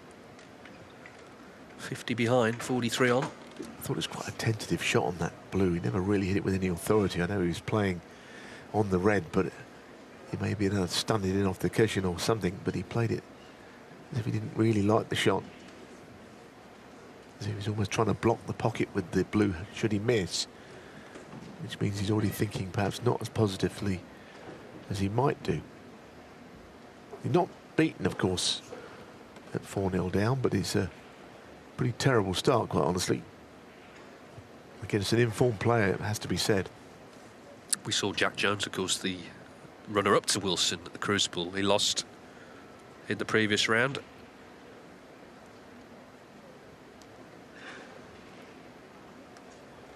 Didn't look a great result for Jack Jones, did it? I saw a bit of Mark Selby beaten. The player who beat the wild card who beat Jack Jones. I didn't think he was quite as good as Jack, but on that day he was.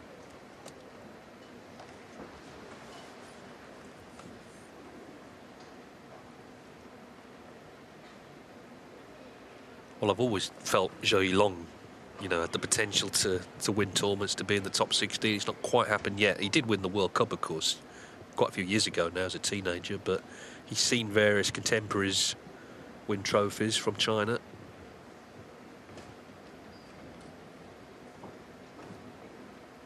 Yeah, there was that dreaded fist pump, wasn't there, against Gary Wilson in the Scottish when looked like he got through to the final. And somehow Wilson won the frame and the match. And that would have made him feel a bit like less likely to do it again, I suppose. You live and learn. Anyway, he'll be happy enough right now. This is a dream start, really. As I say, the 3rd frame was massive from 66-0 down. So Kyren Wilson has had the pleasure of walking out introduced as world champion, but it's kind of back to reality. The game's tough, the players are really good, and he's up against it, because at the interval he's trailing Zhou Yilong 4-0.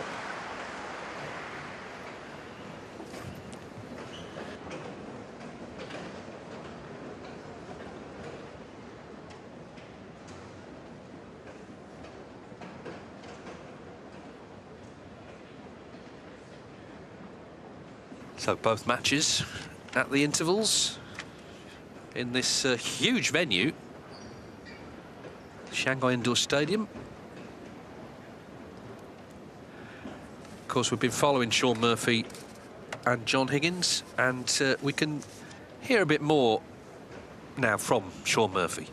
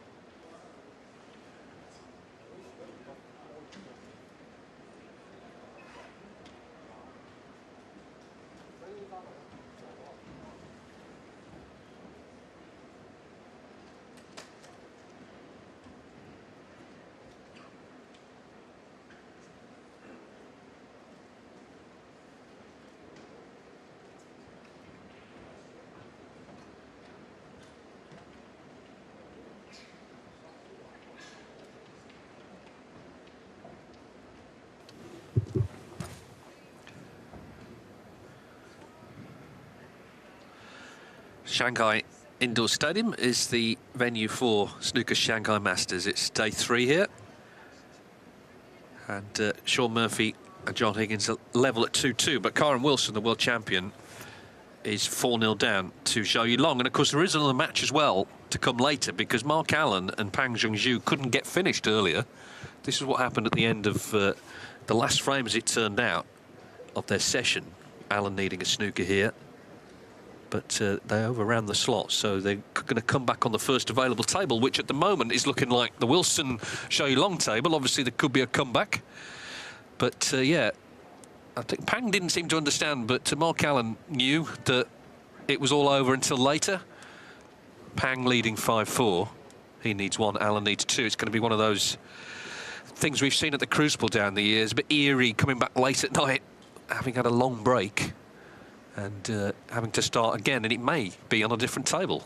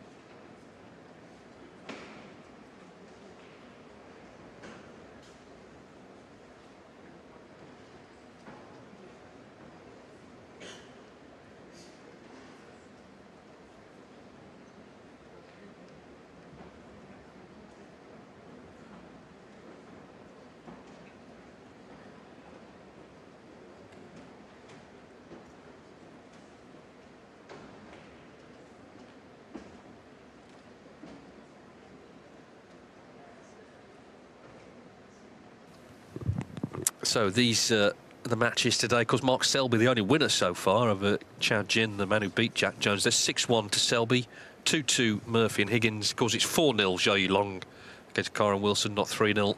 And Pang, as we saw there, 5-4 up on Mark Allen. Possible 2 frames still to play there. We'll see. Mark Allen looked pretty happy, actually, to be going off. I think he'd had enough, really. Pang looked a bit confused, but anyway, the fact is they took too long and we'll have to come back later.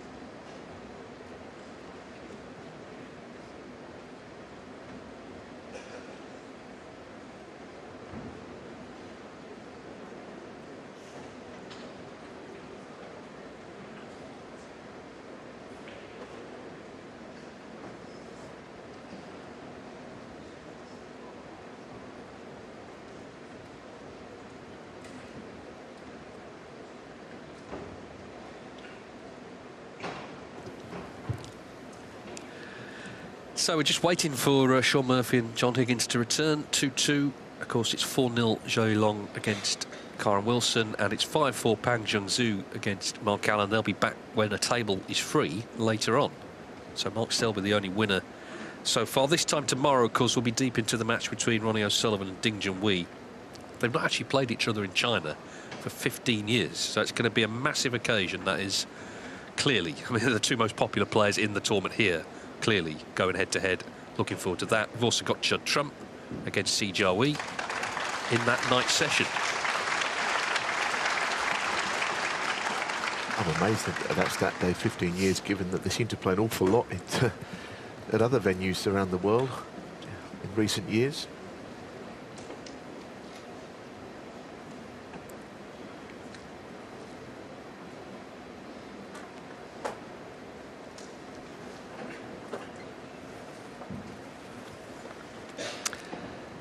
Well, it didn't take this match long to get to the interval. It's been Thank you. Frame good 5. open attacking John stuff Higgins, from break. Shaun Murphy and John Higgins. It's 2-2, so it's set up nicely. Best of 11. Higgins to get us underway again. Did have a couple of chances in the frames he won to get centuries, but that can all wait. The 1,000 centuries here to try and win matches, win tournaments, and if he's doing that, then obviously the big breaks are going to come.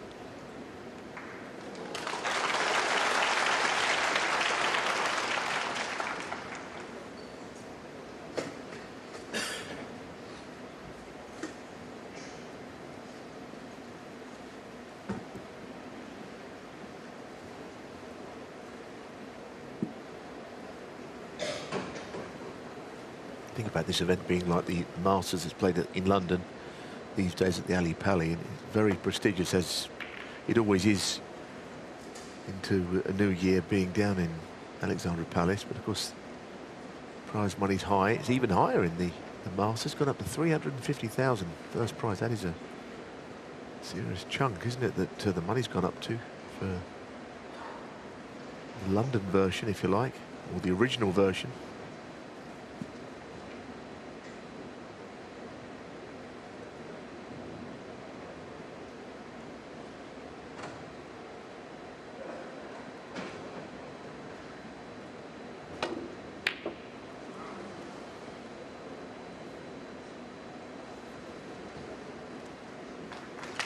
Yeah, I mean, obviously there can only be one winner per tournament, but the first prizes now, they're all big, aren't they? And of course the Masters this season is going to be the 50 years, isn't it? It's going to start in 1975, so it'll be a big anniversary.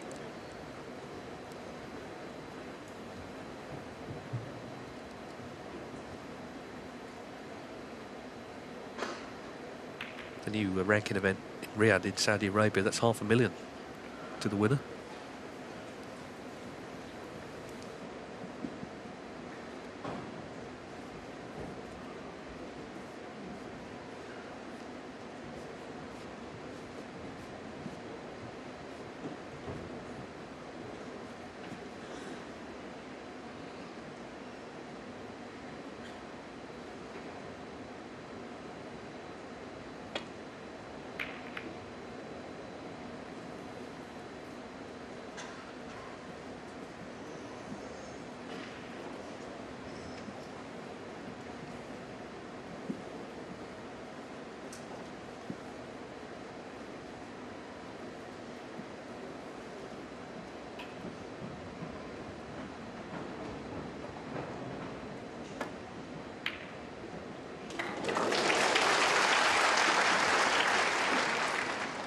One.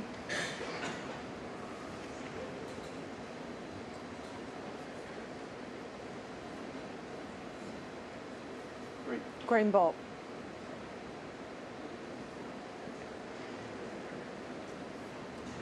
Shaun Murphy, 1.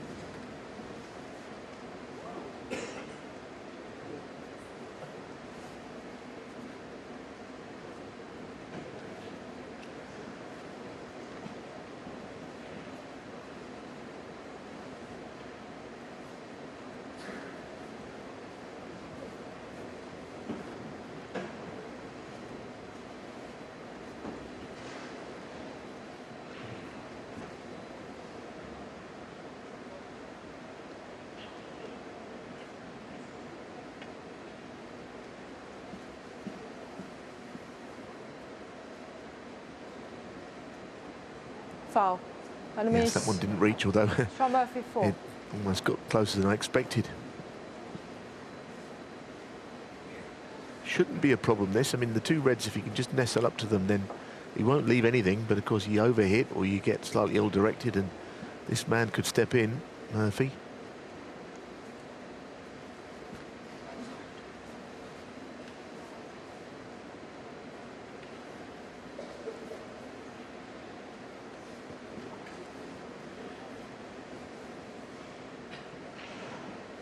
Look down. Yeah, sure.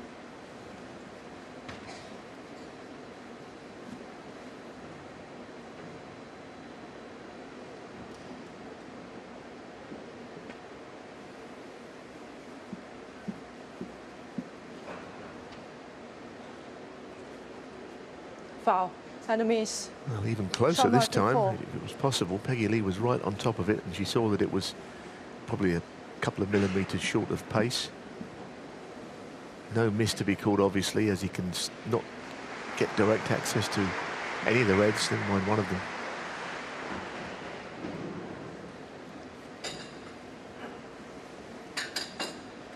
Let's draw. Sure.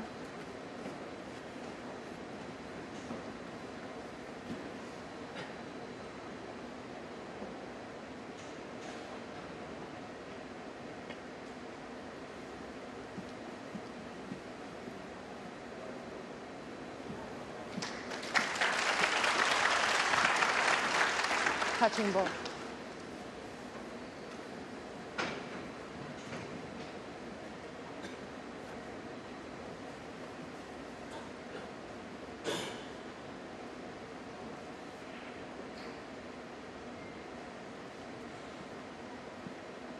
You might have heard Peggy Lee just saying something to Sean Murphy, just that it was a touching ball, so he has the option just to play. Well, he will be able to play away, he'll have to. And he won't have to hit a red, because he's touching a red already. Taking the cue ball wide, around 4 cushions here, might see it go behind yellow or brown.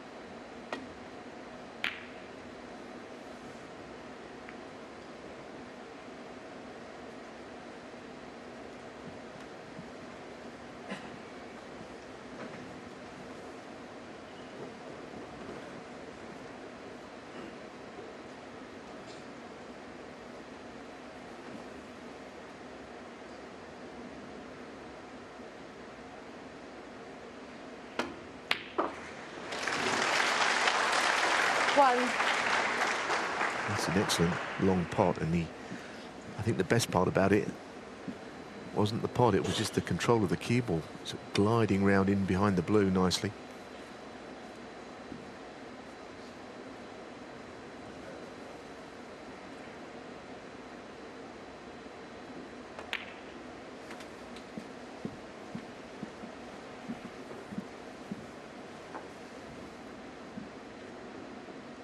Six.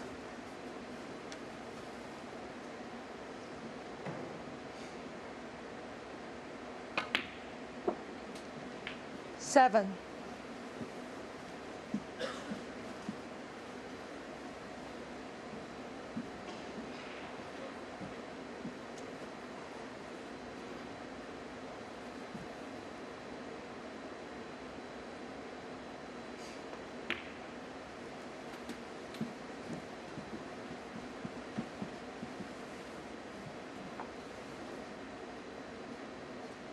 $12.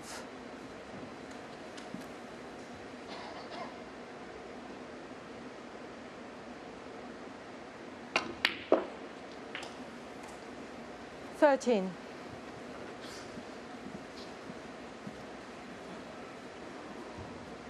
Well, the angle on the green, the cue ball's kind of travelling quite pacily away from the green, so he might just, I mean, he could swing the cue ball into a Green number ball. of reds here. Chance his arm a little bit. He might not want to. It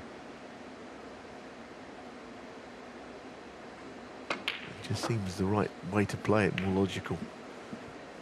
Yeah, it's a good shot.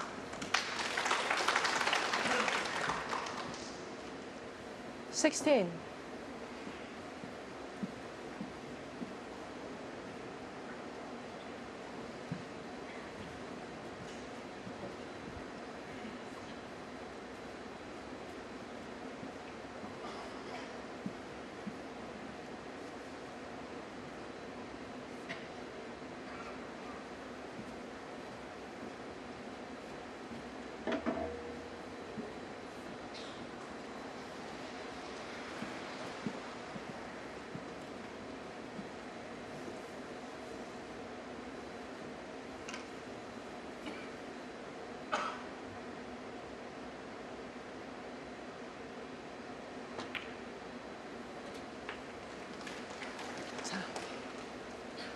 17.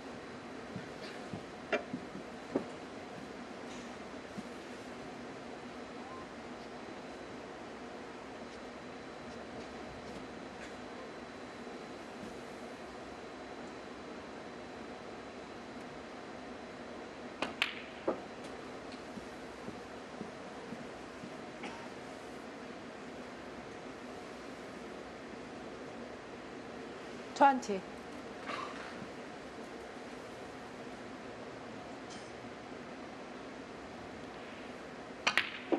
Well, he's done well to get where he has so far with this break. The Reds, of 21. course, gone more awkwardly placed, but the fact that he's at the table and still scoring and he's got a chance to add to it becomes John Higgins' problem now. I think that the Reds Brown are ball.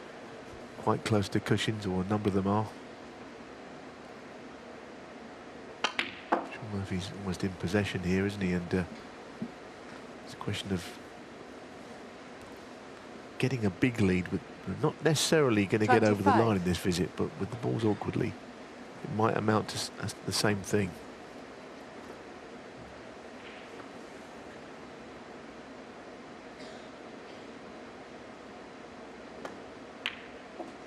And he missed 26. a not dissimilar red to that earlier in the match, but not this time.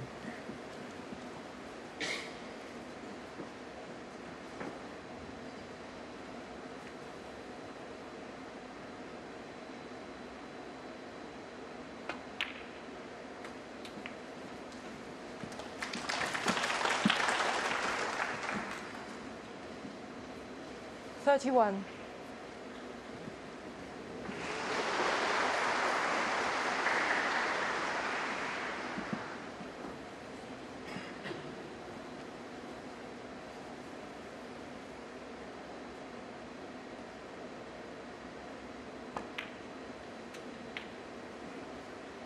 Again, that's a really 32. nicely played shot.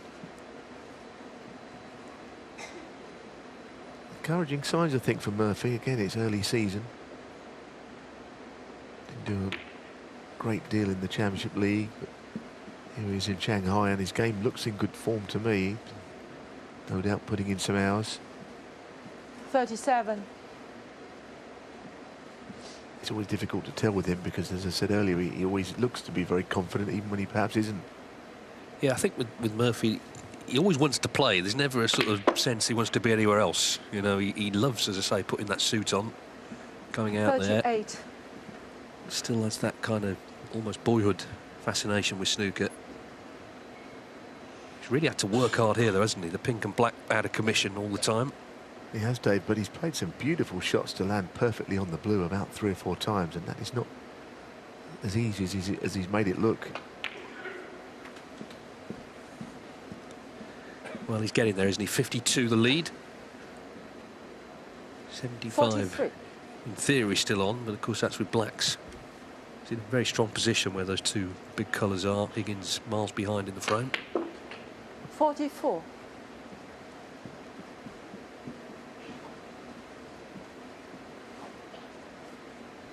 Well, he needs a little bit more, another red, so he might just, the two reds close to each other to the right of the black, not the ones in the middle of the table, the two on the right. He could play to almost split them here. That's what he's tried. That's a delightful shot. That's exactly how it was intended. Yeah, so 49. just checking the scores. He's going to need red and colour. Yeah, I mean, he is, although even if he didn't get his colour, I'm not sure how anyone could get to 4 reds and blacks from where they are. Blacks glued to the cushion, but it's been 50. one of these breaks that you think, well, it's not all that many, but it's been really well played. Exactly, it's not always about the figure, it's about how you've gone about it, and he's had to really work hard. But that's not a problem for Sean Murphy. He's really just kept going brilliantly here.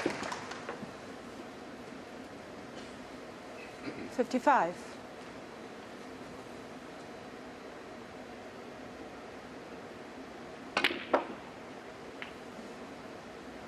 $56.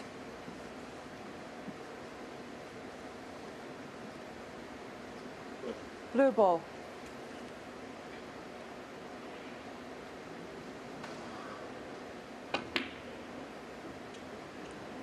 don't think John Higgins will be coming to the table. He nods his head. Frame conceded. It's a terrific break that from Sean Murphy. Not straightforward at all. So he has edged back in front for the first time since he won the opening frame of this match. 3-2, 6 needed for a place in the quarterfinals.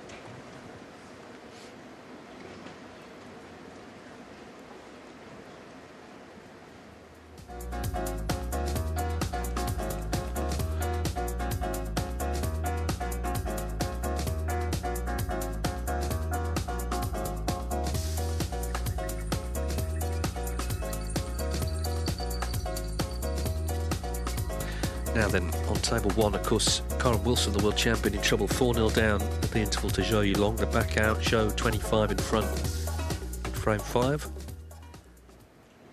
Surely any chance Wilson has to turn this round has to start in this frame. Can't afford to go 5-0 down. But Zhou has every reason to be feeling confident, not just today's performance, but the way he got here with the win over Hawkins.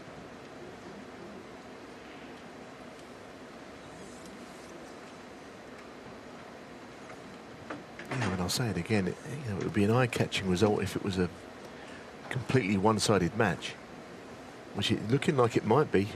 It just would not be the kind of start to the season that Karen Wilson would have been looking for by any stretch of the imagination. Too early to make a strong judgment, but he's really up against it now, it seems, to even win a frame.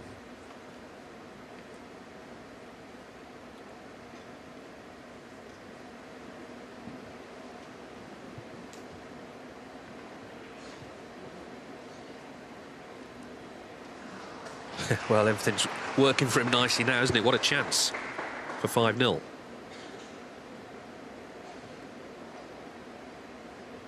So Zhou Yulong with a chance for 5-0 on table 1, and much closer affair, of course, on table 2, where Sean Murphy leads John Higgins 3-2.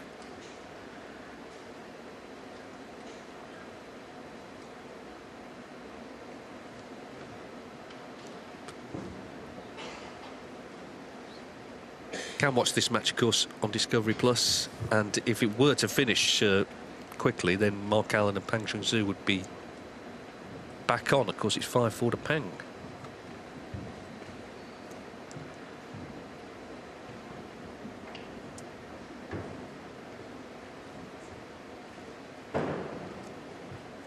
Thank you, Sean. Thank you, Sean. Frame 6, Sean Murphy to break.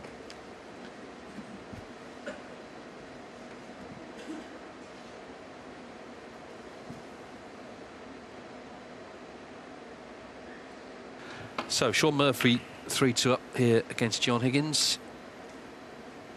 There's never been more than a frame in it so far.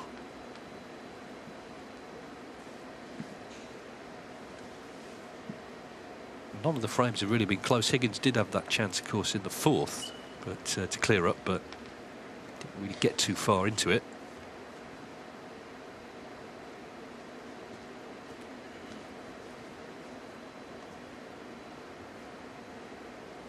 This is what he can see from the bulk end. I think we made the point at the start of the match, Dave, didn't we, that this is a really close match to call. It doesn't feel any different, having seen 5 frames. And it sometimes comes down to one shot or one little nudge here or there as to who wins and who ends up on the flight home.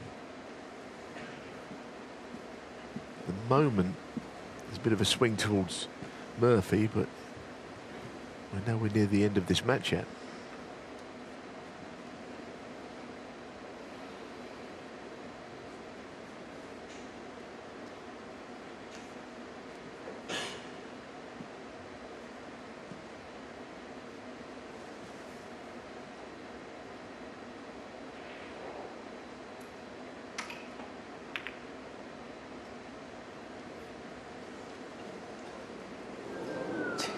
Good effort, wasn't it? He thought that was in when he hit it, you know. And well, certainly that's how I viewed it, although maybe there was something else happening off the table. I don't know. There's a stern words from Peggy Lee about something. There's a bit of a death stare there from Murphy as well. He wasn't happy, whatever it was. Somebody got the look.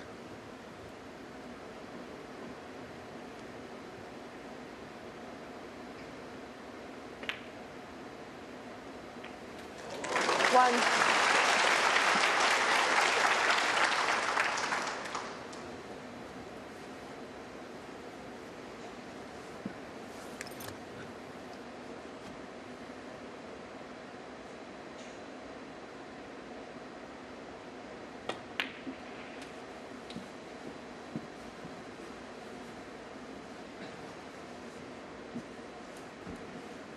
8.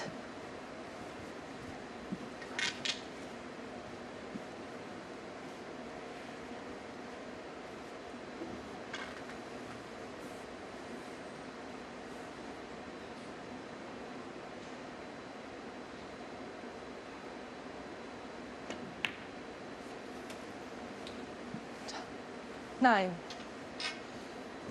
He has no choice here, but I think to feel that he'll surely go into some of the reds. The left-hand red would be a nice one to stun into.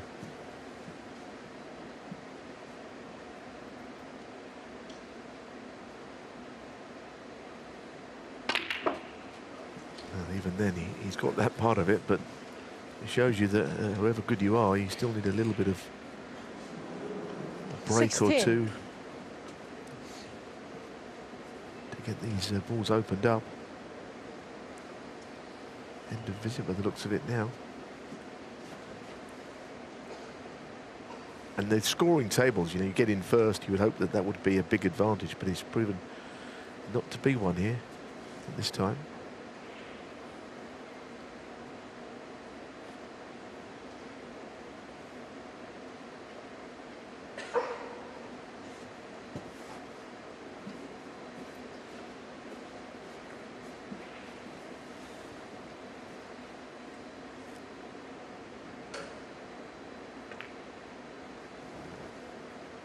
John Higgins, 16.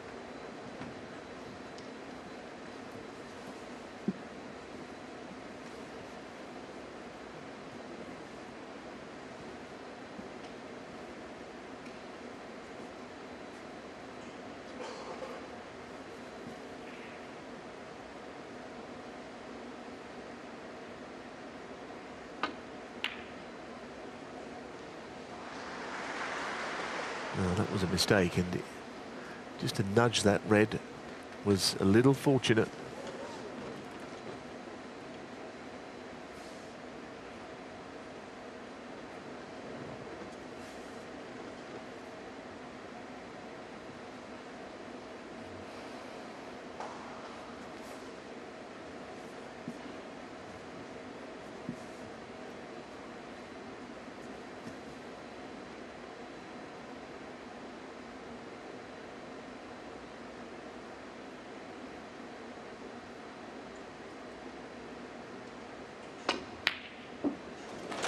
One. Oh, that is a terrific shot. Could do with the cue ball just bouncing off the cushion, but it was a great part. These are so difficult. Got to cue them right. The angle is quite difficult to locate in your mind.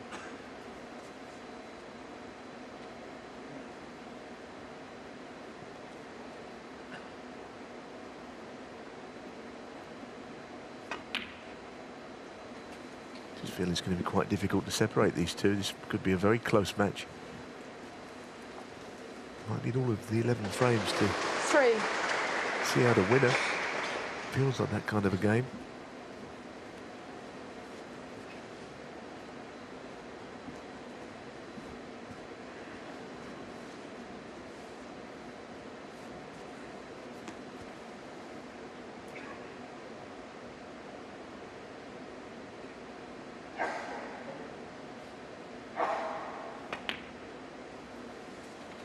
Four.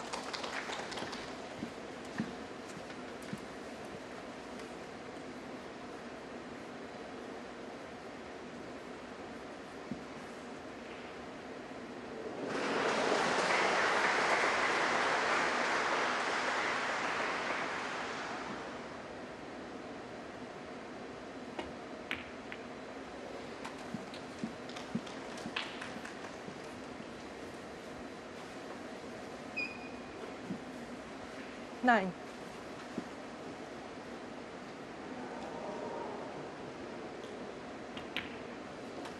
Ten.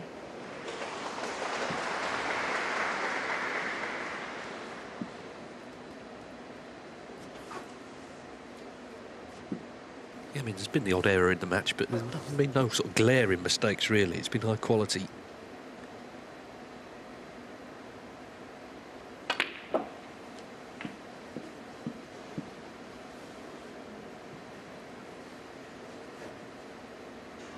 17.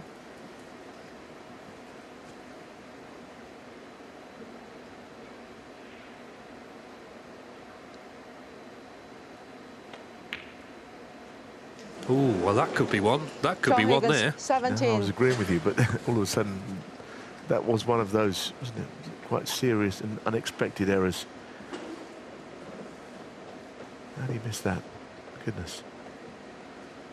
It wasn't as if he was even trying anything with the cue ball except to just run through onto the blue. Come out of absolutely nowhere, that one.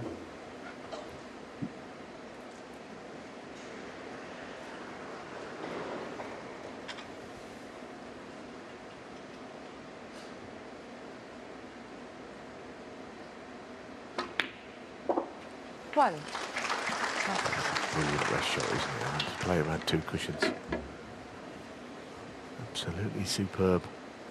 And played so confidently.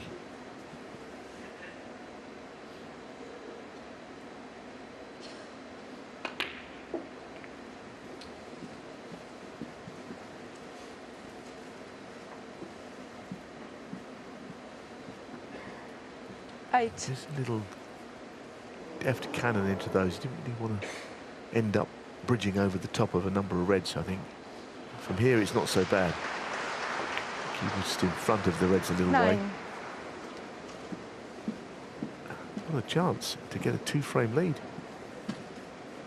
Yes, he's behind, but he could turn this into something pretty impressive here.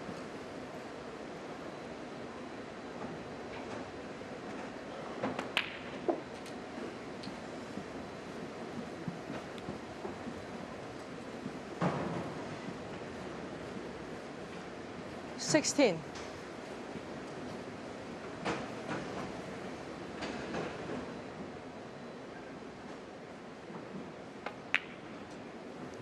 Seventeen.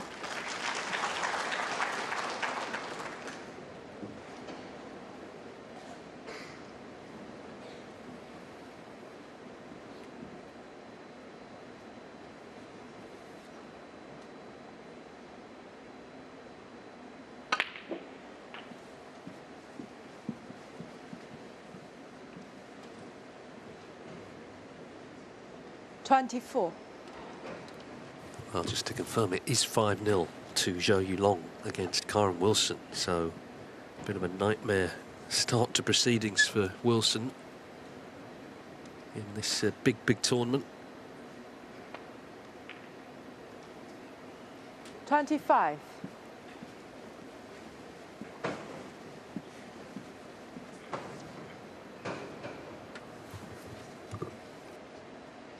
Now, you're going to play on a loose red, of which cue ball on the left side of the table Brown should ball. allow him at least two to go at.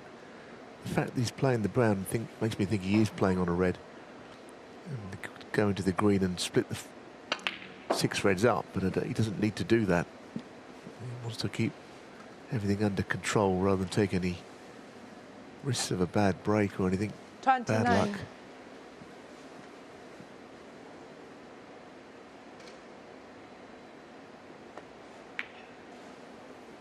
$30.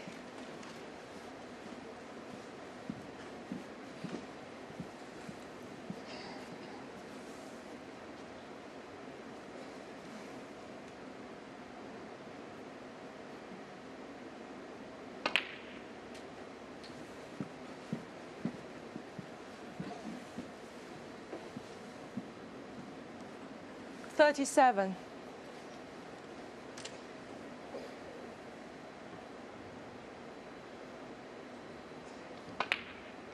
$38. Now I think he'll be trying to get the cue ball over to the right side where he's got the one red, but I'm not sure the other three are going to be that easy to dislodge or bring into play. For now, it doesn't appear that they will go into many pockets, those three reds. Once his right hand one has 43. been taken.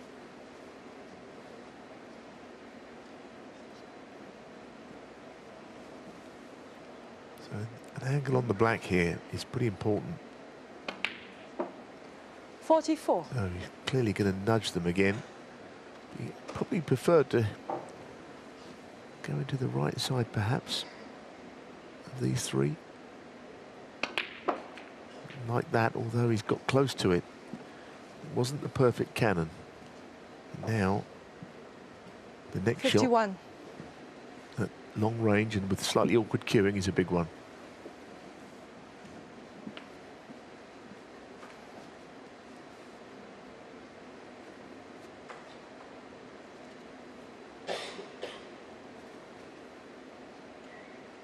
Yeah, it feels like a big shot in this match, this. Higgins, of course, missed an easier one to middle.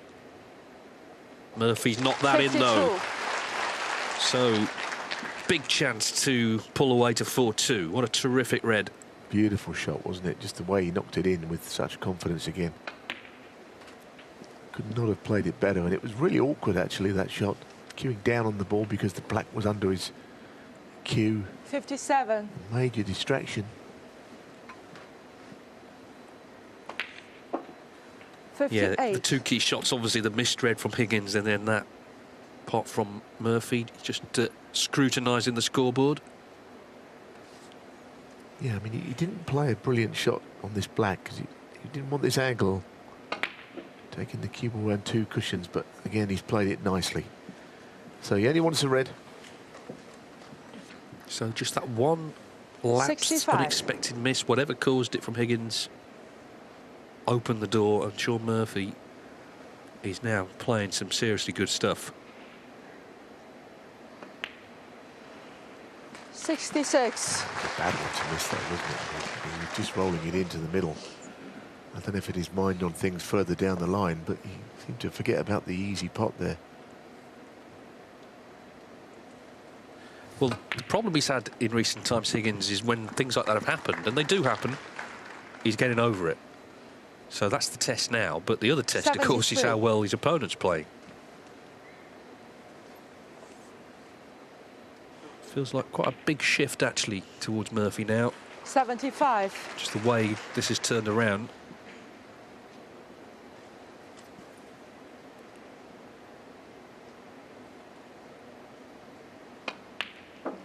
$78.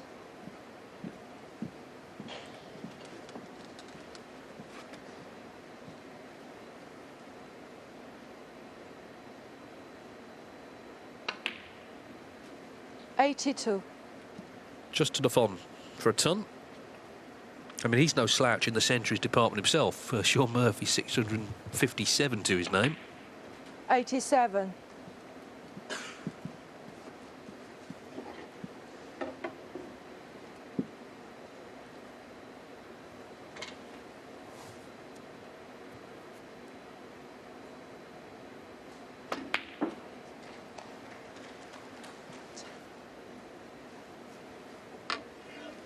$93. Well, it's going to have to be quite a special black to make it.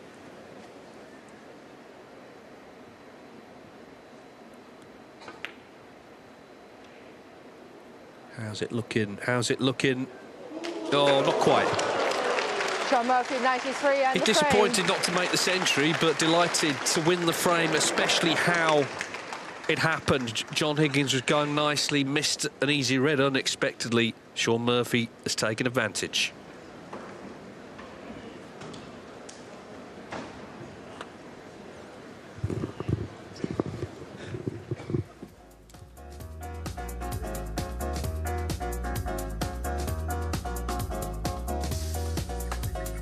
So 4-2, but of course it's more one-sided on table one, where Zhou Yulong now leads Karen Wilson, the world champion, 5-0. That was the red, meanwhile, that Higgins, of course, missed.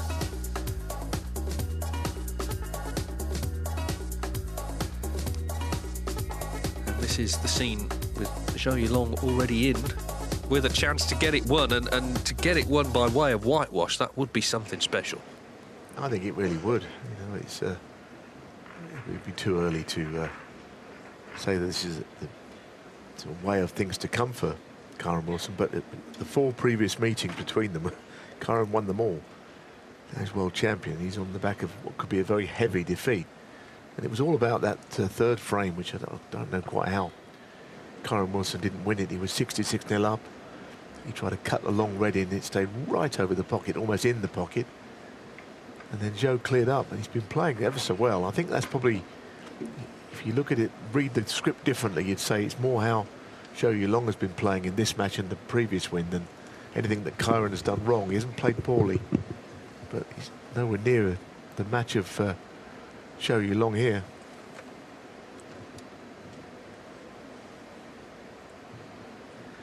Zhou Yulong with a chance to complete a 6-0 win here over Karen Wilson. He's in the balls, as you can see, in frame 6. And without question, an early body blow for Wilson. I mean, he'll come here to Shanghai, obviously looking to do well in the tournament. He'll probably be catching up with a few players he hasn't seen since the Crucible. They'll still be sort of saying, well done. And all of a sudden, tomorrow, it looks like he'll be back at the airport, going home. But Zhou Yulong has been brilliant. That's the bottom line, as he was against Barry Hawkins. So for him, what a massive boost this would be if he can get this one here. Put himself into the quarterfinals, and who knows after that how far he could go. I mean, you know, he's on the up still, isn't he? I mean, he's seen some of his Chinese colleagues come and go in the game for various reasons, and he's still improving himself. He's been as good as I've seen him play this week. He's been very good in these couple of matches. Frame 7. Well, still a bit of work to do, but we will let you know. But it looks a good chance to get that one.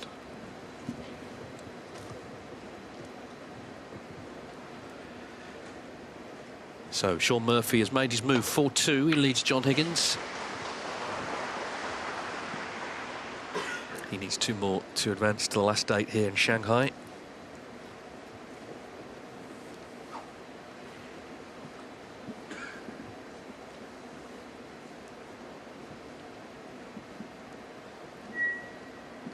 Yeah, just played that sort of slow black to the yellow pocket, having not got on it as intended, and you could see he was a bit disappointed not to make the ton.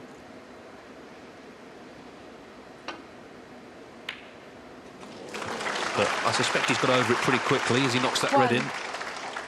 Little kiss would be handy. He got it as well, didn't he? Because that kiss, more often than not, you won't get it. But it was such a good red. Who's to say he didn't deserve to be on a colour?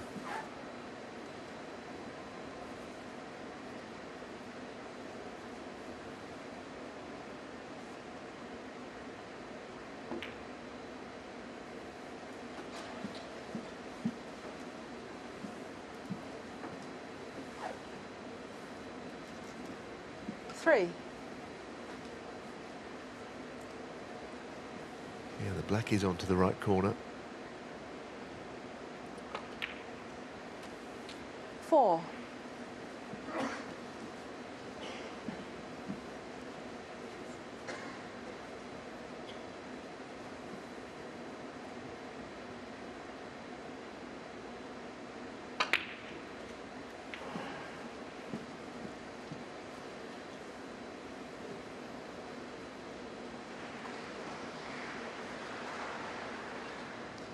11.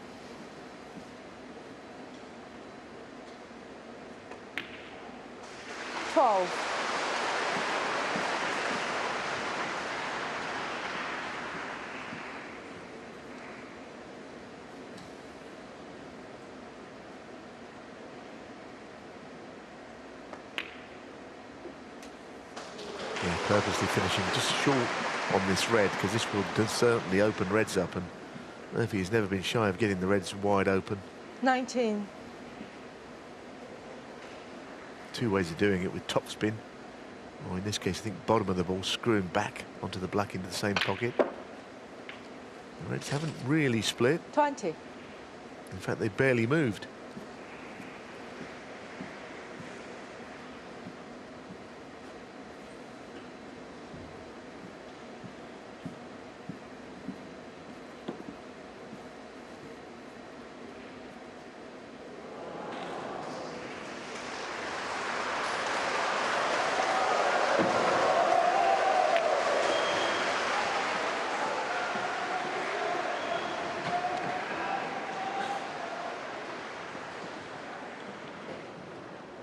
$27.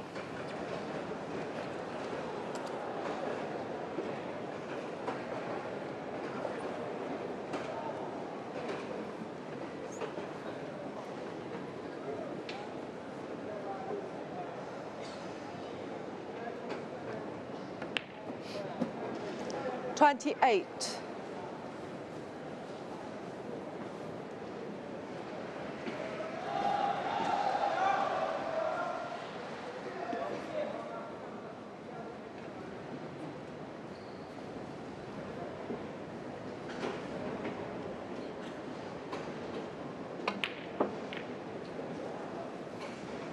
Once again, I don't think you'll mind that. There's always a danger the cue will just drift onto a cushion from that shot. But it's the reds haven't opened 35. up much, but it's pretty good. Got a couple of reds on now.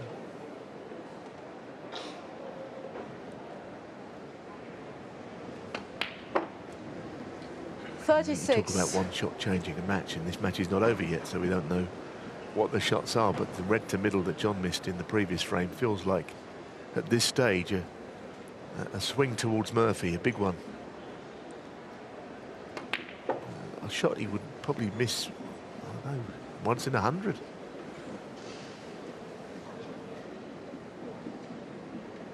$41.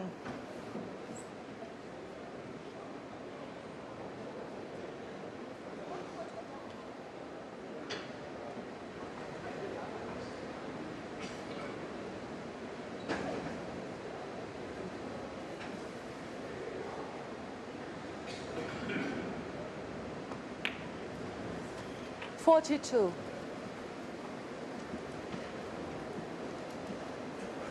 Now, once again, he's got the red on the right of the little bunch of 7, which will pop to the right corner. He could land on it, or will he decide Brown ball. to split them?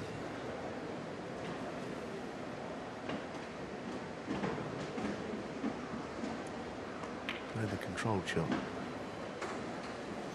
What I have noticed, though, because the tails are quick, more often than not, when you do go into them, they spread. 46. They've opened up very nicely all the way through these 3 days. And they'll be opened up here from this rest shot when he knocks it in, if he knocks it in.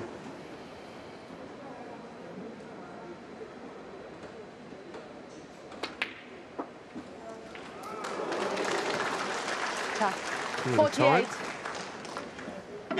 He won't mind that red going in. There's one less he's got to worry about, although staying over the pocket probably would have made his next shot easier.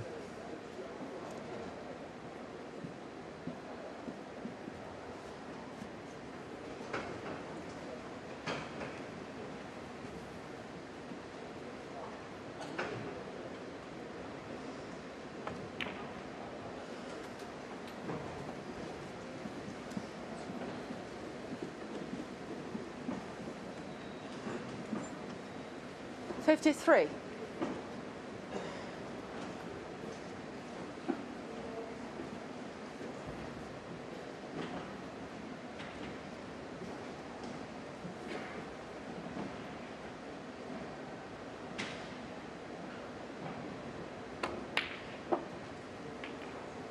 54.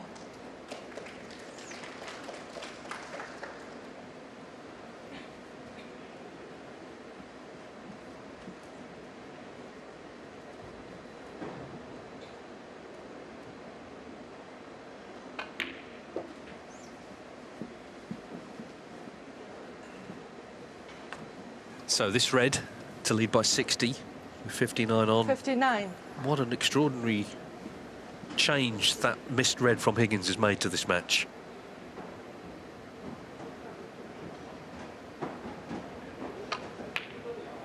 Sometimes 60. you see a shot and you think that's a turning point. It doesn't always prove to be, but my word, it has been in this match.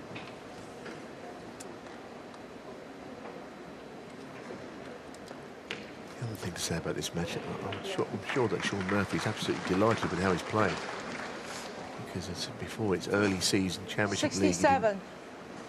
Retain his title, and of course, didn't get anywhere near doing it. So to come here in this big event and play like this, if somehow he still lost this match, I'm sure he'd take encouragement. But for now, it doesn't appear that he is going to lose it. He's playing terrific stuff, hitting the ball like a dream.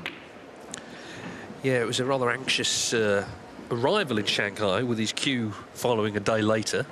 75. But now he's been reunited with it. He's looking deadly. 76.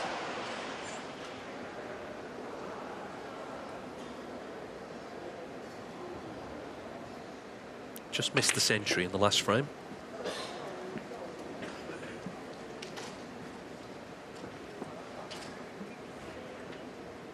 $83. Can he knock this red in and potentially make one in this one?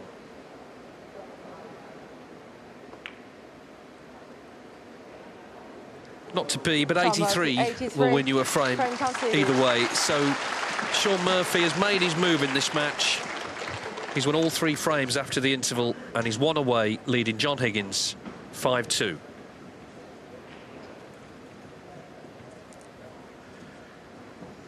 Now we were watching Zhou Yilong earlier against Karen Wilson, looking to wrap it up, and this is what's been happening.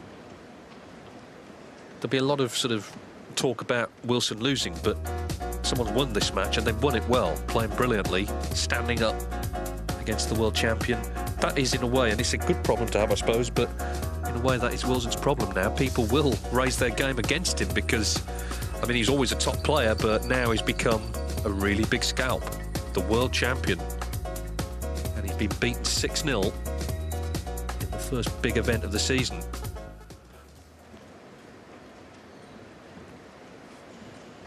Yeah, a few things went wrong along the way for Karen Wilson, but otherwise he's been swamped actually by a player who had never beaten him before. So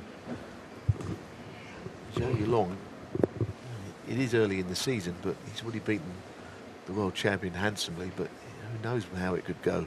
Could be his turn to have a good year. He's always been a bit in and out. He's been in ranking finals. This week he's played ever so well so far. Yeah, I mean, frame 3, 66-0 up Wilson, you know, that was a big moment, but, you know, he could have lost 6-1, we'll never know. The fact is, he's out. And Zhou Yilong is through to play either Murphy or Higgins. So a bit humbling, really, for Wilson, 6-0. Congratulations, though, to Zhou Yilong.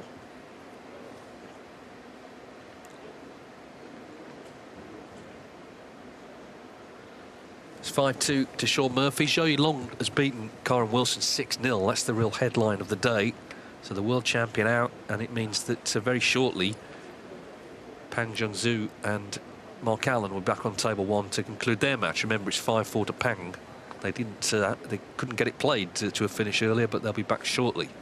And at least it's on the same table as they were playing on earlier, I suppose.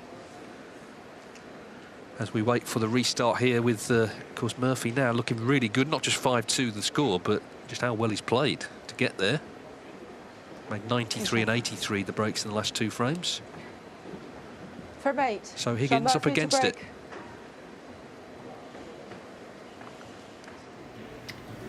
Got a lot of scrap.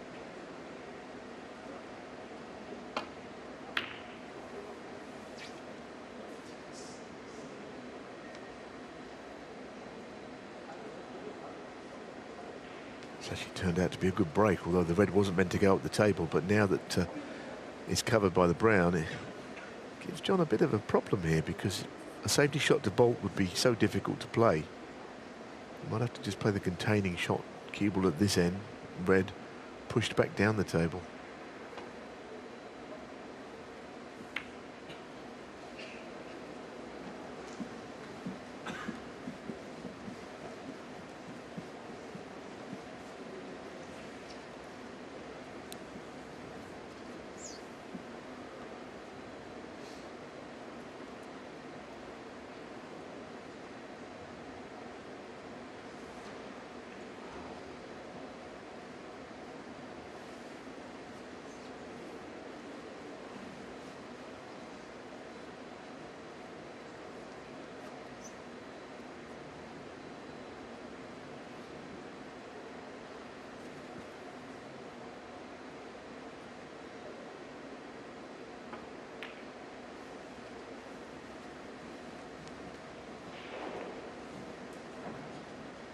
It's a bit of a sloppy shot, actually, because I mentioned the difficulty in playing the safety shot into baulk with the red there, and he's nudging the brown, giving John an early in. That was an unforced error.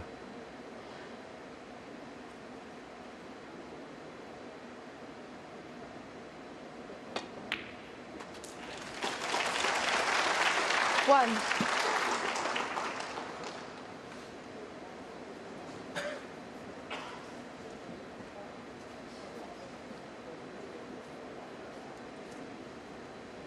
Blue ball.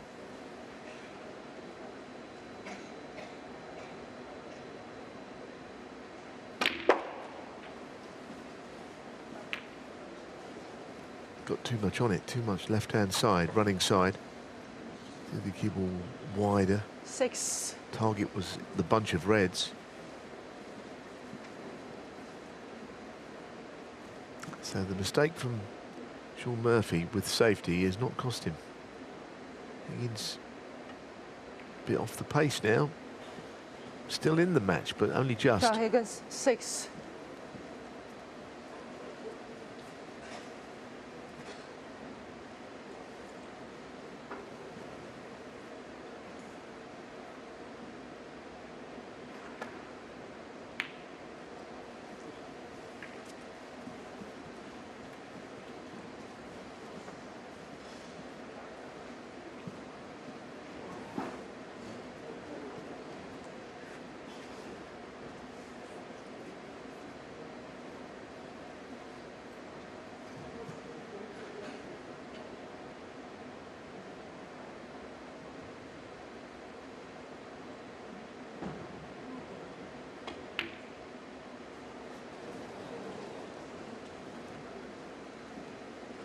Yes, another shot that could have been played better by Higgins, so whether he's lost become a bit dispirited, I don't know.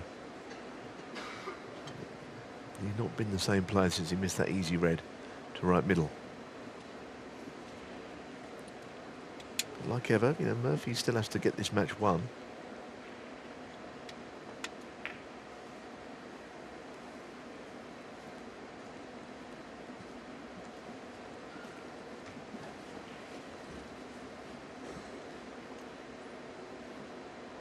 Just a reminder, the quarterfinals played tomorrow, so the winner of this match plays Zhou Yulong in the first session, and Mark Selby will play either Mark Allen or Pang Zhengzhou, and then the evening session in Shanghai, which is this session in Europe, Ronnie O'Sullivan v Ding Junhui, and Judd Trump against Si Jiahui. Going to be some day.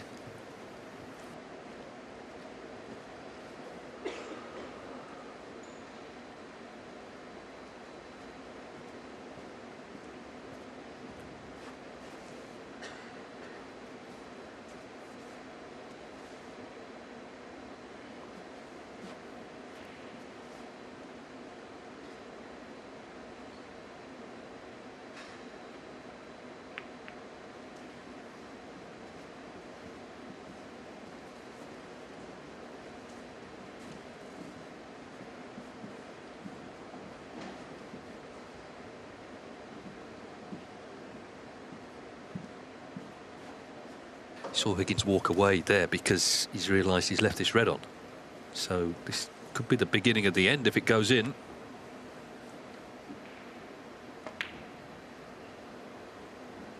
And there it is. Yeah, I mean, he looks good. I don't think he's all about the ball he missed. Since then, I mean, even in this frame, he's played 3 or 4 shots, Higgins, that are not anywhere near the standard we'd expect from him. That last one was totally out of character to just give away a chance. I think this is the frustrating thing for him. It's been the case for a couple of years. You know, if his game had just gone and he couldn't play anymore, then in some ways you could accept it. But he's actually playing really good stuff. He played really well in his last match. He was looking good in this match. And then one unexpected miss. And the wheels have sort of come off, haven't they? And that's been the challenge for Higgins, just cutting out that odd mistake out of nowhere. And then also, if they come, sort of recovering from them, getting the composure back. Must be really frustrating. 14.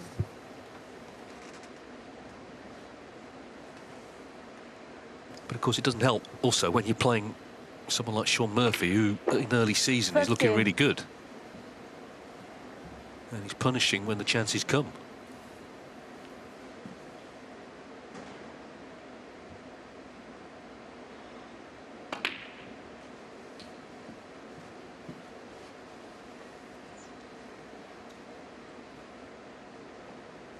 $22.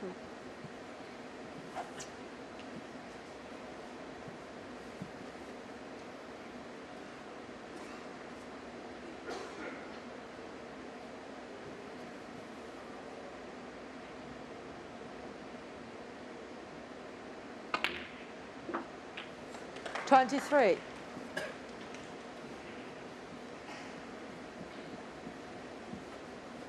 Yeah, he didn't have complete control of the cue ball there.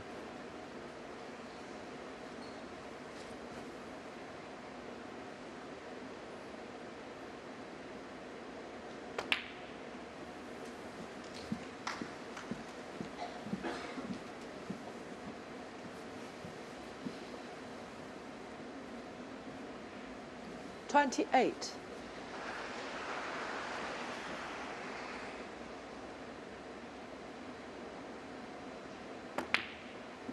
$29.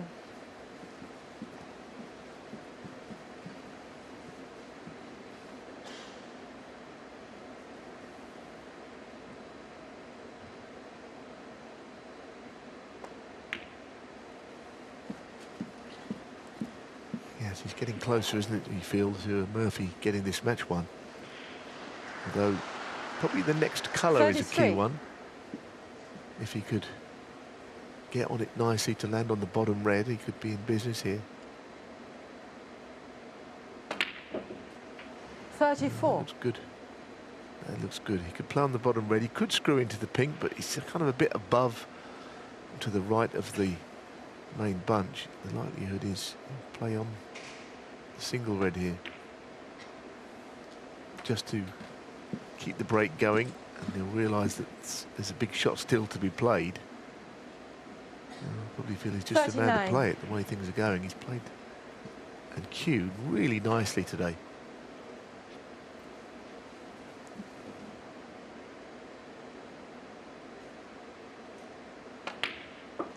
$40.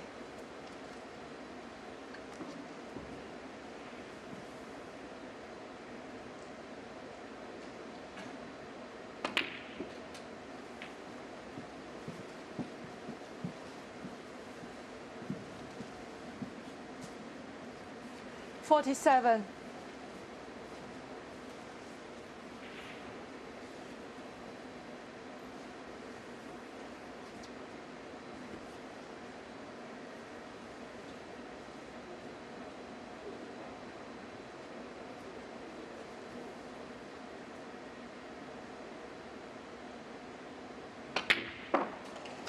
$48.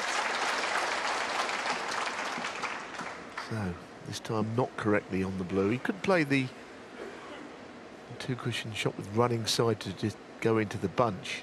It could be a match winner. Of course it can go wrong as well. Or does he try and play on the loose red? John doing what I've seen him staring. I think not able to completely close his mind off of maybe a couple of things that have happened so far in this match.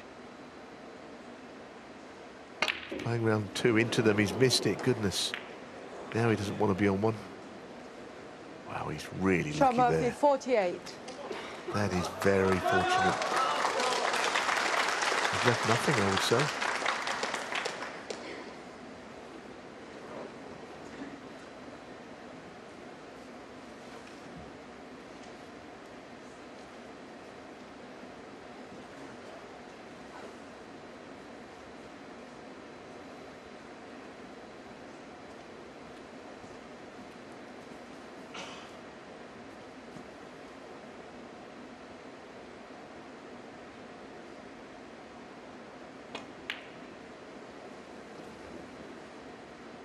When Sean Murphy missed that blue, it's one of the few mistakes we've seen from him, in fact.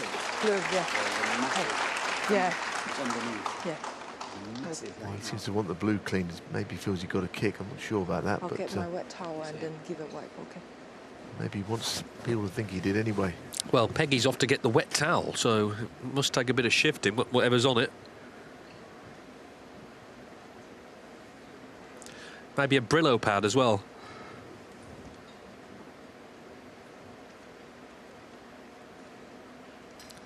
I can say they are underway on table 1. Mark Allen and Pang Zhengzhou 5-4 to Pang, of course, resuming after failing to get it completed earlier.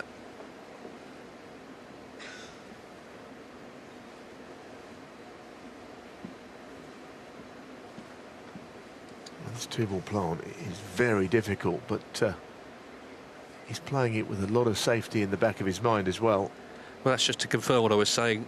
Mark Allen and Pang back underway. 30-0 to Pang. He was in there with a chance to get it won, but it's not been that straightforward this match, has it? It was 3-0 up, it was worth saying.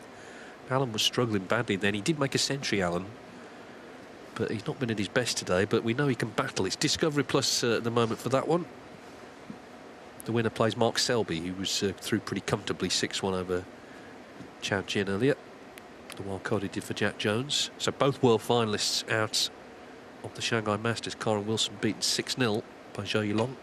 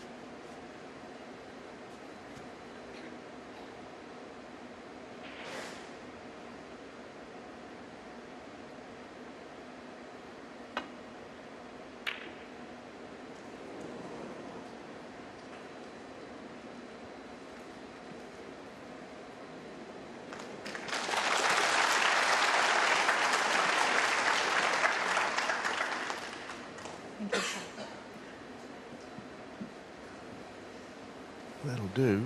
Nestling him right in behind the brown ball here.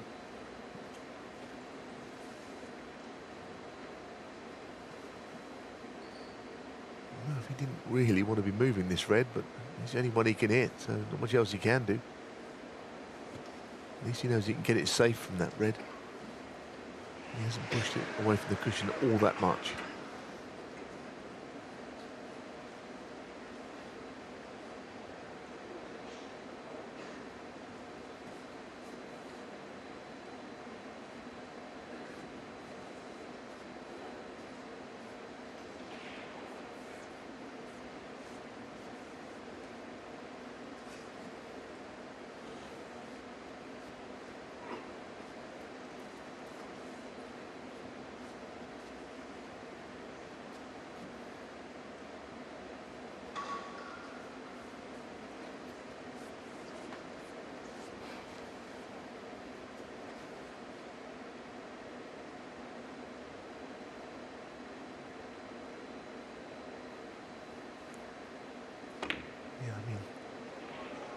was a chance to get the safe red off the table by potting it, but it was difficult. I'm afraid his game has fallen to pieces somewhat, not dramatically, but his game has tailed off today. Pressure's been put on him, but I think it was more a question of Murphy just capitalising on that bad ball that he missed in an earlier frame, Higgins, and he's almost pressed it home.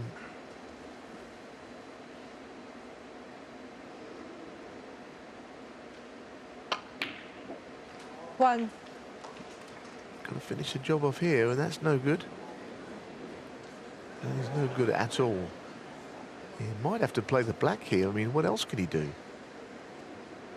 I mean, if he knocks the black in and clears up, then, well, not even clears up. If black goes in, the likelihood is the match is over. He doesn't want to have to play it, but then I suppose he could play to pot it and leave the cue ball the other end of the table out of harm's way. He's forced into playing this.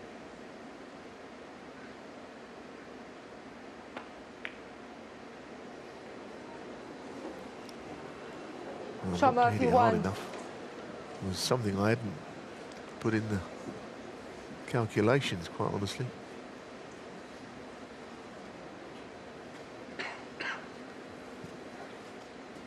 No, so Higgins sort of hanging on by his fingernails here.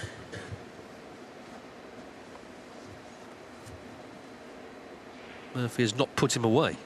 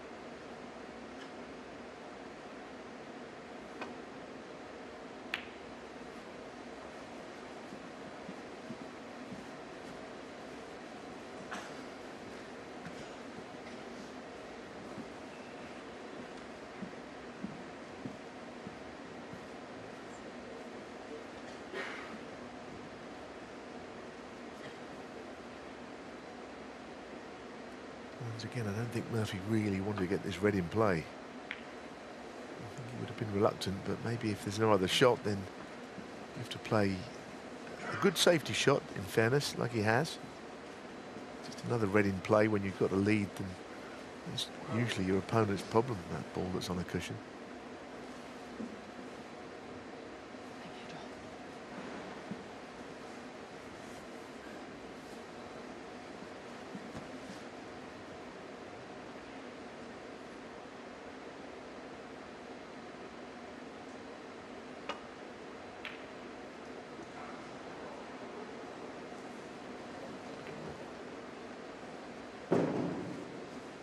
Yeah, just avoided the kiss there on the red. That could have been curtains. That's the problem for Higgins now. Every shot could be his last. But equally, it could have been over by now. Murphy knows that.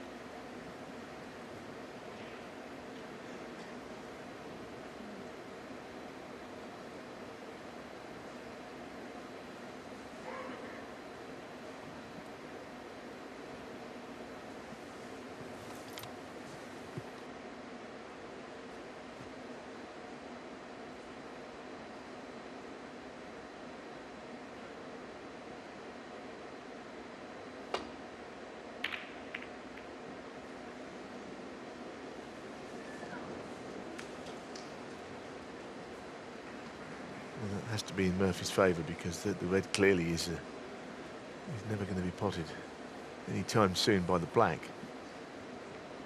So Higgins can't clear, basically. That's what it's saying. Whereas Murphy doesn't have to clear up. He needs a few more reds.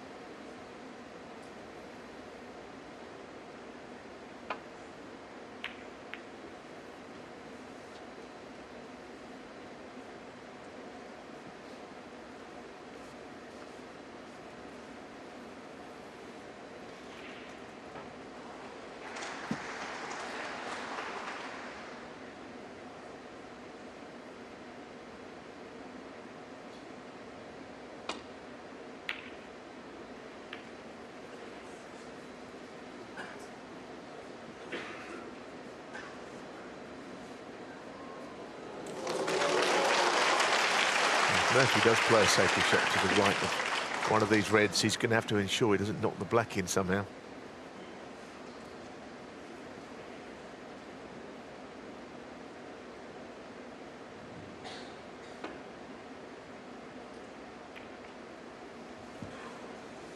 That's a very good shot. That's really well played. John Higgins taps the table to acknowledge that fact.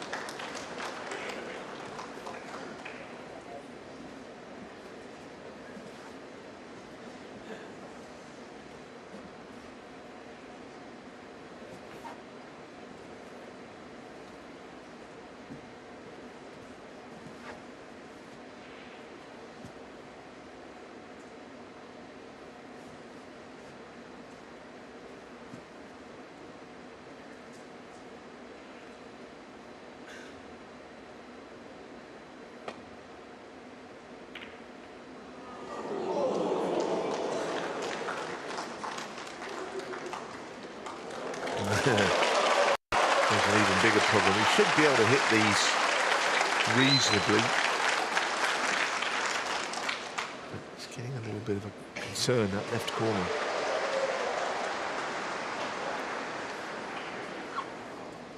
Could be that Murphy could just slide the cue ball to the left in behind those three reds down the side here. In fact, it looks like he's... Foul. Hit them And a miss. off one cushion, but even John then he's Higgins, finished short. 4. Probably go back. And as John can see, a very powerful argument not to put him back in. Can't see any point in him just having a go at something. He's going to get the balls replaced. Murphy's not in loads of trouble, I would say. No, but he had such a good chance early, didn't he? Just played that one poor positional shot and ended up, the only colour he was on was that thin black, and that's why the black is where it is. He left it short, and now the reds are gathering round it, and a frame that could have been over sort of 10 minutes ago, he's now got very cagey. Foul. And a miss. John Higgins, 4.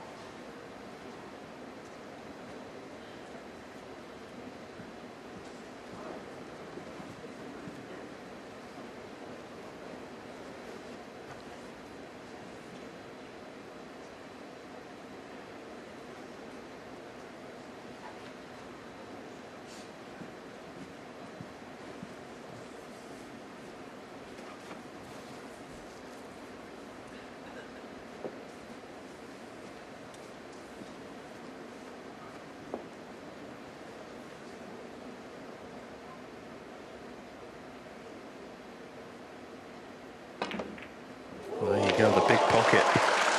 Yeah, I must say, I didn't think that would, like it was big enough for the ball to go in anyway.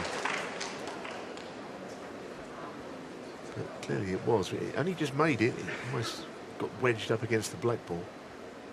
The worst part about it is where he's finished, really. I mean, he's not on a colour very easily. He'd probably cut the pink in, but even this is quite thin. It's not a certainty.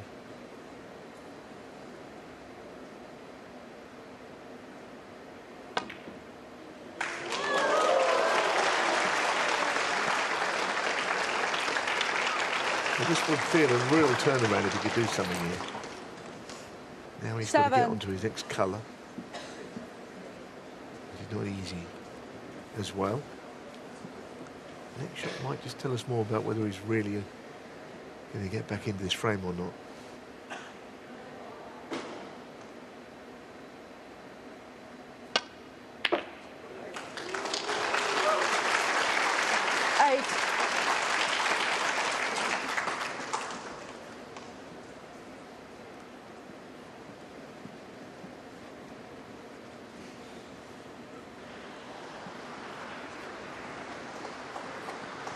People at home might think this next shot is easy if he plays the yellow. When we see the table again, it's the cue ball is kind of running a little loose. You've got to be careful here not to go off somewhere.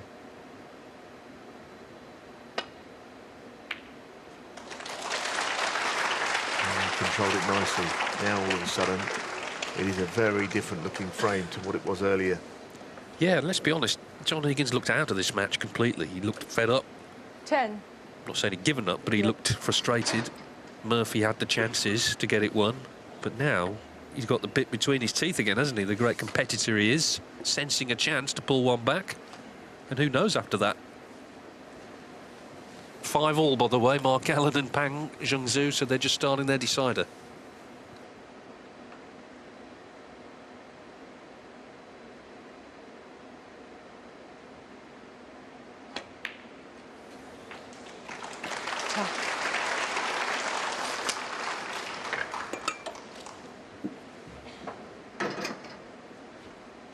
Eleven.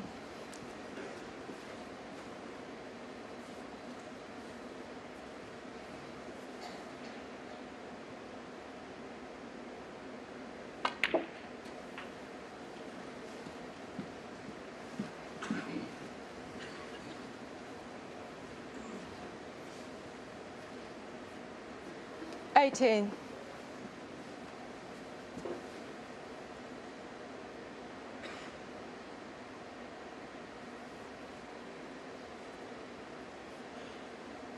I think maybe someone just disturbed him there, just settling again.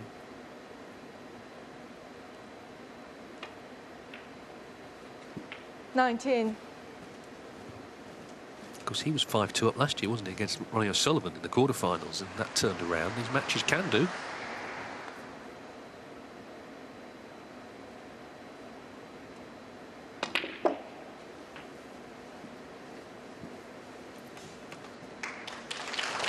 And it could be that there is a shift, but it's got to finish off this job. I think the green and the brown, despite being fairly close, are not really in each other's way. You could conceivably play on one of those bold colours here, but either way, if he was behind the yellow, he could get on the green from that side of the table, so it should be all right. 27. What he's got to do is make sure he has the right angle in behind the green to get back for the yellow. And vice versa, yellow to green. It's going to be anyway hampered by the brown.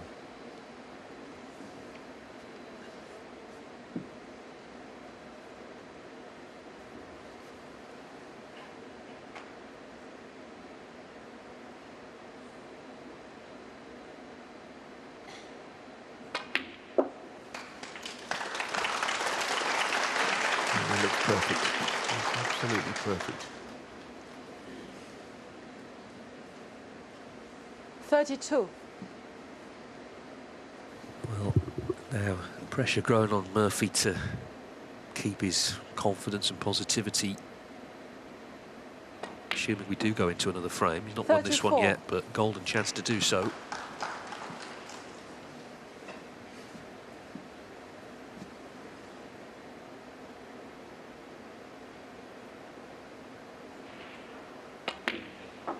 John Higgins was 37. starting to make mistakes, wasn't he?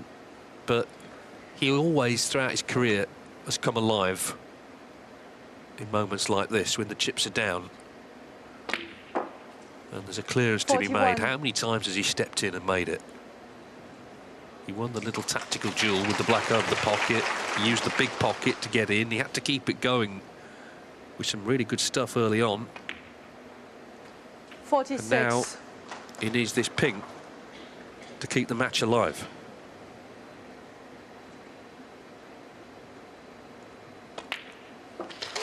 What a steal. What a steal from John Higgins.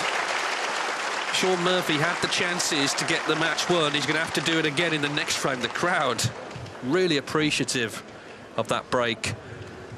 So Murphy's lead is reduced to 5-3.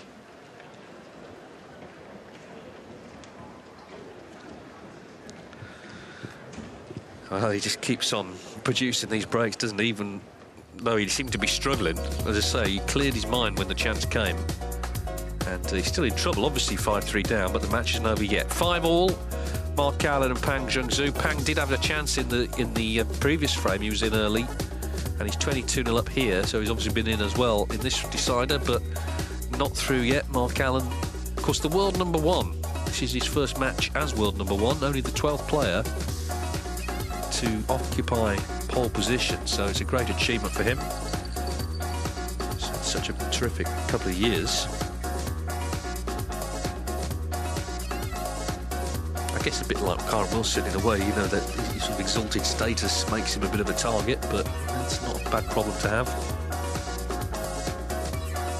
And actually, the fact he didn't win the World Championship in that time just shows how consistent he was in the other tournaments. The fact that he had enough points despite not winning at the Crucible.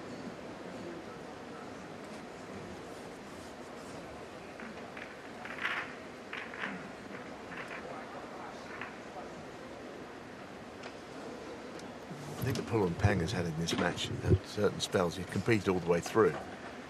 He's not consistently scoring in big numbers. He's not putting frames away in one visit enough. He's been in this frame already and in the previous one after they resumed. But here was another chance for him. Would be a notable victory.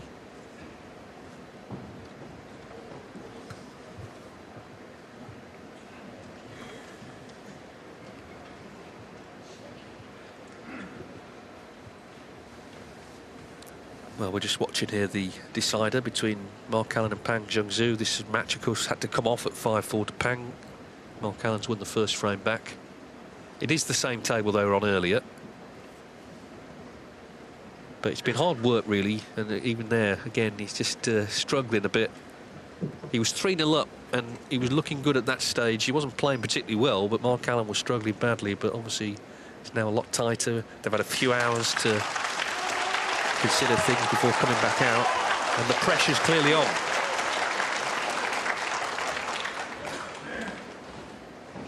Frame 9, John Higgins to break.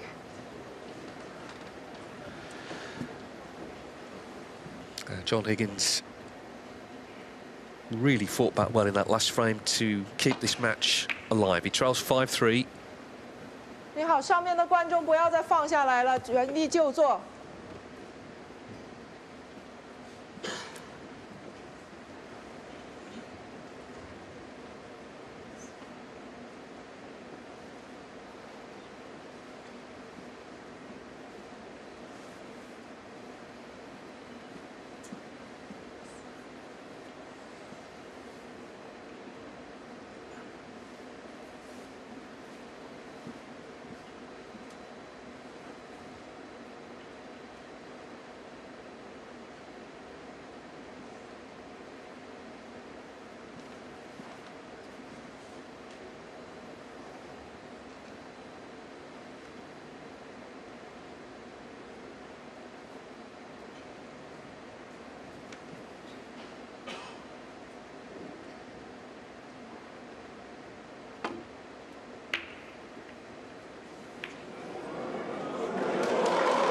That is an outrageous flick. Because the shot he played was fraught with huge amounts of danger. He's gone thick off the bunch I mean, balls are flying in all directions. One's gone in, and that's the key. I suppose if you can knock this colour in, it really will be a telling blow. But it was a fluke and a half. More in the context rather than being a spectacular one. Blue ball. You've got to treat it, though, that you've knocked in a brilliant red and you're on this colour, because it doesn't matter how you get them.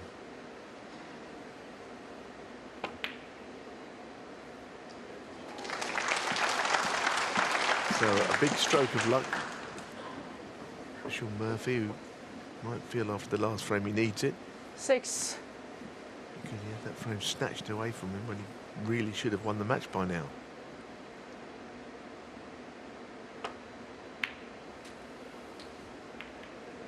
Seven.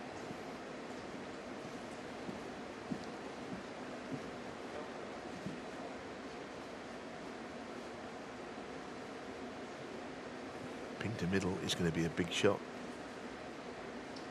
Gonna have to play it as well. I can't see any way he wouldn't. Shots you can overcut these, hit them to the top jaw if you're not careful. Very cool.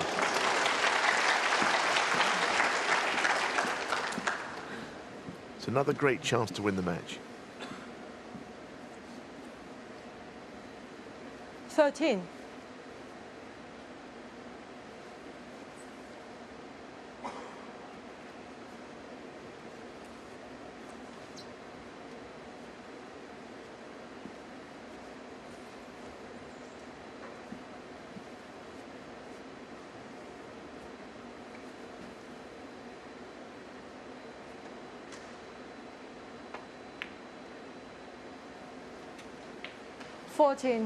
It's a very strange game sometimes, isn't it? I mean, Higgins has made that great break there, and Sean Murphy plays a bad shot. You think Higgins has got a chance maybe for 5-4, then a red trickles in, he may not get another shot.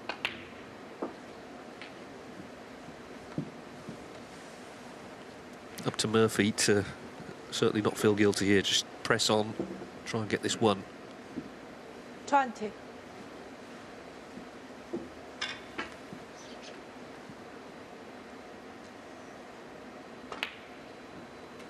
21. One must have given it a little moment there because it didn't go in cleanly. Just off the left jaw as we look. He's having one scare as he had in the previous frame is one thing, but doesn't want to have another one here, and all of a sudden you're wondering if somehow you're going to lose the match. But if he thinks about that fluke, he might realise that today could be his day, because it was a outrageous mistake. 27. Stroke of good fortune to be in the first place here.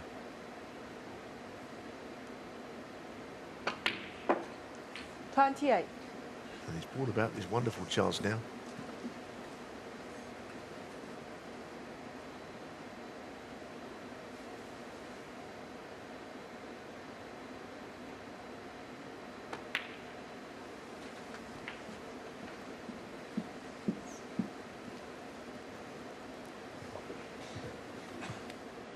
$34.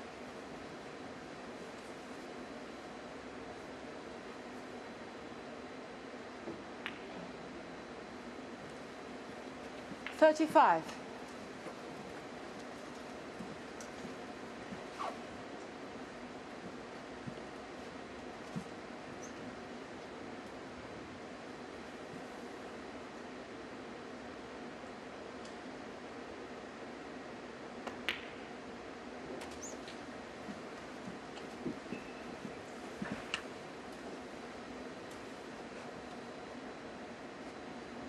41.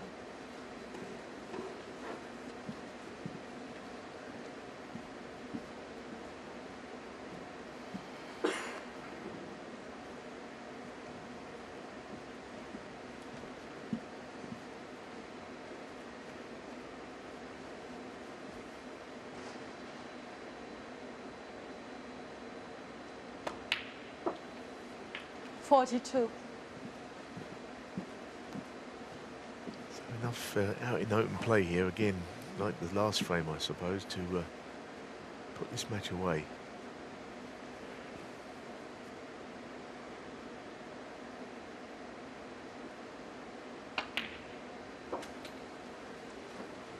Now I can just stun in behind the black to the opposite corner.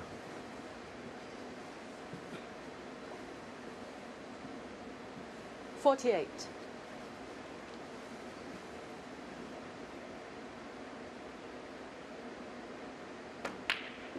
.49. What a signal for Higgins, though, just as he was coming good again in the match. This is why you kind of understand it when players talk about retiring and doing something else and all the rest of it, because it can be a real head scrambler, this sport.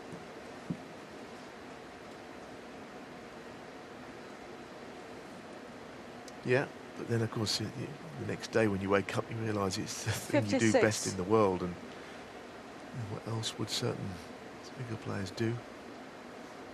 They didn't play snooker so brilliantly, I suppose.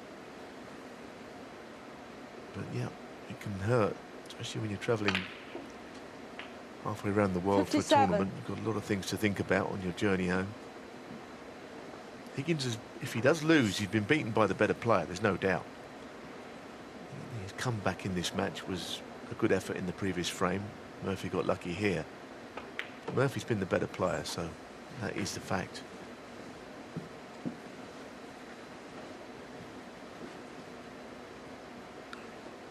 Well, he's a couple of balls from securing 63. his quarter-final place.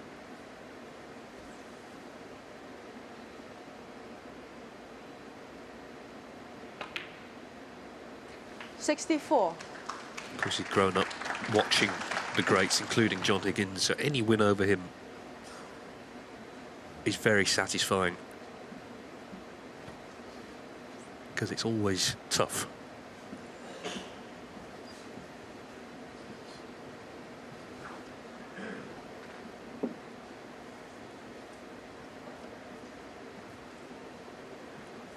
Blue to lead by 69 with 67 on.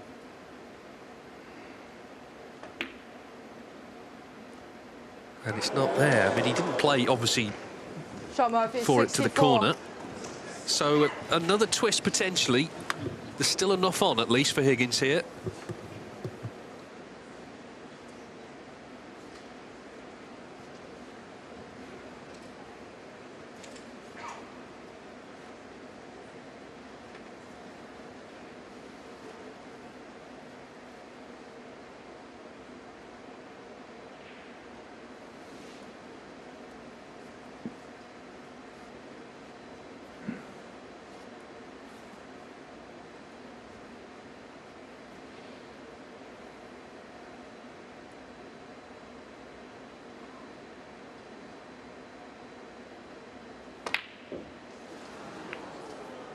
I think that was a problem with that chance. Now, mathematically, yes, he could win. We know that he's well capable of dishing up. But, you know, the two reds up the table with high-value colours didn't seem very likely.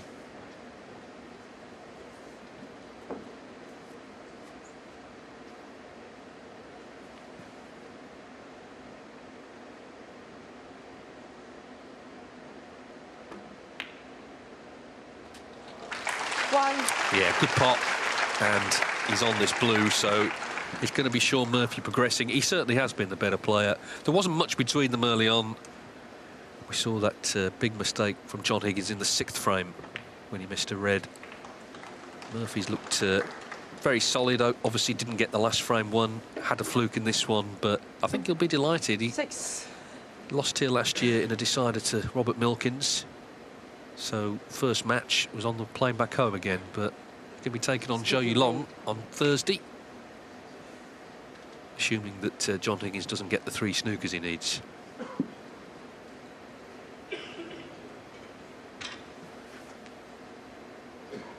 Sean Murphy runner-up to Ronnie O'Sullivan in 2019 here, 11-9 it was, close match. That red makes sure. 7.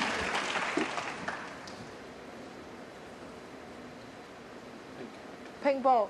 And now he can just relax. Job done. I'm sure he's really pleased that, yes, there was a couple of bumps in the road later on in the match, but I'm sure he must be pleased with his overall form. He's cueing 13. nicely. Been confident today, picked up the pace of the table. And as I say, he's played the better of the two by some margin. Sean Murphy, 13. Sean Murphy completes victory over John Higgins, an entertaining match. It always seems to be when these two play. On this occasion, it's Murphy who gets the win. The crowd enjoyed it. He certainly enjoyed it. 6-3. And he'll play Zhou Yulong, who, of course, has beaten the world champion, Karen Wilson, 6-0. They'll play in the quarterfinals here in Shanghai on Thursday.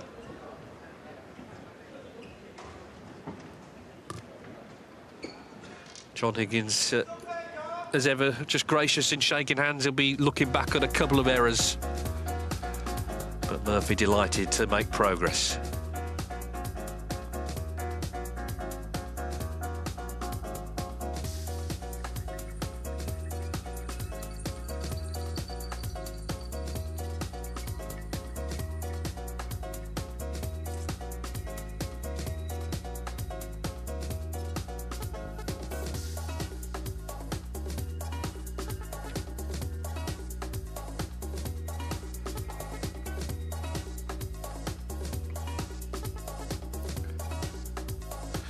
Now, of course, there is still live snooker going on table one. It's Mark Allen and Pang Junxu, and they're in the decider. And this is the position. Allen trailing by 24 points. So this is right down to the wire. Pang led 3-0. Of course, this was a morning, well, afternoon match in Shanghai, morning in Europe. You may have been with us earlier on. That to come off with Pang leading 5-4. He had a chance in the next frame when they came back. Mark Allen won that. There's been various chances already in this one. It's very nervy, which is understandable. This match, I mean, it started about 9 hours ago, didn't it, actually? Obviously, there's been a few hours in between where there's been no play.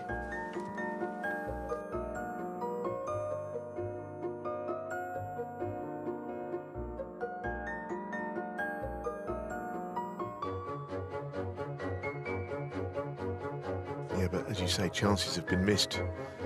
Pang missed a pretty comfortable red to the middle earlier in the frame, and then Mark Allen a red to the bottom right. Typical decider. Allen is world number one, but he's still playing a more methodical brand of snooker in the last year, and it looks like he's taking it into the new season. Win or lose.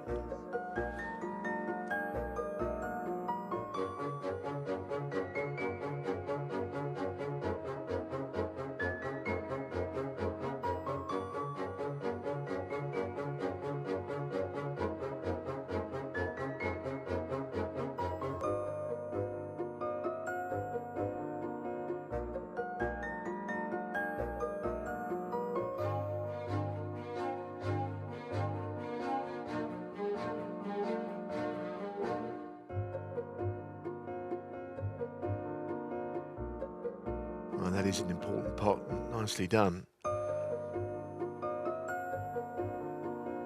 Takes a long time on the actual shot, not so much in the decision making, but when he gets down on the shot, he's fixed on it for maybe a bit too long at times. I think you have to just go through the process of playing the shot and